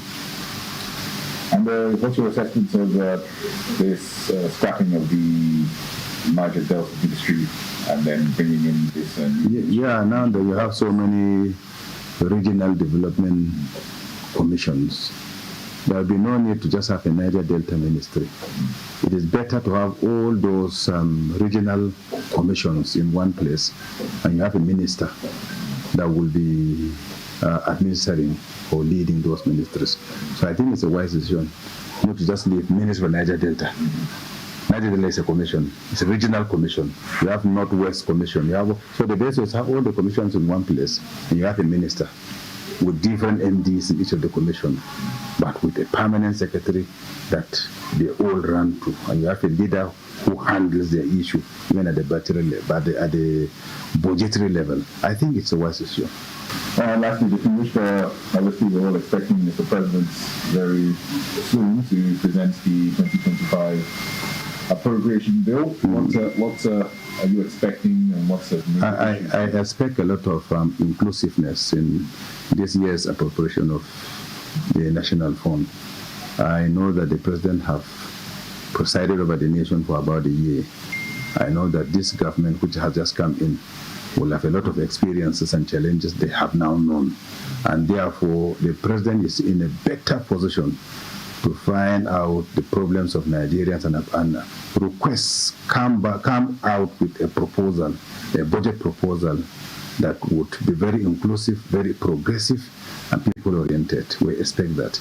And again, most of us here are not, you see, we have people that are not in the Senate for the first time or National Assembly for the first time. With all our experiences within the 1 year in office and all the demands of our various constituents or constituencies, we are now much, much more equipped. And with the oversight function that we might have done within 1 year, I think that at the moment now, we are now much, much more equipped to speak on the budget, to work on the budget and scrutinize the budget in such a way that at the end of the day it will be very, very it will be developmental, progressive and inclusive to all Nigerians.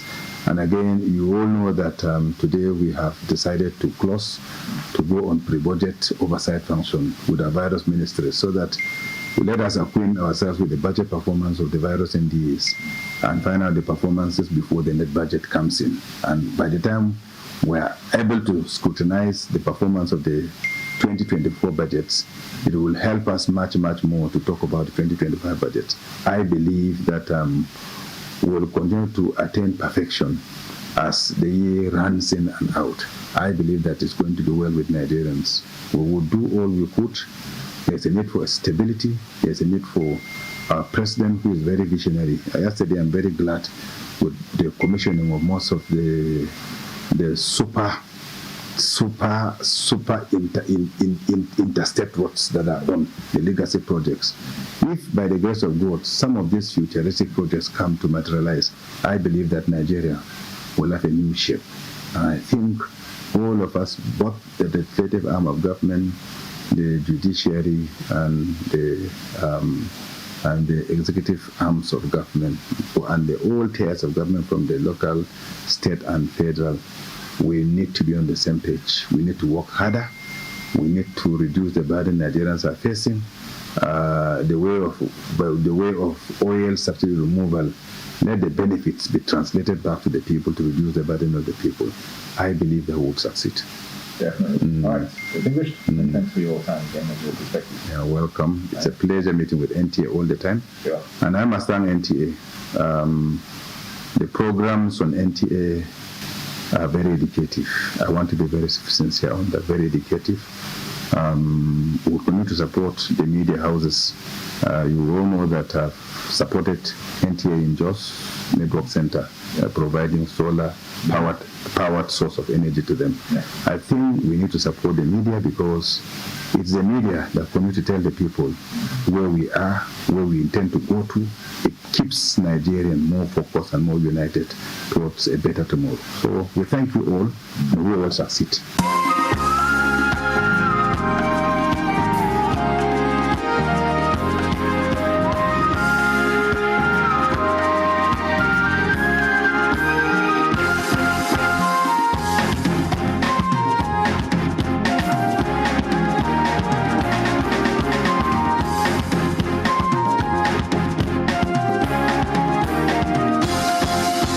That concludes Senate 109 for this week. Thanks for watching. Till next time, I am Dennis Adigunloye. Bye for now.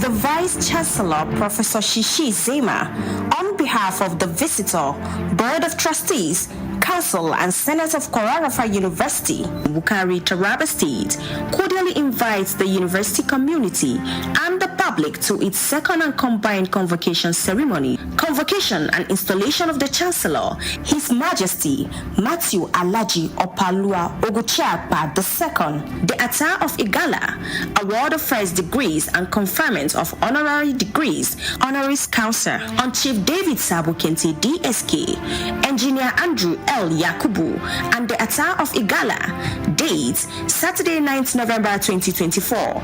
Venue, Convocation Square, Huku Main Campus, Jalingo Expressway, Wukari, Taraba State, Nigeria. Time, 8 a.m. Special guest of honor, His Excellency Dr. Abuke First, the Executive Governor of Taraba State.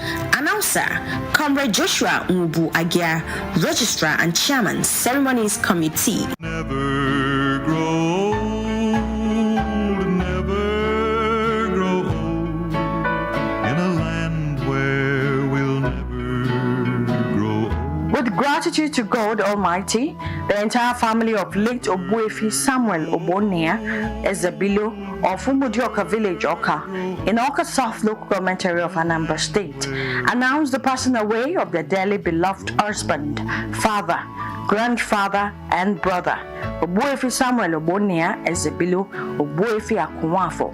He was aged 93. Funeral arrangements, Thursday, the 14th of November 2024, service of songs at his compound, 14 Ezudu Street, Umudioka Village, Oka, by 5 p.m. Friday, November 15, 2024, 10 a.m. funeral service at his compound, and interment follows thereafter. Sunday, the 17th of November 2024, 8 a.m. Thanksgiving service at Our Saviour's Anglican Church, Oka, along Arthur's Street, Oka. He is survived by his wife, children, grandchildren, and many other relations, including Mrs. Awole Iguago. May his soul rest in peace. Amen. Announcers, Engineer Uche Ezebilo Moye, daughter, and Dr. Obiora Ezebilo, son, for the family.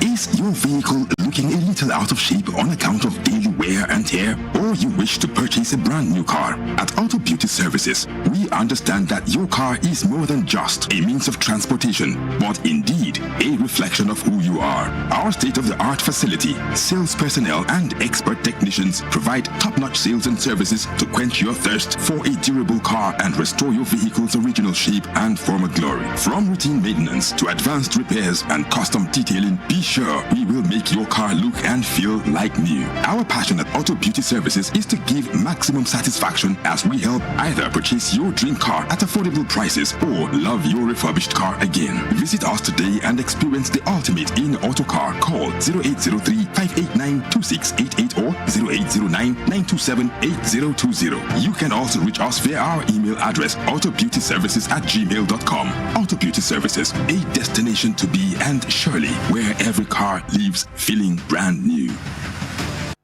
In delivering on the renewed hope agenda of Mr. President, welcome to the Nel Fund.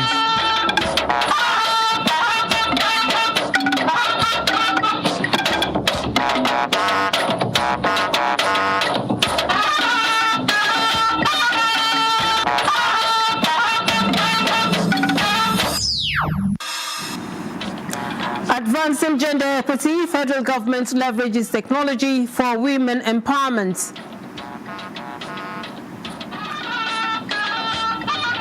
Women are now set to go out into the world to put these new skills to use and to inspire and guide other young women.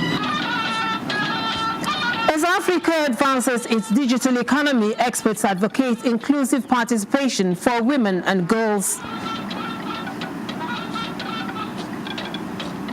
The report contains several aspects of the investigative processes that will be instrumental in framing our human rights accountability mechanism.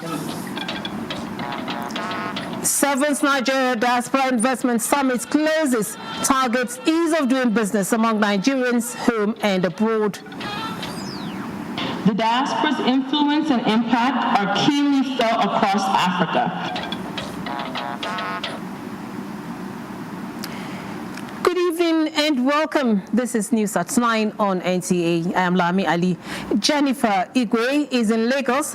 Benny Adams will take the business news, and Ayodeji Makinde is on the sports news segments. This broadcast is live streamed on nta.ng/live.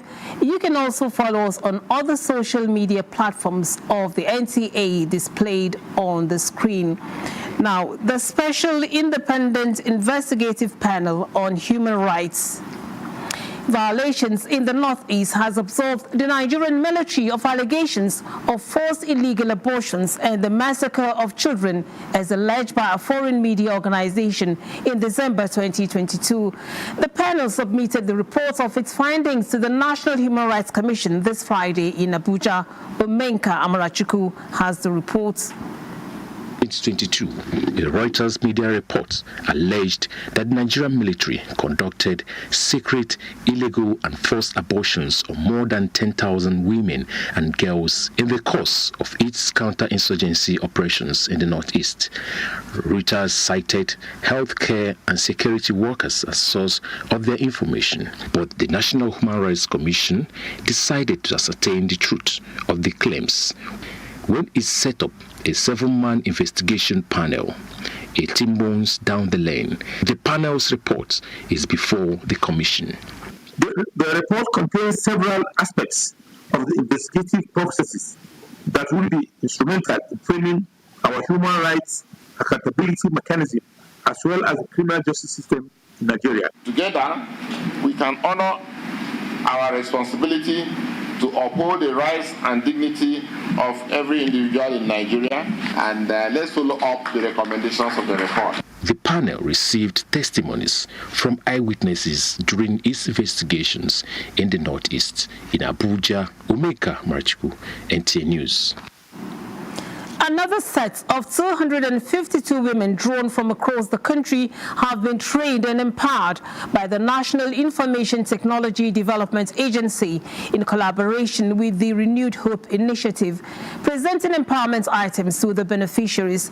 Nigeria's First Lady Oluremi Tinubu describes the feat as another significant leap in the efforts of the current administration to advance gender equity, leveraging technology. State House correspondent Adeni Taiwo reports. It was a partnership born out of shared vision, which is to empower women and give them more room to play in the digital space.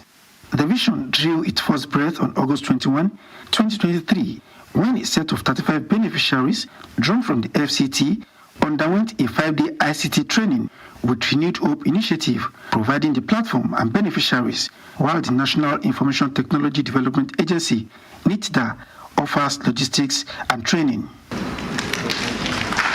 Today, on the second-year anniversary of this strategic collaboration, Nigeria's First Lady Oluremi Tinubu is pleased to see the growth of the program, which now has 40 women per geopolitical zone, embarking on the same capacity-building training aimed at transforming their communities. These women are now set to go out into the world to put these new skills to use and to inspire and guide other young women.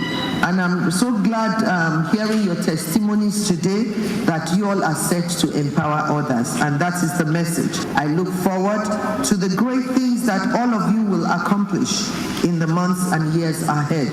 I thank the Director General of NIDA, Malam Kashifu, Inua Abdullahi, and his team for this passion and steadfast commitment to bridge Nigeria's digital divide by ensuring our women's full participation in the digital revolution through access to technology that will enable them contribute meaningfully to the economic growth and innovation. She notes that the ultimate goal of the collaboration is to leverage technology to bridge gender gaps. To create more diverse and inclusive tech world, we need to inspire and empower the next generation of female role models to pursue and develop their career in technology and become innovators, leaders, and entrepreneurs. The Director General of NITA, Kachifu Inua, is upbeat about the opportunities that are now at the disposal of beneficiaries in the digital space. This will help them to expand their businesses. This will help them to have access to education and skills online. They can work from home.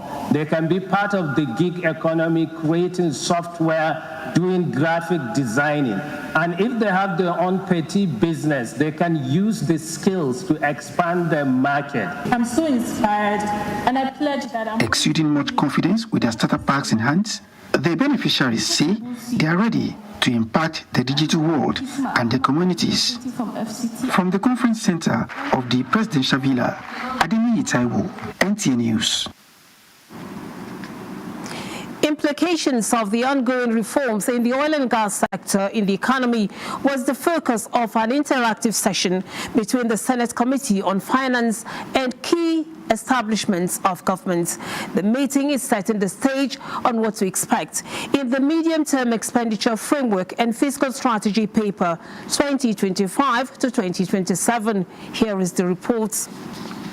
Underscores our commitment to transparency, accountability. As the Senate reviews the MTEP 2024 to 2026 and awaits that of 2025 to 2027, it deemed it crucial to engage key stakeholders on matters relating to the impact of the ongoing reforms. Sales of crude oil to domestic refineries in Nigeria in Naira.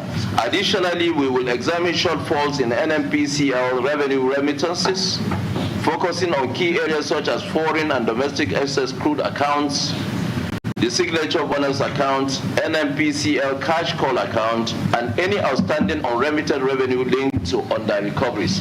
The Minister of Finance said the federal government appreciates the understanding demonstrated by Nigerians, with assurances that results have started emerging. The economic reform, once in place, portend additional revenue for government, recovery of the finances of NNPC, and a basis for growing the economy, a basis for attracting investment, increasing productivity, encouraging creation of jobs.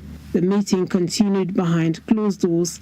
In another development, a public hearing convened by the Senate Committee on Solid Minerals to collate views on the proposed establishment of the Nigerian Mine Rangers Service saw most ministries, departments, and agencies of government expressing reservations. Consider and adopt the Special Mine Surveillance Task Force and its standard operational procedure as a better alternative. There are other agencies that are already doing what this bill intends. We have made our submission, and that That is our stand, that the bill should not be allowed to go.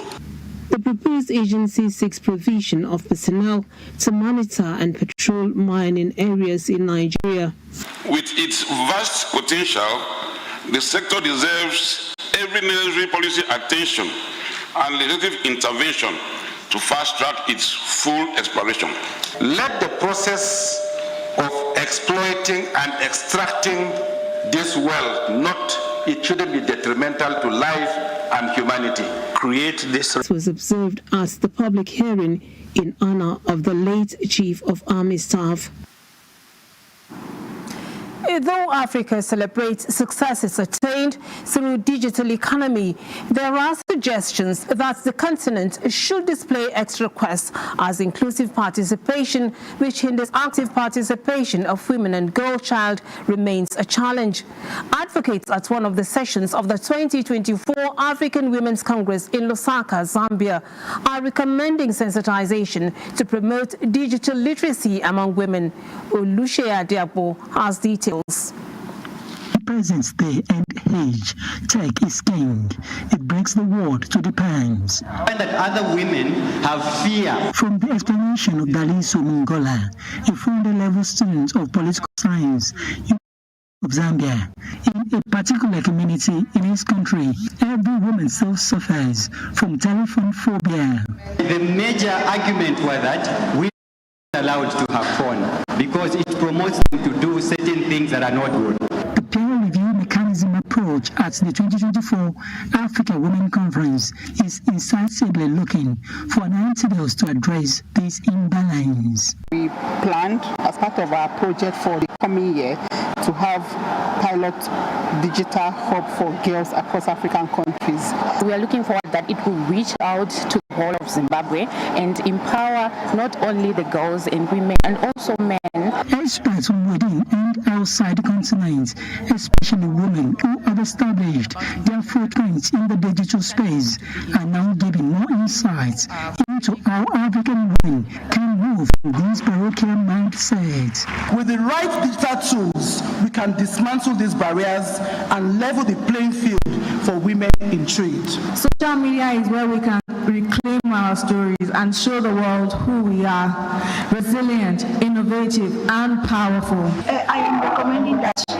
women should come out to participate, but if government and leaders would invest more in technological advancement, then educating the women, that is at the grassroots. The African Union's digital transformation strategy has set a goal of digital inclusion for every African woman by 2030. From Lusaka, Zambia, Oluseya Diabo, NTA News. Now, the federal government says its collaboration with development partners to deepen financial inclusion is critical to achieving inclusive participation in its social investment programs. At a workshop organized by the Office of the Technical Advisor to the President on Financial Inclusion and Development Partners, Deputy Chief of Staff to the President, Ibrahim Hadija, reaffirms the federal government's commitment to implementing the Accord on Economic and Financial Inclusion. Musa Abubakar brings us details. U.S. financial inclusion may have risen to 64% in 2023 from 54% in 2022. The target for the federal government is to close the gap through deliberate actions, including partnerships. This workshop, organized by the Technical Advisor to the President on Economic and Financial Inclusion and Partnership for Learning for All in Nigeria, PLAIN, focused on improving funding schools and enhancing financial inclusion and support while fostering financial literacy. The majority of those who have been identified as requiring these programs are financially included. So we need to work very closely with stakeholders, humanitarian affairs, to ensure that we ramp up the pace of extending financial inclusion. Is in line with the present administration's agenda to brainstorm and see what are the areas, how we can do alignment of our strategy to support this financial inclusion. This initiative seeks to empower communities and build a future where every child has access to quality education. In Abuja, Musa Bakar, NTA News. Ensuring consumer satisfaction and value for money took center stage at the 93rd Telecom Consumers Parliament in Abuja. Ayodeji Makinde reports that improving data quality was also deliberated on. Industry experts, including representatives from major internet service providers, gathered to engage with the Nigerian Communications Commission (NCC) on the need to enhance consumer experience. Key topics including optimizing data usage, empowering consumers with awareness, and fostering a transparent, consumer-centered telecom industry. A major issue raised was the rapid depletion of data and the complexity of data bundles, currently totaling over 150 options in the country, often leaving consumers overwhelmed. The discussions, facilitated by both the Association of Licensed Telecom Operators of Nigeria, ALTON, and the NCC, aimed at developing strategies to streamline data offerings, enhance user understanding, and achieve consumer satisfaction. I want to reaffirm the Commission's commitment to transparency and accountability within the sector. It will also give investors transparency, who is the most compliant operator in the industry. I saw the clip online. I watched the video 20 times. In my mind, I said to myself, you have consumed data watching the same video clip 20 times. So she called the next morning and said, your governors have taken my data last night, not reminding her said that she's watched one particular clip for so many times. Panelists also highlighted operational challenges such as equipment vandalism and theft, which impact service quality. Despite these economic hurdles, telecom providers reaffirmed their commitment to improving consumer satisfaction and enhancing service delivery across Nigeria. In Abuja, Ayodeji Makinde, NTA News. The federal government, through the Job Creation and Micro, Small and Medium Enterprises Secretariat of the Vice President, has signed a partnership with a music icon, Innocent Idibia, popularly known as Two-Face, to seek public support for the MSME sector. The partnership agreement was signed by Two-Face and Tola Adekunle Johnson, the Senior Special Assistants to the President on Job Creation and MSMEs. The coming on board of Two-Face as a Job Creation and MSMEs brand ambassador is expected to promote ideas and initiatives under the National MSMEs Awards. Innocent Idibia appreciated President Tinubu's administration for the youth and small businesses, promising to create more awareness in the country on MSMEs, especially among. In trying to consistently promote this, we've looked at areas that are of interest to some of our target audience, and you agree with me that is the entertainment or creative industry. Today, we will be unveiling who I regard as an icon. In his rights, he's a legend. Most of our youth today, there's so many things going on. People might even underestimate the power and the value that this will bring, to both the individuals and their communities and then the country as a whole. So for me, I really commend this from government towards young people. The stakeholders promise more partners from the private sector and encourage commitments to empower the youth in the area of job creation. More business-related news with Benny Adams, but after the break, do stay tuned. Enforcement Unit of the Corporate Affairs Commission, CAC, is embarking on a compliance inspection exercise to all registered entities across Nigeria. All registered companies, associations, business names, and incorporated trustees are hereby notified that your organizations will be visited to check register of members, beneficial ownership, the status of statutory filings and return of the Companies and Allied Matters Act 2020, and you are required to ensure full compliance with the law.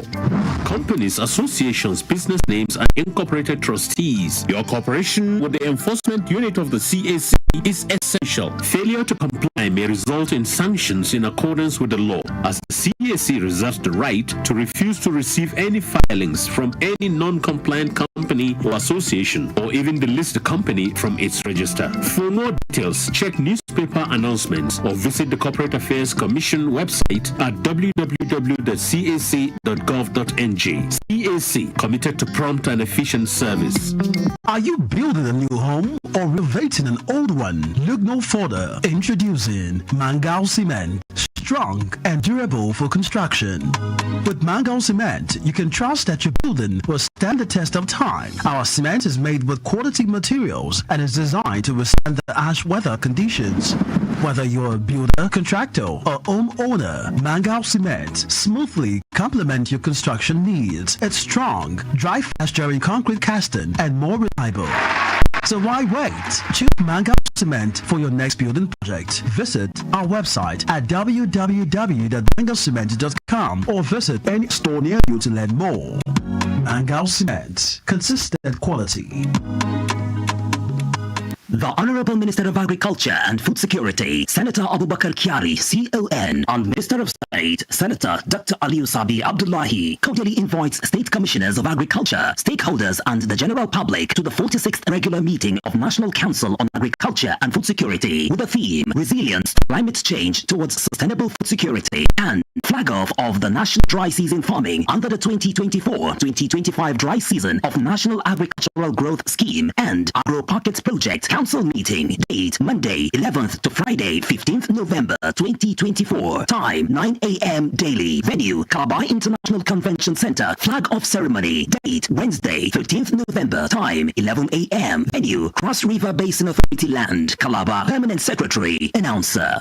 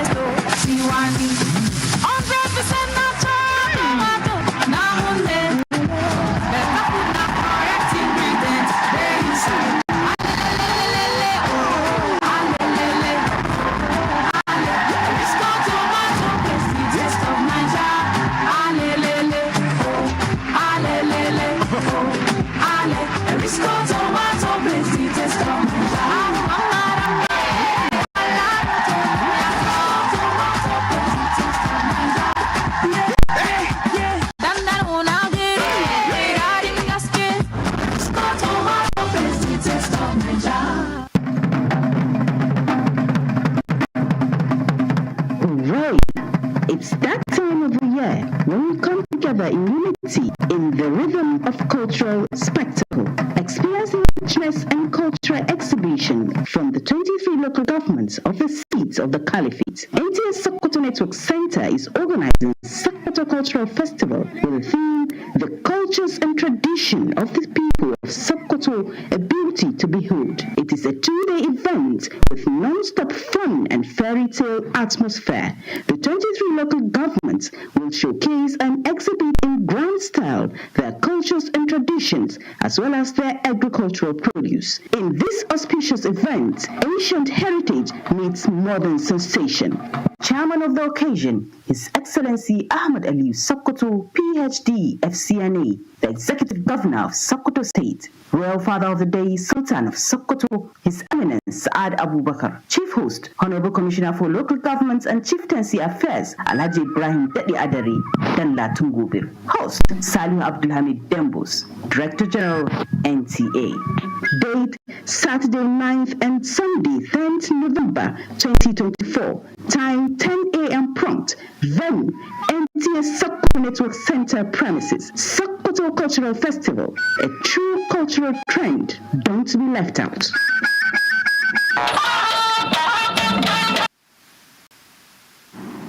Well, it's time to go. Ministers. Benny is going to bring us the base on business. Benny, it's over to you. Thank you very much, Lami. Now, ahead of She Is Included, a gender inclusion conference on next year, 30th January, with the theme Breaking Barriers and Building Resilience for Sustainable Economic and Financial Inclusion, Office of the Vice President on Financial Inclusion, the FCT Women Affairs Secretariat, in partnership with development partners, are supporting 300 women-owned businesses with 50,000 Naira grants and capacity building to grow their businesses. The effort, they say, is complementary to effort of the Renewed Hope Initiative being championed by wife of the President, Senator Remi Tinubu.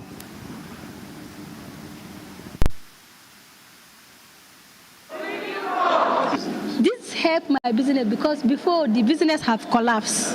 It looks at economic empowerment. We provide training. We provide psychosocial support. We provide business kits. So there are different things that we are doing to support women during rural women all across the federation. On one day, one go, 50,000 capital was invested each. Was invested in 1,000 women across the whole of Nigeria. So that is what? 37,000 women. Now, what happened that day was that our own administration had an add-on of 300. So that was 1,300. Then UN Women said they were going to also support and collaborate with Her Excellency, the First Lady's investment by supporting another 300. So that's what? 1,600 women. The government is saying, come and partner with us, both public and private sector. Come and rally around us. Let's do this Nigerian journey to $1 trillion economy all together, not only us as government. So that's actually the high point of this particular event. And I can tell you, more and more activities are going to take place. For today, being the pilot, the national flag is going to take place precisely on 30th of January 2025. When you empower a woman, you empower a whole community. This will further strengthen the economy and help families come out of poverty. That the gesture is to further close the gap of 26% of women whom are financially excluded. And now a quick look at the Nigerian Stock Exchange at this time. The stock market actually closed trading week bullish, building on the gain recorded on Thursday as investors sustained their buying interest in some stocks, leading to investors gaining about 188.65 billion naira. And looking at the numbers at this time, talking about the stock market, looking at the numbers at this time, we have, I can see, looking at numbers at this time, well, the market breadth also closed positively at 0.09%, which is 29 gainers as against 83 losers. Well, this is it on business. Lami, you can take it from here. Thank you, Benny. Now we go to Ogbomoso, where Vice President Kashim Shettima has called on Muslim Ummah to always channel their resources in the path of Allah for eternal rewards. The Vice President stated this in Ogbomoso as the inauguration of an ultra-modern central mosque built by Senator Abdul Fattah Buhari, representing Oyo North. Abiodun Babalola reports. Kashim Shettima, who was accompanied to Ibadan by the Kwara State Governor Abdulrahman Abdulrazak, Deputy Senate President, former senators, among others, was received by the Oyo State Governor Seyi Makinde, represented by his deputy Bayo Lawal, Seun of Ogbomoso Land, Oba Gandhi Afolabi Olaoye, and other traditional rulers in the state. The Vice President, while congratulating Senator Abdul Fattah Buhari for the project, says his decision to build the ultra-modern mosque shows the love he has for Islam and the Muslim community. We are reminded that not only the devil will all be humanity, but also the significance of the pure estates. Also upon solid concept of Allah, with no expectation of return or recognition from others. Charity in Islam is not merely a duty, but an honor, a testament to our faith, and a reminder that our actions speak further when they are committed advised Nigerians to always pray for their leaders and be optimistic. In his lecture, an Islamic preacher, Sheikh Muhyiddin Ajani Bello, commended Senator Buhari's contribution to the service of Allah and advised him to do more towards the progress of Islam. Senator Abdul Fattah Buhari, who could not hide his joy, says he is only demonstrating virtues of spending in the way of Allah. Goodwill messages centered on the need for the Muslim community in Ibadan to guard the house of Allah jealously for its sustainability. 2 imams appointed for the mosque were turbaned as Alhaji Ajani Bello led other Muslims, including the vice president, to observe the first Jumat service in the mosque.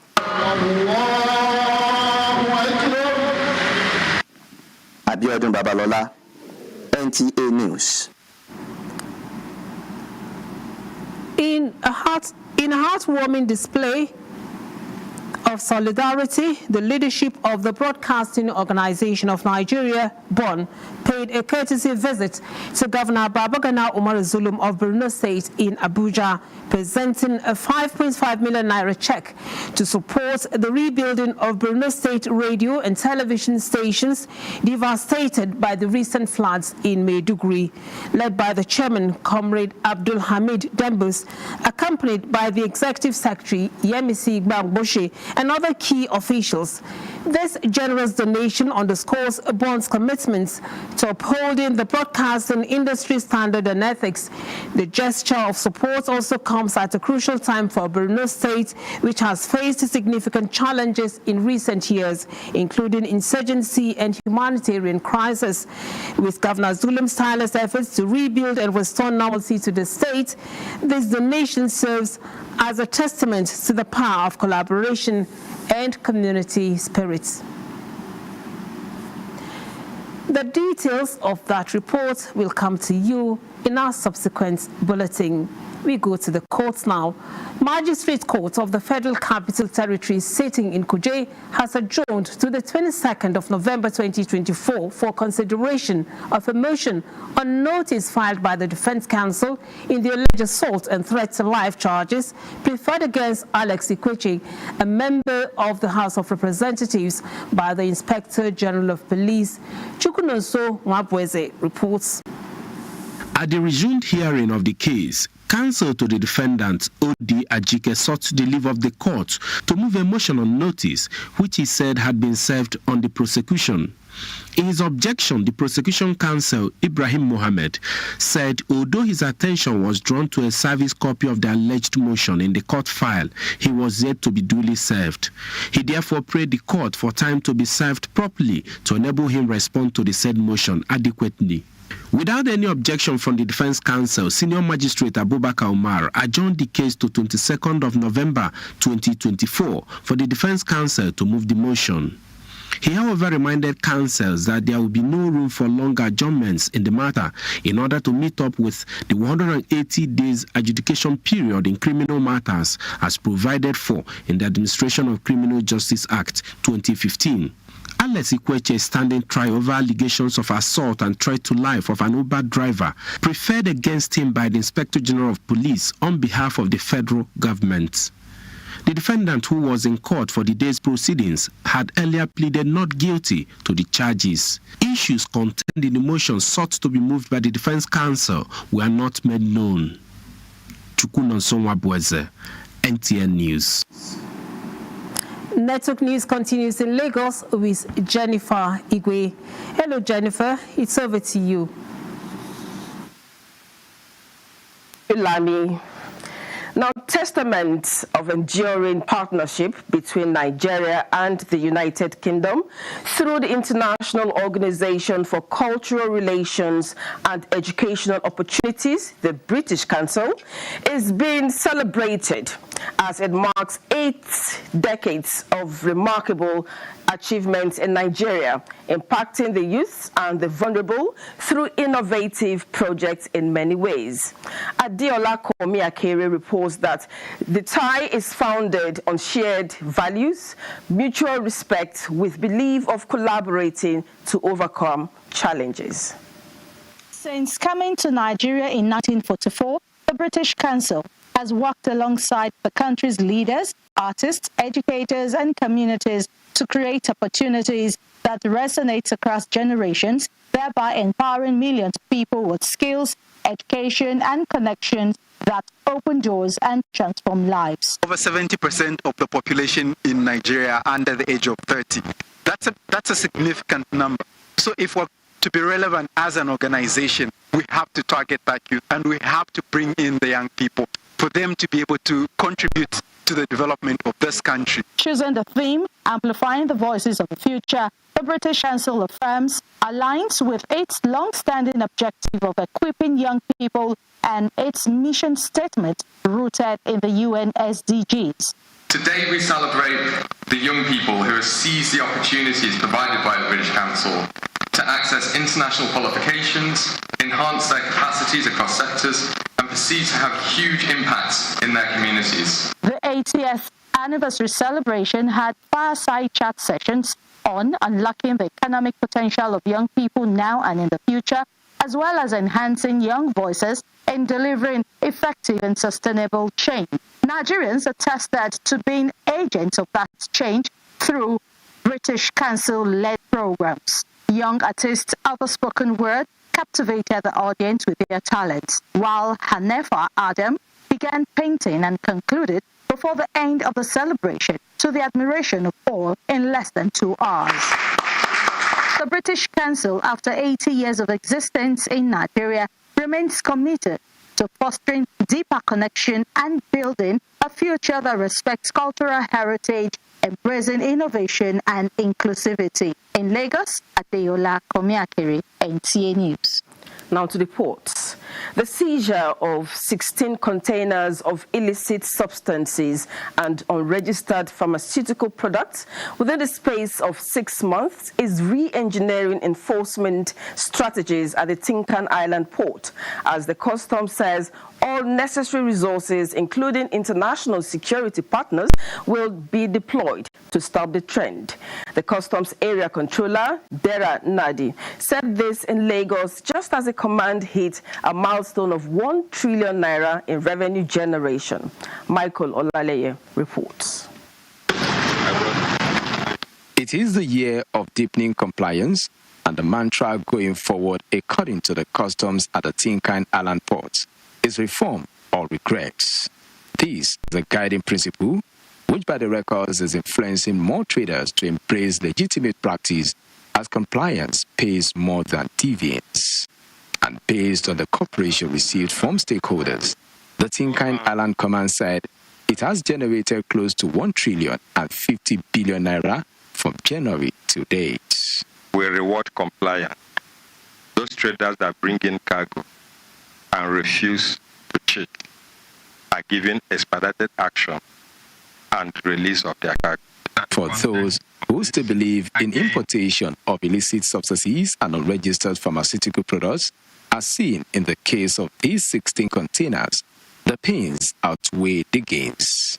The Drug Enforcement Agency of US, partnering with the NTA and Customs, offered training facilities for us. That goes to show you, and they're as concerned as we are too. The containers intercepted between May and October this year came filled with cannabis indica, codeine-based products, and diclofenac sodium tablets imported from Canada, India, and United Kingdom. Since the beginning of the year 2024, we have apprehended a total of 37 suspects, comprising 34 males and 3 females. And we have also secured over 20 convictions. Just as the Utah season is around the corner, the Tinkan Island Port Command gave assurance of total support for compliance traders so as to ensure there is no delays if their cargo delivery. In Lagos, Michael Olaleye, NT News. That's all from Lagos. We'll take a break now. The news will continue shortly with Lami in Abuja. Stay tuned.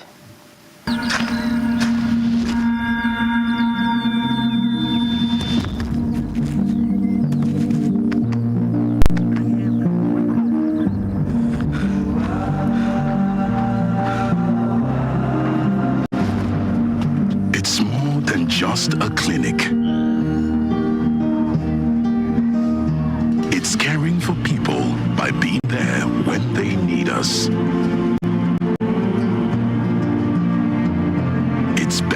healthcare for future generations. If a single clinic improves the lives of communities, imagine how many more lives and livelihoods are improved because of what we do together.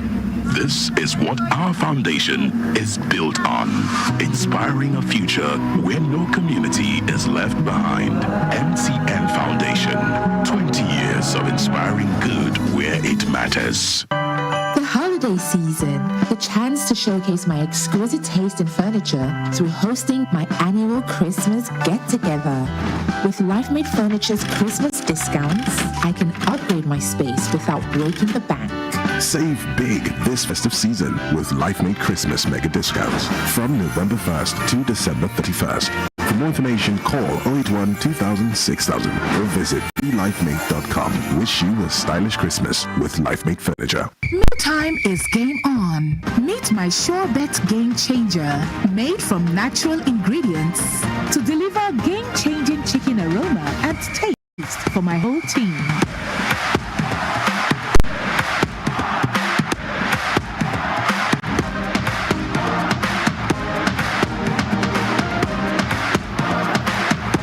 Mom, why did we not use this before?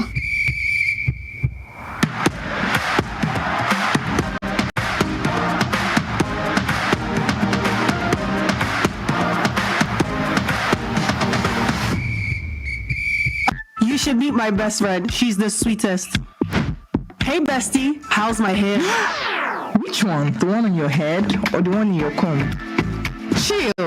All you need is Mega Growth Leave-In Strengthener. It has conditioning oils, so you can say goodbye to hair breakage. Wow, love your hair. Really? Say goodbye to hair breakage with Mega Growth Leave-In Strengthener. Sedap Supreme Noodles is here for you. Because only fine ingredients go into Sedap Supreme Chicken Essence to give it that truly delicious chicken taste. Sedap Supreme tasty chicken noodles with real chicken essence, capturing the Sedap Supreme tasty chicken goodness. Sedap Supreme Noodles, the essence of tasty chicken goodness. Also available in rich spices variant. Be Supreme Nigeria. It's so good to win in the Cowbell So Creamy So Good promo with 150 million naira worth of cash and loads of free airtime up for grabs. To stand a chance to win, simply buy 10 sachets of Cowbell 12 gram or 1 Cowbell 320 gram refill pouch. Submit the empty packs to any collection center near you and exchange the sachets for a scratch card. Scratch the card to reveal a unique code and text the code to 1393 to enter the draw. Promo runs from October to November 2024. For more info, visit www.cowbell.ng. Terms and conditions apply. Cowbell, a creamy goodness. Every Nigerian mom knows everything is so expensive. Every naira needs to work harder. That's why I always go back to So Clean. New So Clean with Snow Powder Tech. The powder is finer, so it dissolves easier, foams faster, and cleans better. Every grain works for you. Nothing's wasted. New So Clean detergent with Snow Powder Tech. Every grain works for you. Even when you need to clear your eyes, Kivo Creamer. Or when you need to have the break time, Kivo Creamer. If not tea, Papa Garita. Kivo Creamer. Kivo Creamer. Kivo Creamer. Kivo Creamer. Good time moments with Kivo Creamer. Kivo Creamer. If not tea, Papa Garita. Kivo. Come on. Let's go. Darling Natural Twists blend with her hair over time. Yeah, that's perfect. She's really more beautiful every week. Darling Natural Twists get better every day, just like you. Thank you for saying. President Bola Tinubu extends congratulations to Chief Onyema Ugochukwu, veteran journalist and former chairman of the Niger Delta Development Commission, NDDC, as he celebrates his 80th birthday on November 9th, 2024. In his message, President Tinubu highlights Ugochukwu's illustrious life and career, which spanned several pivotal moments in Nigeria's history, serving as a profound source of inspiration for the younger generation. As a special advisor to former President Olusegun Obasanjo and the founding chairman of NDDC, Ugochukwu demonstrated an unwavering commitment to his country. President Tinubu rejoices with Ugochukwu as he joins the esteemed ranks of Nigeria's octogenarians and prays for his continued health and longevity, hoping the nation can continue to benefit from his wisdom and rich perspectives for many more years to come. 17 political parties and their governorship candidates in Ondo State have signed a peace accord ahead of the November 16th governorship election. The ceremony, which was at the instance of the National Peace Committee, led by its chairman, General Abdulsalami Abubakar, is to ensure a violent-free electoral process. Ifeoluwa Omoshile reports.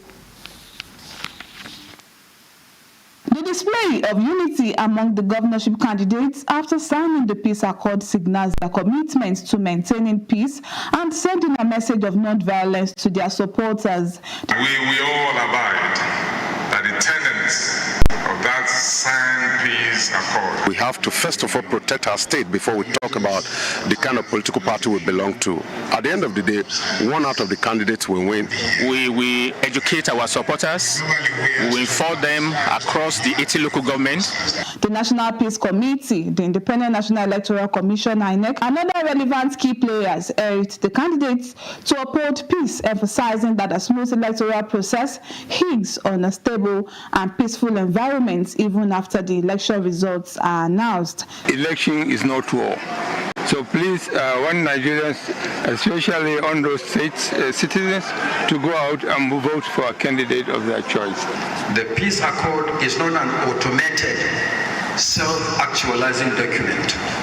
Your commitment to its implementation is crucial. Highlighting potential disruptions to the electoral process, the Inspector General of Police, Kayode Egbetokun, represented by Deputy Inspector General of Police, Abiodun Alabi, warned the candidates against engaging in any activity that could incite violence, stating that anyone found guilty would face legal consequences. The electorate, the voters, all political gladiators, the police itself. All we need to do is just to ensure that peace reigns. The governorship candidates expressed their desire for a credible election outcome that genuinely reflects the will of the people. In Akure, Ifeoluwa Omoshile, NTA News. Stay tuned for more stories and sports news after the break.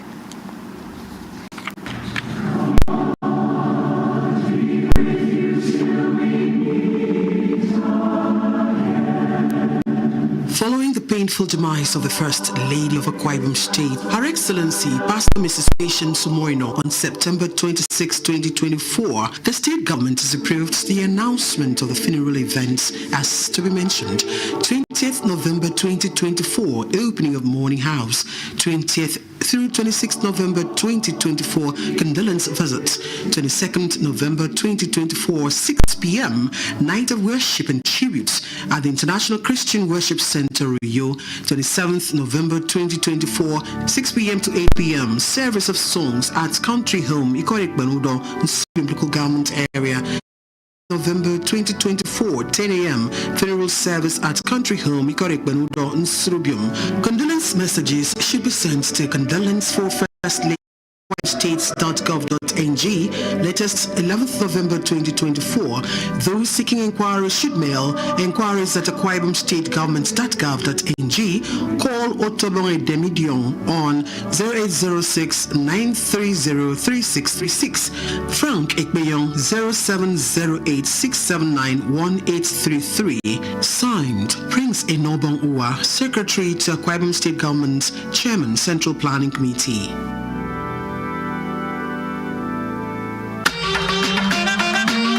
Just vibe on socials.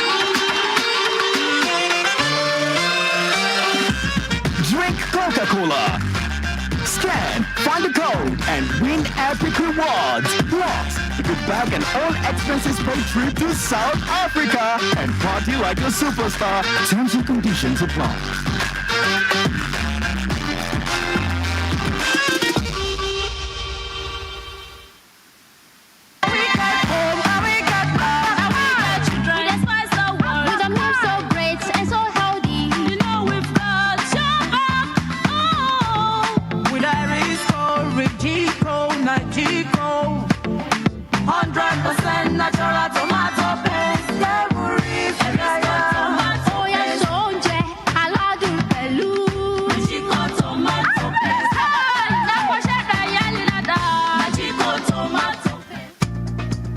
Nigerian mom knows everything is so expensive.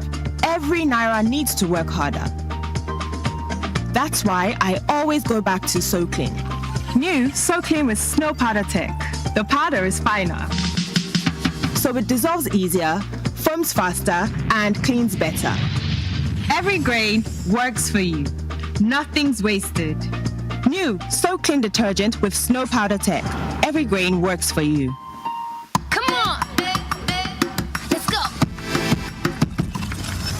Darling Natural Twists blend with her hair over time. Yeah, that's perfect. She's really more beautiful every week. Darling Natural Twists get better every day, just like you. Mealtime is game on. Meet my Sure Bet Game Changer, made from natural ingredients to deliver game-changing chicken aroma and taste for my whole team.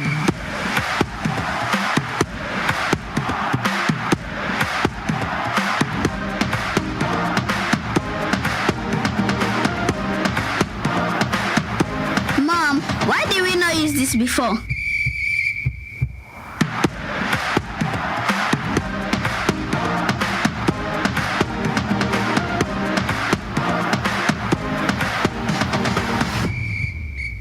Upgrade your chicken game with game-changing chicken flavor from Maggi Chicken.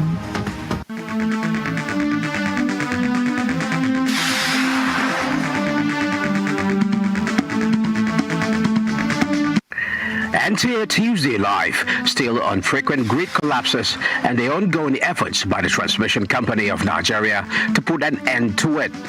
That is our focus on the next edition of Tuesday Live, coming up on 12th of November 2024. Technical upgrade, robust strategic intervention, identify weaknesses in the transmission system, and more will lead the discussion. Follow us on NTA Tuesday Live every week at 10:30 p.m. Promises to be inclusive, incisive, and educative as ever. Join us.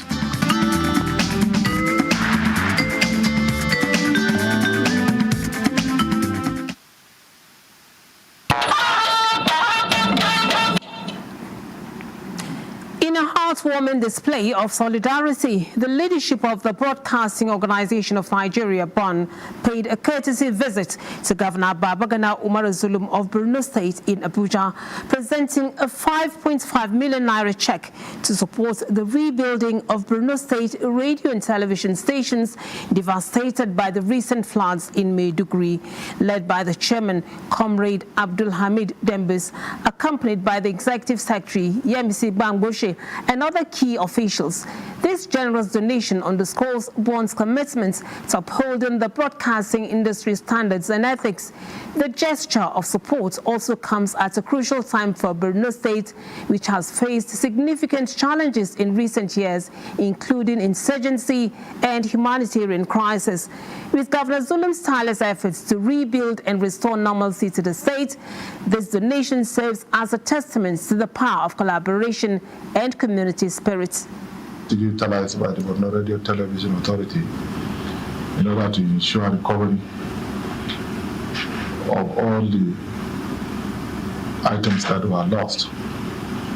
But I also want to assure you that government will complement your effort in ensuring speedy growth and development of the BRTV. The NTA has been the cardinal pillar in disseminating information in the state. On behalf of BON, to commensurate with the government and of course the people of Borno State for the flood that happened in October. The 5.5 million naira is meant to contribute towards the resuscitation of the broadcast organization in Borno State.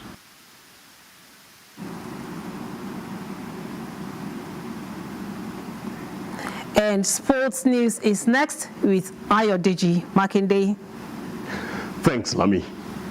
Chairman, National Sports Commission Shehu Diko has expressed his delight over Team Nigeria's outstanding performance at the African Scrabble Championship in Kigali, Rwanda, after they won 7 out of the 10 prizes at the tournament. 87 wordsmiths from 8 African countries competed in the 15th edition of the tournament from October 24 to 27.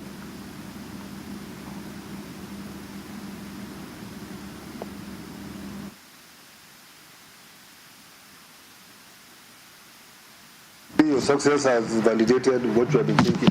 That if you do the development the right way, you support through the schools, through the whatever system we could do, through the monthly tournaments we are doing, which is part of the domestic development. We are 80% confident that we will win, because we know that no other African nation does what we do in Nigeria. The Nigeria Football Federation aims to make national teams more attractive to investors as it navigates the hurdles of payday to coaches. NFF President Ibrahim Gusau stated this at the invitation of the House Committee on Sports, where the chairman, Kabiru Amadu, advised the Football House to include salaries of Super Eagles coaches as an item in its annual budget.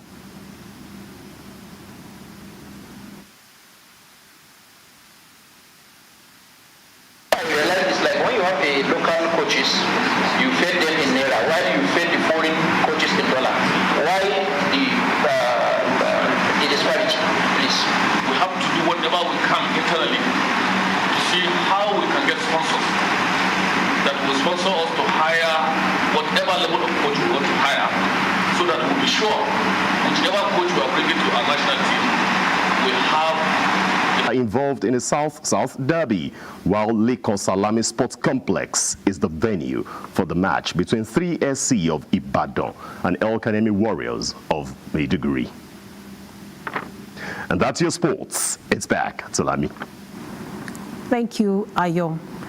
Now, death is said to be inevitable, but when it befalls a man whose life of impact transcends beyond his locality, people grieve without recourse to that notion.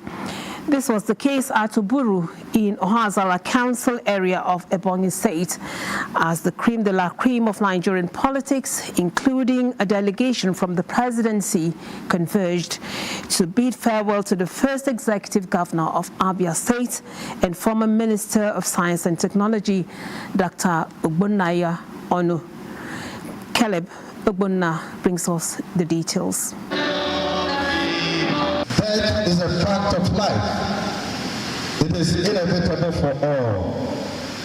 It is a debt we all must pay. That solemn song and sermon began the journey of nature for the 72-year-old statesman, the first executive governor of Abia State and former Minister of Science and Technology, late Dr. Ogbonnaya Onu, who was one of the frontiers for the formation of the nation's ruling party, the All Progressive Congress APC, in 2013, which President Bola Ahmed Tinubu, represented by the Minister of Works, Senator David Umahi, insists is one among his many sacrificial services geared towards entrenching democracy, anchored on his unwavering commitment to honesty, fairness, and development.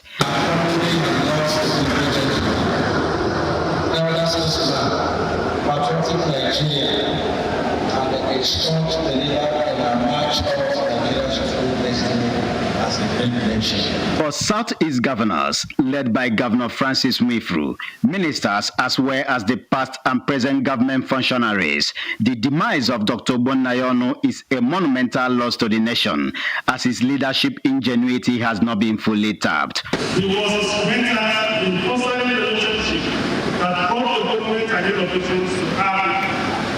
It was a big loss, not just to the people of Ebonyi State, but to Nigeria at large. Late Dr. Bonnayono, a member of the Ancient Order of the Knights of St. John International, held many national honors due to his immeasurable contributions to nation building. He's survived by a wife and 4 children. In Abakaliki, Caleb Obunna, NTA News. And that's the network news. We thank you for watching. Do have a good weekend.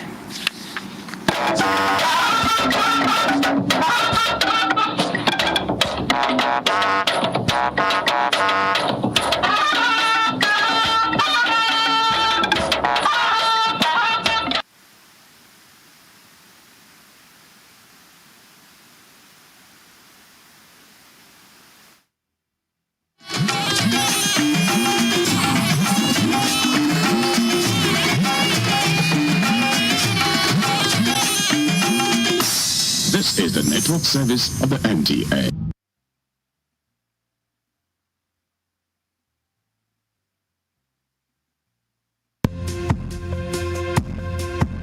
Why do we have to arrange all the goodies into a tower? We should all take what we want, as we want, and when we want. From pets, it's important to secure the goodies and protect them for everyone.